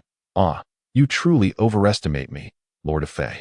Ah-Fei chuckled lightly before redirecting his attention to Nagato. "So, let us begin. Yahiko awaits your rise." Suddenly, he pivoted and delivered a slap to Suzuki's nape, his tone commanding. "What are you staring at? Get up and assist." Suzuki appeared bewildered, instinctively moving toward Nagato.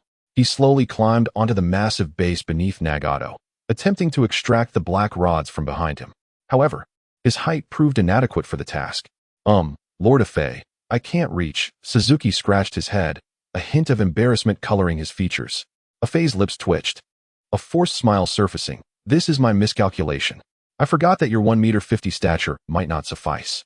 Ah-Fei swiftly turned to Kakuzu, issuing a directive. "Kakuzu, lend a hand. Remove the rods from behind Nagato." "Understood."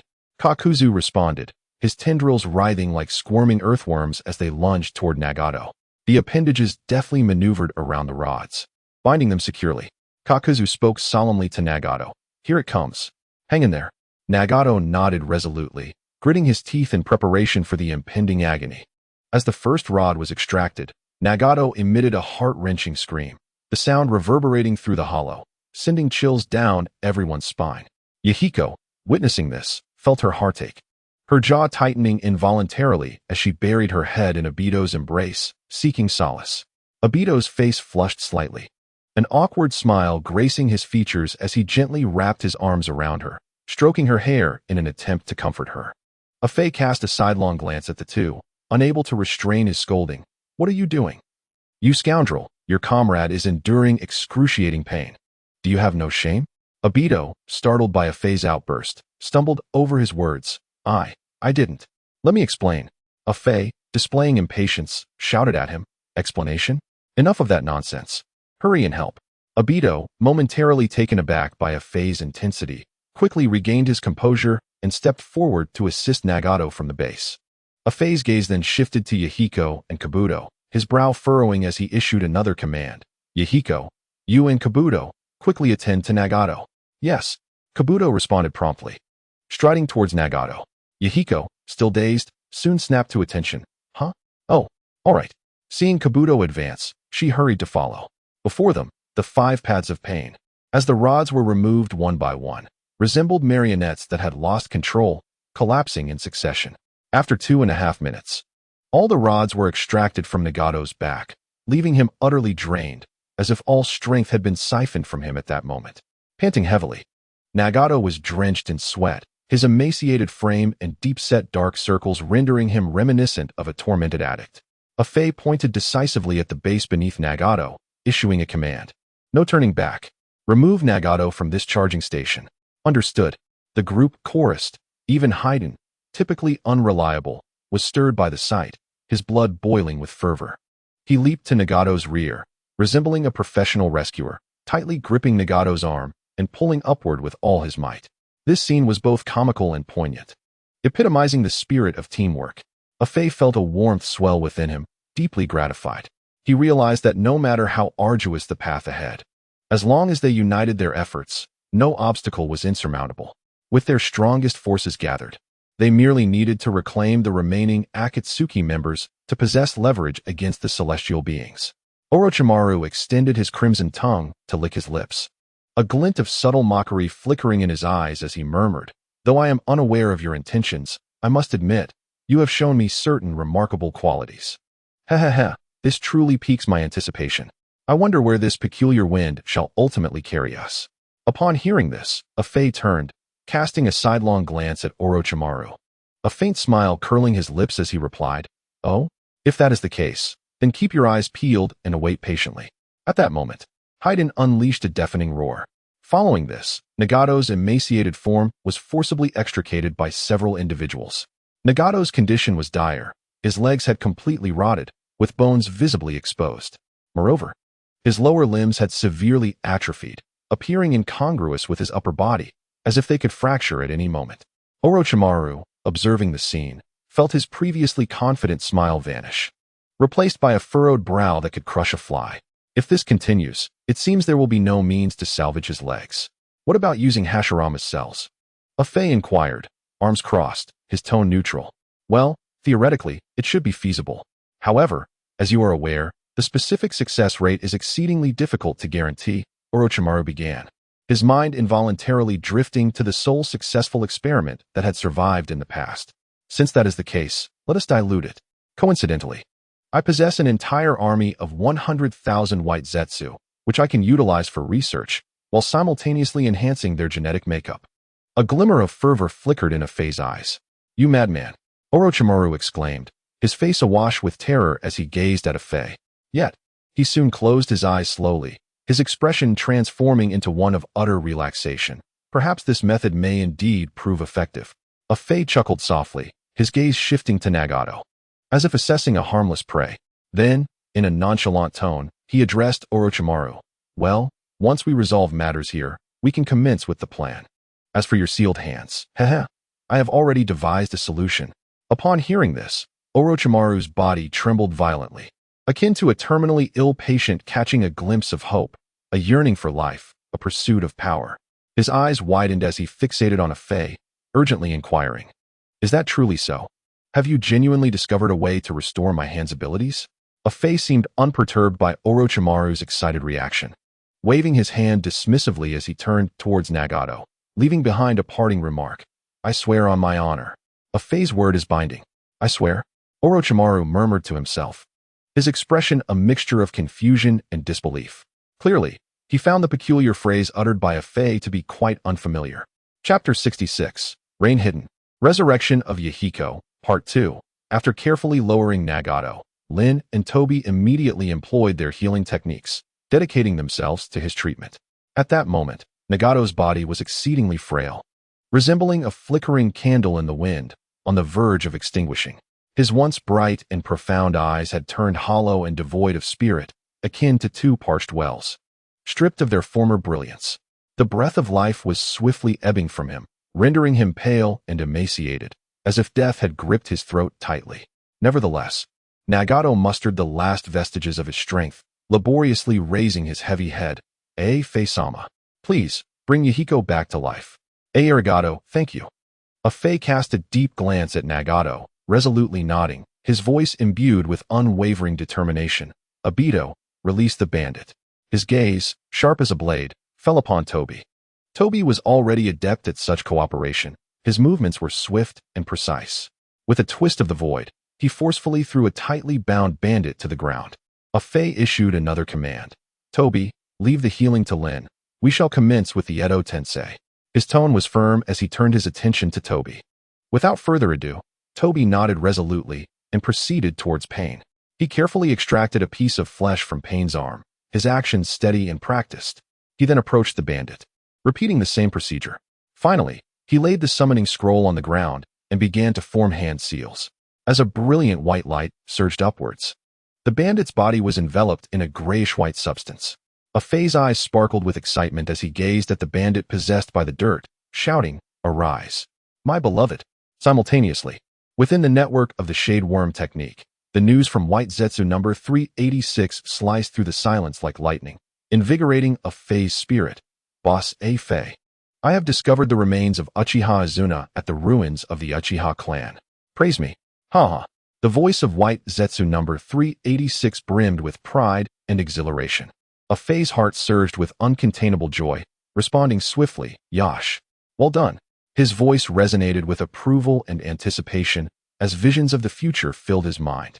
Thus far, 2 of the 3 instigators of the Ninja World War had been subdued, and now there existed the possibility of resurrecting Uchiha Madara's younger brother. Capturing the Dance King was also within reach. Before long, a young man with orange hair gradually rose from the dirt, his emergence illuminating the entire cave. Nagato's once hollow gaze suddenly flickered with life, causing his body to tremble involuntarily. It was not fear, but profound joy, the elation of reuniting with a long-lost friend. Wayahiko. Nagato's hoarse voice echoed in the vast cave. Though faint, it resonated with clarity, seemingly infused with a force that transcended time, stirring the hearts of all present. Yahiko's grayish-white pupils quivered intensely, his head turned slightly, as if striving to focus his vision. He gazed at Nagato, who lay on the ground receiving treatment. Uncertainty lacing his voice. Nagato, is that you? Nagato strained to lift his hand, wiping away the tears at the corner of his eye. His voice choked yet resolute. Yes, I am sorry, Yahiko. His words were laden with remorse and deep emotion. Sensing the emotional tide rising between the two, a Fae interjected promptly. We can reminisce later. For now, you must carry him. His tone was assertive and direct, his sharp gaze fixed on Yahiko. Gesturing towards Nagato on the ground. You can converse while you walk. I have many matters to attend to. The urgency in a Fae's voice was palpable. Yahiko hesitated, furrowing his brow, a flicker of dissatisfaction crossing his expression, seemingly displeased with a Fae's commanding tone. Nagato, noticing Yahiko's reluctance, hurriedly spoke to ease the tension. Yahiko, this is a Fae-sama. He shares your goal of creating a peaceful ninja world. His voice was filled with urgency. Fearing that Yahiko might act foolishly and inadvertently provoke a Fae. As a Fae was known for his unpredictable temper, Nagato understood that if angered, a Fae could easily reverse all his hard work. His power is immense. He is the one who resurrected you. Nagato's words conveyed his trust and gratitude towards a Fae. Upon hearing this, Yahiko scrutinized a Fae. His expression, though cold and vacant, revealed a determined gait as he slowly approached a Fae. Each step he took seemed heavy yet resolute. Nagato observed this momentum, swallowing nervously, his voice internally pleading, "Don't act foolishly." His eyes shimmered with concern and unease. Instantly, all eyes turned towards Yahiko, as Suzuki anticipated the inevitable clash with a Fae. A smile crept across his lips, and he secretly reveled in the unfolding drama. Yahiko reached a Fae, grasping his hand firmly, sincerity evident in his voice. "Hello, it is a pleasure to meet you." His gesture took everyone by surprise, including Afei. Afei, momentarily taken aback, swiftly regained his composure and commanded the group to set off. Lin glanced at Afei leading the way, puzzled, and could not help but inquire, "Where are we headed?" "To the land of light," Afei replied, his gaze unwavering. Lin, with a face full of skepticism, questioned, "The land of light? I've never heard of it. What kind of place is that?" She strained her memory for any related recollections, but found nothing. "Haha. Perhaps you have not heard of it, but it is quite familiar to you." Afei's tone was lighthearted, laced with a hint of jest. "Familiar?" Lin's confusion deepened. "But I truly cannot recall such a place." Afei merely smiled slightly, offering no further explanation. Thus, the vast procession advanced towards the land of light. However, Afei, in a distinctive manner, led everyone into the mountains. Along the way, they traveled day and night, capturing more than 200 bandits and dismantling their hideouts one by one. The bandit leaders, until their last breath, could never have imagined that after a lifetime of hunting, they would one day fall into a meticulously crafted trap. A group hurried back to the land of light, which had undergone a remarkable transformation. The once small village had vanished, replaced by a grand city. 100,000 white absolutes were distributed throughout the city, some diligently attending to their duties, while others leisurely enjoyed life. The place was thriving and orderly, resembling a utopian paradise. Yahiko's eyes widened in disbelief. Kazekage stood agape, rooted to the spot, while Konan was profoundly shaken by the splendid scene before them. Murmuring to himself, "This." He gazed at the bustling streets and the throngs of people, feeling an indescribable emotion swell within him. In this vibrant and hopeful place, people lived in peace and harmony, free from the shadows of war and tears of sorrow. This was the ideal world Yahiko had always pursued, a true realm of peace. Chapter 67. Haiden's provocation. As the crowd moved along the street, they drew curious glances from the villagers and the white absolutes. Upon spotting Afei, the white absolutes bowed in respect, and Afei responded with a friendly wave, creating an atmosphere of harmony. Obito observed this scene, astonished. How did he manage to transform this nation so remarkably? A hint of envy and confusion flickered in his eyes. Not far away, a group of figures approached swiftly. Yahiko suddenly halted, his expression shifting from surprise to shock as the figures became clearer. Upon recognizing Yahiko in the ranks, Konan froze, as if time had stopped. Her voice trembled with emotion. "Yahiko, is that really you?" Yahiko, noticing her, quickly walked towards Konan and grasped her hand tightly. "Konan, you seem to have lost quite a bit of weight." She lifted her gaze, tears shimmering in her deep eyes. "Yahiko, is it truly you?" Yahiko smiled gently, his warmth unmistakable. "Yes, it is me, Konan. You have worked hard during this time." He adjusted Nagato on his back and enveloped Konan in a tight embrace. "Afei, Obito, wow, they look so happy." Yahiko clasped his hands together, enviously watching the two. Afei turned his gaze to Nagato, who was resting on Yahiko's back, the scene bizarre beyond description, akin to something surreal. Afei waved his hand, signaling the others to disperse, his tone laced with impatience. "Let's go, no more staring." At that moment, Xianglin approached Afei, her eyes sparkling with joy. "Afei, you have finally returned." Afei looked at Xianglin, who wore a purple crop top paired with tight jeans, exuding a mature femininity. He felt a fleeting sense of admiration but quickly masked his emotions, gently ruffling Xianglin's hair before removing his whirlpool mask. "Tired? Time to rest," he sighed deeply, exhaling heavily as if to release the fatigue accumulated over time. Under the sunlight, Afei's extraordinary visage became apparent, causing an instant hush to fall over the street as all eyes were drawn to him. Obito, taken aback by Afei's appearance, found himself at a loss for words. A wave of jealousy surging within him. Damn, how can this guy be so handsome? Clenching his fists, he felt an overwhelming sense of inferiority. He unconsciously touched the scar on his right cheek, amplifying that feeling of inadequacy. Stealing a glance at Yahiko, he saw her gazing at Afei with admiration, completely captivated by his charm. A wave of panic washed over Obito. He feared Yahiko might develop feelings for Afei, adding unease and anxiety to his heart. Noticing Obito standing in a daze, Afei flashed a knowing smile. "Oh, Obito, don't worry. Your right cheek is in good hands with me and Orochimaru." He patted Orochimaru beside him, seemingly seeking affirmation. Orochimaru appeared puzzled. What do you mean?" Ah-Fei simply smiled, giving Orochimaru a thumbs up as if praising his abilities. Oh, it's nothing, just complimenting your skills. At this, a flicker of displeasure crossed Orochimaru's eyes. He licked his tongue, his voice hoarse and tinged with dissatisfaction. Teach, Ah-Fei. Your cold jokes are still as baffling as ever. Ah-Fei chose not to respond further, instead wrapping an arm around Xianglin and heading toward the shadow building. His figure receded into the crowd, leaving his voice echoing down the street. You all can explore for now. Gather at the shadow building by evening. As soon as he finished speaking, Ah-Fei and Xianglin disappeared into the bustling throng. Orochimaru watched them depart, murmuring to himself, he truly is an enigmatic individual. Toby, noticing Orochimaru's furrowed brow, approached him with a suggestion. Orochimaru, perhaps we should also take a stroll. After a moment of contemplation, Orochimaru nodded in agreement. Very well. Let me see if this nation is as prosperous as it appears. With that, they set off toward the southern street. Kazekage, Jogen, and Haiden exchanged glances. Observing the couples around them, confusion etched on their faces. Kazekage broke the silence first. Shouldn't we also go explore? Jogen cleared his throat, scanning the bustling crowd. Yes. I wish to see if there are any business opportunities here. Haiden, however, expressed his discontent, disdainfully spitting. Tch. I don't like this place. It's too peaceful. I can't even find offerings for the evil god. He tilted his head back, a hint of pride and disdain on his face, as if unaccustomed to such tranquility. Jogen shot a sidelong glance at Haiden, his expression dripping with contempt. Aren't you the one who vowed to regard Ah-Fei as your faith? Haiden awkwardly chuckled, turning his head away, feigning nonchalance. Really? I don't remember that. At this moment, Kazekage raised his hand, interrupting Haiden. I can attest to that. I remember vividly how Ah-Fei decisively defeated you. Haiden shot a venomous glare at Kazekage, veins bulging on his forehead.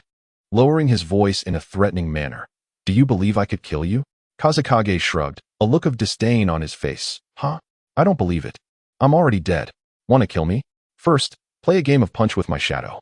Haiden gritted his teeth, his eyes bulging as if they might pop out. Before Kazekage could finish, Haiden let out a furious roar. Die. His scythe spun like a high-speed windmill, launching a fierce assault toward Kazekage. With a swift motion, Kazekage barely managed to evade, but Haiden's attack was relentless. You chatter too much. Haiden sneered, turning to leave. However, at that moment, the remnants of dirt began to reassemble like torn paper blown by the wind. Kazekage's body restored itself in the blink of an eye. Damn white-haired monkey. Kazekage's eyes turned icy, filled with murderous intent. Wind release, vacuum blade. He formed a series of seals, thrusting his palm toward Haiden. A flurry of wind blades sliced toward Haiden's neck. Watch out, Jogen shouted, swiftly pulling Haiden to his side. The wind blades grazed Haiden's cheek, leaving several crimson streaks in their wake. Immortal body. Both Haiden and Jogen exclaimed simultaneously, a chill of sweat trickling down their spines. Kazekage's recovery speed far exceeded Haiden's, an ability he had not anticipated. As Sasafeng Yu evaded the lethal strike, he promptly formed two seals, invoking the wind release shuriken technique. With a flick of his wrist, a barrage of compressed wind blades surged toward Fadewan and Jiao Du, indiscriminately speeding through the air. Although this wind release technique was classified as a C-rank ninjutsu, it transformed into something exceptionally peculiar when unleashed by Sasafeng Yu. While other shurikens followed a visible trajectory, his vanished without a trace the moment they were cast, only to be perceived when they grazed the body. In an instant, both Jiao Du and Fadewan found themselves marred with wounds. Chapter 68. Refining the 8 gates of Duanjia. At that moment, Obito regained his composure and seized Sasafeng Yu by the nape of his neck. What are you doing? Seeking death? Obito's voice was laced with suppressed fury, his gaze sharp as a blade, directed at a yellowed advertisement pinned to a nearby utility pole. The paper proclaimed in bold letters, "Unity is strength. Fighting is strictly prohibited in the village." Can you read? Tell me, what does it say? Obito's brow furrowed, his eyes glinting with a dangerous light. Sasafeng Yu, momentarily subdued by Obito's grip, regained a semblance of rationality. He sighed deeply, tactically wiping his brow, which was devoid of sweat, his tone laced with genuine remorse. I sincerely apologize for the trouble I've caused. Sensing the sincerity in Sasafeng Yu's apology, Obito gradually loosened his hold. However, his warning gaze pierced Sasafeng Yu's heart like a cold blade. Remember, do not become a malignant tumor disrupting peace. Otherwise, I will show no mercy. With that, he shot Sasafang Yu a fierce glare, imbued with an intangible force that sent shivers deep within his soul. I understand. Sasafang Yu swallowed hard, watching Obito's retreating figure, a wave of unprecedented fear washing over him.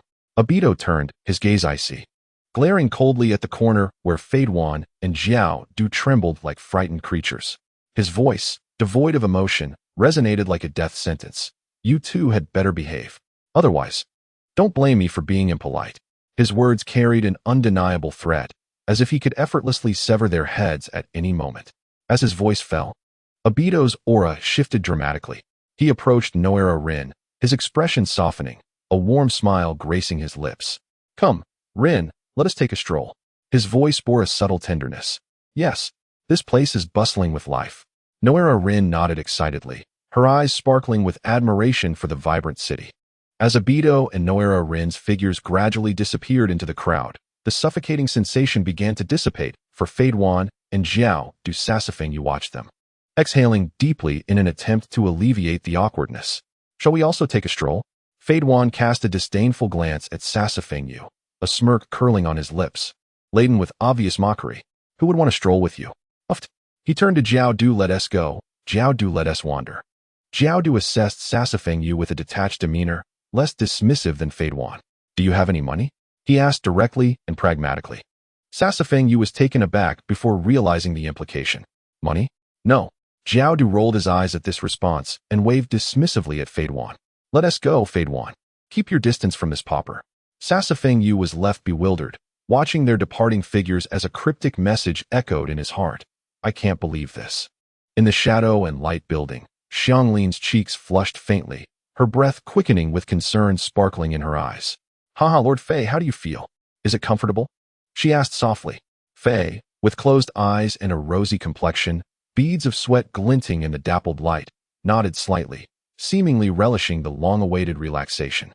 Quite nice. It has been many years since I felt this way. Xianglin's face grew even redder, her voice carrying a barely detectable breathiness. Then, should I increase the pressure? Fei, completely relaxed and immersed in the sensation, replied, Go ahead, darling. Xianglin's fists gently yet firmly rose and fell on Fei's shoulders, akin to soft raindrops. Fei emitted low, throaty groans, echoing through the air in a peculiar harmony. Xianglin's fists rhythmically pounded Fei's shoulders, her tone serious. Lord Fei, we have new intelligence. The White Zetsu monitoring Konoha reports that Shimura Danzo seems to be secretly negotiating with the Wagakure and Kirigakure. In recent days, several enemy ninjas have appeared within the borders of the Land of Light, but they have been dealt with by the Umbu. Fei slowly opened his eyes, the outside scenery reflecting a cold clarity in his gaze. His voice was indifferent yet resolute, exuding an undeniable determination. That old fool Danzo, even after losing a hand, remains restless. Once I deal with Orochimaru, I will take care of him. Xianglin's brow furrowed, her previously relaxed expression transforming into one of gravity. But Lord Fei, it seems the 5 great nations have already taken notice of our affairs in the Land of Light. According to feedback from the White Zetsu embedded in various countries, they may be planning to form a coalition to take action against us. Fei's gaze deepened, a mocking smile escaping his lips, laced with disdain. A coalition? Let them come and try. The Land of Light is not so easily destroyed. Abruptly, he turned, his eyes filled with confusion and inquiry. How did the other nations learn about us? Xianglin halted her massage, swiftly moving towards the filing cabinet. Her movements were quick and practiced. After a brief search, she retrieved a thick stack of documents. This is the evidence collected by the White Zetsu. Her voice brimmed with barely concealed hatred. That scoundrel Black Zetsu still has a few original White Zetsu under his command. The leak of information about the Land of Light is significantly tied to these White Zetsu.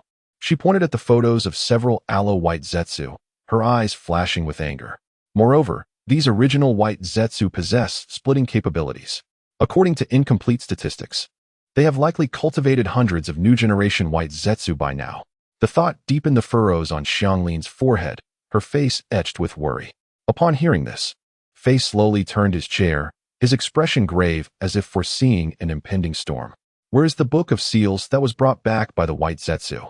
Xianglin, upon hearing this, walked towards the bookshelf. She located the most inconspicuous red-covered book among hundreds and gently pulled it out.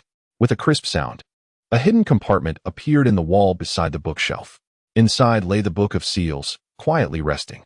Sunlight streamed into the compartment, illuminating the dust motes dancing in the air, bestowing a sense of age upon the scroll. Xianglin called out, "Seal release," and golden light began to emanate from the scroll. Shortly after, the sound of clashing chains echoed as two golden chains retracted from the scroll, gradually merging into Xianglin's body. Fei nodded in satisfaction, a glimmer of approval flickering in his eyes, fully recognizing Xianglin's meticulous approach. Well done, quite meticulous. Xianglin carefully retrieved the Book of Seals and approached Fei, presenting the mysterious scroll with both hands. Lord Fei, is this not the forbidden technique book from the legends of Konoha? Fei did not respond, but merely nodded slightly before slowly unfurling the scroll. The scroll contained dense records of thousands of ninjutsu. Fei's gaze sharpened, locking onto the 8 gates of Duanjia technique as he began to delve deeply into his research. From the opening gate to the death gate, the complex neon script appeared dazzling, yet its essence was repetitive and redundant. As a commendable citizen of the new generation, a Fei, having undergone 9 years of compulsory education, learned the virtue of simplicity.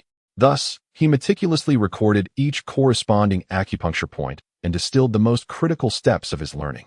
As time passed, a Fei felt as though he had immersed himself in the world of the 8 gates of Duanjia, ultimately refining the core techniques. He seized a blank scroll and pen from the side and began to write fervently, eventually documenting everything in its entirety. A Fei handed the scroll to Xianglin with a serious expression, his tone imbued with an undeniable command. Deliver this to number 1 Baiju. Instruct him to first train 100 Baiju in this technique. In 3 months, I shall assess the results of their training. Chapter 69.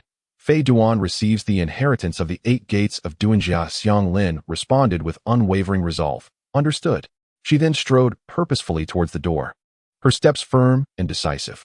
A Fei observed her departing figure, a flicker of complex emotions crossing his gaze, but soon, his attention returned to the Book of Seals. The scroll contained numerous forbidden techniques, each harboring unfathomable power. Flying Thunder God, Corpse Demon Sealing, Shadow Imitation Technique, Multiplication Technique. A Fei's gaze swept rapidly across the scroll until it paused, a profound smile gracing his lips as he thought, the mutual explosive talisman will be quite useful. Without hesitation, a Fei picked up paper and pen, swiftly and skillfully transcribing the information. Time slipped away unnoticed, and as the evening light poured through the office window, dozens of scrolls had accumulated on his desk. Come in, a Fei called without lifting his head, his focus entirely on rewriting the forbidden techniques. Find a place to sit. As the door swung open, a group entered the office, instantly captivated by the opulent decor, their expressions revealing astonishment and admiration. Nagato, having received treatment from the Light and Shadow medical team, appeared markedly improved. He surveyed the lavish surroundings. Reflecting on the earlier meeting when his companions had been reluctant to return, he now realized how remote and impoverished the previous venue had been. Where should we sit? Obito inquired, glancing around. At this moment, a Fei lifted his head, surveyed the individuals before him, and with a hint of mockery in his voice, gestured to the floor. Feel free to sit anywhere that's clean. Upon hearing this, the group fell silent.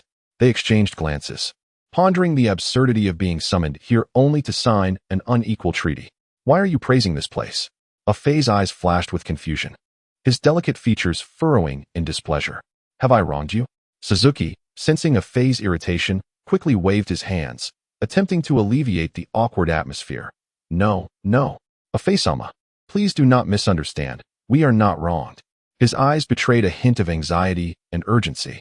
A Fei rested his chin on his hand, scanning the group with a sardonic tone. If you're not wronged, then sit down quickly. Orochimaru, ever astute, wasted no time and sat down decisively. His actions clean and brisk, without unnecessary words.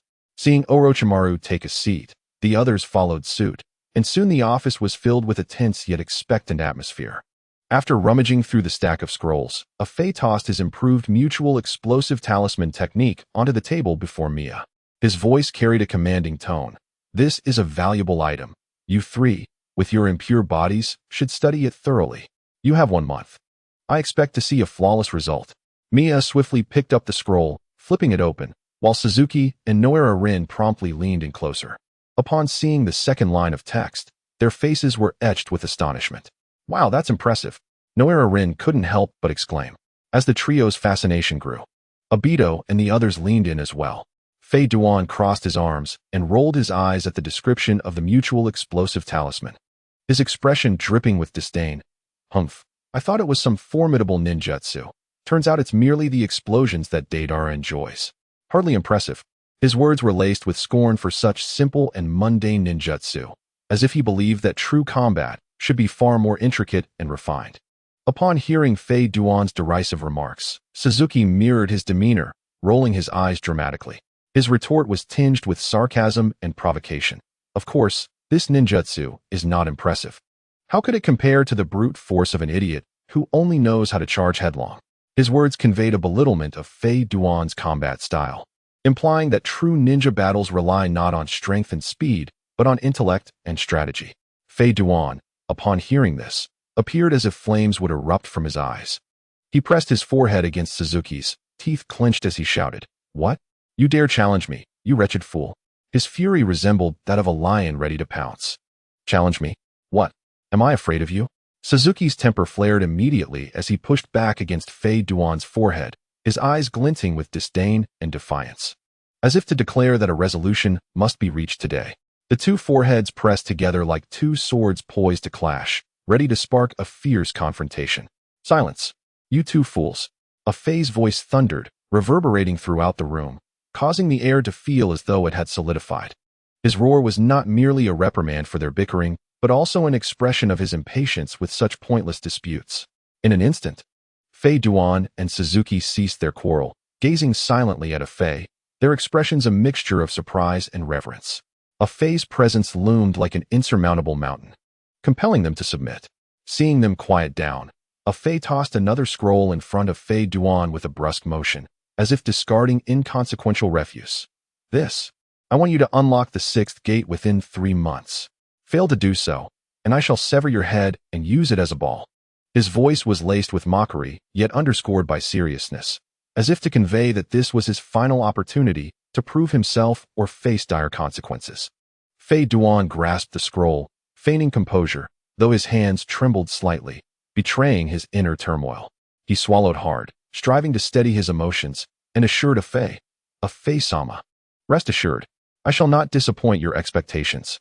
His words brimmed with determination, albeit tinged with fear.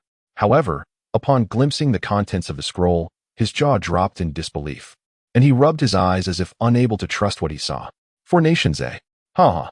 Fei Duan erupted into uncontrollable laughter, his mirth embodying a deranged joy akin to a madman who had discovered absurdity amid despair. Kakuzu's curiosity piqued. He leaned in, eager to discover the source of the laughter. Upon noticing this, Fei Duan hastily snatched back the scroll, closing it protectively, his demeanor radiating pride and a hint of defiance. As though guarding a precious secret, "You can't see it." His expression bore a mixture of triumph and provocation, akin to a child flaunting a new toy. "When did you become so stingy?" Kakuzu's tone carried a clear note of displeasure as he observed Fei Duan's selfishness, his dissatisfaction igniting like a fuse.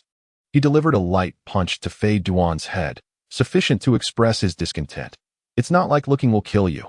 Kakuzu's words held a tinge of jest, but also conveyed genuine advice. Fei Duan clutched his head, reacting with the swiftness of a predator. Leaping onto Kakuzu and gripping his neck tightly. His movements were coarse and direct, akin to a life-and-death struggle. "You dare to strike me. I shall strangle you. You will be sacrificed to Lord Fei." His tone was rife with fury and mockery, reminiscent of a playful tussle among brothers, yet it bore an undercurrent of genuine menace. As he forcefully gripped Kakuzu's neck, he shook him vigorously, the tranquil office occasionally punctuated by the thudding sound of Kakuzu's head colliding with the ground. This noise, jarring in the serene atmosphere, carried a touch of absurd humor. Fei listened to the resonant echoes from Kakuzu's head, nodding in acknowledgement. Indeed, a fine head. Chapter 70. The Alliance of Earth and Water. Fei lightly tapped the table, his gaze sharp as it swept over the two scuffling figures. His tone imbued with an undeniable authority. "Enough, that will suffice." His eyes then slowly settled on Conan, assessing her with a profound gaze. By the way, Conan, you should also study the technique of detonating explosive tags in conjunction. This technique, combined with your paper jutsu, should maximize your power. Upon hearing this, a flicker of seriousness crossed Conan's eyes as she respectfully nodded in response. Understood, Lord Afei. Rising to his feet, Afei's eyes were as keen as an eagle's. Scanning each individual present, I intend to devote a week to seclusion for the cultivation of my ninjutsu. During this time, I trust each of you will strive to enhance your own abilities. As his gaze gradually moved, it finally rested upon Obito and Rin. His voice calm, yet resolute. You two may return to Konoha at your discretion. Rin lifted her head, her eyes sparkling with surprise and gratitude. Really? Afei narrowed his eyes slightly, a teasing smile gracing his lips as he casually spread his hands. When have I ever restricted your freedom? What difference does it make? His tone bore a hint of jest, as though he relished the interaction with them. Yet, in the next moment, his expression sharpened. Growing serious. The current situation in Konoha is tumultuous, with Danzo in power. I need you to persuade Kakashi and Jiraiya to lead everyone to the land of light. Danzo. In power. Orochimaru exclaimed, incredulity filling his gaze. He understood all too well the implications of Danzo's ascent. Shaking his head with a bitter smile. It seems Konoha is on the brink of a dark era. Afei nodded gravely, his tone heavy with seriousness and resolve. Indeed. Moreover, he has already proposed a coalition to the other 4 great nations, clearly intending to annihilate the land of light. Pain, who had been quietly leaning against the wall, suddenly opened his Rinnegan, a surge of intense killing intent erupting from him, filling the room. His voice was deep and unwavering, brimming with unassailable determination. Whoever dares to disrupt this peace shall experience the most profound anguish in their heart. As these words left his lips, the air in the office seemed to solidify instantaneously, the overwhelming pressure causing all present, save for Afei, to feel a shortness of breath, even struggling to breathe. Noticing the somber expressions on everyone's faces, Afei raised his voice, declaring the meeting concluded, then turned his gaze towards the door. Karen.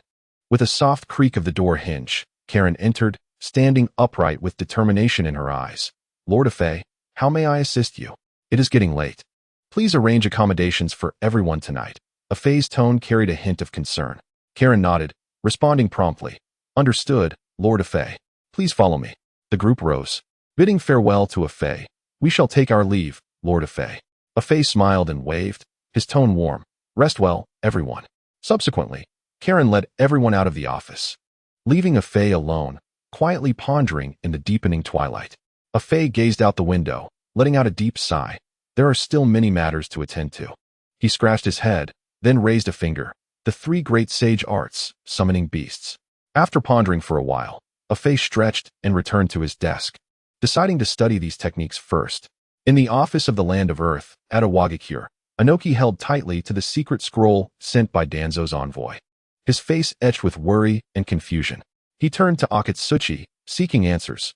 Akatsuchi, what are your thoughts on Danzo's proposal? Standing beside him, Akatsuchi furrowed his brow, scrutinizing the text on the scroll with keen eyes. After a moment of contemplation, he slowly replied, I find this fellow exceedingly cunning. His words cannot be taken at face value. He paused, continuing his analysis. Furthermore, we have been adversaries until now. His sudden suggestion for us to ally and attack a territory that is less than a quarter of ours seems rather excessive. It is likely a trap. Inoki nodded slightly, seemingly in agreement with Akatsuchi's perspective. His expression revealed that Akatsuchi had articulated his inner thoughts perfectly. Kuratsuchi gazed at the secret scroll, her eyes glimmering with contemplation, proposing a contrasting viewpoint. Grandpa, I believe this matter may not be a conspiracy, but rather an opportunity. Oh. Inoki's interest piqued at Kuratsuchi's words. Kuratsuchi continued. Analyzing further, Danzo has always been a man who would stop at nothing for profit. His willingness to exchange a significant portion of Konoha's resources indicates that there is likely a more significant conspiracy behind this. Her tone shifted, a glint of insight flashing in her eyes. Since he is so eager to conquer the land of light, even at such a great cost, perhaps we can seize this opportunity to infiltrate and conquer Konoha. Upon hearing this, a strange light flickered in Inoki's eyes. He stroked his chin, a contemplative expression crossing his face. Kuratsuchi may indeed have a point. This could be an opportunity. He smiled slightly. a cunning glint appearing in his eyes. Forming an alliance does not mean we must be the main force. Since that old fox is so desperate to obtain the Land of Light, it seems reasonable for us to take advantage of the situation and seize his stronghold. At that moment, Inoki had made his decision. He turned to Kuratsuchi, his eyes filled with admiration and satisfaction. Well done.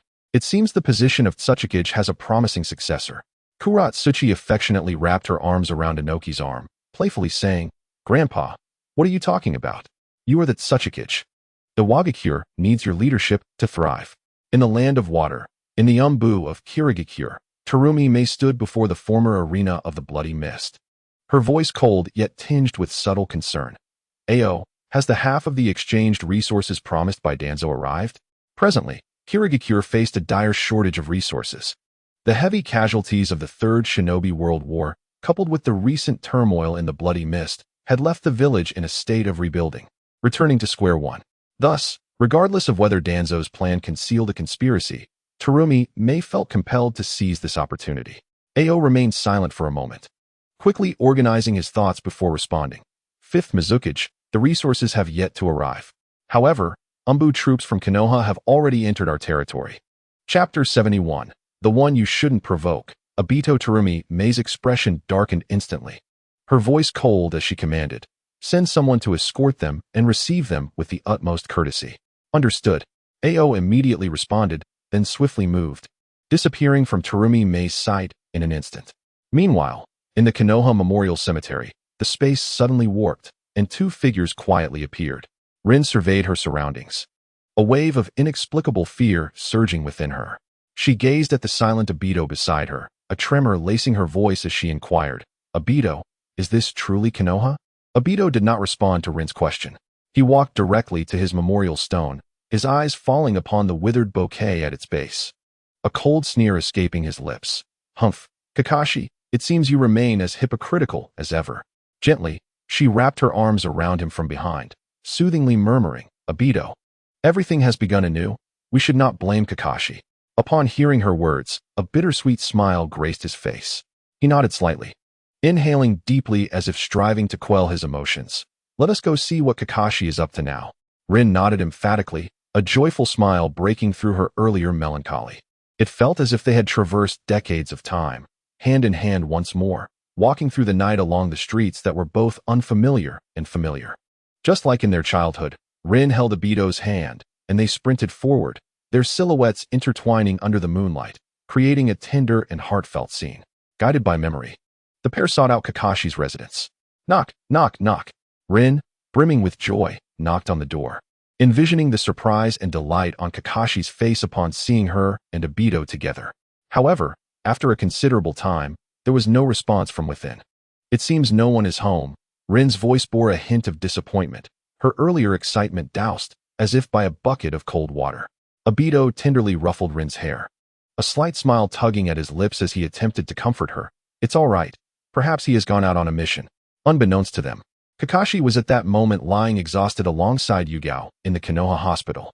Just as they prepared to turn away, several shadows darted swiftly in the darkness. It appears we are being watched. Obito's eyes sharpened, tracking the shadows' movements. Within mere moments, 5 black-clad ninjas wearing demon masks silently surrounded them. Instinctively, Obito positioned himself in front of Rin, shielding her with unwavering gentleness. Rin, do not fear. I will ensure that you are unharmed this time. Rin's hands instinctively went to her mouth, her gaze flickering with complex emotions. Whether moved or frightened, she silently observed Obito. Obito's eyes locked onto the 5 ninjas encircling them as he demanded loudly, Who are you? Yet, the ninjas offered no reply. Perched atop a telephone pole, the ninja donning a Shura mask merely waved a hand. In an instant, the other 4 ninjas seemed to meld into the surrounding darkness, vanishing almost simultaneously. The next moment, 4 gleaming silver blades emerged from the night. The 2 ninjas at the forefront launched their attack from either side, their blades carving silver arcs through the night, aimed directly at Obito's body. Thud, thud. With 2 muffled sounds, the blades pierced through Obito's form, simultaneously striking the bodies of the 2 ninjas. Seeing this, the remaining 2 ninjas swiftly pivoted their blades, targeting Rin behind Obito.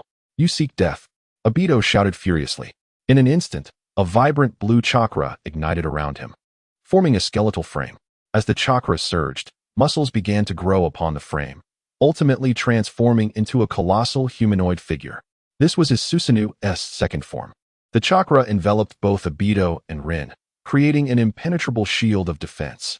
Obito raised his hand, and the Susanu's fists, engulfed in azure flames, struck down upon the two ninjas. In the blink of an eye, they were reduced to mere pulp. Rin gazed at the impressive Susanu controlled by Obito, unable to restrain her admiration. How amazing, Obito-kun! Upon hearing her praise, a blush crept onto his cheeks as he bashfully scratched his head. Oh, it's nothing. The ninja atop the telephone pole, witnessing the spectacle, was rendered speechless with shock. His instincts screamed at him that fleeing was his only option. In a flash, he vanished into the night. Seeing the assailants retreat, Obito placed a hand on Rin's shoulder, his expression earnest and resolute. Rin, wait here for me. I will return shortly. Rin nodded gently, squinting her eyes into a smile as she worriedly advised, Be careful, Obito-kun. Yes, Obito affirmed, then slightly bent down, tearing the demon mask from the fallen ninja's face and donning it himself. He then seized the bloodied blade from the corpse's hand. As the space warped, Obito's figure slowly vanished into the swirling void. Haha. Ikawa Ruji leaned against a tree, panting heavily, his voice laced with terror and confusion. What was that guy just now? How could he materialize chakra? He is someone you should never have provoked. Obito's voice echoed like an owl's cry in the pitch of night, sending chills down Ikawa Ruji's spine and flooding him with an unprecedented fear. Gripping his short blade tightly, he leaned against the tree trunk, nervously scanning the surroundings for Obito's presence. Show yourself. I see you. Oh, do you? Obito's voice was icy, piercing like an icicle to the heart, instilling dread. In the next moment, he leapt down from the tree, thrusting his blade viciously towards Ikawa Ruji's foot. Obito appeared steadily before him, and Ikawa Ruji's delayed reaction elicited a gut-wrenching scream. Obito silenced him with a gesture, his Sharingan glowing eerily red in the night. Hush. I do not wish to hear any noise irrelevant to the information. With that, Obito yanked the blade from Ikawa Ruji's foot and without hesitation, struck it down onto his right leg. Your foot is injured. To prevent infection, I shall help you by severing your leg. Obito's tone was cold and calm, as if discussing a trivial matter. He paused briefly before continuing. You need not thank me. I simply enjoy performing good deeds. All you must do is tell me who you are, to whom you belong, and why you attempted to assassinate us. Chapter 72. A proposal to transplant Hashirama cells to Danzo. How infuriating. Ikawa Ruji's voice trembled in the night, filled with rage and agony. His hands tightly clutched the wound on his thigh, blood staining his fingers and dripping onto the damp earth. Do you think such tactics will compel me to yield? He gritted through clenched teeth, his eyes burning with fierce fury, silently vowing, I shall tear you to pieces. A hint of disdain flickered across Obito's face as he replied with a chilling calmness. Humph, it matters not.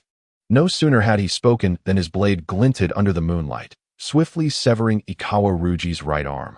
The severed limb arced through the air before falling helplessly to the ground, blood splattering. Ikawa Ruji's agonized shriek reverberated through the shadowy woods, startling the birds perched in the trees. Before he could recover from the excruciating pain, Obito's blade descended once more. This time, he cleaved through Ikawa Ruji's left leg as well. Blood gushed forth like a fountain, mingling with the soil to create a gruesome dark red pool. Ikawa Ruji lay powerless in the crimson puddle, his gaze vacant, the earlier arrogance evaporated. His body lay askew, face pressed against the ground soaked with his own blood. His voice trembled and faint, laced with desperation and pleading. Haha, I will talk. Please, release. Obsidian-eyed, Toby exhibited an unyielding coldness, not waiting for Ruji Ikawa to finish his sentence before swiftly wielding his blade, severing the latter's neck with a single stroke. Gouts of crimson surged from the severed artery, staining the earth around them. I offered you a chance. Toby's voice was frigid, devoid of any emotion. He plunged the blade deep into Ikawa's body, then slowly removed the mask from his face. His gaze was indifferent, tinged with a hint of nostalgia for the past and a resigned awareness of the present. It seemed that Konoha had indeed become a strange place. With a distortion of space, Toby vanished from sight, reappearing beside Rin Noera. Observing Toby's bloodied visage, Rin hurried to his side, scanning him with anxious concern. "Toby, are you hurt?" Toby waved his hand casually, attempting to allay her fears. "I'm fine, don't worry about it." His tone was calm, as if the preceding events were but trivial matters. "Let us go? Since Kakashi isn't home, we might as well take a stroll." "Okay," Rin nodded, her eyes reflecting a semblance of relief. With that, their figures faded into the inky night, leaving behind 4 lifeless bodies lying in stillness. In the Hokage's office, Danzo sat at his coveted desk, his sharp gaze scrutinizing everything before him. A subtle hint of perplexity flickered in his eyes as he focused intently on the dark-faced Kaguya. "The alliance requests have been sent to the other 4 great ninja villages. What are your next plans?" Kaguya's eyes glinted with cunning, his voice laced with a mix of pride and scheming. "Your current strength is far too inadequate. We have successfully cultivated a new generation of white Zetsu. It is time to consider implanting you with new limbs." Danzo furrowed his brow, confusion etched across his face. His already perplexed expression deepened. "New limbs? But I currently lack the Sharingan." His voice wavered slightly, revealing his bewilderment and resignation regarding his circumstances. Kaguya keenly sensed Danzo's unease, a smirk curling at the corners of his mouth. "Do not fret. This will not merely be a simple limb transplant, but an injection of cells. If you can endure it, you will gain abilities rivaling those of the first Hokage." His tone was laced with temptation, as if presenting Danzo with an irresistible future. Implanting cells. Danzo's pupils constricted sharply, memories of Orochimaru's human experiments flashing through his mind. The horrific images of failed subjects, each detail etched vividly in his memory, haunted him. He was acutely aware of the final outcomes. Out of 66 subjects, only 1 infant, Tenzo, remained. After a moment of silence, Danzo swallowed hard, his gaze returning to Kaguya, filled with struggle and hesitation. "The success rate for such transplants seems rather low." Kaguya regarded him with disdain, viewing Danzo as a coward. "Low. Rather than living in fear, constantly wary of others encroaching upon your position, why not risk everything to become the strongest existence in this world?" Kaguya paused, scoffing lightly, seemingly unimpressed by Danzo's indecisive heart, and continued in a mocking tone. "You always seek to achieve maximum gain with minimal risk, but in this world, everything comes with its pros and cons. Your strength is too feeble. You will not hold the position of Hokage for long." Danzo chuckled, a look of disdain in his eyes as he met Kaguya's gaze. "Oh, are you trying to provoke me?" His tone dripped with sarcasm, as if he was unfazed by Kaguya's taunts. Yet internally, he wrestled with the advantages and disadvantages. Indeed, he had lost his right arm, significantly diminishing his power. If he did not enhance himself, the likelihood of assassination loomed large. After all, those supporting him within the village. However, Danzo leaned back in his chair, arms crossed, a slight smirk gracing his lips as if to showcase his cunning and control over the situation. "With the curfew policy in place, we can significantly reduce the invasion of foreign ninja. Anyone wandering the night will be eradicated. This policy should suffice for external threats, right?" "Humph." His derisive smile seemed to remind Kaguya that his primary concern was merely internal strife. Kaguya, unfazed, did not directly respond to Danzo's statement. With arms crossed and leaning against the wall, he appeared relaxed yet mocking. A sardonic smile played on his lips as he replied in a teasing tone. "Oh? Is that so? It appears that your proud curfew policy has already been breached." "Breach? How is that possible?" Upon hearing Kaguya's words, Danzo's body tensed, as if sitting on a bed of nails.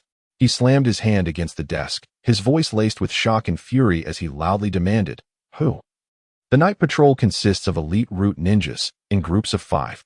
Unless an enemy village's Kage-level ninja has infiltrated, there is no way anyone could slip in unnoticed." Chapter 73. Digimon Black Golemon. Kaguya crossed his arms, a disquieting smile etched on his face as he gazed intently at Danzo.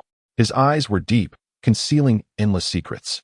Feeling the chill behind Kaguya's eerie smile, Danzo's heart surged with unease. His voice was laced with evident anger. "What is the meaning of your smile?" His words trembled slightly, betraying his suppressed fear. Kaguya casually spread his hands, feigning indifference, and responded in a mocking tone. "Heh, don't be so tense. I merely recalled some amusing thoughts." "Amusing thoughts?" Danzo's voice heightened, his throat involuntarily tightening as he attempted to mask his anxiety. Kaguya smirked disdainfully, his eyes revealing a hint of seriousness. "Do you believe I would waste my time jesting with you?" He paused before continuing.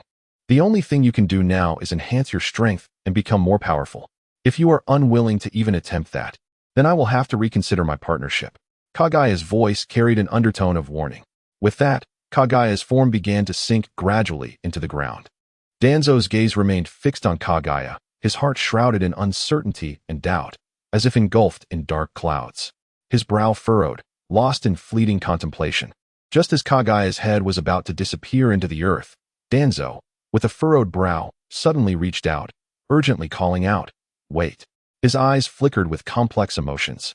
His throat constricting with tension as he stammered, "When do we begin the procedure?" His voice betrayed a blend of anxiety and expectation. Kagaya regarded Danzo's anxious demeanor with a bemused smile, responding in a light tone, "I will notify you." His voice hinted at both jest and command. As soon as he finished speaking, Kagaya's figure dissipated like mist in the air, leaving Danzo standing alone, staring at the spot where Kagaya had vanished. His anger and helplessness erupted like a volcano. He abruptly raised his left hand, slamming it forcefully onto the desk, producing a dull thud. "Damn it! How could I let that bastard lead me around by the nose?" His voice resonated with frustration and rage. Danzo's gaze swept through the office, landing on the doorway. His expression dark and brooding. His voice was low and resolute, carrying an undeniable authority. "Wind, gather roots." As the door creaked open, Yamashiro Kaze and Aburame Takaru stood resolutely on the threshold, their expressions unwavering as they awaited Danzo's directives. Danzo's gaze swept over them, his tone grave and urgent. The Hokage building must enhance its defenses and simultaneously dispatch the barrier team to establish a sensing barrier within the premises.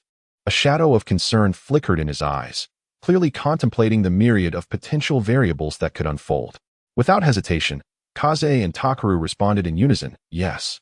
"Understood, Lord Danzo." No sooner had the words left their lips than the two vanished like lightning, leaving Danzo alone to ponder the intricacies of existence. In the opulent residence of Akatsuki, a sense of disdain washed over Akatsuki as he scoffed. "These ninjutsu are rather lackluster. It all hinges on the strength of Tsunade. Otherwise, with such an array of hand seals, one would surely be exhausted." He contemptuously tossed the scroll aside, staring blankly at the ceiling, a hint of fatigue and resignation evident in his eyes.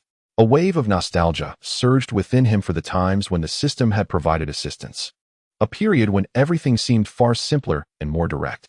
Just as he was lost in his reverie, a violent tremor disrupted the silence. Startled, Akatsuki looked down to see the digital egg bestowed by the system vibrating frenetically on his desk. With a sharp crack, the shell shattered, fragments scattering.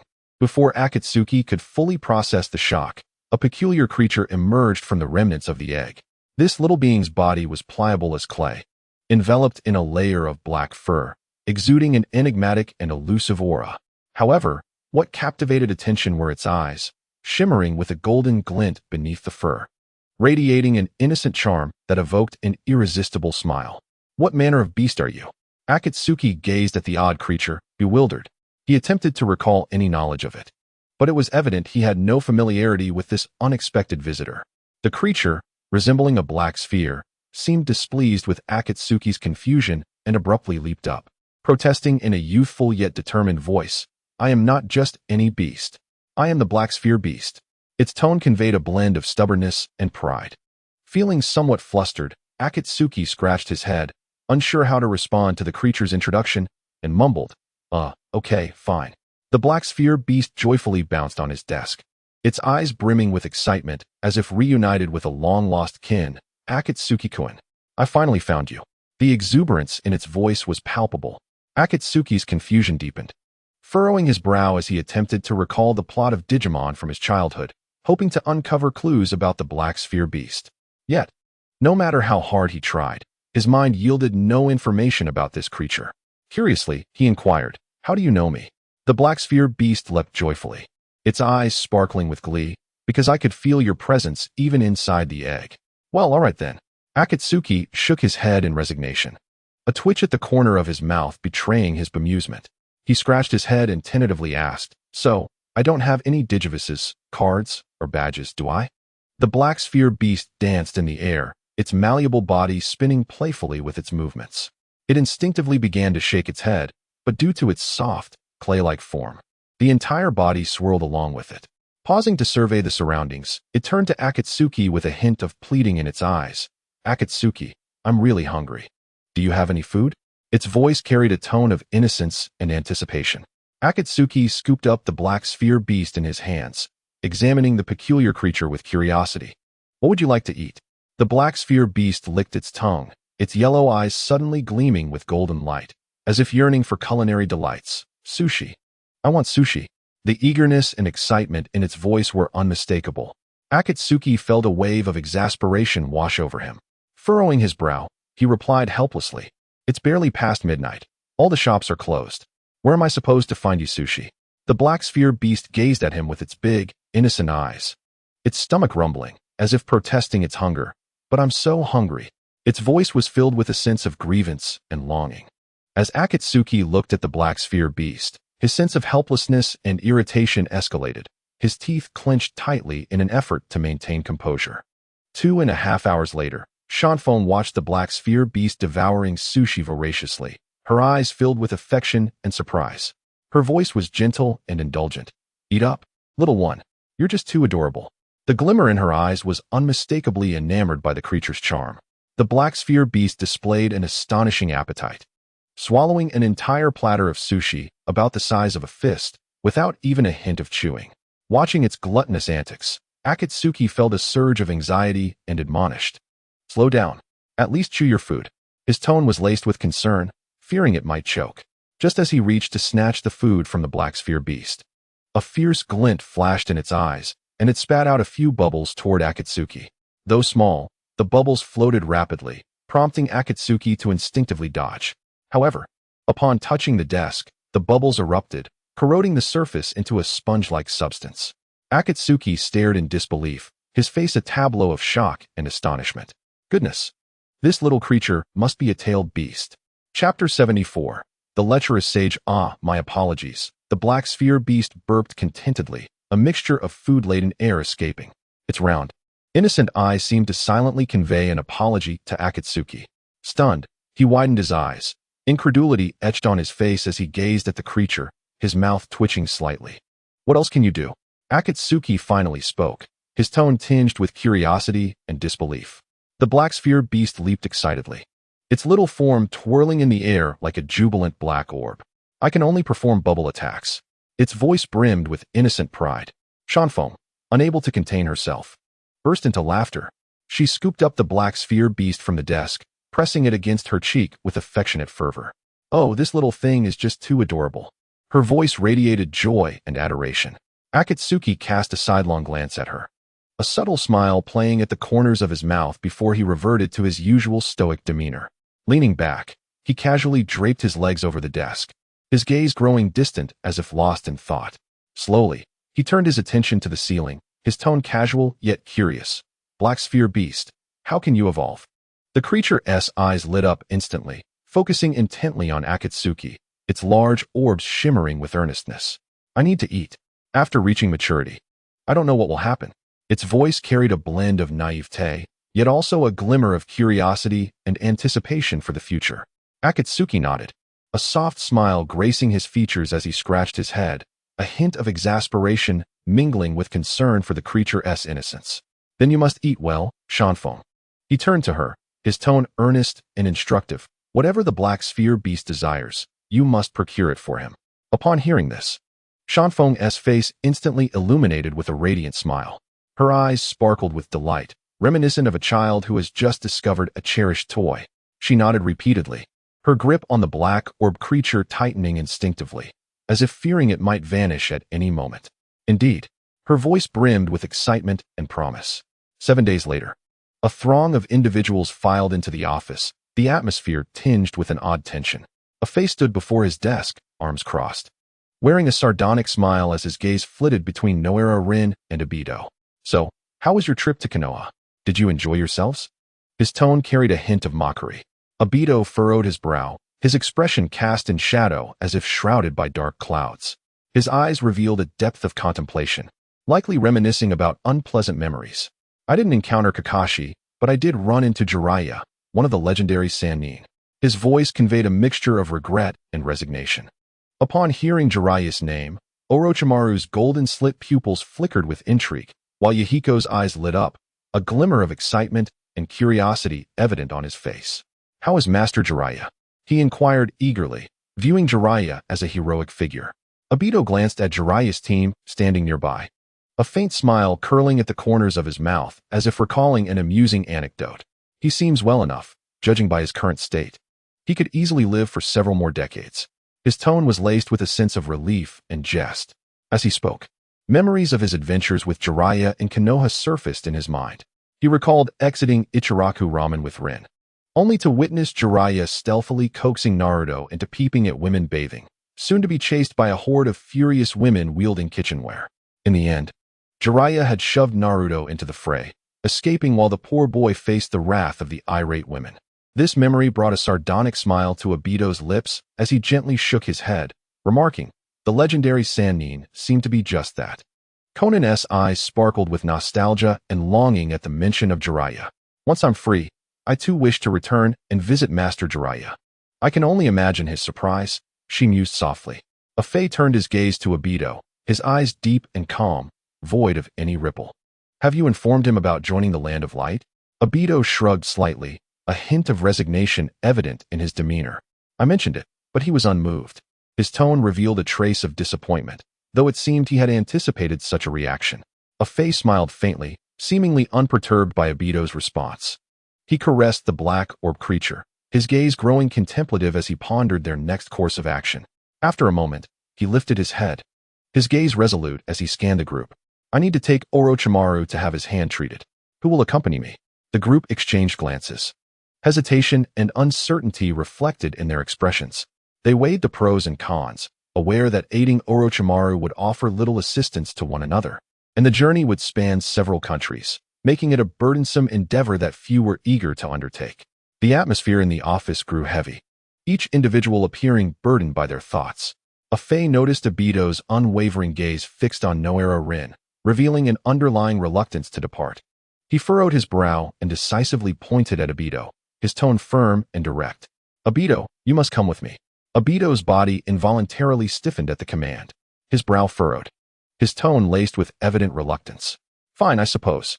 At that moment, Satsuki resolutely raised her hand, her voice filled with determination. "I will go."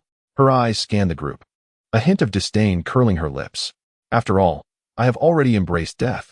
Exploring the world holds no harm." Yahiko also stepped forward, his expression resolute. "I will join as well." His voice echoed with unwavering conviction. Afei regarded Jiraiya's team with a glint of approval in his eyes. After a brief contemplation, he chuckled softly, seemingly pleased with their decision. "No need to raise hands. The three of you from Jiraiya's team will maintain order in the Land of Light." He paused, directing his gaze at Yahiko, his tone serious and expectant. "Meanwhile, the other members of the Akatsuki must be recruited back. This task will fall to you and Conan." In unison, Conan and Yahiko responded with fervor, their expressions filled with devotion and resolve. "Yes, understood, Lord Afei." Afei then turned to Nagato, who was resting on Yahiko's back, concern evident in his eyes. "Nagato, regarding your legs, once I have treated Orochimaru's arm, I will return to assist you. If necessary, support Conan and the others. After all, there are still some rebellious members within the organization." As Afei spoke, his gaze shifted toward Haiden and Kakuzu, his eyes laden with warning. Sensing Afei's discontent, both Haiden and Kakuzu swallowed nervously. Nagato nodded, a resolute light flickering in his eyes. "No problem." Afei gently placed the black orb creature on the decaying tabletop, then stood and stretched. His gaze fell upon Haiden, a blend of languor and curiosity evident. "How have you fared in your studies this past week?" Haiden looked up, a confident smile gracing his lips as he arrogantly tilted his head. "Humph. Lord Afei, would you care to test my progress?" His tone carried a hint of provocation and anticipation, seemingly seeking Afei's approval. Upon hearing Haiden's challenging tone, Afei's eyes glimmered with intrigue. "Oh," he replied softly, clearly curious about Haiden's advancements. Chapter 75. Haiden opens the door. Afei leisurely twisted his neck, navigating around the desk with an air of undeniable confidence. He regarded the assembled crowd, a provocative smile playing on his lips. "Let us venture outside to stretch our limbs. I wish to see what progress you have made." Hayden's eyes sparkled with fervor as he erupted into an exuberant laugh, his voice brimming with combativeness. Huh, you better be careful, boss. Afei chuckled, his gaze filled with admiration. If you do not showcase some skill, I may just have to take your head. His words carried a playful undertone. Yet the anticipation was unmistakable.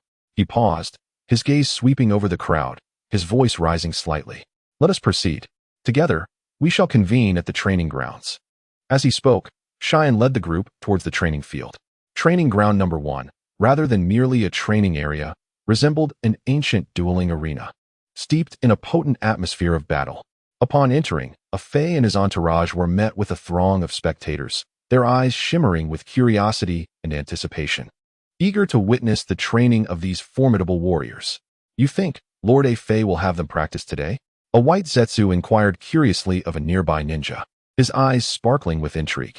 The ninja's eyes gleamed with fervor, his voice brimming with excitement and admiration. It must be swordsmanship. I have heard that Lord Afei's sword skills have reached an extraordinary level. He once defeated a Kaga-level opponent in a single breath. His tone was filled with reverence. White Zetsu smacked his lips, arms crossed, appearing unimpressed by the ninja's conjecture. I believe it should be ninjutsu. Lord Afei's ninjutsu is unparalleled. I say it's swordsmanship. The ninja retorted, a hint of annoyance creeping into his voice as he playfully nudged White Zetsu's head. The intricate exchange between the two ninjas stirred a subtle commotion among the crowd, as the spectators became ensnared by the air of speculation and anticipation, igniting an even more fervent atmosphere. Soon, the other members of the group dispersed, each claiming a vantage point in the viewing area. Only Hayden and Afei remained, standing opposed to one another, creating a palpable tension in the air, as if even the atmosphere was taut with the impending confrontation. Hayden casually ran his fingers through his slicked-back hair, nonchalantly shedding his fiery cloud robe and tossing it aside, an embodiment of confidence and rebelliousness. He gazed at Afei, his eyes sparkling with challenge, a playful smirk gracing his lips. Afei, don't blame me if I hit too hard, he taunted, twisting his neck in a manner that suggested he was relishing the forthcoming duel.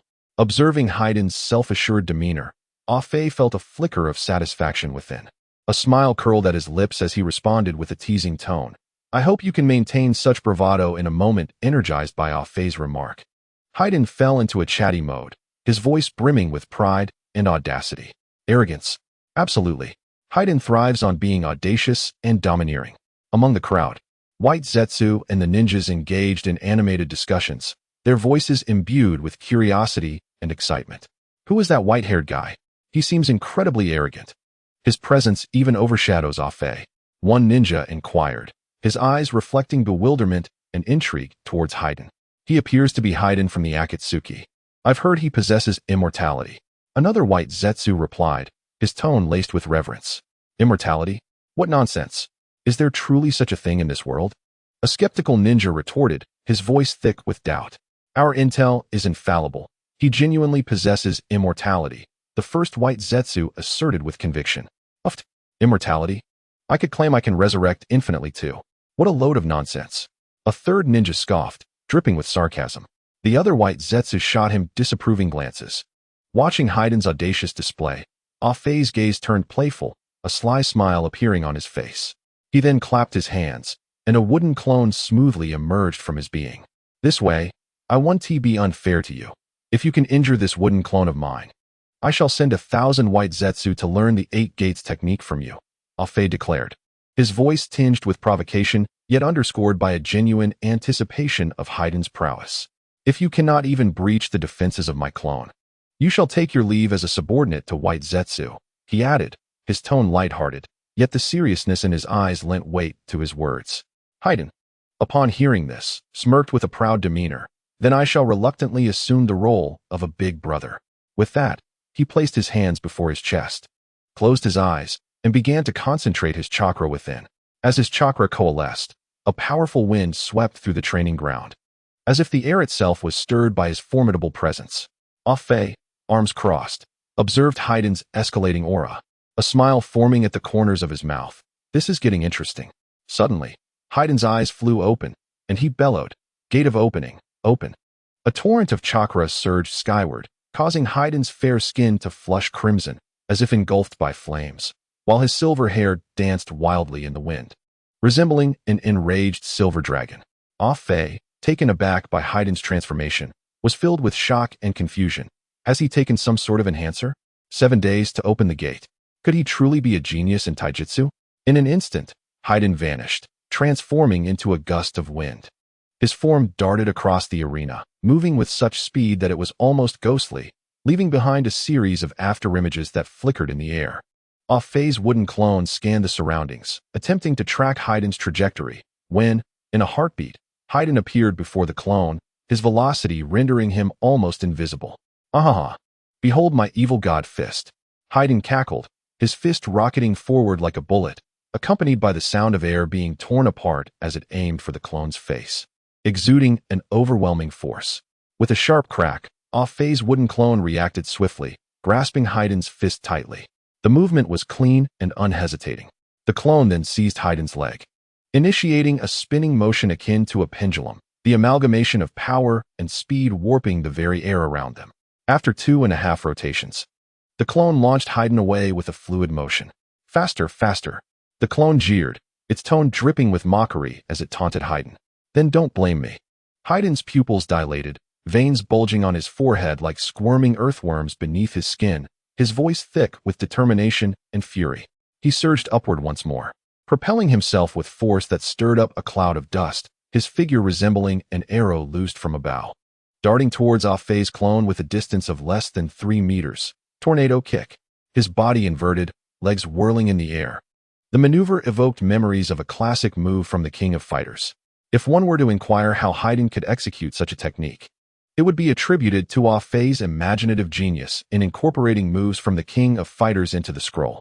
With a resounding impact, Haiden's kick struck the clone with such ferocity that it was sent sprawling several meters away, leaving a deep mark in the ground, a testament to the sheer force of the blow.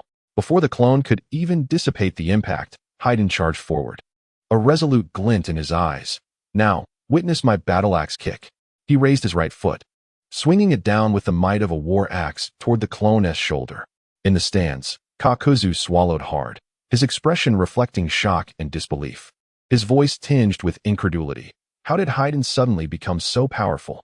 Sasuke observed Haiden's powerful strike with astonishment. A flicker of envy crossed his features, coupled with an unsettling realization. This guy's combat strength is undoubtedly superior to mine.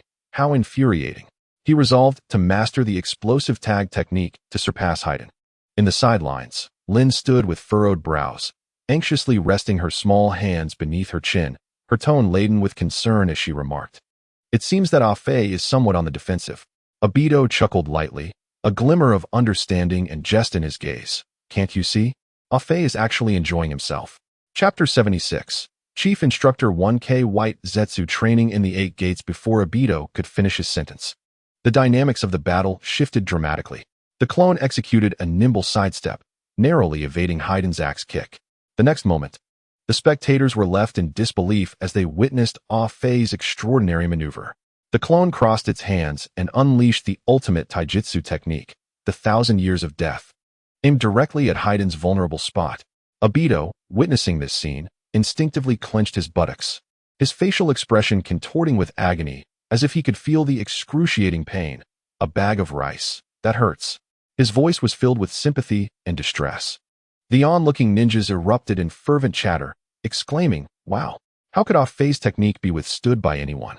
One ninja exclaimed, his eyes alight with shock and admiration, coupled with an intense desire to learn. A white Zetsu sighed deeply, his voice tinged with regret. "That must be incredibly painful. Sadly, I lack skin, and I shall never experience such suffering in my lifetime, alas." In an instant, the crowd fell silent, their expressions dark as they fixed their gaze upon the white Zetsu. Faden, overwhelmed by the devastating assault of his doppelganger, found himself incapacitated, writhing on the ground in agony while cradling his behind, emitting a series of pained groans that rendered him both comical and pitiable, reminiscent of a performer caught in a rap routine. Ah Fei, arms crossed and eyes betraying a hint of disappointment and resignation, observed the rolling Faden with a gentle shake of his head, his tone laced with irony. "Tiste, tiste, hey. Faden, you have certainly enhanced your strength, yet your combat skills. Oh, my apologies. You possess none at all." Feiden's fighting technique resembled a novice playing a game of cards, recklessly tossing out 2 bombs at the onset, exhibiting an utter lack of strategy and foresight. Just when the onlookers presumed the battle had concluded, Feiden sprang to his feet, a flash of determination igniting in his eyes, followed by a thunderous roar, rising dragon fist. This mighty strike propelled off-Fei's doppelganger skyward, who, despite the searing pain, swiftly adjusted his posture to deliver a rapid kick, Shadow Dance Leaf. The doppelganger was propelled higher with each of Feiden's kicks, ultimately reaching a height of 7 meters above the ground, where Feiden seized him with swift precision. Evil God rotating Lotus Zero, clutching the doppelganger. Feiden began to spin at an astonishing speed, descending like a green meteor, leaving the spectators in awe of his velocity and power. The impact of the strike was so tremendous that it created a deep crater approximately 4 meters in diameter, sending debris flying and dust swirling into the air. As the dust cloud enveloped the scene, a gathering of onlookers widened their eyes, anxiously fixated on the events unfolding in the training ground, their expressions brimming with astonishment and anticipation, as if awaiting the next twist in the tale. Kakuzu, drenched in cold sweat, was overwhelmed by shock and trepidation. His mind racing. Madness, this lunatic. So this is how the immortal body is utilized. His words revealed a deep-seated fear and reverence for Feiden's abilities. Even Obito, accustomed to grand spectacles, was taken aback by Feiden's display, his eyes reflecting disbelief and a hint of surprise. This guy has something special. Enhancing his attack power through rapid spinning. Were it a normal individual, they might not survive such a maneuver. As the dust settled, Feiden gradually emerged from the crater. His neck twisted, but his demeanor buoyant as he gleefully exclaimed, "Ha ha, aren't I impressive?" Ah-Fei nodded in acknowledgement of the fool's prowess. One must admit, Feiden's recovery capability was indeed extraordinary. In a mere moment, the pain in his behind had completely vanished. With his neck realigned, he stood before Ah-Fei as if nothing had transpired. Ah-Fei's gaze revealed a blend of admiration and playful mockery, yet it seems you have not even breached his defenses. At that moment, the doppelganger slowly regained his footing, bearing only minor scrapes, and astonishingly, his white Zetsu cloak remained unscathed. This was hardly surprising, as the Zetsu was intricately linked to wood release when the wood clone dispersed. The cloak's vitality persisted, rendering it remarkably resilient.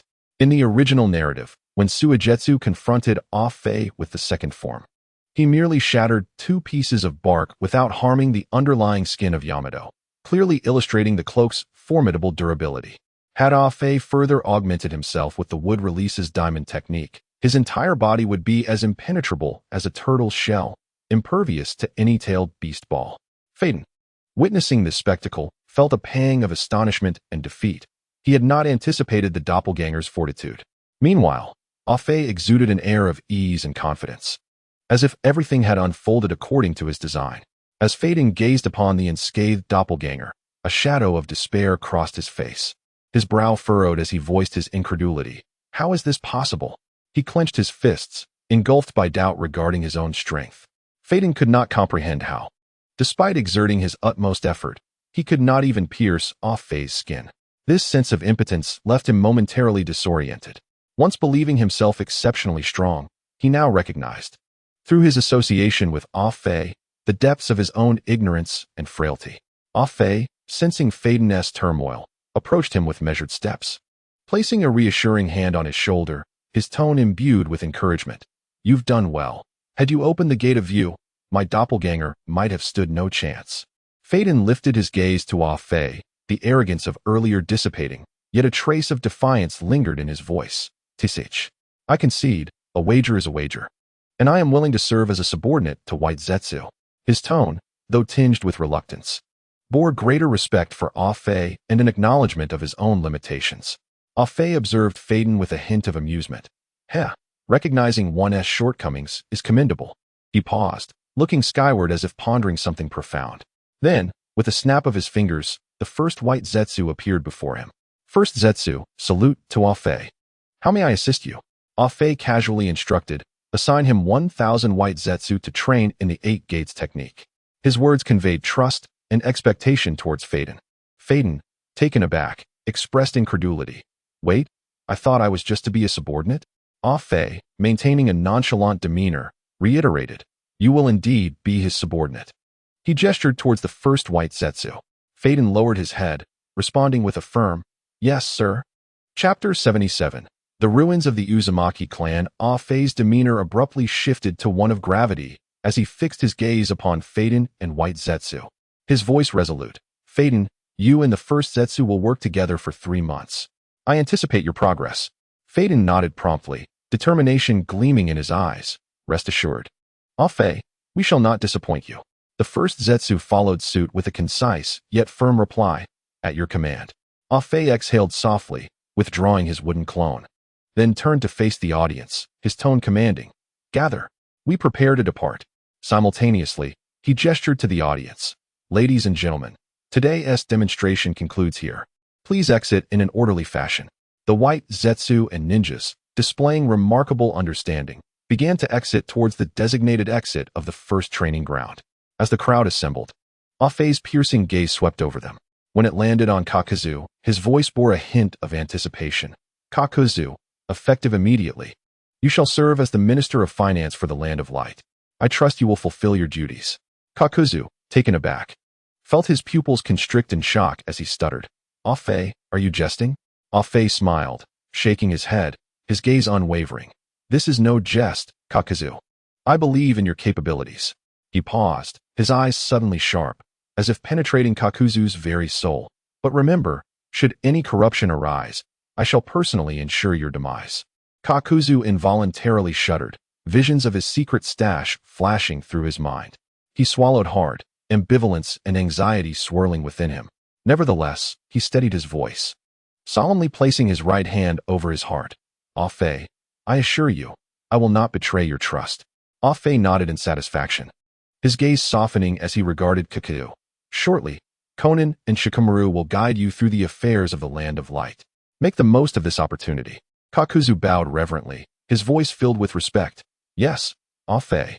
Ah-Fei then turned to the first white Zetsu, inquiring, "First Zetsu, is the new white Zetsu prepared?" The first white Absolute nodded, casting his gaze toward the entrance of the training ground. "They have already arrived. However, I failed to comprehend your intended usage of them." Ah-Fei's eyes ignited with fervor as he candidly declared, "I intend to conduct an experiment. Should it succeed, we shall witness the comprehensive enhancement of white Absolute." A flicker of excitement danced in the eyes of the first white Absolute. "Is that truly possible?" Ah-Fei nodded resolutely. "Indeed. Upon the successful conclusion of the experiment, the prowess of white Absolute will experience a qualitative leap." He then turned to Obito, snapping his fingers. "Obito, bring the newly born white Absolute into the Kemui space. We are poised to depart." As Ah-Fei passed by Noera Rin, a subtle smile graced his lips, and a hint of admiration glimmered in his gaze. "Rin, your assistance will be invaluable to Cheyenne and Konan. I have faith that with the 3 of you, the Land of Light shall shine even brighter." Noera Rin's eyes narrowed slightly, a genuine smile breaking across her face. She nodded firmly. "Lord Ah-Fei, you need not worry. We shall give our utmost effort." Ah-Fei nodded in return, then turned to lead Orochimaru and the others out of the village.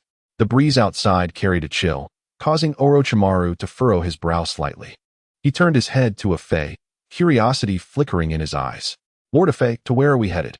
Ah-Fei's gaze remained steadfast as he succinctly replied, "The Land of Whirlpools."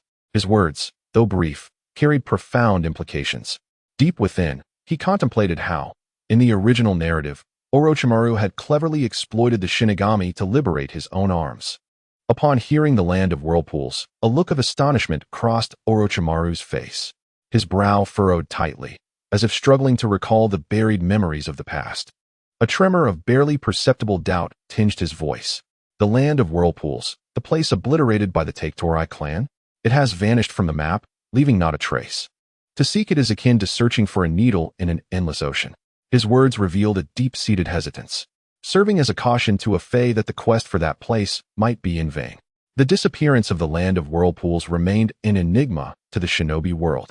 Even seasoned ninjas like him could not pinpoint its location accurately.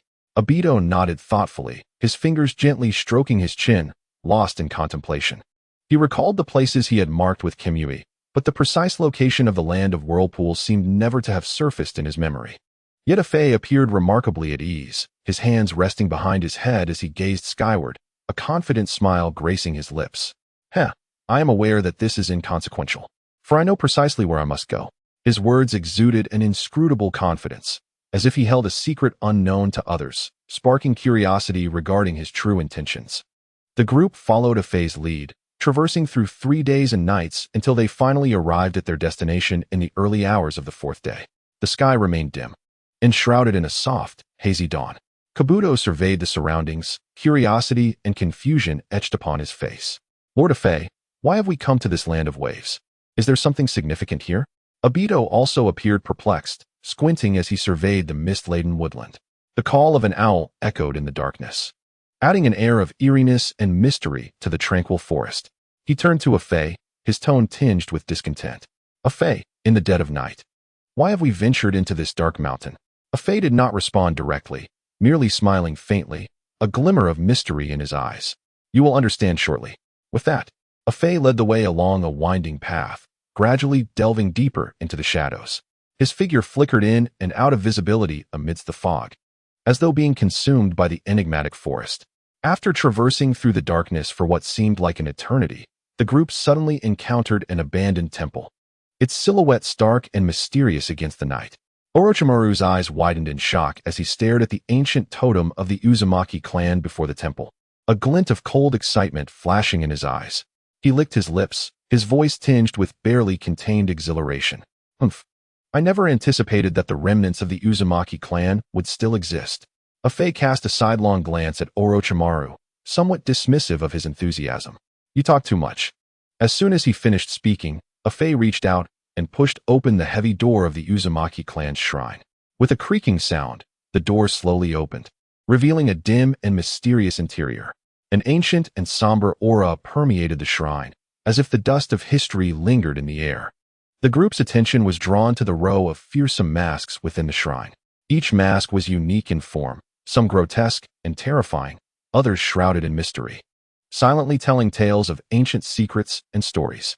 Chapter 78. Encountering the Shinigami bug, Orochimaru's gaze fell upon the fearsome mask hanging on the wall, a flicker of confusion crossing his eyes as he struggled to recall something. Afei, among the masks, accurately retrieved a Hanya mask. Turning to Orochimaru, his tone took on a serious note. Don this mask, and you need not form hand seals. Simply dance the sacrificial dance as depicted on the wall, and you will summon the Shinigami directly. Orochimaru's eyes sparkled with intrigue as he eagerly inquired. And then what? Afei, holding the mask, allowed a cunning smile to curl at the corners of his mouth as he began to elaborate on his plan. In a moment, Obito will release White Absolute. Once you summon the Shinigami and it releases all the souls, you shall utilize my technique to seize control of White Absolute's body. He then turned to Suzuki Suki, commanding, Suzuki Suki, your task is to restrain White Absolute and ensure his mouth is wide open, allowing Orochimaru to seize control flawlessly. Next, he looked at Kabuto. Kabuto, your role is to use the scroll to temporarily seal the souls of the other 4 Kage. Afei's voice conveyed a sense of urgency. This way, we can exploit the Shinigami's weaknesses perfectly.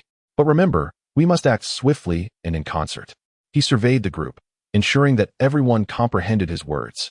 So, do you all understand? As soon as Afei finished speaking, the group responded in unison, their voices filled with determination and anticipation. A glint of madness flickered in Orochimaru's eyes as he licked his lips, his tone brimming with admiration and excitement. Lord Afei, your intellect surpasses my imagination. I thought such despicable methods would only occur to me. Upon hearing Orochimaru's words, Afei's brow furrowed slightly, a hint of displeasure in his voice. If you cannot articulate properly, then refrain from speaking. What do you mean by despicable? This line of thought is merely a few years ahead of you. The others nearby displayed expressions of astonishment upon hearing Afei's response. Obito could not help but give Afei a thumbs up, admiration glimmering in his eyes. This sacrilegious maneuver is truly impressive. Yet Afei appeared unfazed, crossing his arms, a slight pout forming at the corners of his mouth, exuding an air of arrogance. Gods! What a joke! In this world, I am the true deity. Obito observed Afei's haughty demeanor, his lips twitching slightly, a hint of mockery in his eyes. You, my friend, haven't been assimilated by Haiden, have you? Afei immediately retorted, his tone laced with disdain and confidence. Nonsense. I am Lord Afei. Can you comprehend that? He paused, a flicker of arrogance in his gaze. If anyone is to be assimilated, it shall be I who assimilates others. Is it not delightful to be so free and unrestrained? In the depths of contemplation reflected in Obito's gaze, he watched as Akatsuki turned to him, murmuring softly, carefree. Akatsuki tilted his head, his expression grave as he addressed Obito. Now that Rin, the one you have longed for, has returned to your side, is there anything that still brings you sorrow? His tone carried a hint of consolation. Being your truest self is what truly matters. Obito furrowed his brow, a profound confusion evident in his eyes, as if he were searching within for the self he had once lost, the authentic self. Akatsuki observed Obito, a slight smile gracing his lips, determination flickering in his eyes. He patted Obito's shoulder, encouragingly saying, "Enough hesitation. Release White Zetsu. We must commence." Obito snapped back to reality, nodding in understanding. Suddenly, a distortion of space enveloped him, and as his figure flickered, White Zetsu from the Kamui dimension was unleashed. Akatsuki, noticing this, immediately turned to Orochimaru, urgency lacing his voice. "Orochimaru-san, we can begin." As he spoke, he tossed the mask to Orochimaru. Orochimaru summoned forth a massive, venomous snake, thick as an arm, which coiled around the mask and gently placed it upon his face. The moment the mask adhered to his visage, an overwhelming surge of chakra erupted forth like a torrent, powerful and wild, as if capable of consuming all. Following the sacrificial totems etched upon the wall, Orochimaru began a peculiar, yet ancient chant, his movements rhythmic and forceful, as if conversing with some primordial beast. As he danced, the immense chakra began to coalesce, morphing into a purer and more formidable energy. Behind him, a spectral figure of death gradually materialized, its form vague, yet exuding an unsettling aura. Akatsuki, witnessing this, pointed emphatically at the specter, exclaiming, "It's here." "Zofanjayu." Zofanjayu responded swiftly, his movements agile and powerful, reminiscent of the original work's Suigetsu, as he forcefully wrenched White Zetsu's mouth wide open. At that moment, death unexpectedly cleaved open its own abdomen with a short blade, causing Orochimaru's belly to split open in synchrony, blood gushing forth violently. This shocking scene unfolded so abruptly that it left everyone reeling. In an instant, 5 spirits floated out from Death's abdomen, one of which directly attached itself to Orochimaru. His hands instantly radiated with tremendous chakra fluctuations, while the other 4 spirits descended slowly before the group. As he felt the change in his hands, Orochimaru's lips curled into an excited smile, his eyes gleaming with fervor, eagerly anticipating the impending events. Akatsuki's voice pierced the tense atmosphere. "Quickly, we must act." His urgency resonated through every syllable. Without a moment's hesitation, Orochimaru unleashed his signature technique, transforming into a great snake radiating phosphorescent light, swiftly burrowing into White Zetsu's body. Concurrently, Kabuto executed his flawless coordination. In the fleeting moment when the 4 spirits hovered, he had already begun forming seals, his technique practiced and swift, sealing the 4 spirits. As Orochimaru seized White Zetsu, Kabuto completed his sealing with fluidity akin to a meticulously choreographed dance. The specter of death's gaze fell upon the newly possessed White Zetsu, its hollow eyes swirling with fierce murderous intent. Its voice dripped with icy sarcasm. "Ah, so you're trying to exploit my bug, are you?" As Orochimaru's original form collapsed heavily to the ground, the ritual of death abruptly ceased. Reluctantly, it began to dissipate into the shadows of the hall, like a forgotten specter. Kabuto picked up the scroll, excitement flashing in his eyes, for this scroll signified his ability to summon the strongest 4th Hokage of Konoha at will. Seeing the ritual concluded, everyone exhaled a collective sigh of relief. Akatsuki gazed at the spot where death had faded, a shiver of unease creeping into his heart. The pressure of death was indeed something no mortal could withstand. Chapter 79. The Summit of Shadows. With a hint of urgency in his tone, Akatsuki locked eyes with Orochimaru, who stood entranced, madness flickering in his gaze.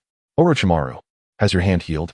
The collective gaze of the group turned towards Orochimaru, yet he appeared entirely absorbed in his own world, seemingly oblivious to Akatsuki's inquiry. Meanwhile, his lips quivered slightly as he murmured, "This body is exquisite, utterly exquisite." His voice brimmed with obsession and satisfaction. Noticing Orochimaru's lack of response, a flicker of displeasure crossed Akatsuki's face. With heavy steps that resonated like a solemn toll, He approached Orochimaru's side. Suddenly, the air erupted with a sharp crack. Akatsuki delivered a forceful slap, sending Orochimaru sprawling 3 meters away, akin to a kite severed from its string. Akatsuki's voice was as cold as ice. Flames of rage igniting in his eyes. Are you deaf? I'm speaking to you. Orochimaru cupped his right cheek, momentarily dazed, before regaining his composure. His tone dripped with mockery. Finally back to your senses. Lord Akatsuki, your secrets are plentiful. An excited expression adorned his face as he licked his lips. You're back to normal, then? Akatsuki nodded, a glimmer of relief in his eyes as he regarded Orochimaru's state. Yet, his countenance shifted to one of seriousness as he slowly addressed Orochimaru. I have granted you the body you desired. Now, you must return to study the enhancement of the cells.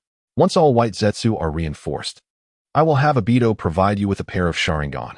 Upon hearing this, Obito felt as though struck by lightning, his body involuntarily shuddering. And he immediately retorted with indignation. What? Give him Sharingan. Are you jesting?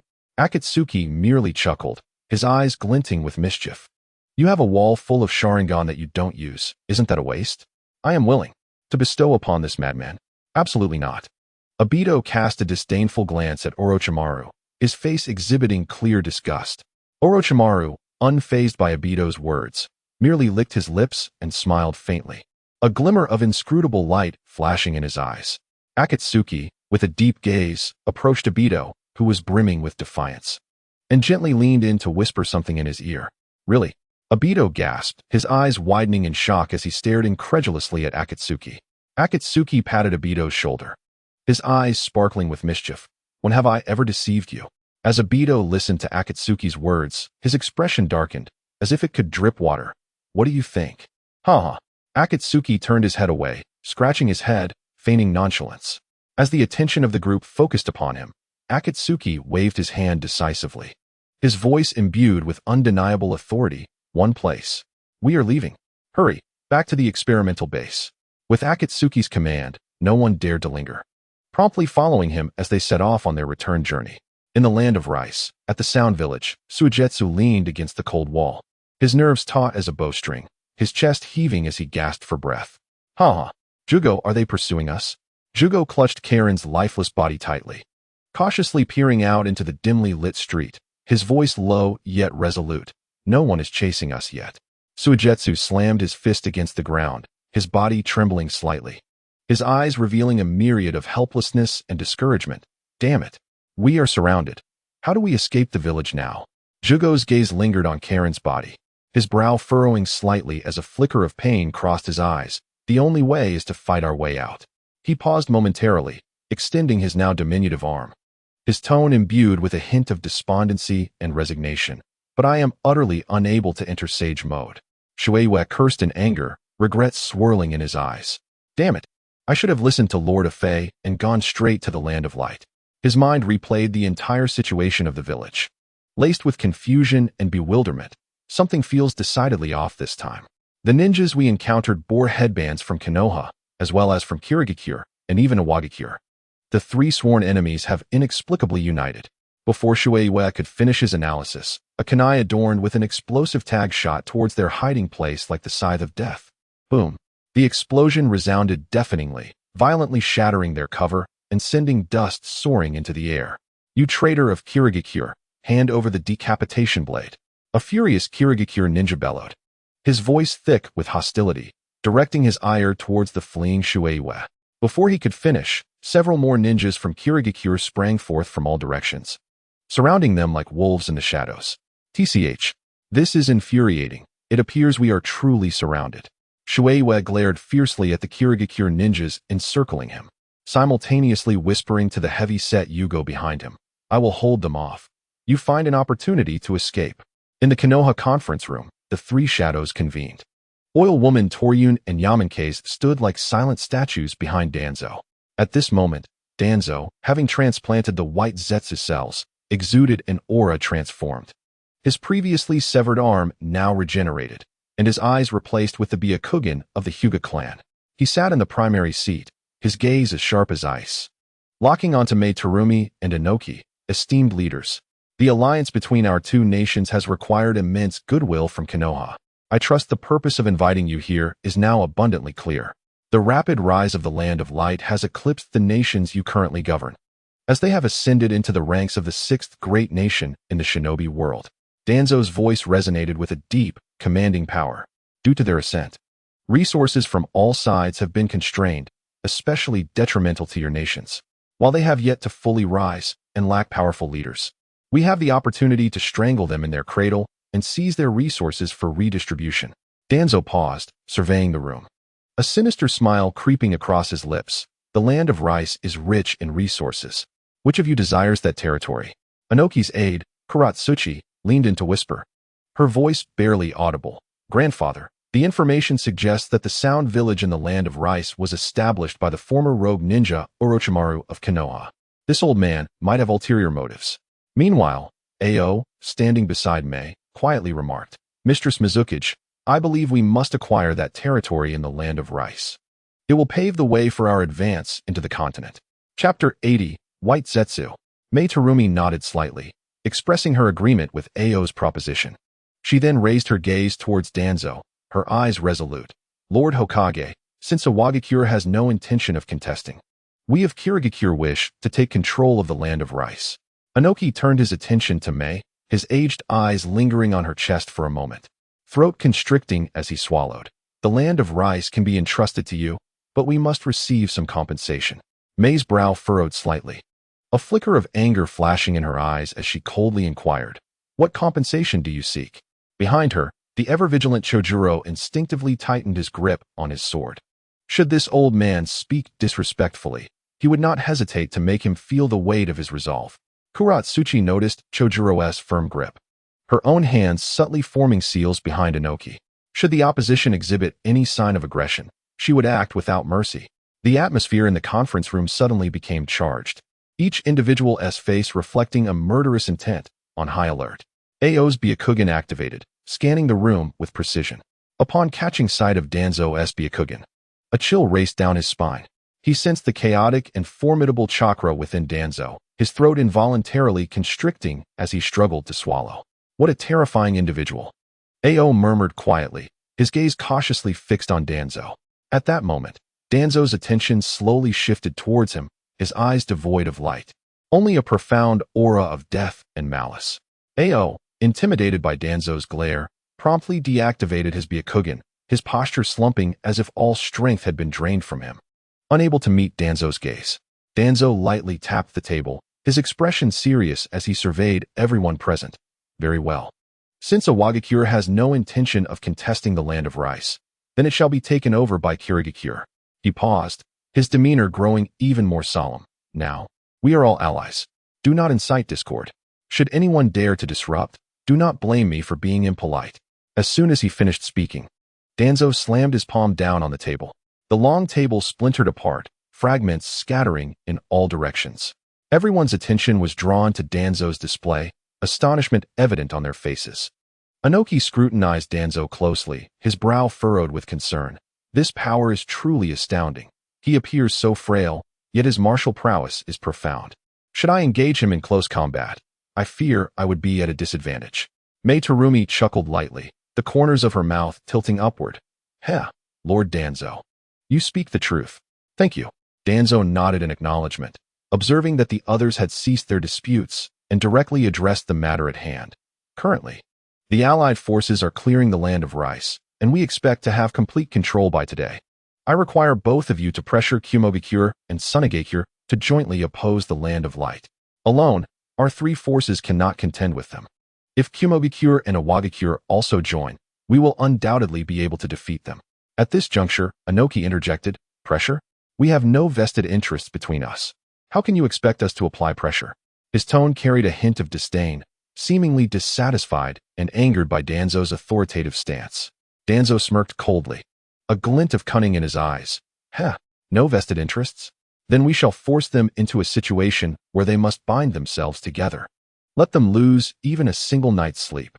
Upon hearing this, Anoki's eyes narrowed, scrutinizing Danzo, before bursting into a derisive laugh. Humph. I have long heard of Lord Danzo's unparalleled cunning. Today I have witnessed it firsthand. I wonder how you plan to disturb them? Anoki queried. attempting to extract some useful intelligence. Danzo cast a sidelong glance at Inoki, arms crossed firmly over his chest, his tone unwavering. You need not concern yourselves with these details. You only need to propose an alliance to Kumogakure and Sunagakure at the critical moment. Inoki chuckled lightly, his body slowly rising, showcasing his strength. Firstly, I agree to the alliance, but not as a subordinate. You had better understand this, since you are unwilling to disclose your battle plans to your allies. I believe this alliance holds little significance for us in Iwagakure. Do not forget, we Iwagakure are also a force to be reckoned with among the 5 great nations. Furthermore, the supplies you promised have yet to arrive, and my subordinates have already been dispatched to the battlefield. I require an explanation. Inoki's gaze bore down on Danzo, his face etched with disdain and defiance. Danzo, sensing Inoki's inclination to rebel, chuckled softly, a note of provocation in his voice. The items I promised will naturally be delivered. However, I need to see your sincerity. As long as you demonstrate your worth, I can prioritize fulfilling your needs. With that, Danzo clapped his hands, and a white Zetsu slowly emerged from the ground. The emergence of white Zetsu was silent, sending a tremor through Ao, to be so close, and yet not perceive it. The appearance of white Zetsu also left the surrounding individuals in utter shock. White Zetsu gently placed his hand on Danzo's shoulder, a flow of white chakra coursing through him as his form gradually transformed into that of Danzo. Is this a transformation technique? Mei Terumi squinted her eyes, scrutinizing white Zetsu closely. At that moment, Ao leaned in and whispered in her ear, I have observed with my Byakugan, and I cannot discern which one is the original. This fellow's transformation technique is extraordinary, far beyond an ordinary disguise. Danzo nodded in acknowledgement towards white Zetsu. Then, white Zetsu swiftly began hand signs, preparing to unleash a jutsu, wind release, vacuum sphere. Boom. The compressed wind blade struck the earthen wall that immediately rose before Inoki, sending up a cloud of dust. The members of the Mist Ninja, who were on the opposite side, were taken aback, not expecting this fake Danzo to launch an attack on Inoki. They focused their gazes intently on Inoki, thinking that the old man would retaliate. However, just as Kuratsuchi was readying an earth punch, Inoki waved his hand to stop her. Hold on, Kuratsuchi. Heh, is this an artificial human? Inoki's expression shifted to one of feigned admiration. Danzo remained silent, merely observing the awkwardly smiling Inoki. Suspended in the air, Inoki circled around white Zetsu's transformed Danzo, continuously assessing him. Good, good, good. Inoki thought with delight. White Zetsu was precisely what Iwagakure needed, given the village's dire geographical conditions and prolonged exposure to warfare. The introduction of artificial humans would provide the younger generation with substantial opportunities for advancement. The village's security would be significantly enhanced. Chapter 81. Reinforcement. Danzo's voice resonated like leaves falling in late autumn, calm yet resolute, exuding an undeniable authority. As I have stated before, as long as I see your sincerity, you will be granted priority access to our core technology. Furthermore, your ninja village will become the most reliable ally of Konoha. Inoki gently descended, the sarcasm and disdain vanishing from his lips, replaced by a profound silence. The group accepted Danzo's arrangements in tacit agreement, seemingly captivated by the cunning ninja. Meanwhile, after 3 days and nights of relentless travel, Akatsuki's members finally returned to the land of rice. However, upon stepping into Odogakure, a potent stench of blood assailed them, shocking everyone.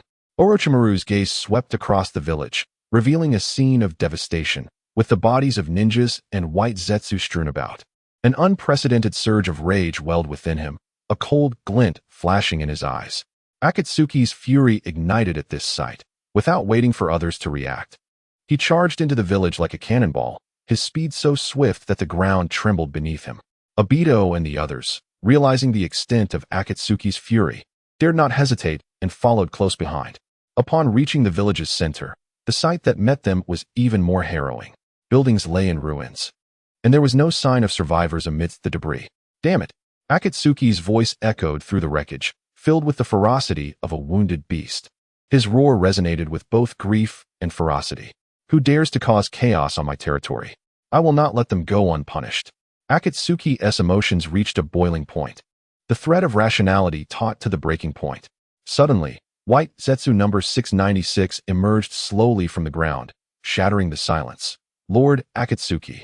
Akatsuki glared at him, flames of wrath burning in his eyes as he struggled to contain his fury. What happened here? White Zetsu number 690 SIX's voice trembled slightly. This place was attacked. All white Zetsu stationed here have been eliminated. Who did this? Akatsuki's eyes bulged with rage as he seized White Zetsu by the collar. I don't know. White Zetsu no. 696 swallowed hard, his voice stuttering. I was in charge of guarding the border with the Land of Light. And I was unaware of the situation until recently, when I could not contact the White Zetsu responsible for this area. Akatsuki released White Zetsu abruptly, his fury erupting like a volcano. Anyone who harms my brethren shall face annihilation. He swiftly turned to White Zetsu number 696, commanding, return to the Land of Light immediately and dispatch 10 squads.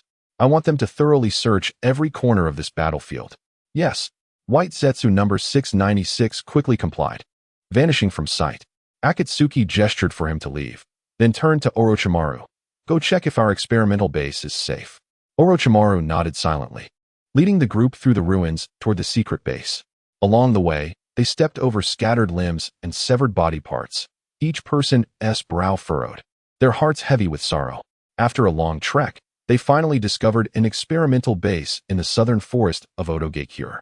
Akatsuki entered the base, glancing around to ensure the facilities were intact before lying down on the operating table, as if returning to a familiar environment. Let us begin. Akatsuki's voice revealed urgency. Extract enough samples. I have many matters to attend to. Orochimaru chuckled softly at Akatsuki's impatience, a glimmer of admiration in his eyes. Lord Akatsuki, your eagerness hasn't changed one bit. Subsequently, Orochimaru flexed his long untouched fingers and approached the sterilization area adjacent to the operating room.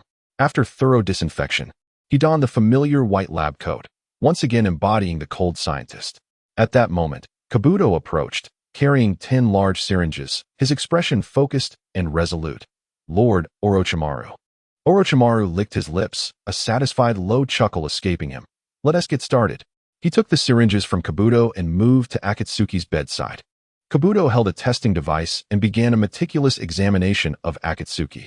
With respect in his voice, Kabuto reported, Lord Akatsuki, this experiment requires blood samples from both your arms. Please remove the outer garments covering your arms. Akatsuki frowned slightly, glancing at Orochimaru and Obito standing nearby before beginning to unwrap the white Zetsu garments covering his arms. As his right arm was revealed, the atmosphere in the room instantly thickened. What is this? Sasuke's voice was filled with shock as he stared at the swirling Sharingan on Akatsuki's arm, disbelief etched across his face. Obito's brow furrowed, his gaze deep and serious. When did this happen?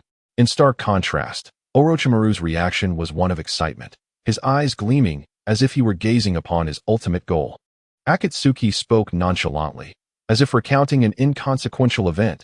That night, out of boredom, I strolled into Konoha and stole from that old thief Danzo. Before he could finish, Akatsuki's expression suddenly sharpened, a glint of realization flashing in his eyes. So that's it. You old rascal. As Orochimaru withdrew the needle, vials of golden blood were drawn slowly from Akatsuki's body, the flowing liquid seemingly imbued with a mysterious power that sent chills down one's spine. Soon, all 10 vials were filled. Orochimaru swiftly transferred the blood into cultivation vessels, his movements practiced and steady. Observing the vibrant blood, Orochimaru's face broke into an uncontrollable smile, akin to an adventurer who had discovered treasure. Akatsuki sat up, rewrapping the white Zetsu garments around himself, his gaze shifting to Obito, who was lost in thought. Obito. Now Orochimaru needs to study these cells. You will stay here to serve as a test subject for him. If the research proves successful, you will be the first test subject. Obito regained his composure, nodding with determination evident in his gaze, signaling his agreement. A Fei turned his attention, his eyes sharply fixed on Kazekage, issuing a command. Kazekage, the safety here is entrusted to you. We must not allow anything to hinder our progress. A resolute glimmer flashed in Kazekage's eyes as he responded succinctly yet powerfully, yes. Lord A. Fei, rest assured, the security here is my responsibility. Chapter 82. Boruto's journey. A. Fei sat quietly on the bed until the sensation of dizziness gradually subsided. He slowly rose, his step steady as he approached the cultivation vessel. His gaze penetrated the glass observation port, resting on the vials of blood shimmering with an enigmatic golden light. His voice was low and resolute. Orochimaru, how long do you believe it will take to see results? Orochimaru paused slightly, as if calculating swiftly in his mind. If all goes well, it should take about a month. Afei moved his arms, a flicker of anticipation igniting in his eyes as he glanced at Orochimaru. 1 month from now. Administer it to everyone present, and then we shall proceed to learn sage techniques. Sage techniques? Obito's voice carried a hint of confusion. Kazekage appeared equally puzzled, inquiring curiously. What is that? A new ninjutsu? Afei did not respond, merely offering a slight smile before taking a deep breath. The chakra of the dragon cave sage technique beginning to surge within him.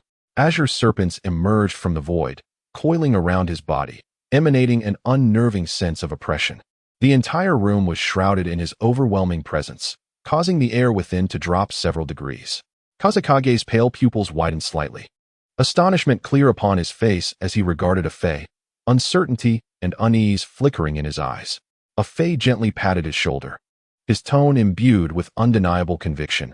I shall not shortchange the contributors of the Land of Light. Even if you cannot master the Sage Chakra, I will ensure your bodies are transformed and become stronger. With that, Afei turned towards the cave entrance, his strides resolute and powerful. I have matters to attend to. You all should make haste. The group remained silent, their gazes following Afei's retreating figure until he vanished from sight.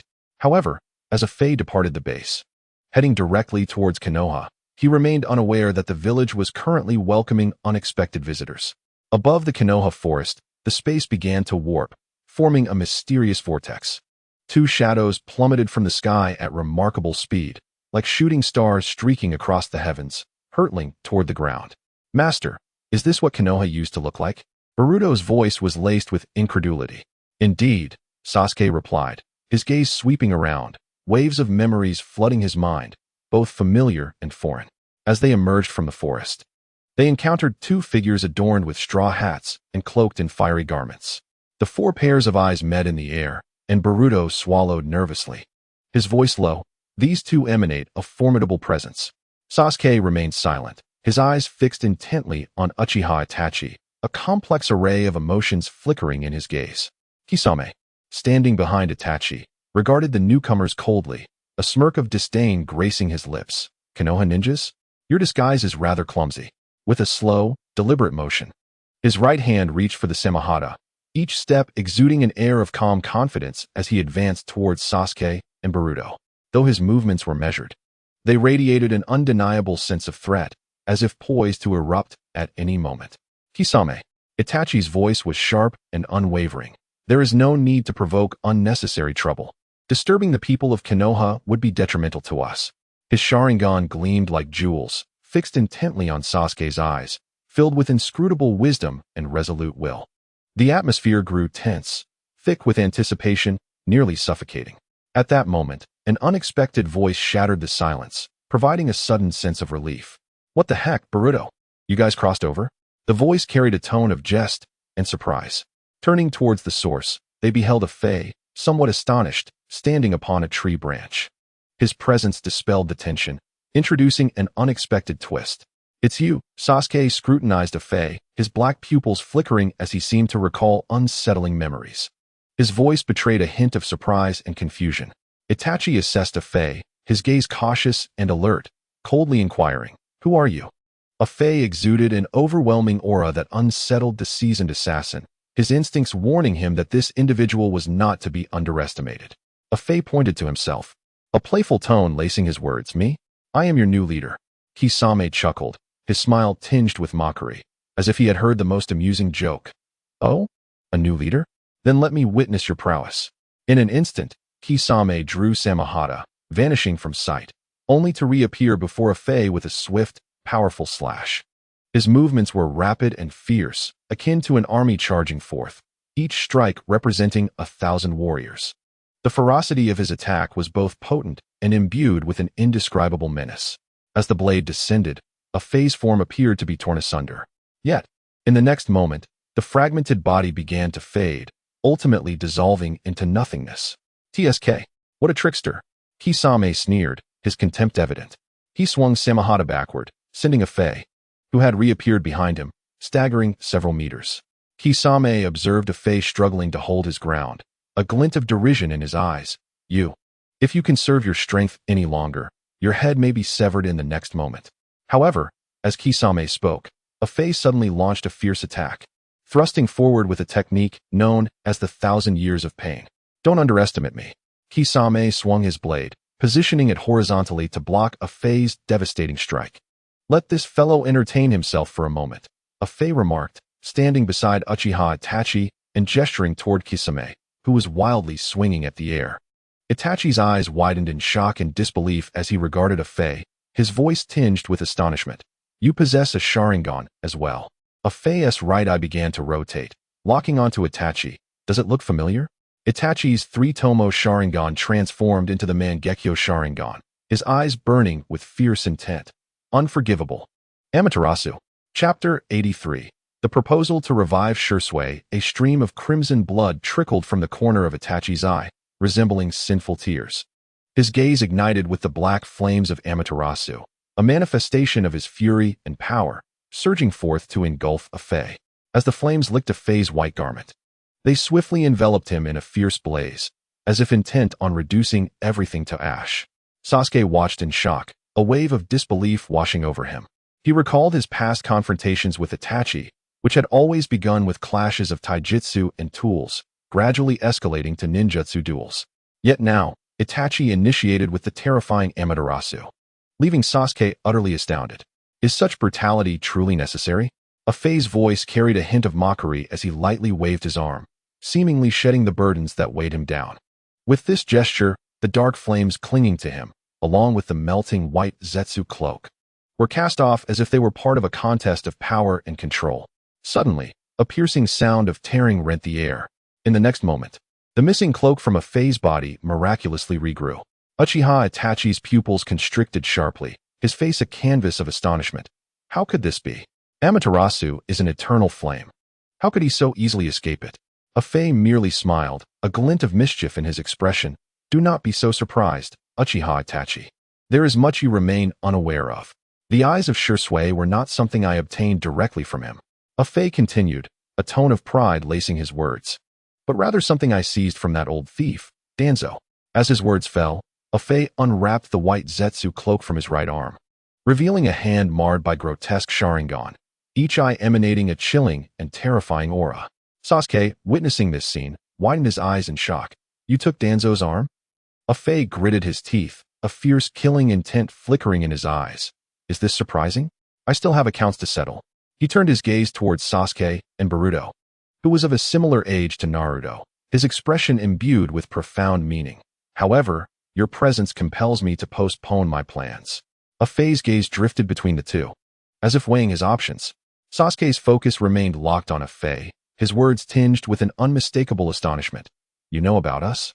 A Fei, noticing that Uchiha Itachi had no intention of attacking, casually sat down, as if everything were under his control. Of course I know. Why wouldn't I? I hail from the future. His words exuded an unfathomable confidence, inciting a deep curiosity about his origins and intentions. I am aware of all that you have experienced. A Fei continued, his tone imbued with a serene calmness. This world has undergone tremendous change due to my arrival. I am currently gathering the strongest shinobi to resist the invasion of beings from beyond. His words carried a weighty urgency, stirring a sense of impending crisis.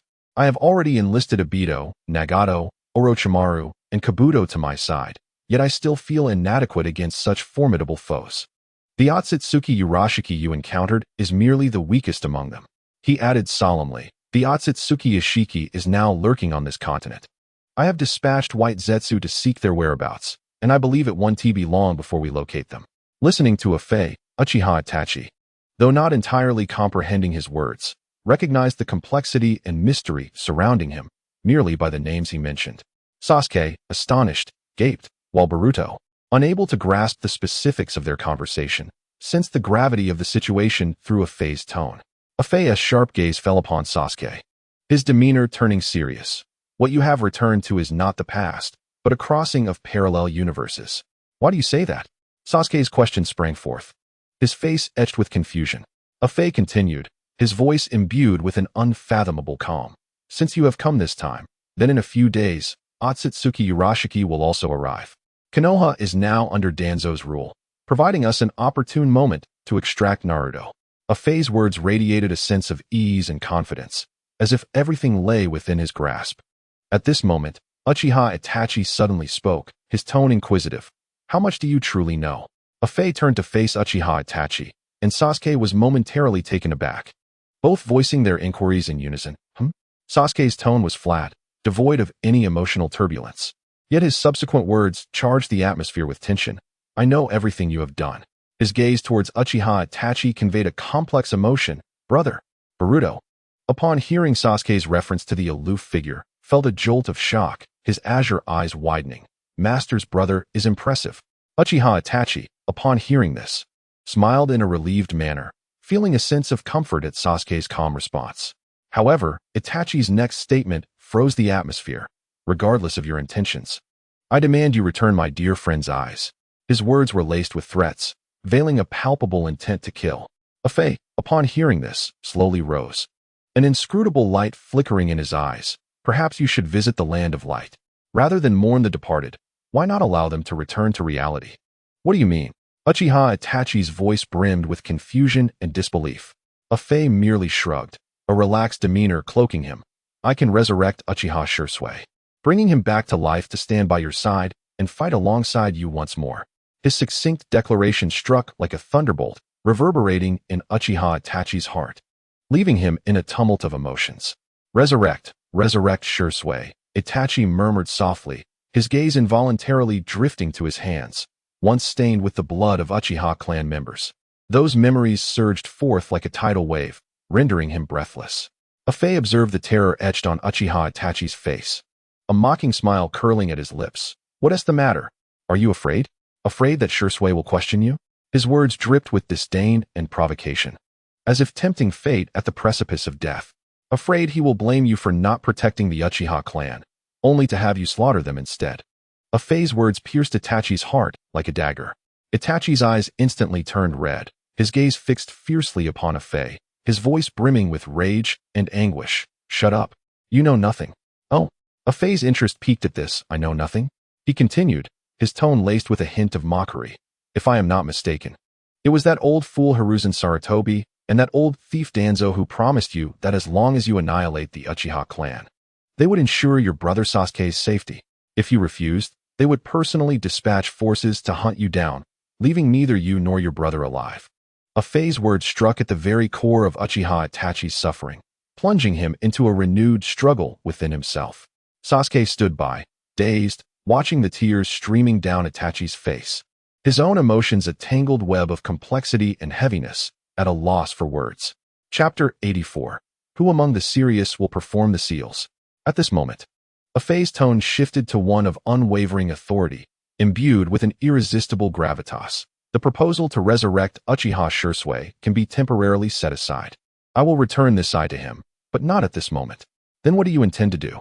Uchiha Itachi scrutinized Afei cautiously, attempting to decipher his true intentions. Afei smirked, casually spreading his hands as if everything were within his control.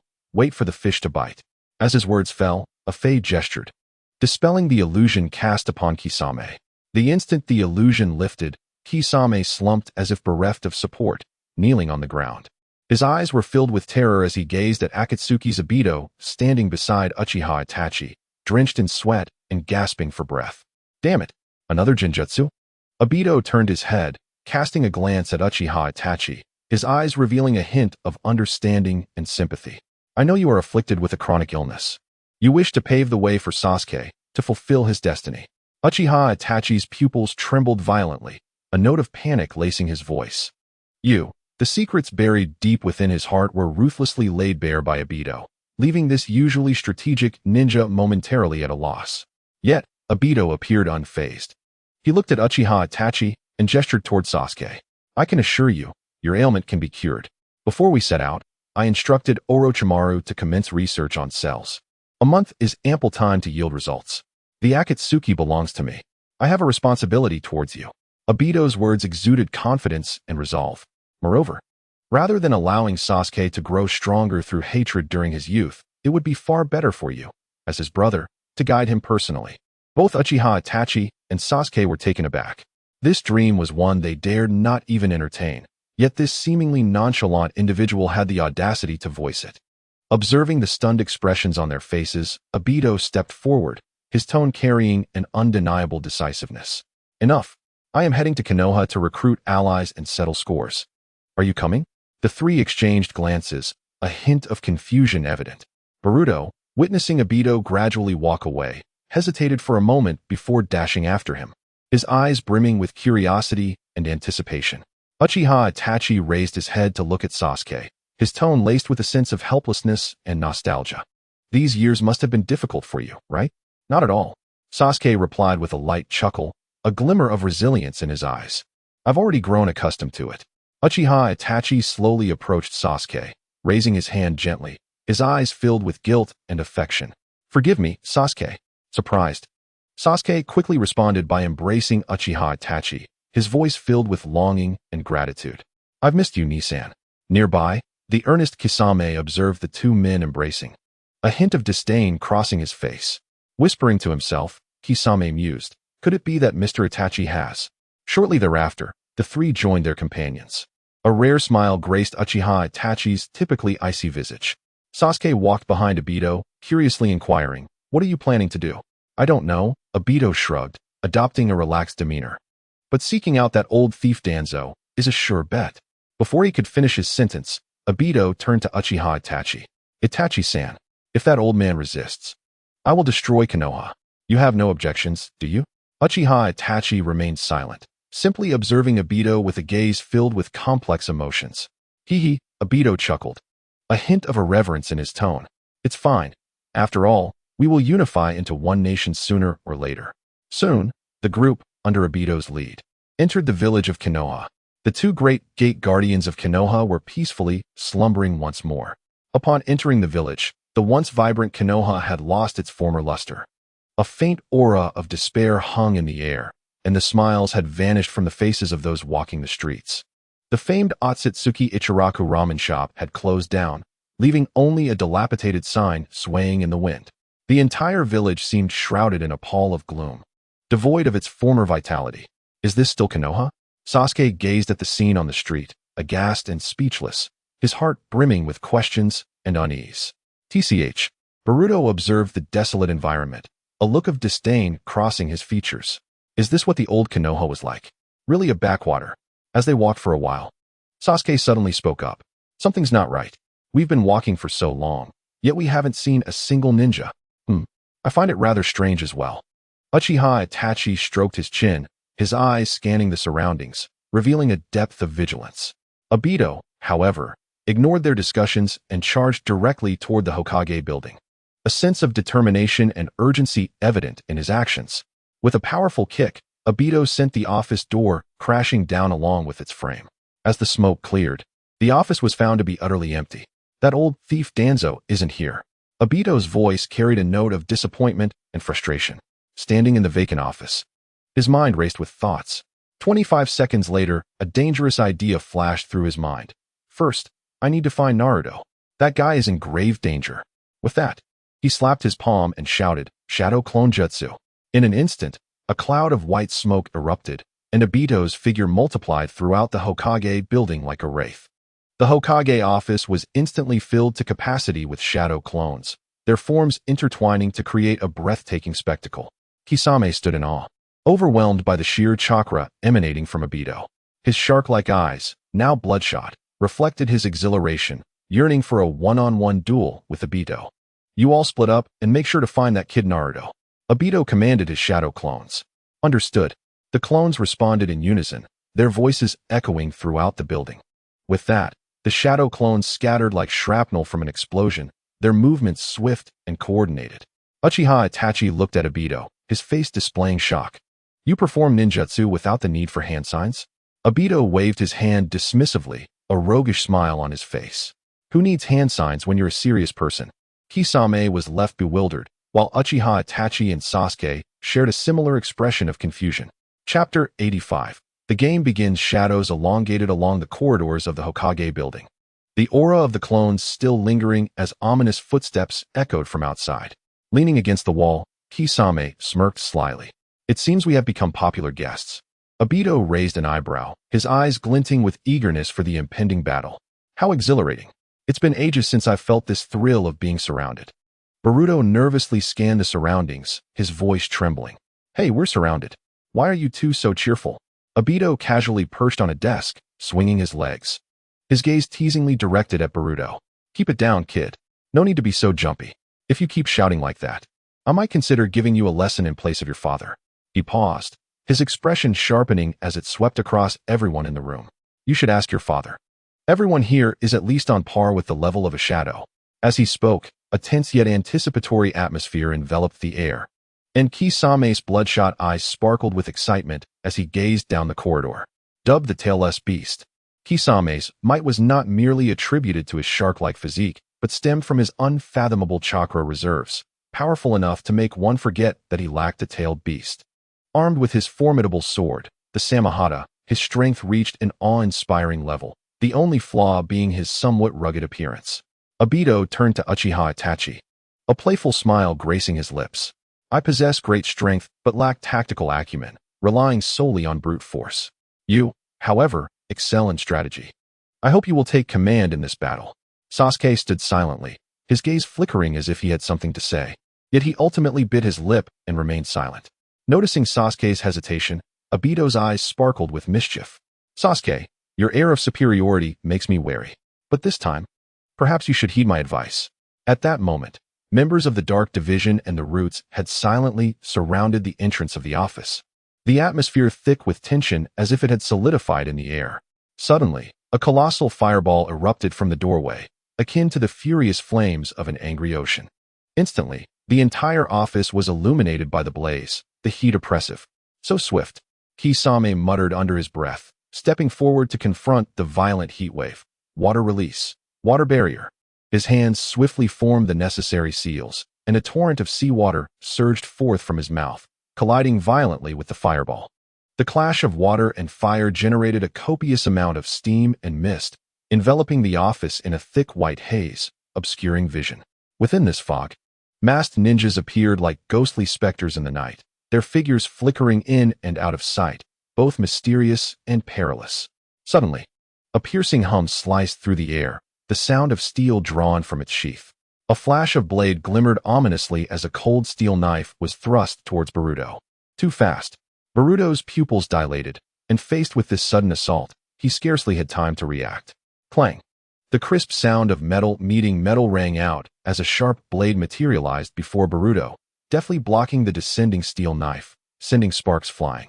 The ninjas in the mist, realizing their attack had failed, swiftly vanished into the sea of white fog.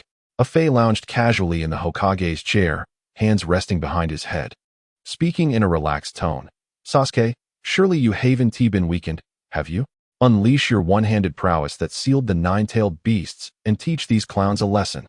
Sasuke glanced back at the nonchalant Fei, scoffing softly. He drew the Kusanagi sword from his waist and plunged into the smoke-filled battlefield. His speed was breathtaking, his figure darting through the mist like a wraith, each movement accompanied by the cries of his foes.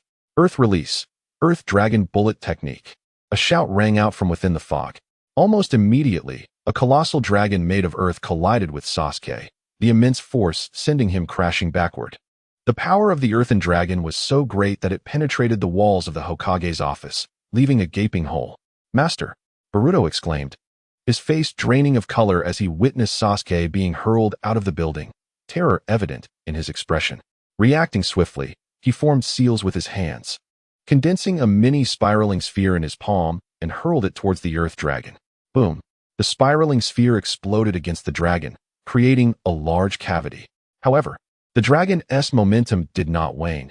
Instead, it sent Boruto flying far away.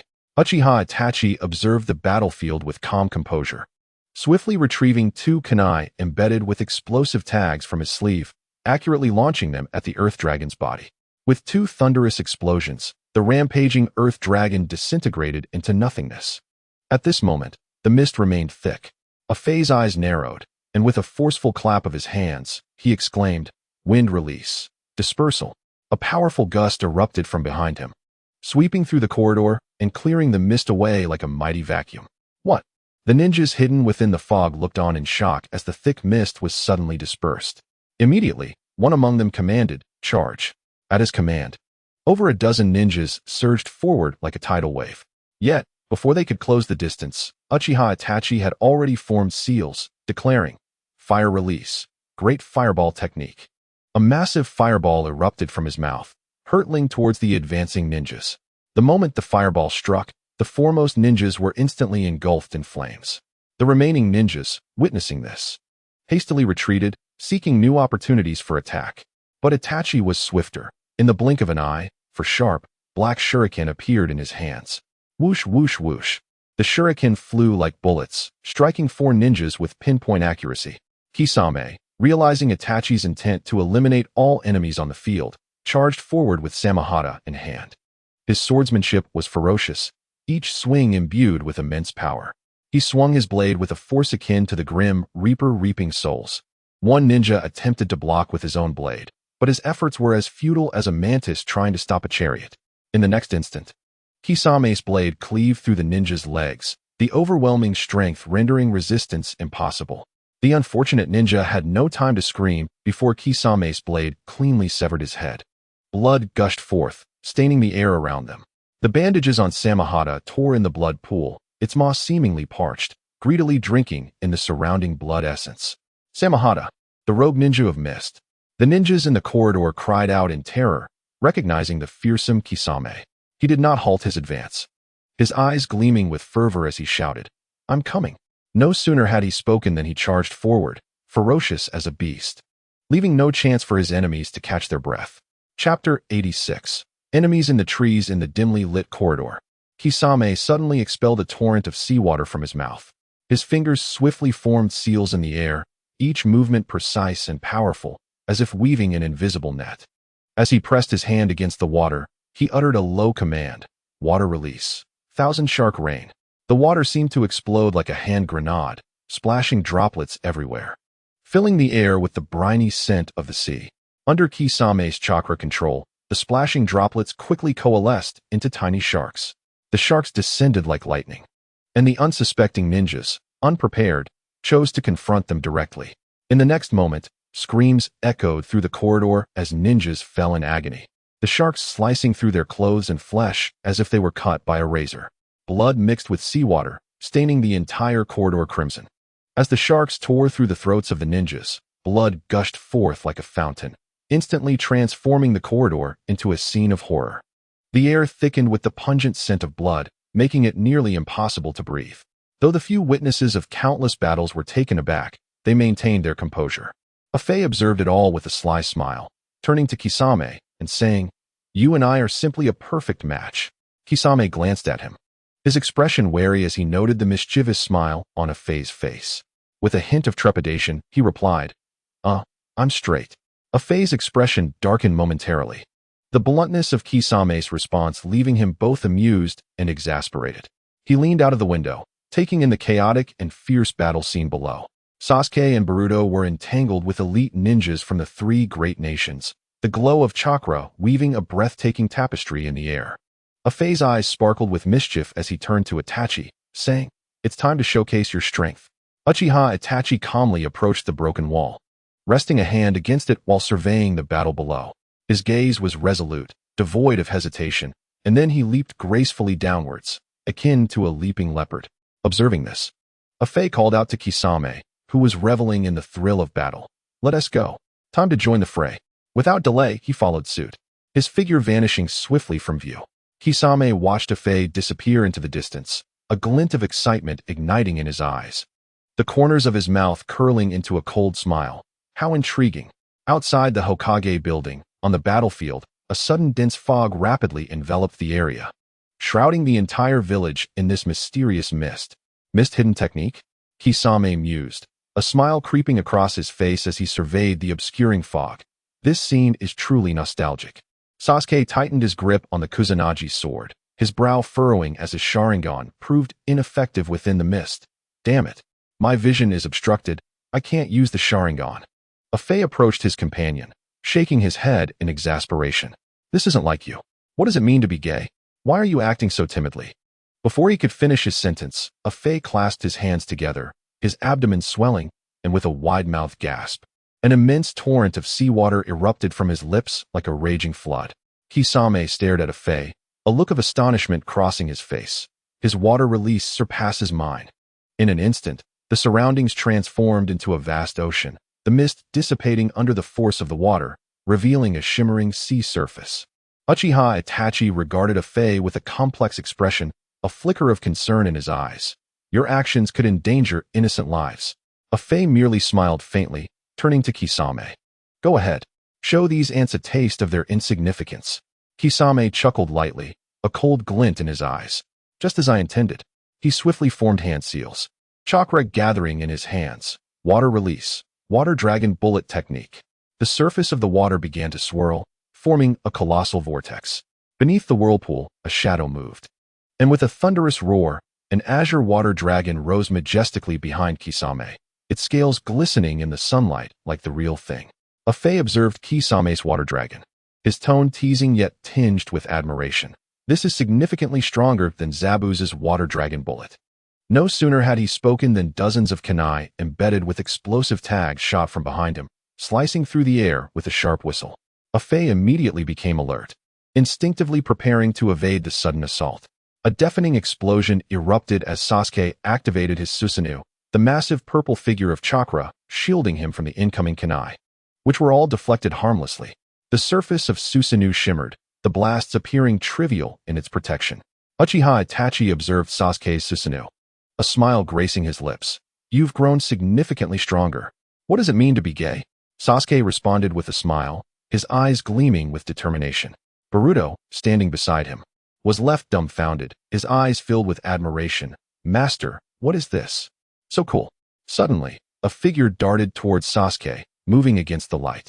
As the silhouette became clearer, it revealed Kakashi, who was rapidly traversing the water's surface, his hands weaving blue lightning. Raikiri. Before the words were fully spoken, Kakashi lunged towards Sasuke's Susanoo. With a crack, Kakashi's Raikiri struck the armor of Susanoo, leaving a visible crack. A Fey looked at Kakashi, bewildered. Kakashi, what are you doing? Kakashi's gaze was resolute, his voice filled with determination. I will not allow you to harm the village in the slightest. His Mangekyo Sharingan began to spin. The steadfast light within his eyes locked firmly onto a Fey. Seeing no signs of Susanoo shattering, Kakashi leaped back, creating distance from Sasuke. Sasuke regarded Kakashi, a complex mix of emotions flickering in his gaze. His heart was filled with contradictions, nostalgia for Kakashi and uncertainty about the future. At that moment, Might Guy and Asuma also arrived on the scene. Guy's face bore determination, while Asuma appeared calm and collected. Their presence instantly escalated the tension in the air. As everyone stood on the surging sea, exchanging glances filled with intricate emotions, a Fey looked at the approaching figures, confused. In Danzo's Konoha, do you still have hope? The group remained silent, merely gazing at one another. Within their hearts, the answer was already clear. This place was where they had grown up, and Hiruzen Sarutobi had instilled in them the so-called will of fire from a young age. No matter how despicable Danzo was, protecting Konoha was their inherent duty. Chapter 87, A Fey Versus. The Azure Beast of Konoha on the battlefield with Kisame. The elite ninjas from the three nations had suffered heavy casualties. In the tumultuous oceanic battlefield, Kisame rampaged like a god of the sea, each swing of his weapon claiming several lives. The ninjas from Awagakure found their techniques utterly ineffective against Kisame, and fear began to take hold, prompting a mass retreat. A Fey furrowed his brow, a shadow flickering in his gaze as he turned to Kakashi, his tone laced with provocation. Kakashi, Obito and Rin wish to see you. Kakashi's pupils dilated in shock, a tumultuous mix of emotions surging within him. Rin, Obito.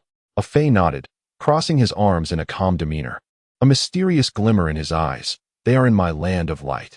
I have come to invite you to the land of light. Kakashi's expression hardened, his voice brimming with rage. You are speaking nonsense. He swiftly retrieved 2 kunai from his ninja tool pouch and hurled them at a Fey. The kunai sliced through the air with a sharp whistle, hurtling towards a Fey.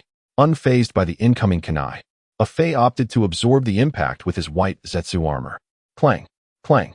Each strike against the armor produced a sharp sound, but it left no mark whatsoever. A Fey's gaze remained resolute, his body as unyielding as stone.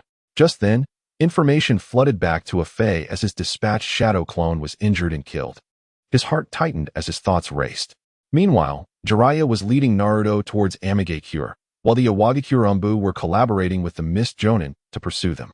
Afei looked at Kakashi, who wore a serious expression, a note of displeasure creeping onto his face. Jiraiya and Naruto are being pursued by Iwagakure. Yet you still uphold Danzo's pathetic will of fire. His voice was filled with anger and helplessness. Does Team 7 enjoy creating such situations? Obito fell. Minato is on a mission. Rin is being hunted by the mist, and Minato is still executing that ridiculous Hokage's duty.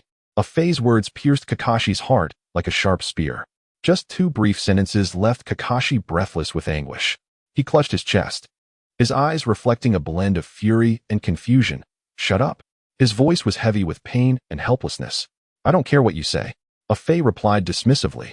Turning to Uchiha Itachi and Sasuke, let's go. We must head to Amigakure. The Nine Tails is in danger of being captured. With that, Afei prepared to dash towards the village entrance. However, after only a couple of steps, he was halted by Might Guy's spinning kick. Afei glanced back at the others, a teasing tone in his voice. Don't let this watermelon-headed guy kick you. Whoever he kicks is doomed. The group behind Afei, including Kakashi and others, wore bewildered expressions, their eyes filled with surprise and confusion. They were unaware of the reference, but Afei, well-versed in Naruto, recalled it vividly. Obito, Jiraiya, Kisame, and Uchiha Madara, none of those he had kicked had met a good fate. Afei looked at the imposing Might Guy before him. His tone grave. Azure Beast of Konoha, kindly step aside. Might Guy, ever exuberant, gave a thumbs up and grinned at Afei. Arigato. Thank you for your support. Gratitude and respect sparkled in his eyes. However, his expression quickly shifted to seriousness. But you attacked Konoha. I cannot permit you to leave easily. His words echoed with resolve and responsibility. Seeing Might Guy's steadfastness, Afei turned to Sasuke and the others. You all go save Jiraiya and Amigakure. I will follow shortly. Boruto scratched his head, a face full of questions. Who is Jiraiya? To such inquiries, Akatsuki's answer was unwavering. Jiraiya is your father's master. Soon you will encounter that lecherous white-haired man.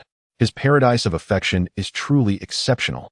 As he spoke, Akatsuki's gaze shifted towards Kakashi, who stood beside Might Guy, right? Kakashi-san. Upon hearing this, Kakashi's face flushed a shade deeper than a ripe chili pepper. He awkwardly cleared his throat and hastily changed the subject. Stop creating confusion here. Uchiha Itachi wasted no time. Seizing the moment of embarrassment among the Leaf Village crowd, he exchanged a glance with Kisame and made his escape to the side. Damn it. As Asuma witnessed Uchiha Itachi and Kisame fleeing, he spat in frustration and swiftly drew his chakra blade to pursue them. Seeing Itachi and Kisame retreating, Sasuke shouted, "Let us go, Boruto." He grasped Boruto's arm and fled in the opposite direction. Kakashi, witnessing the target's escape, patted Might Guy on the shoulder. I'll leave this to you for now, Guy. Go ahead, Kakashi. Guy responded with a thumbs up. No sooner had he spoken than Kakashi transformed into a gust of wind, vanishing from sight, leaving only ripples on the water's surface. After Kakashi's departure, the battlefield was left stained with crimson blood, alongside Might Guy in his form-fitting green attire, and the stylish Akatsuki member, Akira, cloaked in white. Their gazes locked like 2 swords, clashing fiercely in the air. The atmosphere thickened to a near standstill, as if the clouds above felt the weight of this invisible pressure. The surrounding trees appeared to sense this tension and swayed uneasily, their leaves fluttering down like startled butterflies, landing softly on the shimmering surface of the water. In an instant, both figures blurred, and then collided like twin bolts of lightning. Their speed seemed to transcend the limits of time, rendering their forms nearly invisible. Only the series of crisp sounds reminiscent of firecrackers could be heard as their fists and feet met. In a mere 3 seconds, they danced like seasoned performers, exchanging dozens of blows in the air. Recognizing that their strengths were nearly equal, they swiftly distanced themselves. Might Guy's form flickered again, appearing like a specter before Akira. He bellowed, "Leaf Steel Wind." His powerful legs swept towards Akira's head with enough force to rip through the air. Akira, sensing the ferocity of Might Guy's assault, instinctively reacted, performing a nimble squat just in time to evade the whirlwind-like kick. Following this, his right hand shot out like a striking serpent, aiming directly for Guy's slightly protruding acorn. exclaiming, "The secret art of taijutsu, monkey steals peach." Upon witnessing Akira's treacherous attack, Guy's body reacted swiftly in midair, his legs splitting apart while his hands, resembling iron claws, struck downwards, skillfully neutralizing Akira's move. This series of actions flowed seamlessly like water, imbued with strength and grace. Once again creating distance, the two stood in a standoff, their eyes filled with mutual wariness and respect. Chapter 88. The Opening of the Gate. Akira's voice brimmed with fervent excitement as he fixed his gaze upon Might Guy, his eyes gleaming with a challenge. "Guy, it is time to showcase your true strength. Let us blossom on this stage of youth." No sooner had he spoken than Akira crossed his hands rapidly over his chest, passionately declaring, "Hashirama Tanko, 8 Gates Technique." The opening of the gate. With his shout, a surge of emerald chakra erupted like a volcanic explosion, enveloping him entirely. This formidable energy surged forth, raising towering waves in the sea. Might Guy quickly raised his hand to shield himself from the splashing water. His expression was one of shock and disbelief, his voice quivering with incredulity. "The 8 Gates Technique. How is this possible?" He slowly lowered his hand, his gaze becoming serious, filled with doubt. "Tell me, how can you also use the 8 gates?" Akira rested his chin in thought, then suddenly snapped his fingers, feigning nonchalance. "Oh, the reason is." He paused, a glint of cunning in his eyes. "The youthful concerto that Guy plays was actually taught to him by me. By the way, how is little Guy doing?" Might Guy's expression darkened instantly, a barely perceptible tremor in his voice. "He has already sacrificed himself." Akira nodded slightly, seemingly understanding. Yet his eyes betrayed a cold indifference as he feigned sorrow. To display grief in front of a conscious ninja is itself an affront to that ninja. Abruptly, his tone shifted to one of provocation. "Come on, Might Guy, let me see to what extent your 8 Gates Technique has been cultivated." No sooner had he spoken than Akira erupted with a powerful chakra surge, his voice resonating with strength. "The 6th gate. The opening of the gate."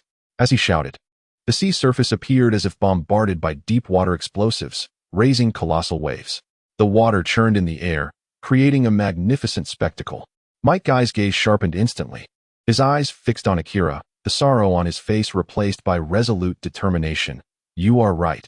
In the presence of a conscious being, sorrow and tears are indeed a desecration." 8 Gates Technique. The opening of the gate. Might Guy's shout thundered across the sea. As his voice fell, a tremendous boom resounded, echoing like thunder across the heavens. The moment Might Guy opened the 6th gate, his watermelon hairstyle stood on end as if buffeted by a raging storm, appearing extraordinarily wild. The veins on his forehead bulged, resembling angry serpents writhing beneath his skin. His complexion flushed a deep red from the rush of blood, his eyes widened with the pressure of swelling blood vessels. Witnessing Might Guy's overwhelming aura, Akira beamed with excitement. "Excellent. Just like that," he exclaimed. "Come on." Before the words left his mouth, their figures transformed into 2 streaks of green light, colliding in midair like arrows released from a bow. Each impact resonated with thunderous sounds, as if threatening to tear the sky apart. The sonic booms generated by their punches echoed through the air, causing the sea to surge, as if the ocean itself was stirred by their fierce battle. After countless exchanges, Might Guy and Akira once again created distance. Their breaths were heavy, their eyes filled with mutual respect and the fervor of battle. "Haha," Might Guy panted, sweat trickling from his brow and splashing onto the sea, creating ripples. His gaze began to fade, yet it held a profound respect. "The 8 Gates Technique of the Elder truly is extraordinary." Before he could finish his sentence, he propelled himself forward, gently tapping the surface of the sea with his toes, launching into the air like an arrow. His figure appeared remarkably agile under the sunlight. Accompanied by a fierce roar, dancing peacock, Might Guy clenched his fists, his arms swinging rapidly, leaving a trail of afterimages on the water's surface. Each punch struck the air with precision, generating immense heat from the friction, igniting the surrounding air and creating searing flames. These flames rolled and spread through the air, resembling the vibrant plumage of a peacock in full display, accompanied by a suffocating wave of heat, cascading down towards Akira. The entire sea surface was enveloped by this heat wave. The water began to boil, steam rising and enveloping the sea in a misty haze. However, just as the fireball was about to reach a fay, he leaped into the air with a motion strikingly similar to that of Might Guy, peacock dance. A Fei's fists danced with greater speed, flames blazing behind him like a phoenix reborn from the ashes. The flames of both combatants collided in midair, creating a breathtaking tapestry, reminiscent of two shooting stars converging in the sky, erupting in radiant brilliance. Nanny, Might Guy gasped in surprise, his astonishment palpable upon witnessing a Fei's technique. This peacock dance was his own unique creation. It was inconceivable that anyone else could know it, let alone have seen him employ it. In that fleeting moment of distraction, he was struck by the searing flames akin to heavenly fire. His body traced an arc through the air before crashing heavily onto the surface of the sea, sending up a colossal splash. Boom! Countless fireballs rained down upon the ocean like meteors, each impact accompanied by a thunderous explosion. When the flames met the sea, a tremendous shockwave erupted, sending columns of water soaring skyward as if they were towers reaching for the heavens. As a Fei delivered his final punch, a massive fireball struck the ocean's surface, its scorching heat causing the surrounding seawater to evaporate instantly, creating a vast sea of steam. The entire ocean was enveloped by this wave of heat, shrouding the area in mist and obscuring visibility. As the fog gradually dissipated, Might Guy emerged from a deep crater. His body battered and tattered, wisps of white smoke rising from his skin, his eyes glazed and clearly exhausted. A Fei landed steadily on the ground and walked over to Might Guy's side. He suddenly slapped his forehead, a look of helpless amusement crossing his face. Damn. I forgot this is before the wind of youth. Observing the steam rising from Might Guy, he shook his head gently. Then, he hoisted Might Guy onto his shoulder and strode purposefully toward the direction of the rain village. Konoha was in utter disarray, the streets littered with corpses, a stark contrast to the previously vibrant village. Chapter 89. Pursuit. As a Fei stepped out of Konoha, two white Zetsus, designated as number 10 and number 15, silently emerged from the shadows of the trees. Their appearance was akin to phantoms of the forest, adding an air of mystery and unease to the tranquil surroundings. A Fei scrutinized the two silent followers with keen eyes before carefully placing the weighty Might Guy onto the soft grass. Take him back to the land of light for treatment. A Fei's voice was low and resolute. I have some matters to attend to. Ensure his safety. He cannot die. The white Zetsus stood rigidly like statues, their expressions blank, yet betraying unwavering obedience in their eyes. Understood, boss. They replied in unison, their voices synchronized like a well-drilled battalion. A Fei nodded slightly and gestured for them to act swiftly. As the white Zetsus lifted Might Guy, a Fei's figure vanished into the depths of the forest, leaving behind a serene silence and a faint scent of Konoha. Traversing the borders of the land of fire along a desolate path, a Fei's journey was marked by the shattered bodies of Konoha ninjas. Each corpse bore witness to a battle, every scar telling tales of life and death. These once vibrant souls were now mere remnants of the past, stark reminders of the war's cruelty and ruthlessness. After half a day's journey, a Fei unexpectedly encountered a fierce clash between Asuma and Kisame in a shadowy forest. Their jutsu wove through the trees, the sound of their energy colliding deafening, the air thick with the mingled scents of earth and chakra. As the battle raged on, the figure of Kurenai appeared beside Asuma. Unlike before, she donned light armor. Resembling a seasoned general of the battlefield, her demeanor poised and fierce. Her confrontation with Itachi Uchiha was intense, each strike pressing against the other, neither willing to yield. Beads of sweat trickled down Itachi's forehead, clearly indicating that this battle was a significant strain on his stamina. Confusion filled his mind. His genjutsu was typically unassailable. Even other members of the Uchiha clan needed time to break free from it. Yet, this woman, who had once easily fallen prey to his illusions, now seemed immune. As a fellow Konoha comrade, he did not wish to unleash his full power against her. Kurenai observed Itachi's somewhat beleaguered state, a confident yet teasing smile gracing her lips. Humph, your genjutsu won't work on me anymore. This time, the once acclaimed genius of Konoha will fall at my hands. Her tone carried a hint of pride, mixed with a fervent desire for victory. Itachi did not disappoint her expectations. In the next moment, a fierce crimson chakra erupted around him, coalescing into a skeletal form. Renowned as a Susanoo, Kurenai was taken aback by this awe-inspiring sight, her pupils dilating in shock. What is this? She thought. Quickly analyzing, Asuma's wind blade bore a similar essence to this power, yet the disparity between them was simply insurmountable. She swallowed hard, attempting to suppress her rising fear. Immediately after, the red skeletal fist of Susanoo surged forth like a cannonball, moving with such swiftness that it was nearly imperceptible. The wind from the punch howled as it struck Kurenai's abdomen. She was propelled through the air like a meteor, crashing heavily after shattering several trees. Asuma, witnessing his beloved being struck, momentarily lost focus. And in that brief moment of distraction, Kisame seized the opportunity to deliver a kick, sending him flying several meters. Asuma knelt in agony, blood spilling from the corner of his mouth, appearing quite disheveled.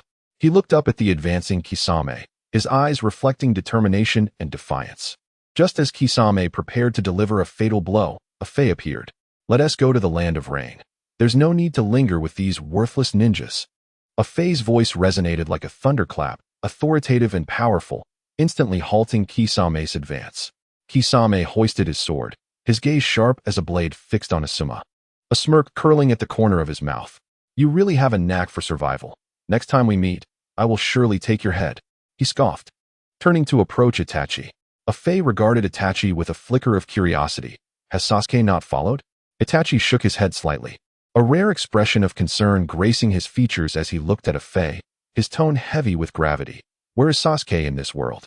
A Fae did not immediately respond to Itachi's inquiry. He appeared unfazed, as if the world's turmoil had no bearing on him.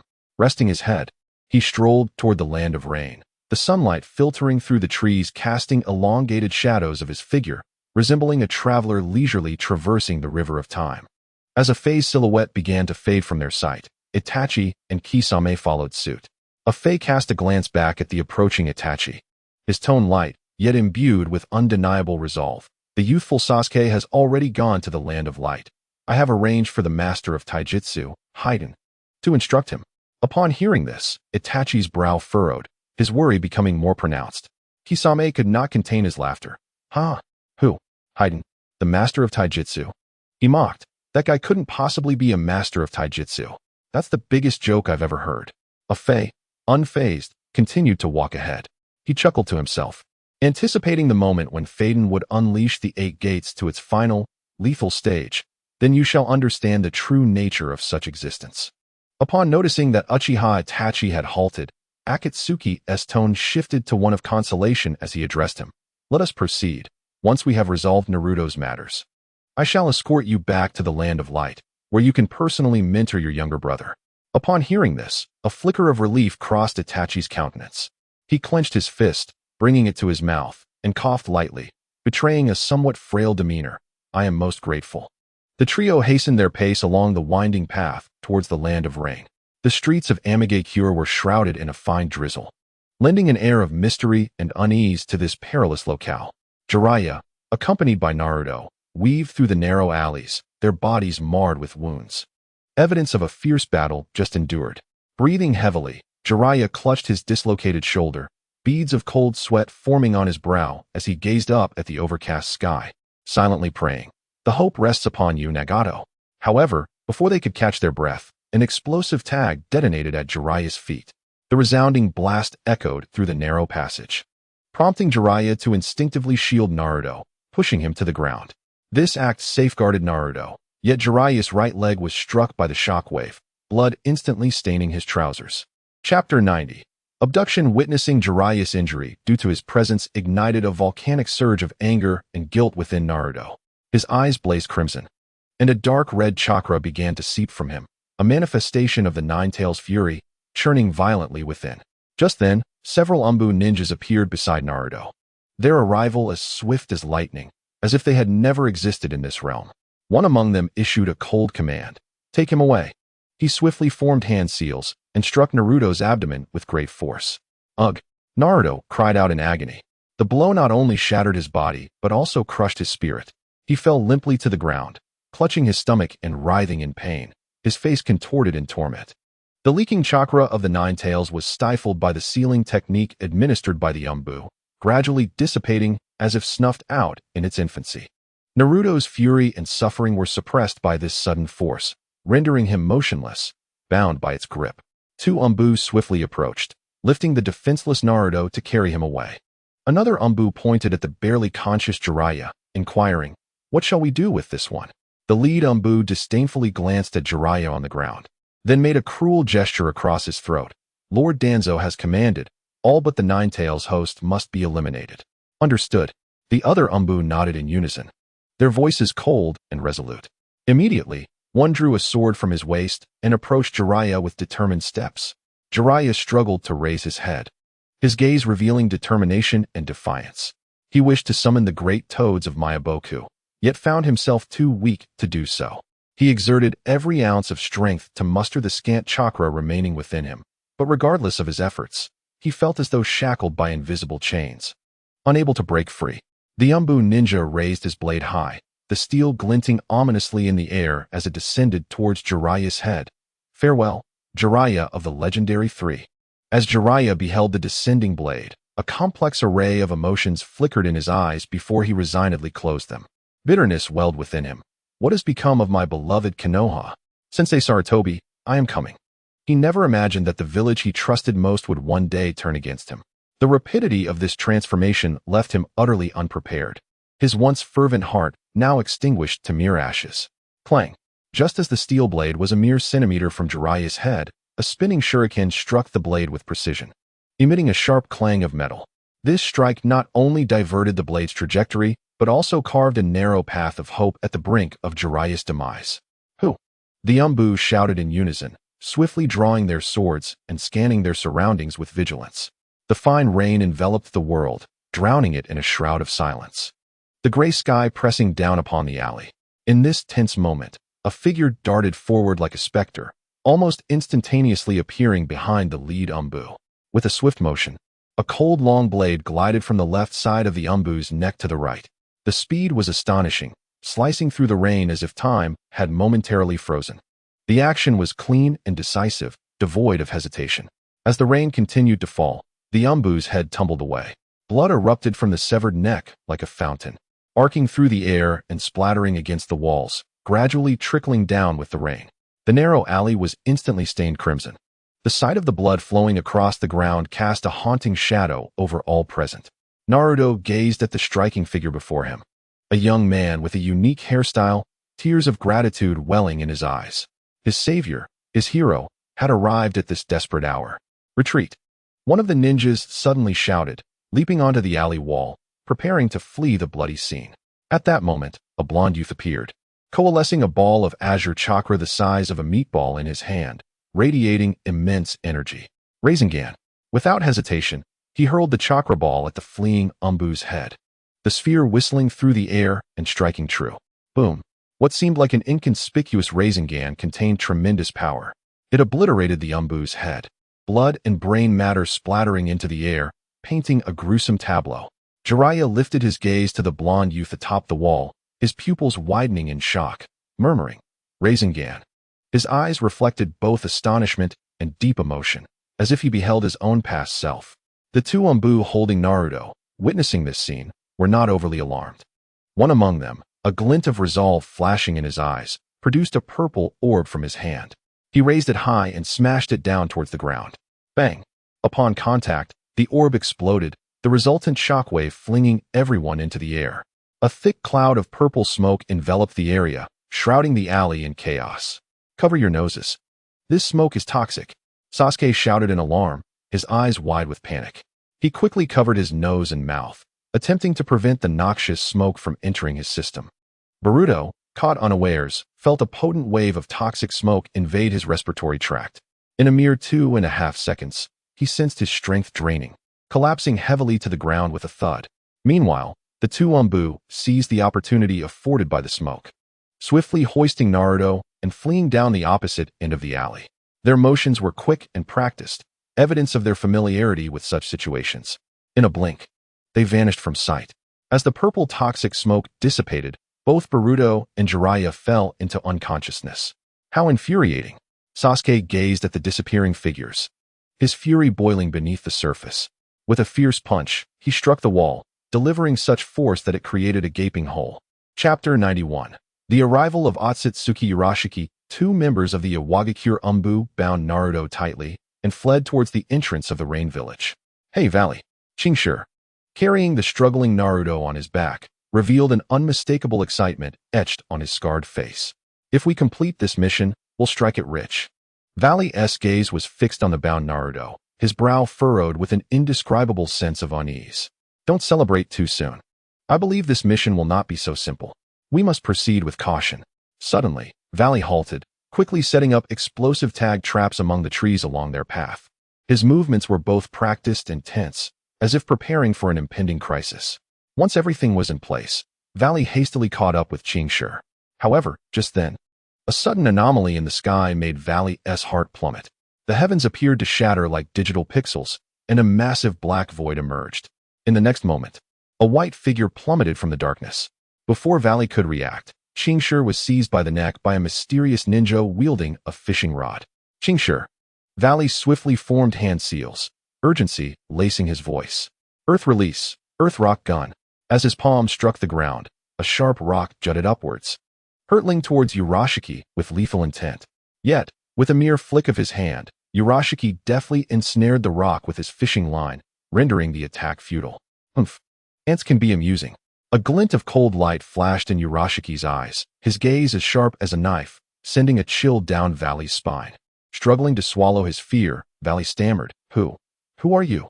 Urashiki's eyes narrowed as he scrutinized Valley from head to toe, as if examining a trivial insect. With a dismissive snort, he replied, Ants are not worthy of knowing my name. Before he could finish, the glowing red hook shot towards Valley like a deadly bullet. Realizing the imminent danger, Valley rolled to the side, narrowly avoiding the strike. Recovering, Qingshi clutched his throat, coughing violently, yet his eyes sparkled with determination. Grabbing Naruto, he shouted at Valley, Plan A. Valley rose swiftly, nodding resolutely in response.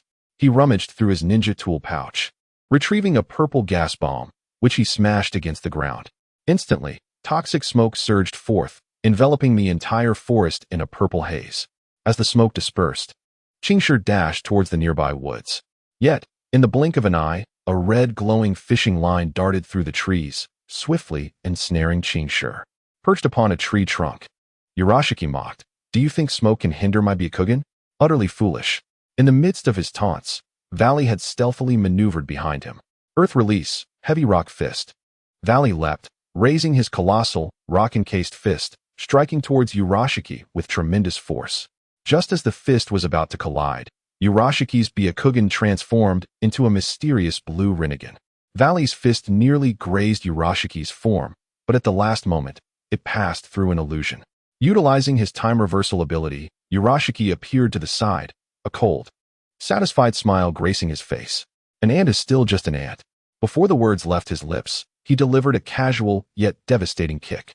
Valley was sent hurtling away, his body crashing through numerous trees before landing heavily.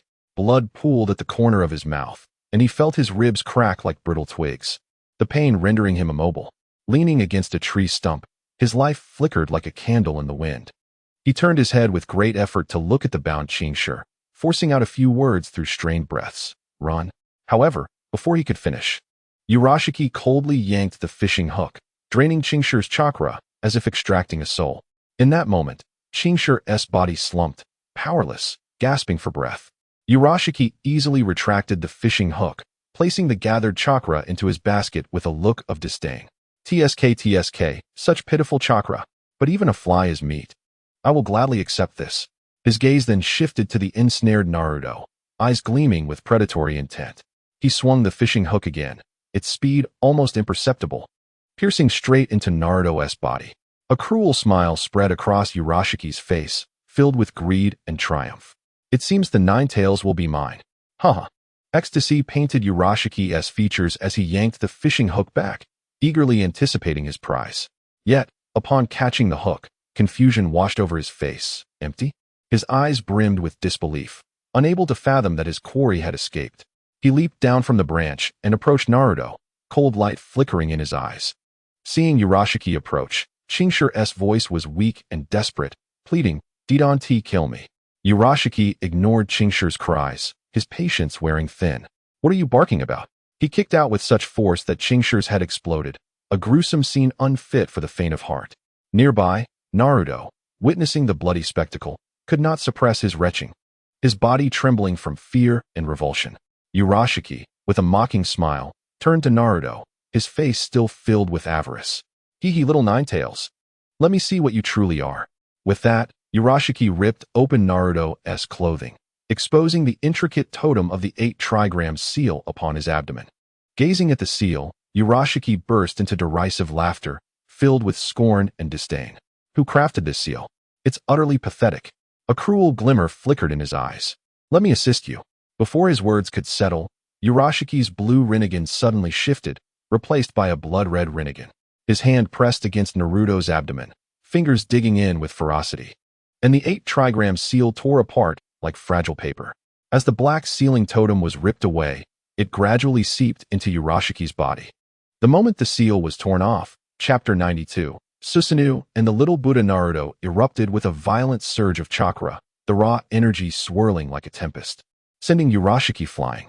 The power of the Nine Tails had been unleashed, its roar reverberating through the heavens, as if it sought to tear the very fabric of the world apart.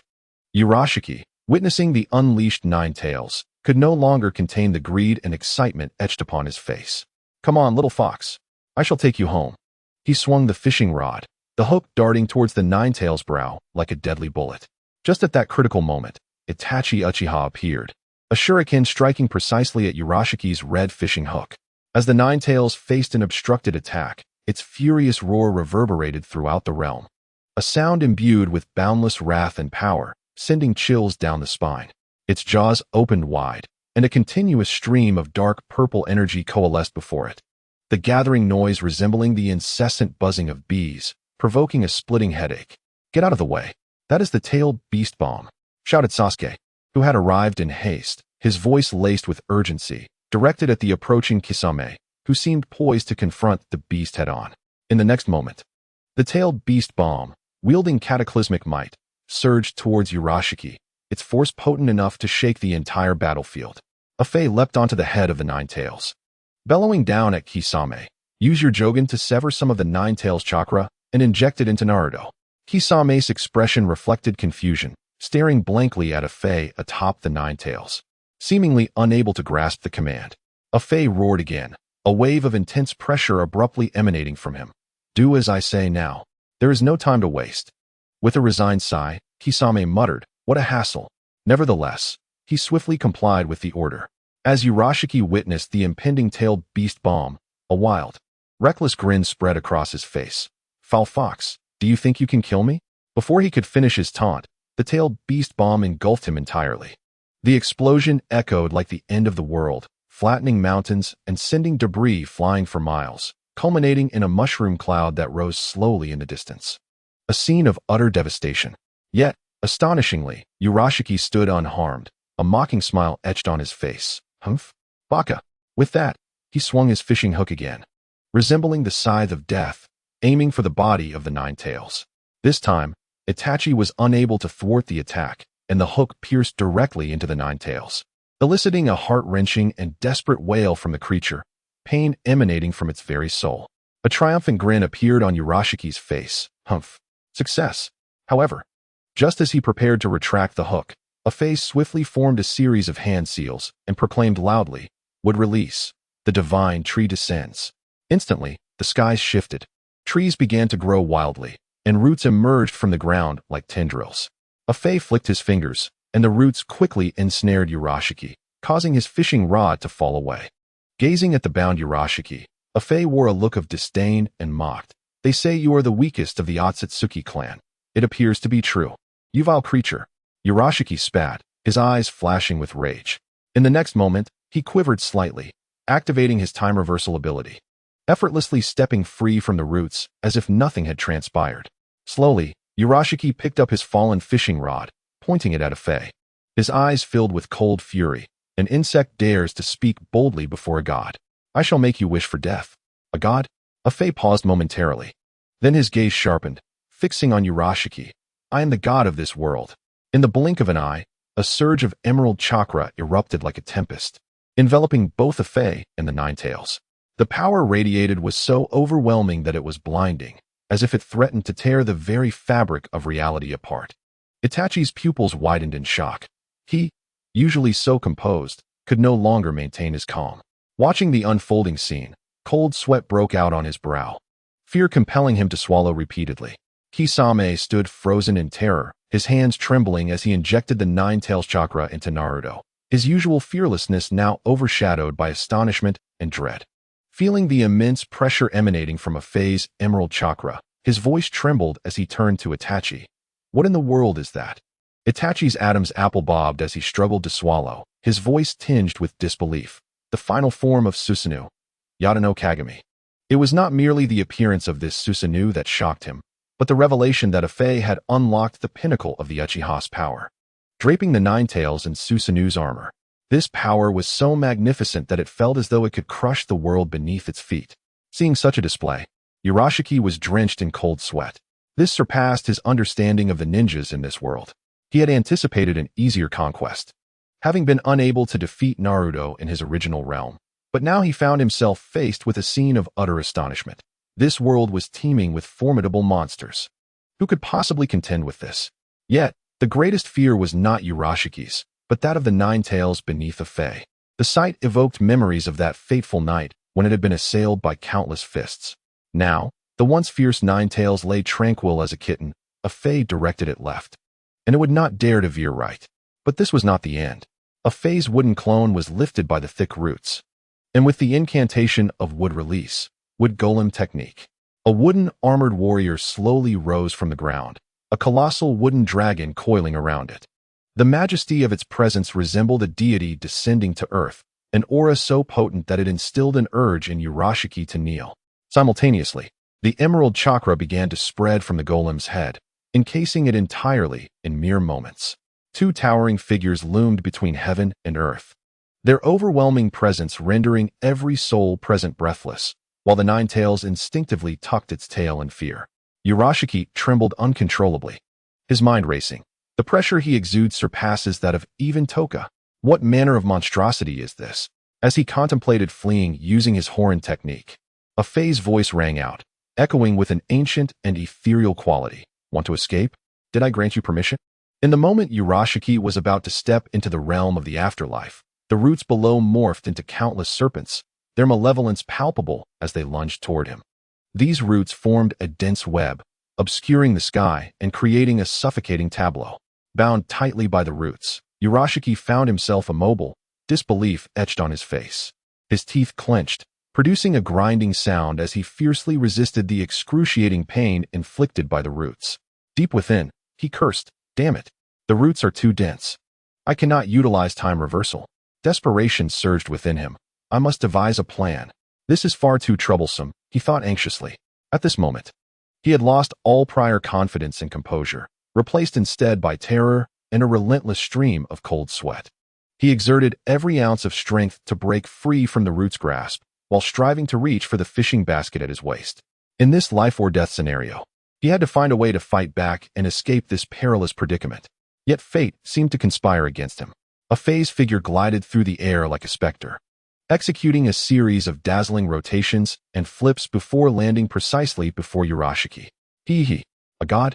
Afei's voice dripped with sickly mockery, his grin twisted and grotesque, eyes gleaming with a mad anticipation.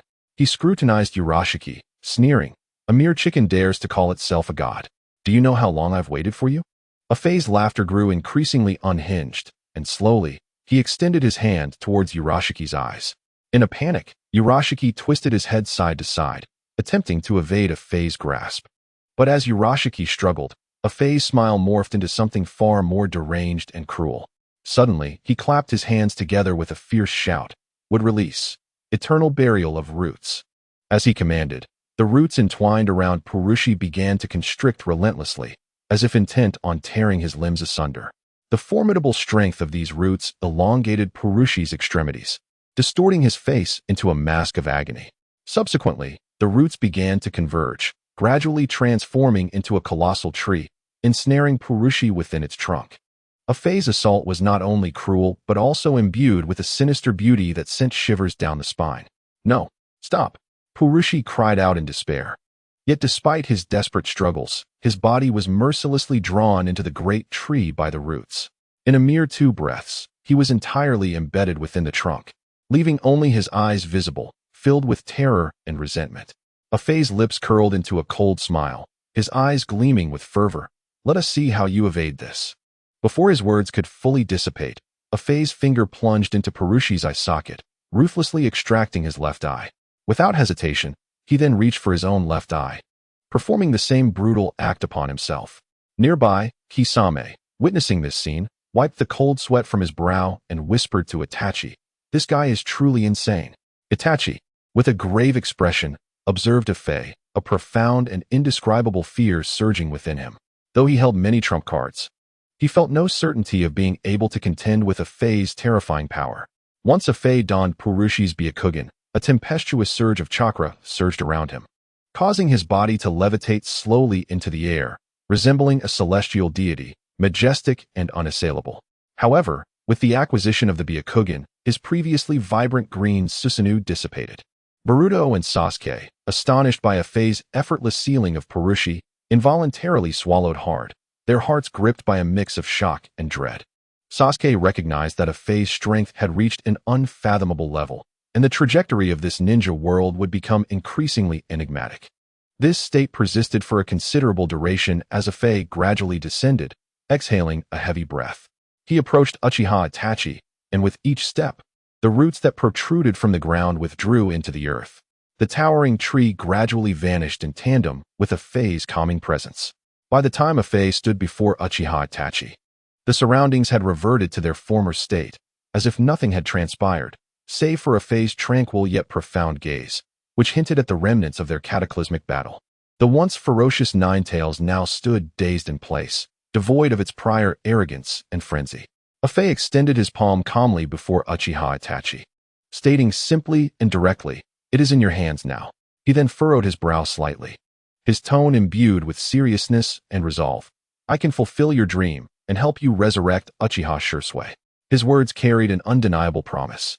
"You may take your time to ponder this. Upon returning to the land of light, provide me with a definitive answer."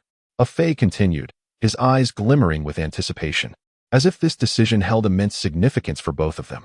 Uchiha Itachi accepted the Sharingan from Afei, a flicker of hesitation crossing his face, his gaze rife with complex emotions. Deep within, he yearned for Shisui's revival. Throughout the years, he had borne an overwhelming burden alone, with no one truly understanding him. Only before Shisui could he find genuine relaxation and peace. In this moment, Uchiha Itachi's heart resembled a tumultuous sea, filled with a profound longing for Shisui's resurrection, yet also clouded by uncertainty and worry for the future. The dying words of Shisui, urging him to protect the Uchiha clan, echoed in his mind. However, he ultimately had to slaughter his entire clan with his own hands, a fact that pierced his heart like a sharp blade. He could scarcely fathom how he would explain everything to Shisui upon his revival. This inner turmoil, since Afei proposed the resurrection of Shisui, coiled around Uchiha Itachi's heart like a venomous serpent, incessantly battling and tearing at his soul. After prolonged hesitation and inner conflict, Uchiha Itachi finally spoke. His gaze fixed firmly on Afei's Byakugan, his tone laden with an ineffable heaviness. "Yes, you have mentioned it once before. I will consider it." This brief statement encapsulated the struggle and helplessness within his heart. After receiving Uchiha Itachi's response, Afei slowly approached Naruto. He turned to Kisame, who stood nearby, and inquired, "What is the situation?" In the dim corner of the room, Kisame's eyes, sharp as an owl's, belied a subtle tension as he observed Afei, who had subdued his aura. His Adam's apple bobbed nervously as he struggled to swallow. "Everything is fine. I've preserved a portion of the tailed beast's chakra for this kid. He won't die." Afei nodded gravely, his gaze sharp as a blade but tinged with profound concern. He turned to Sasuke and the somewhat bewildered Boruto, his voice resolute and calm. "Purushi has been dealt with. You should return now." Sasuke lifted his head, meeting Afei's gaze with unwavering determination, and nodded gently. "Indeed." Afei then directed his attention to Boruto, his expression turning serious, his tone imbued with an undeniable authority. "Before you depart, I have a few pieces of advice for you." As he spoke, an invisible pressure seemed to fill the air. Upon hearing this, Sasuke instinctively straightened, looking at Afei with a hint of respect in his eyes. "Please, go on." Meanwhile, Uchiha Itachi and Kisame fixed their eyes on Afei, their expressions filled with a mix of anticipation and trepidation for the future. As ninjas at this critical juncture, they too were filled with curiosity and expectation for the world that lay ahead. Afei crossed his arms over his chest, his demeanor serious as he regarded Sasuke, his eyes revealing a flicker of resolution. As for Kawaki, eliminate him without hesitation. Do not heed Naruto's foolish notion of using love to change him. At that moment, Naruto, lying on the ground, raised his head, a look of confusion on his face, his eyes brimming with incomprehension. Afei then turned to Boruto, a complex emotion flashing in his gaze. And you, Boruto, you possess a rebellious spirit. Were it not for the future ninja world needing you to save it, I would genuinely consider ending you right now. He continued, as for you, I shan't say much. Focus on your training in ninjutsu and refrain from letting your mind wander. If I were to arrive in your world and witness outcomes I do not wish to see, I would undoubtedly take your life. His voice brimmed with warning and menace. As he spoke, an overwhelming surge of chakra erupted from Afei, pressing down on Boruto, forcing him to kneel. In that moment, the air was thick with tension and oppression, rendering it difficult to breathe. Boruto's gaze sparkled with fierce defiance as he glared at Afei, resembling a child reprimanded by their parents, desperately clinging to his fragile pride and rebellion. His eyes were filled with defiance and anger, yet in the face of this formidable pressure, he appeared utterly powerless. Sensing Boruto's resistance, Afei let out a cold laugh. Pressing forward, intensifying the output of his chakra, the surrounding air seemed to contort beneath this terrifying weight, compelling even those who had merely been observers to bend low in an attempt to withstand the pressure. Boruto, despite his unwillingness, found his body unable to bear Afei's overwhelming power. Blood flowed uncontrollably from his nose, staining his chin. His gaze was filled with anguish and fury, yet he found himself powerless to alter the circumstances before him. Afei remained unmoved by Bo-Ren's suffering, continuing to speak with a voice that was both cold and resolute. After the peach style comes the Otsutsuki one style, and Kawaki is merely its vessel. I am now prepared to uncover this technique, though I am uncertain whether it will alter the causality of your world. A hint of uncertainty and profound responsibility seeped into his words. He elaborated, the one style can shrink one's own body with your current strength. It would be exceedingly difficult to contend with him. As his words settled, Sasuke seemed poised to interject, but Afei raised a finger, gently shaking it to interrupt him. No, no, no. Afei's voice resonated with warning and seriousness. Even with Susanoo and the full power of the Nine Tails, it would not suffice. The might of the one style far surpasses that of the peach style. Kaguya Otsutsuki herself would be unable to match him. Upon hearing Afei's words, Sasuke's complexion turned ashen, his eyes wide with shock and disbelief. He instinctively murmured, stronger than Kaguya? His voice betrayed an unmistakable mix of astonishment and confusion.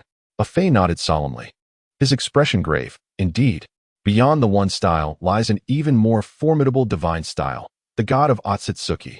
Thus, you must strive to grow stronger, rather than remain complacent.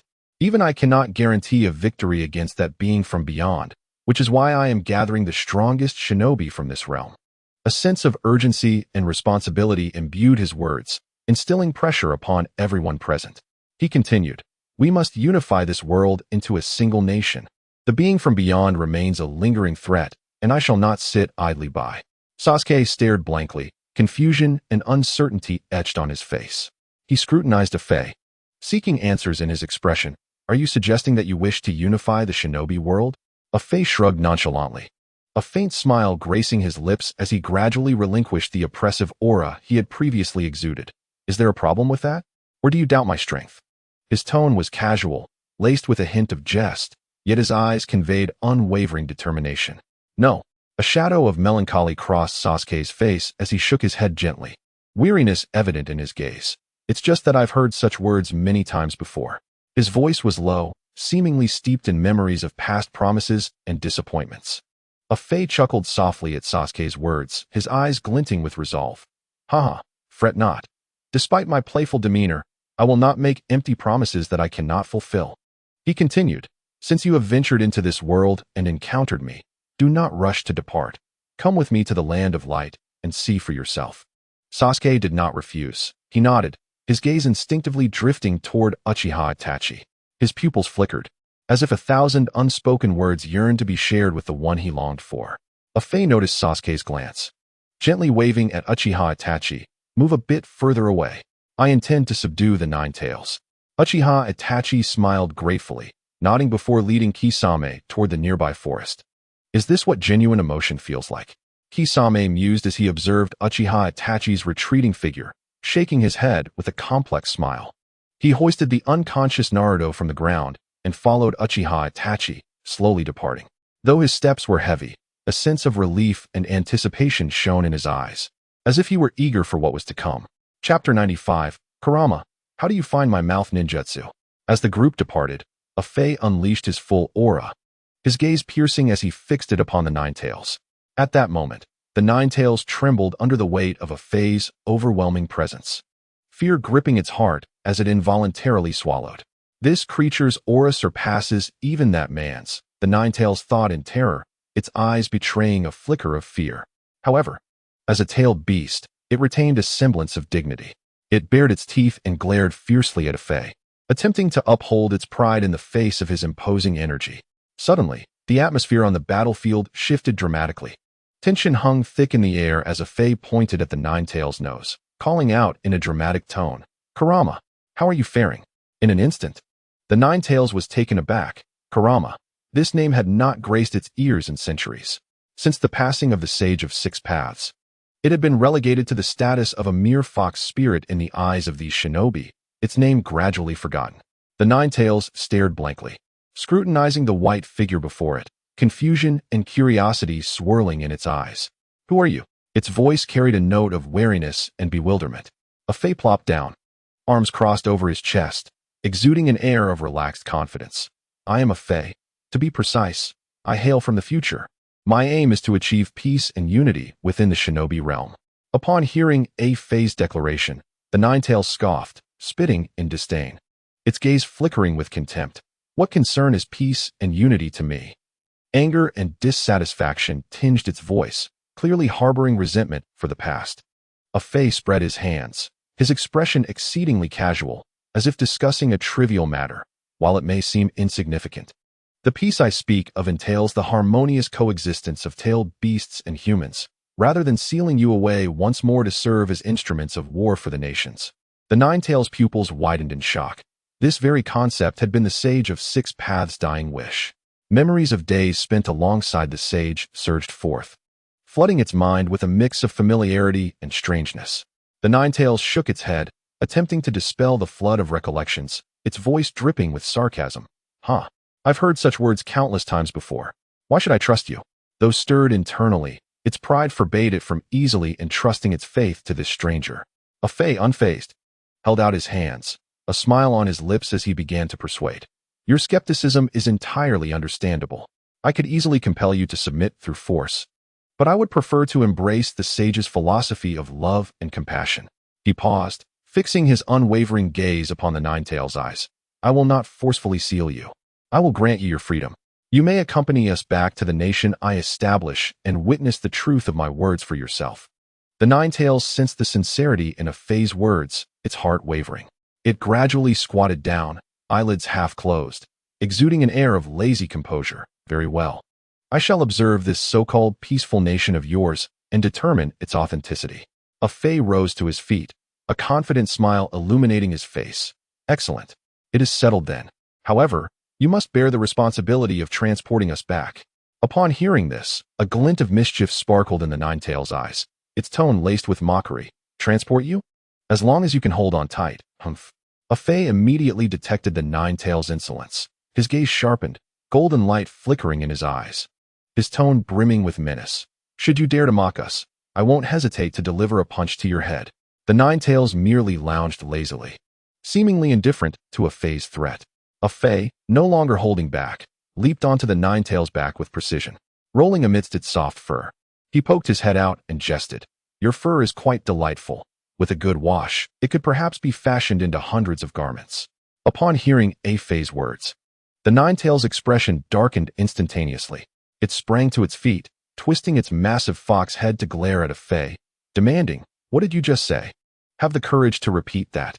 Unfazed, a Fei stood tall, facing the Nine Tails' provocation with a cold smirk, shouting into its ears, "Qua and Ru Tan Shui Shou."